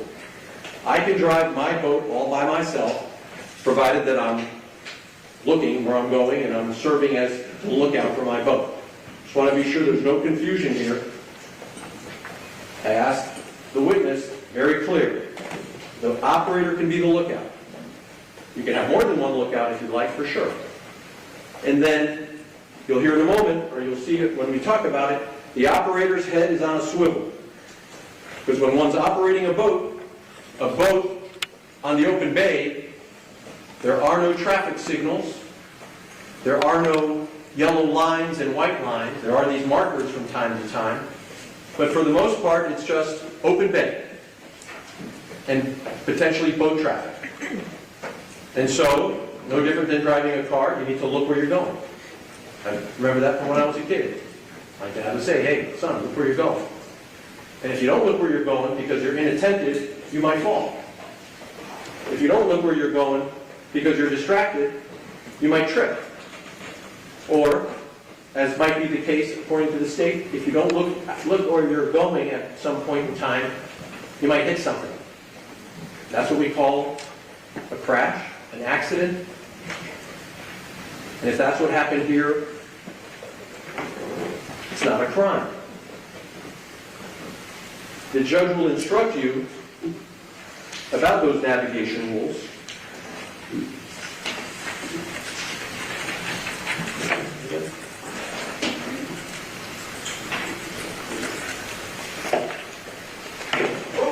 I'm good. Thank you. In the state of Florida, the law requires operators of vessels upon its waters to follow the navigation rules. However, a violation of these rules, individually or cumulatively, is not sufficient by itself to constitute culpable negligence or recklessness. Even if an operator violates one rule, or even multiple rules, individually or cumulatively, that is not enough in and of itself to establish recklessness or negligence. It's back to whether you're driving a car or driving a boat. If you fail to see the stop sign, it could even be a stop sign that you've passed 100 times. You're not paying attention that day. You're going to work and you're thinking about something else. You fail to stop at the stop sign and something awful happens. And that's what we call an accident.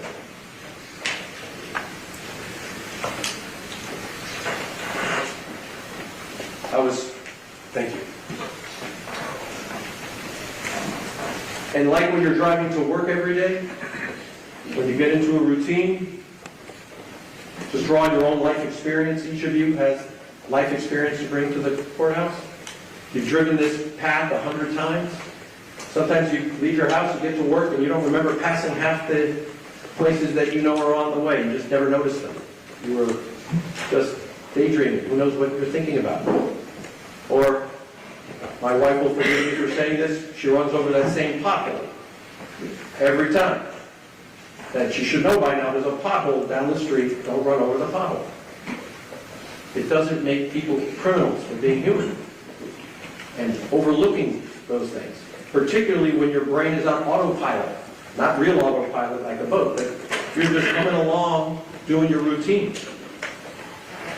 And if all the state proves to you is that George Pino was on his way back to Ocean Reef, as he always was, and he overlooked marker 15 and he hit it, he'll be held accountable in civil court as he was, but that doesn't make him a criminal.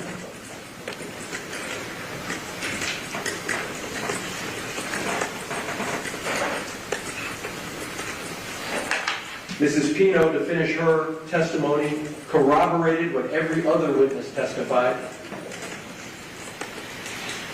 Her husband suffered a head injury, fractured teeth, stitched elbow, a leg gash. It's beyond dispute. But what the state does to try to, again, avoid dealing with the lack of a theory of criminality. Instead, it's focusing on that the Pinos, several months after the accident, with George suffering from the post-traumatic stress, you heard he's on psychiatric medications, they go on a family trip to the Panhandle, and for maybe the first time in 4 months, he breaks out a smile with his daughters. And I think what they're saying to you is that should convince you that George's lacked sympathy because he was smiling and one of his daughters posted the picture. That you should find him guilty because he had the nerve to smile for a photograph with his daughters.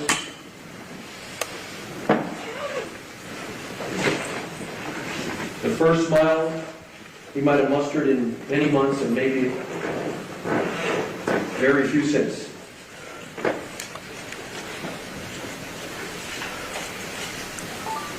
And perhaps in the most awkward moment of the trial, knowing that Mrs. Pino had spent much of her motherhood with her daughter and her daughter's friends, including Lucy, she's confronted with a photograph of Lucy by the prosecutor, saying, "That's not your daughter, is it?" Why would somebody do that? Why would that question be asked?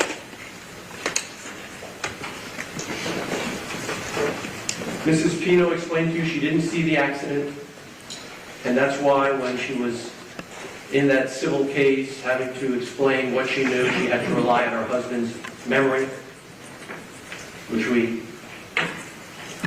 know from the science may not be reliable, but that's all she knew about the cause of the accident.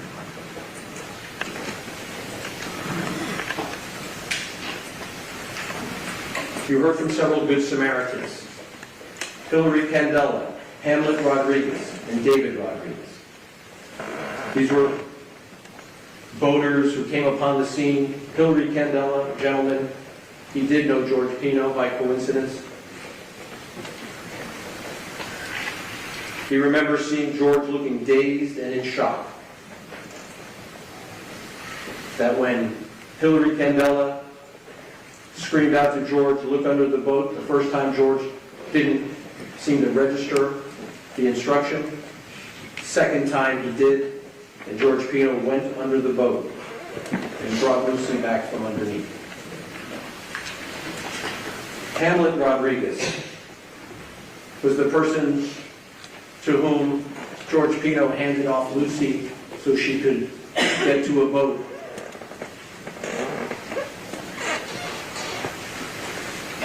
Hamlet Rodriguez, a former water polo player,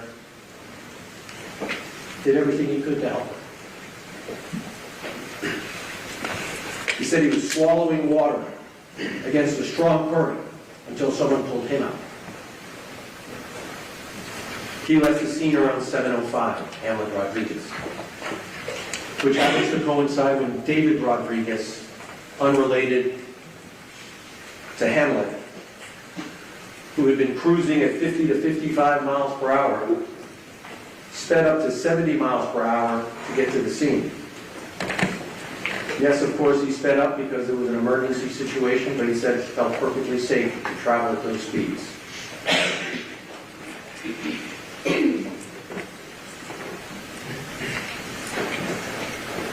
He saw a mature woman bleeding who said a girl was missing. Likely Ceci Pino, since that was the only adult passenger on the boat that he saw bleeding. And I think she told me she was hospitalized after that night.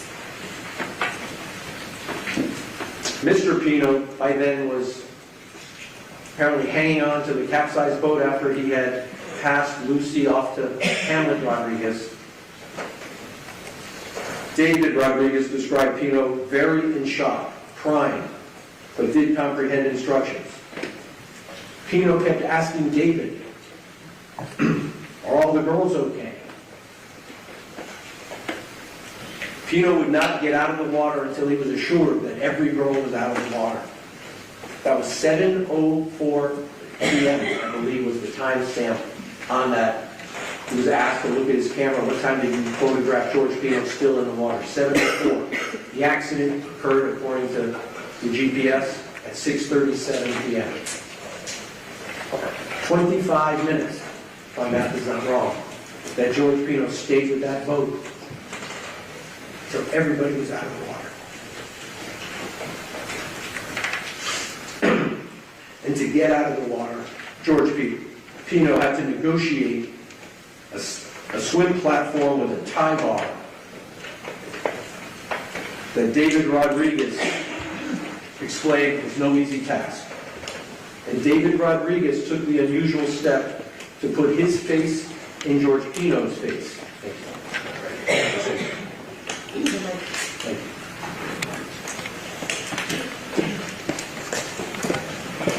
to see if George Pino smelled like alcohol, had bloodshot eyes, slurred his speech, and David Rodriguez, who was curious, maybe even suspicious, I think he said, was satisfied that George Pino was not under the influence of alcohol, that alcohol was not impairing George Pino. And we're talking now 20 minutes after the election. Maybe 25 to be more precise.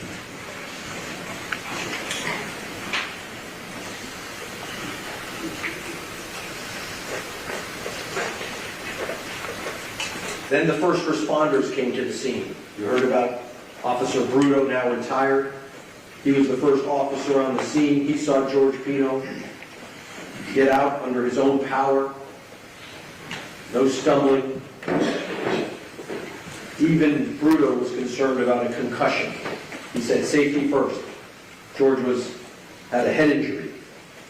But still, George Pino was able to keep his balance on a narrow 6-inch gunwale. No signs of impairment, said Bruto. Speech not slurred, no balance problem. I mean, you talk about taking a sobriety test. That is probably the most difficult sobriety test anyone could take. Bruno himself traveled at near top speed at 52 to 54 miles per hour in emergency mode. Quote, here was the question: the conditions allowed you to travel safely at nearly 54 or 52 to 54 miles per hour. In other words, the top speed that your vessel is capable of, correct? Answer, correct. So you have an opinion from a law enforcement officer that the speed is safe to travel.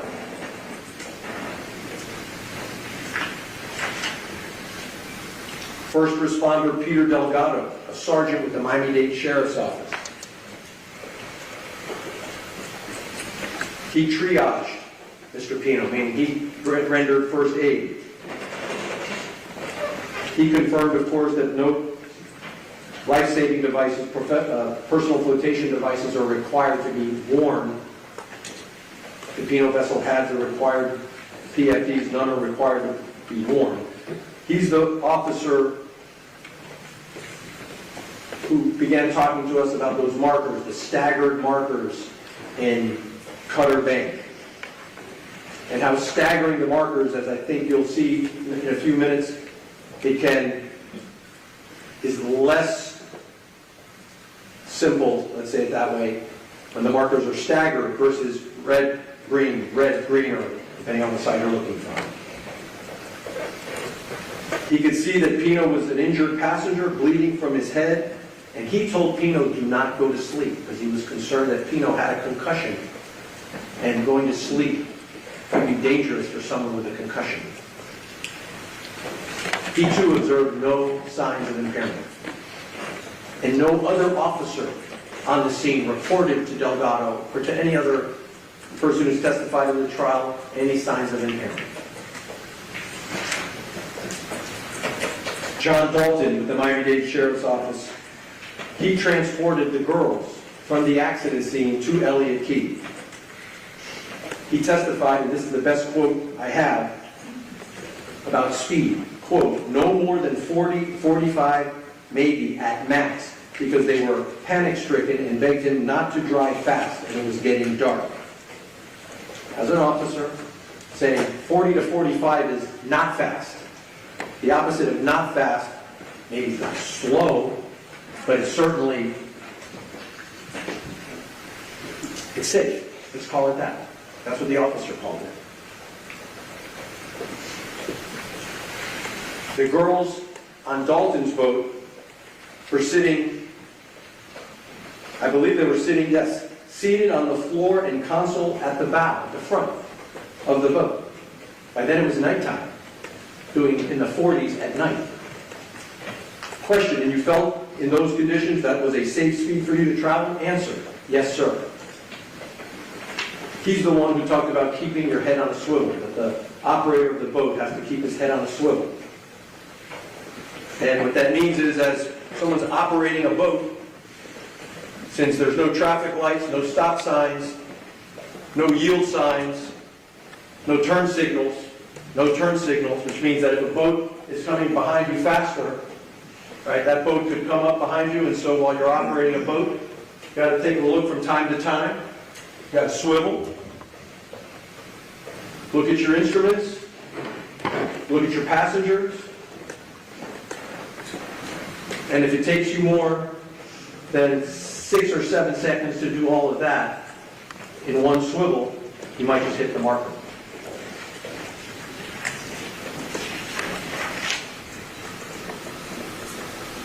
Lieutenant Thompson testified. He's the witness to whom George Pino candidly said, hey, I had 2 beers. And it was Thompson who explained to them that's okay. It's not illegal to drink and operate a boat. Those were the words of Thompson. Quote, it's not illegal to drink a beer or a couple of beers and drive. And that's a true statement, isn't it? Answer, yes, sir. Now, Pino's the one, Lieutenant Thompson was the responder who took the recorded statement from Mr. Pino that you all have seen. And of course, you can judge for yourself in terms of Mr. Pino's speech, whether he appeared to be impaired. A concussed brain, and let's be sure we distinguish between concussion and intoxicated. A concussed brain can fail to record memories. So you can have a concussion, according to Dr. Barrett, your brain is not recording memories, but then when you finally come out of the concussion, you can achieve this score of 15 in the Glasgow scale. So you've got your wits about you, but your memory's not restored.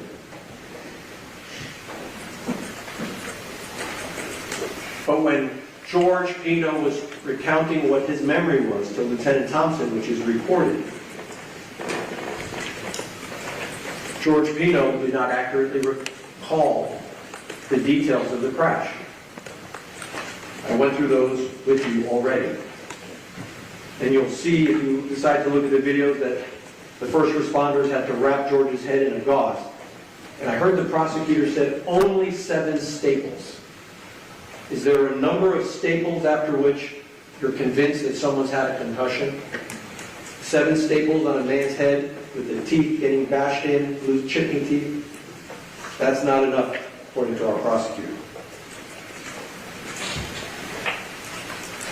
And so Lieutenant Thompson, together with the help of some other CSI, crime scene type people, did a recreation. But the boat used for the recreation was Thompson's boat, which doesn't have bow seating, which doesn't have the higher gun. And according to Lieutenant Albert, only tracked the last 9 seconds of Mr. Pino's voyage. That was what they were trying to replicate, of course, with the exception of hitting the marker. And that within the last second or so, there's that buoy, and then Lieutenant Thompson avoids hitting the marker. What it proves to you is that if someone is attentive, someone's paying attention, even at that speed, with that lighting, in those conditions, the marker can be avoided. If the operator is inattentive for some reason, is looking at his instrument, swiveling his head, in the time I've just said that, 8 seconds have gone by, and hit the marker.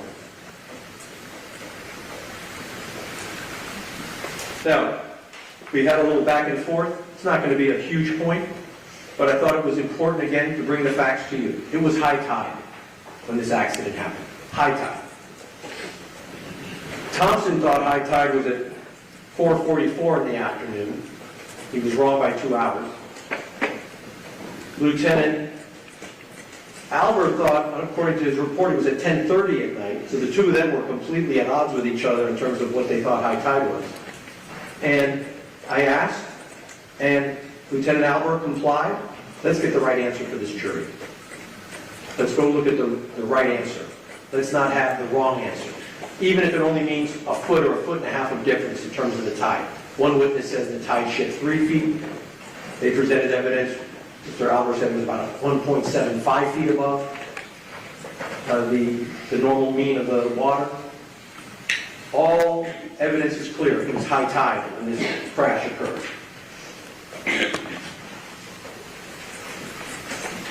Ed, can we put on the screen D Delta?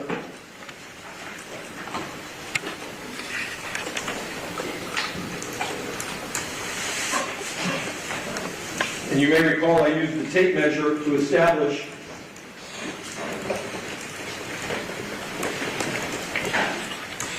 that at high tide, 6 feet plus 3 feet is 9 feet at the top of the marker.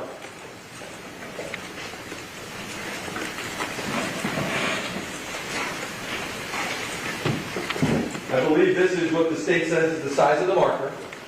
And if I'm the piling, this is the marker. Green, of course. Okay?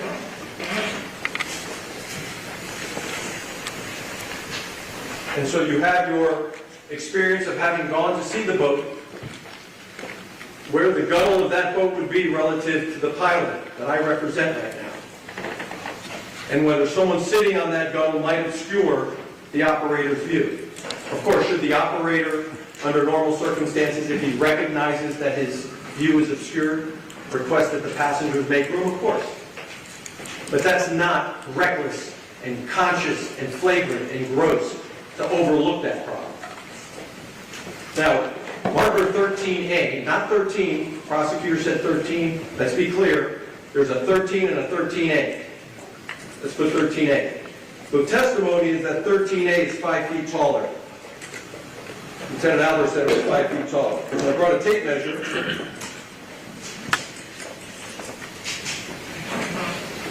Three and a half inches.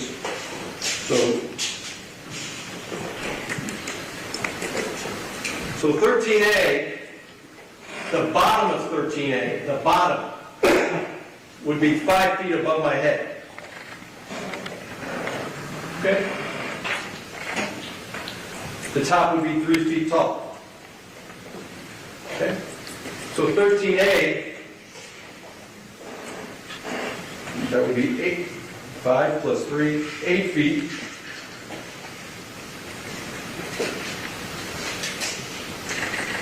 That's the top of 13A. Okay?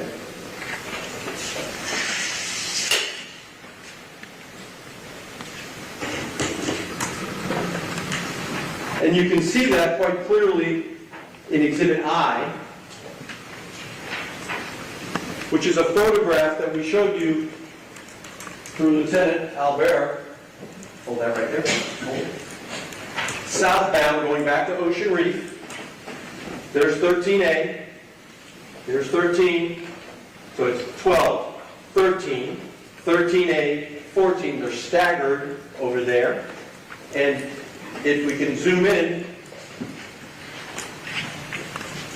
you can see at this angle, there's 15 obscured behind 13A. And I asked Lieutenant Albert, and again, I didn't ask him how much he gets paid. I trusted that he'd be honest. Wouldn't matter how much he's getting paid. He's a law enforcement officer. I believe he would do the job, and he did. Please tell the jury if there was a point in time where those two markers, if the operator was looking through the channel where the GPS track showed, was there a point in time where marker 13A would obscure marker 15? And he said yes. And I think we have that in the Lieutenant Albert F.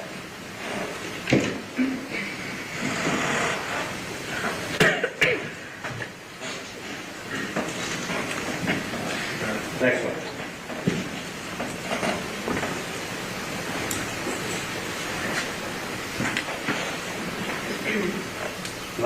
You wouldn't go too far down. Up. There you go. G, I, up here, right there. Is that it? I'll find it in a second.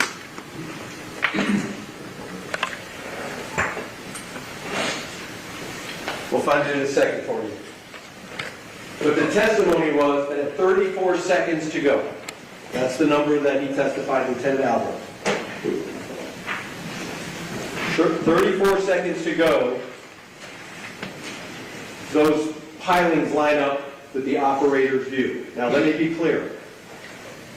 George Pino has no memory of this, no reliable memory of the crash. And I'm not saying to you that, in fact, that at that precise moment in time, with 34 seconds to go, George Pino looked up, was looking down the channel, and they were obscured. Although the prosecutor brought out from Albert that at 34 seconds to go, it might be that green marker 15 is not even visible because it's still too far away for the human eye to see it. Don't have a reliable memory of what happened, but nor does the state. Nor does the state. But one thing we know for certain, the tape measure doesn't lie. The GPS doesn't lie, the tape measure doesn't lie. And we know for certain that marker 15, for reasons that the Coast Guard will have to explain at some other time, why would they make a marker 5 feet lower than all the other ones in the channel? We're not blaming the Coast Guard, because I'm waiting for the prosecutor to stand up and say the defense is blaming the Coast Guard. I'm just bringing you the facts. And that's a fact.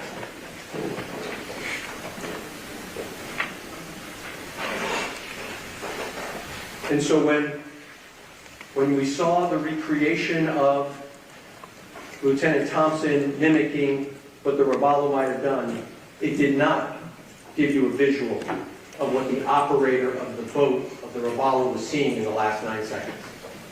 Because the camera that Lieutenant Thompson was using was in front of the windshield, not at the position where the operator stands.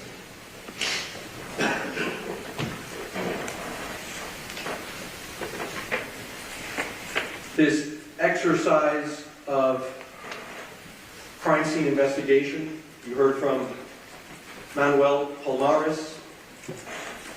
He confirmed that marker 15 is the shortest marker in the Cutter Band channel.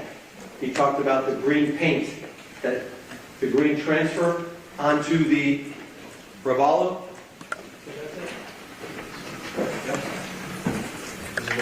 Yep, that's it.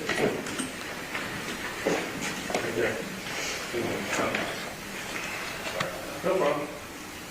Just to finish out the loop. The accident happens at 6:37:19. Someone will tell me if I got that. Excuse me, 6:37:28.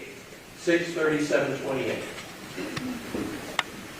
At 6:36:54, so let's do our math together, that's 6 seconds before 7 p.m. I'm sorry, 6 seconds before 6:37, plus another 28 seconds. 28 plus 6 is 34. 34 seconds from this point until elision. 34 seconds. And that's where 13A obscures 15. If the boat is here, the operator's looking down the channel, the operator's view would be obscured. And I'm going to repeat myself one more time. Don't know if that's what happened.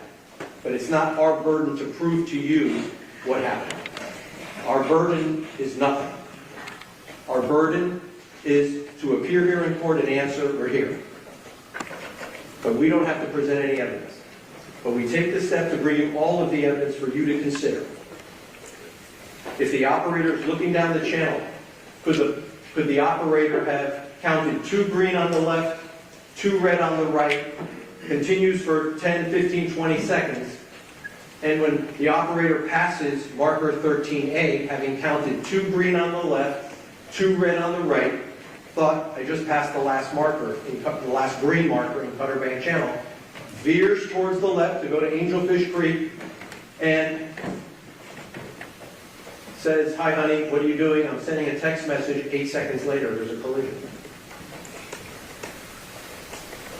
Don't know, but the state has to explain to you why what happened there was more than just, as they've said so far, mere inattention.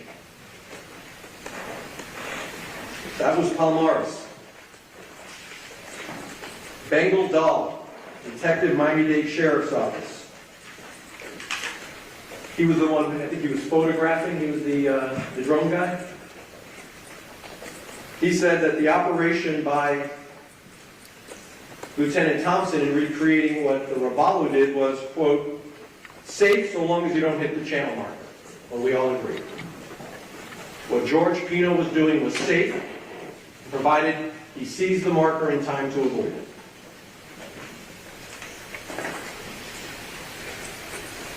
And let me make one other thing clear.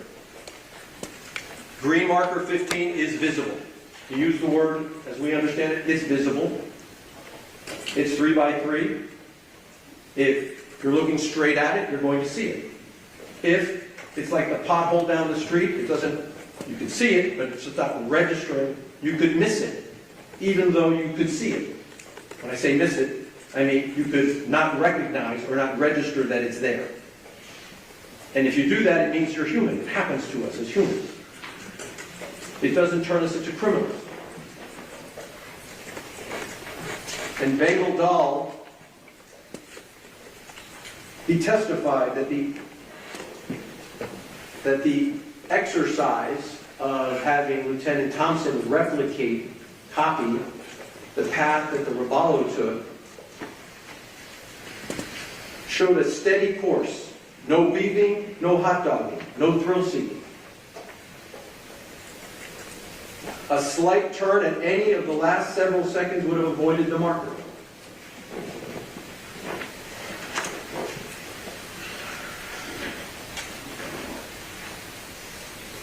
He was asked a question as the vessel, talking now about Lieutenant Thompson, recreation of the Roballo.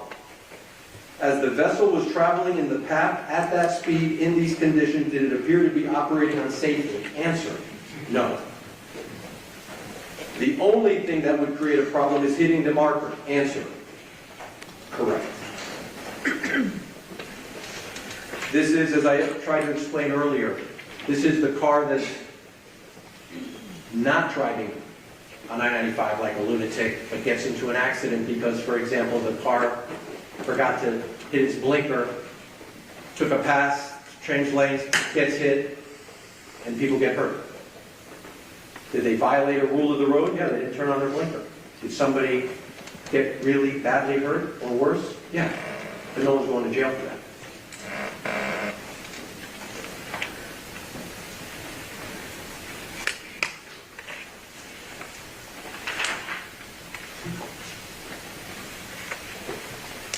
And now we come to the 6'8" Lieutenant Albert. And I think he gave you the answer he thought was the cause of this accident. His opinion. He, the police, testified that the passengers seated in the bow area could have obscured the operator's view. Meaning that George Pino was driving along with a swivel, looking, and that the girl sitting in the front obscured his view or perhaps distracted him, and he didn't take note of what would otherwise be a visible marker, and he struck the marker. And you may recall I counted down with him, 9, 8, 7, 6, 5, 4. During any of those 5 seconds, if George Pino had taken note of the marker, he could have avoided by a quick turn of the wheel, not even that quick, just a turn. But if he didn't notice it until 3, 2, 1, it would be too late. And if it's because the seating arrangement made his view of the marker less than ideal, it wasn't because George Pino was trying to be in reckless disregard for people's safety, gross, flagrant, or anything of the sort.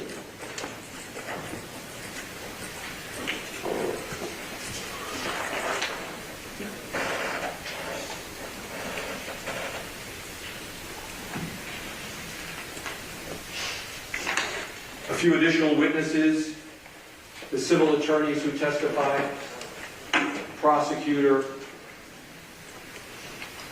emphasizes that the insurance company's appointed lawyer for the Pinos, Mr. Mescalado, following insurance company protocol, files a petition for limitation of liability to consolidate all the cases into federal court. A lawyer doing his job, with a client urging him, I want to make sure everybody gets compensated. And the insurance company's lawyer saying, this is how we do business with the insurance company, and George Pino deferring to his lawyer. And still, everything gets resolved civilly. He holds himself accountable. He resolves the issue of compensating people that are terribly injured and worse for their injuries and their pain and their suffering. And yes, George Pino maintained the same memory of the event a year later that he had the day of the event. That's the nature of a confabulated memory. It's the only memory George Pino has of the event. And he shares it with his lawyer. And his lawyer shares it with opposing counsel. And the case gets resolved regardless. Has nothing to do with the decision you have to make about whether George Pino was acting grossly and flagrantly and recklessly.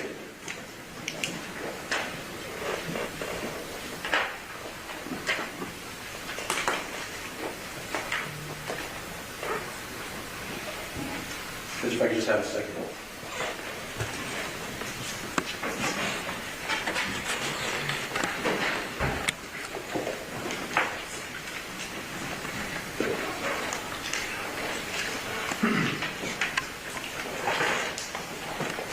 Early on, we talked about the two crimes that George Pino is accused of and which you'll render a verdict on.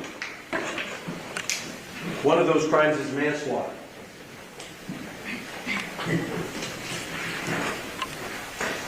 And manslaughter,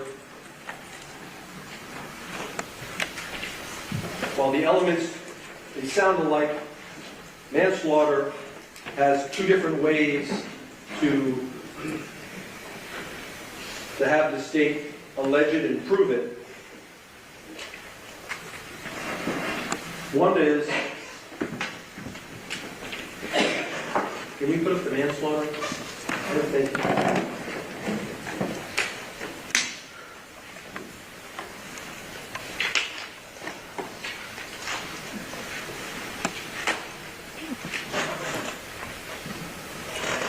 Thank you. Manslaughter.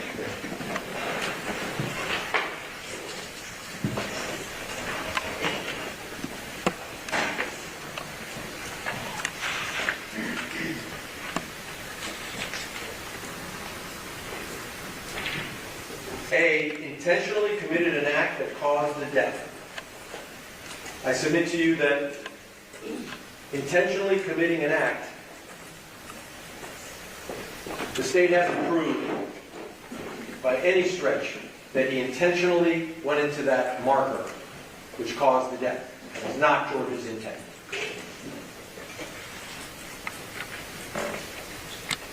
Then there's the question of culpable negligence that we talked about throughout this presentation. And I just want to make sure that we don't miss that there are two different theories that the state is presenting to you. Did George intentionally commit an act that was not merely negligent, that caused the death? Well, the prosecutor told you if he intended to hit the marker, we all agree. Going 47 miles an hour, George Pino intended to crash into the marker, guilty. But that's not what he intended. We all know that. And so the state resorts to this culpable negligence theory. Or maybe the state will say to you his intentional act was turning the steering wheel. And that's the act you should look at. That he intentionally turned the steering wheel, which put him on, as they'll say, a collision course. But you certainly know he did not do that with the intent of crashing into the marker. Or they'll say to you it's culpably negligent, that he should have known. But as we've addressed with you already, can't be the product of mere negligence. If that's what happened, if George Pino was negligent, he is not guilty of manslaughter. Because turning the wheel, unless you hit the marker, nothing bad happens to anyone. The speed is safe. It's steady driving. The conditions are excellent. We all know what caused the tragedy here is striking the marker. And speaking of the marker, can we show the jury Exhibit J? J and K. You may recall some discussion about the GPS and how George's SIMRAD device, the GPS device, when magnified, the red line purporting to be the path of George's boat, and when it's magnified, for whatever reason, I think Lieutenant Albert tried to explain that the markers are on a different map than the track. It actually shows that George's boat never actually alighted with the marker when you magnify it. Now again, I am not telling you that George Pino was driving, staring at his GPS, and thought that he was going to avoid the marker. But what you know from the track is that as George was going in the channel, which is basically southwest, at some point in time, he starts turning to the left, port, because he's headed to Angelfish Creek. And we know that marker 15 is to his left, to his port side, until he actually strikes it, and he strikes it with his starboard side. So he actually shifts left. Now, he could leave the channel at any time. There's no rule that he has to stay in the channel. There are no other boats in the channel. He can, typically you stay to the right, but if there's no other boats, you can take the middle of the channel. If you want to go in the shallow water, you can just make a right turn or a left turn and go to the shallow water. But I think what this tells you is that George Pino, it did not register that he had one more green marker to go. Because he's doing the veer to the left that he would have ordinarily done when he gets to marker 15. And it may just be, for the reasons we've discussed before, that the state thinks he was inattentive, he should have known he had one more marker to clear before he was out of the channel. Whatever it is, it was not an intentional act to hit the marker. He did not intend to come close to the marker. He intended to take these girls back to Ocean Reef.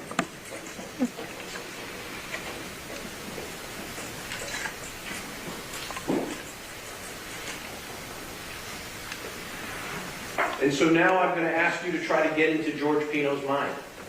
Because ultimately, our criminal laws are here to punish people who act with a level of depravity, of gross and flagrant behavior, that there's some malice. And when I say malice, I don't mean like malice. Judge, Your Honor, that's not a state proper state law. I'll just call it. I'm sorry, counsel. The court will instruct you on the law, ladies and gentlemen. Go ahead, counsel. Some level of, I think maybe the better word is depravity. It's a degree of recklessness that leads you as jurors to believe that George Pino was acting consciously, intentionally against the interests of the passengers on board. And you know that when you see it. The pickup truck that puts people in the back of the pickup in a place where no one is supposed to be seated.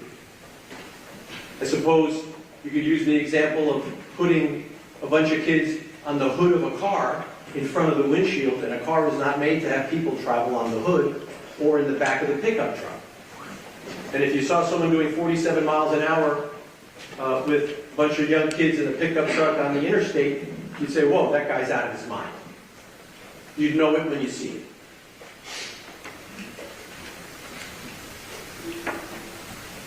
But when George Pino left the sandbar that day, it's for you to decide, was he taking extraordinary risk in traveling back to Ocean Reef, back to where he came from? Because failing to exercise ordinary care, if he made a mistake as the operator, that doesn't result in a criminal conviction. There may be civil liability, but not a criminal conviction. And so, what was in George Pino's mind? What was in his heart? And I think it's clear because you know what the occasion was. He was there that day to celebrate a wonderful time, a beautiful time in his life, surrounded by the people he loved. Was he really trying to be a show-off, to be the cool dad, really? By driving his boat back to Ocean Reef while the girl, they probably didn't even notice George Pino. As they told you, they're in their own world. It's not like he had a bunch of race car drivers who wanted to see just how fast a boat could go through an obstacle course. This was a dad with his wife by his side, his daughter seated in the bow area, perhaps daydreaming, perhaps appreciating a beautiful moment in his life, perhaps thinking about how lucky he is. Did he really think that in his heart and in his mind he was saying, F it, I'll just floor it and I'll throw caution to the wind? Does anyone really believe that? George Pino?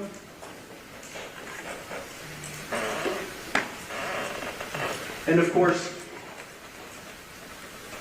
a bad thing happened. A tragedy happened. And a lot of pain has come from this.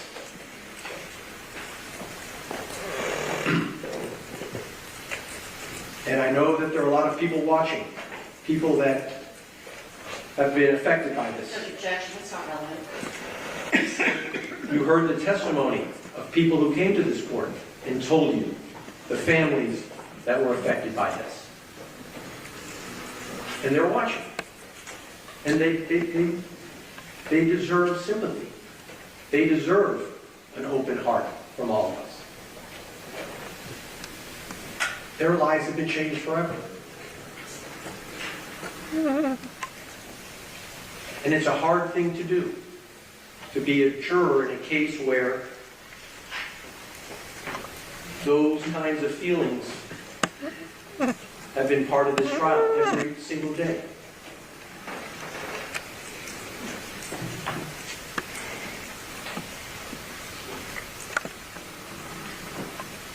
At the same time,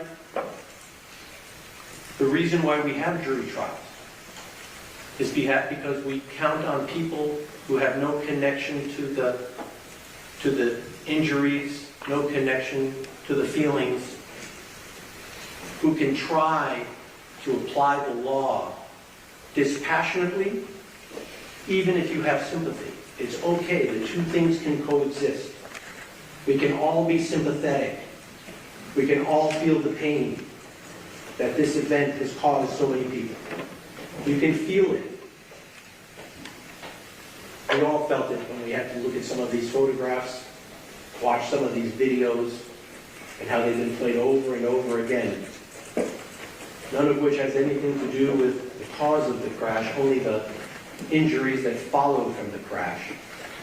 And the prosecutor has spent an enormous amount of time showing you just how painful this crash was. It doesn't answer the question of what was in George Pino's mind and in his heart, which bleeds for the families that have been affected by him operating that boat. No matter what your verdict is, he will have to live with that for the rest of his life. People he grew to love, people that walked in his wedding, children who spent time in his home. And so in rendering your verdict, yes, we can all be sympathetic, we can all feel the pain. The law says, though, that when you analyze the evidence, you need to do it dispassionately. And I submit to you, if you do it dispassionately, you'll know that there was only love and kindness in that man's heart. And that never once in his mind did it occur to him. Objection, the counsel testifying. There is no evidence, none, that ever once in his mind he thought that he was putting anybody's life in jeopardy. Not his own, not his wife's, not his daughter's, not Lucy's, not Kathy's, not any of the other girls on that boat. And if anybody at that sandbar had thought that George Pino was going to put the lives of those girls in danger, They would have said something, but they knew who George Pino was and is. He may not be the coolest dad, but he's also not a criminal. You should find him not to.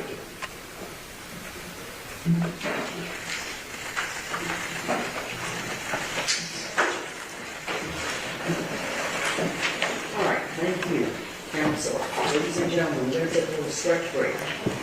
Please put your notebooks inside your envelope. You can leave them on your chair.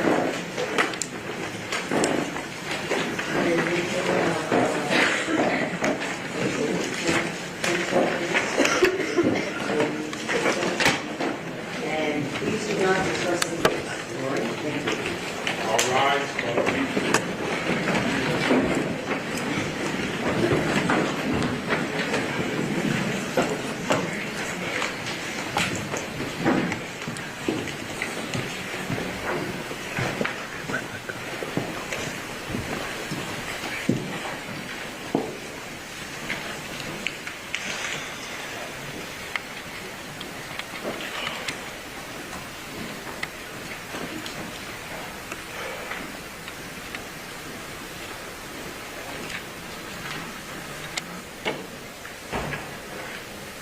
All right, you all can be seated.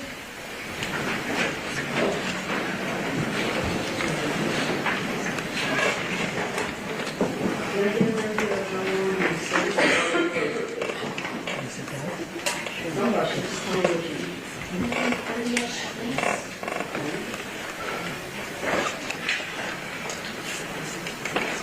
So we'll take about 10 minutes now, start break, and we'll be back. Thank you.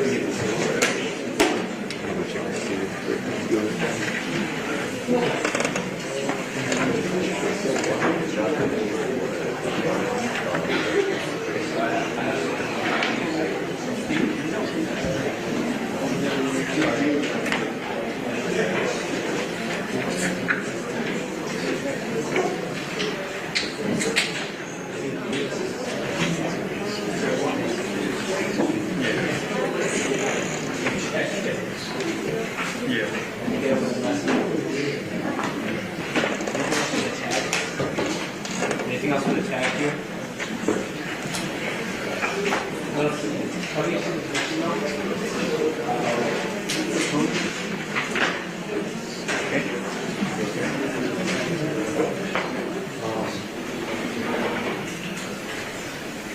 Why don't you wait for the judge to come back? I just want you to go in and out.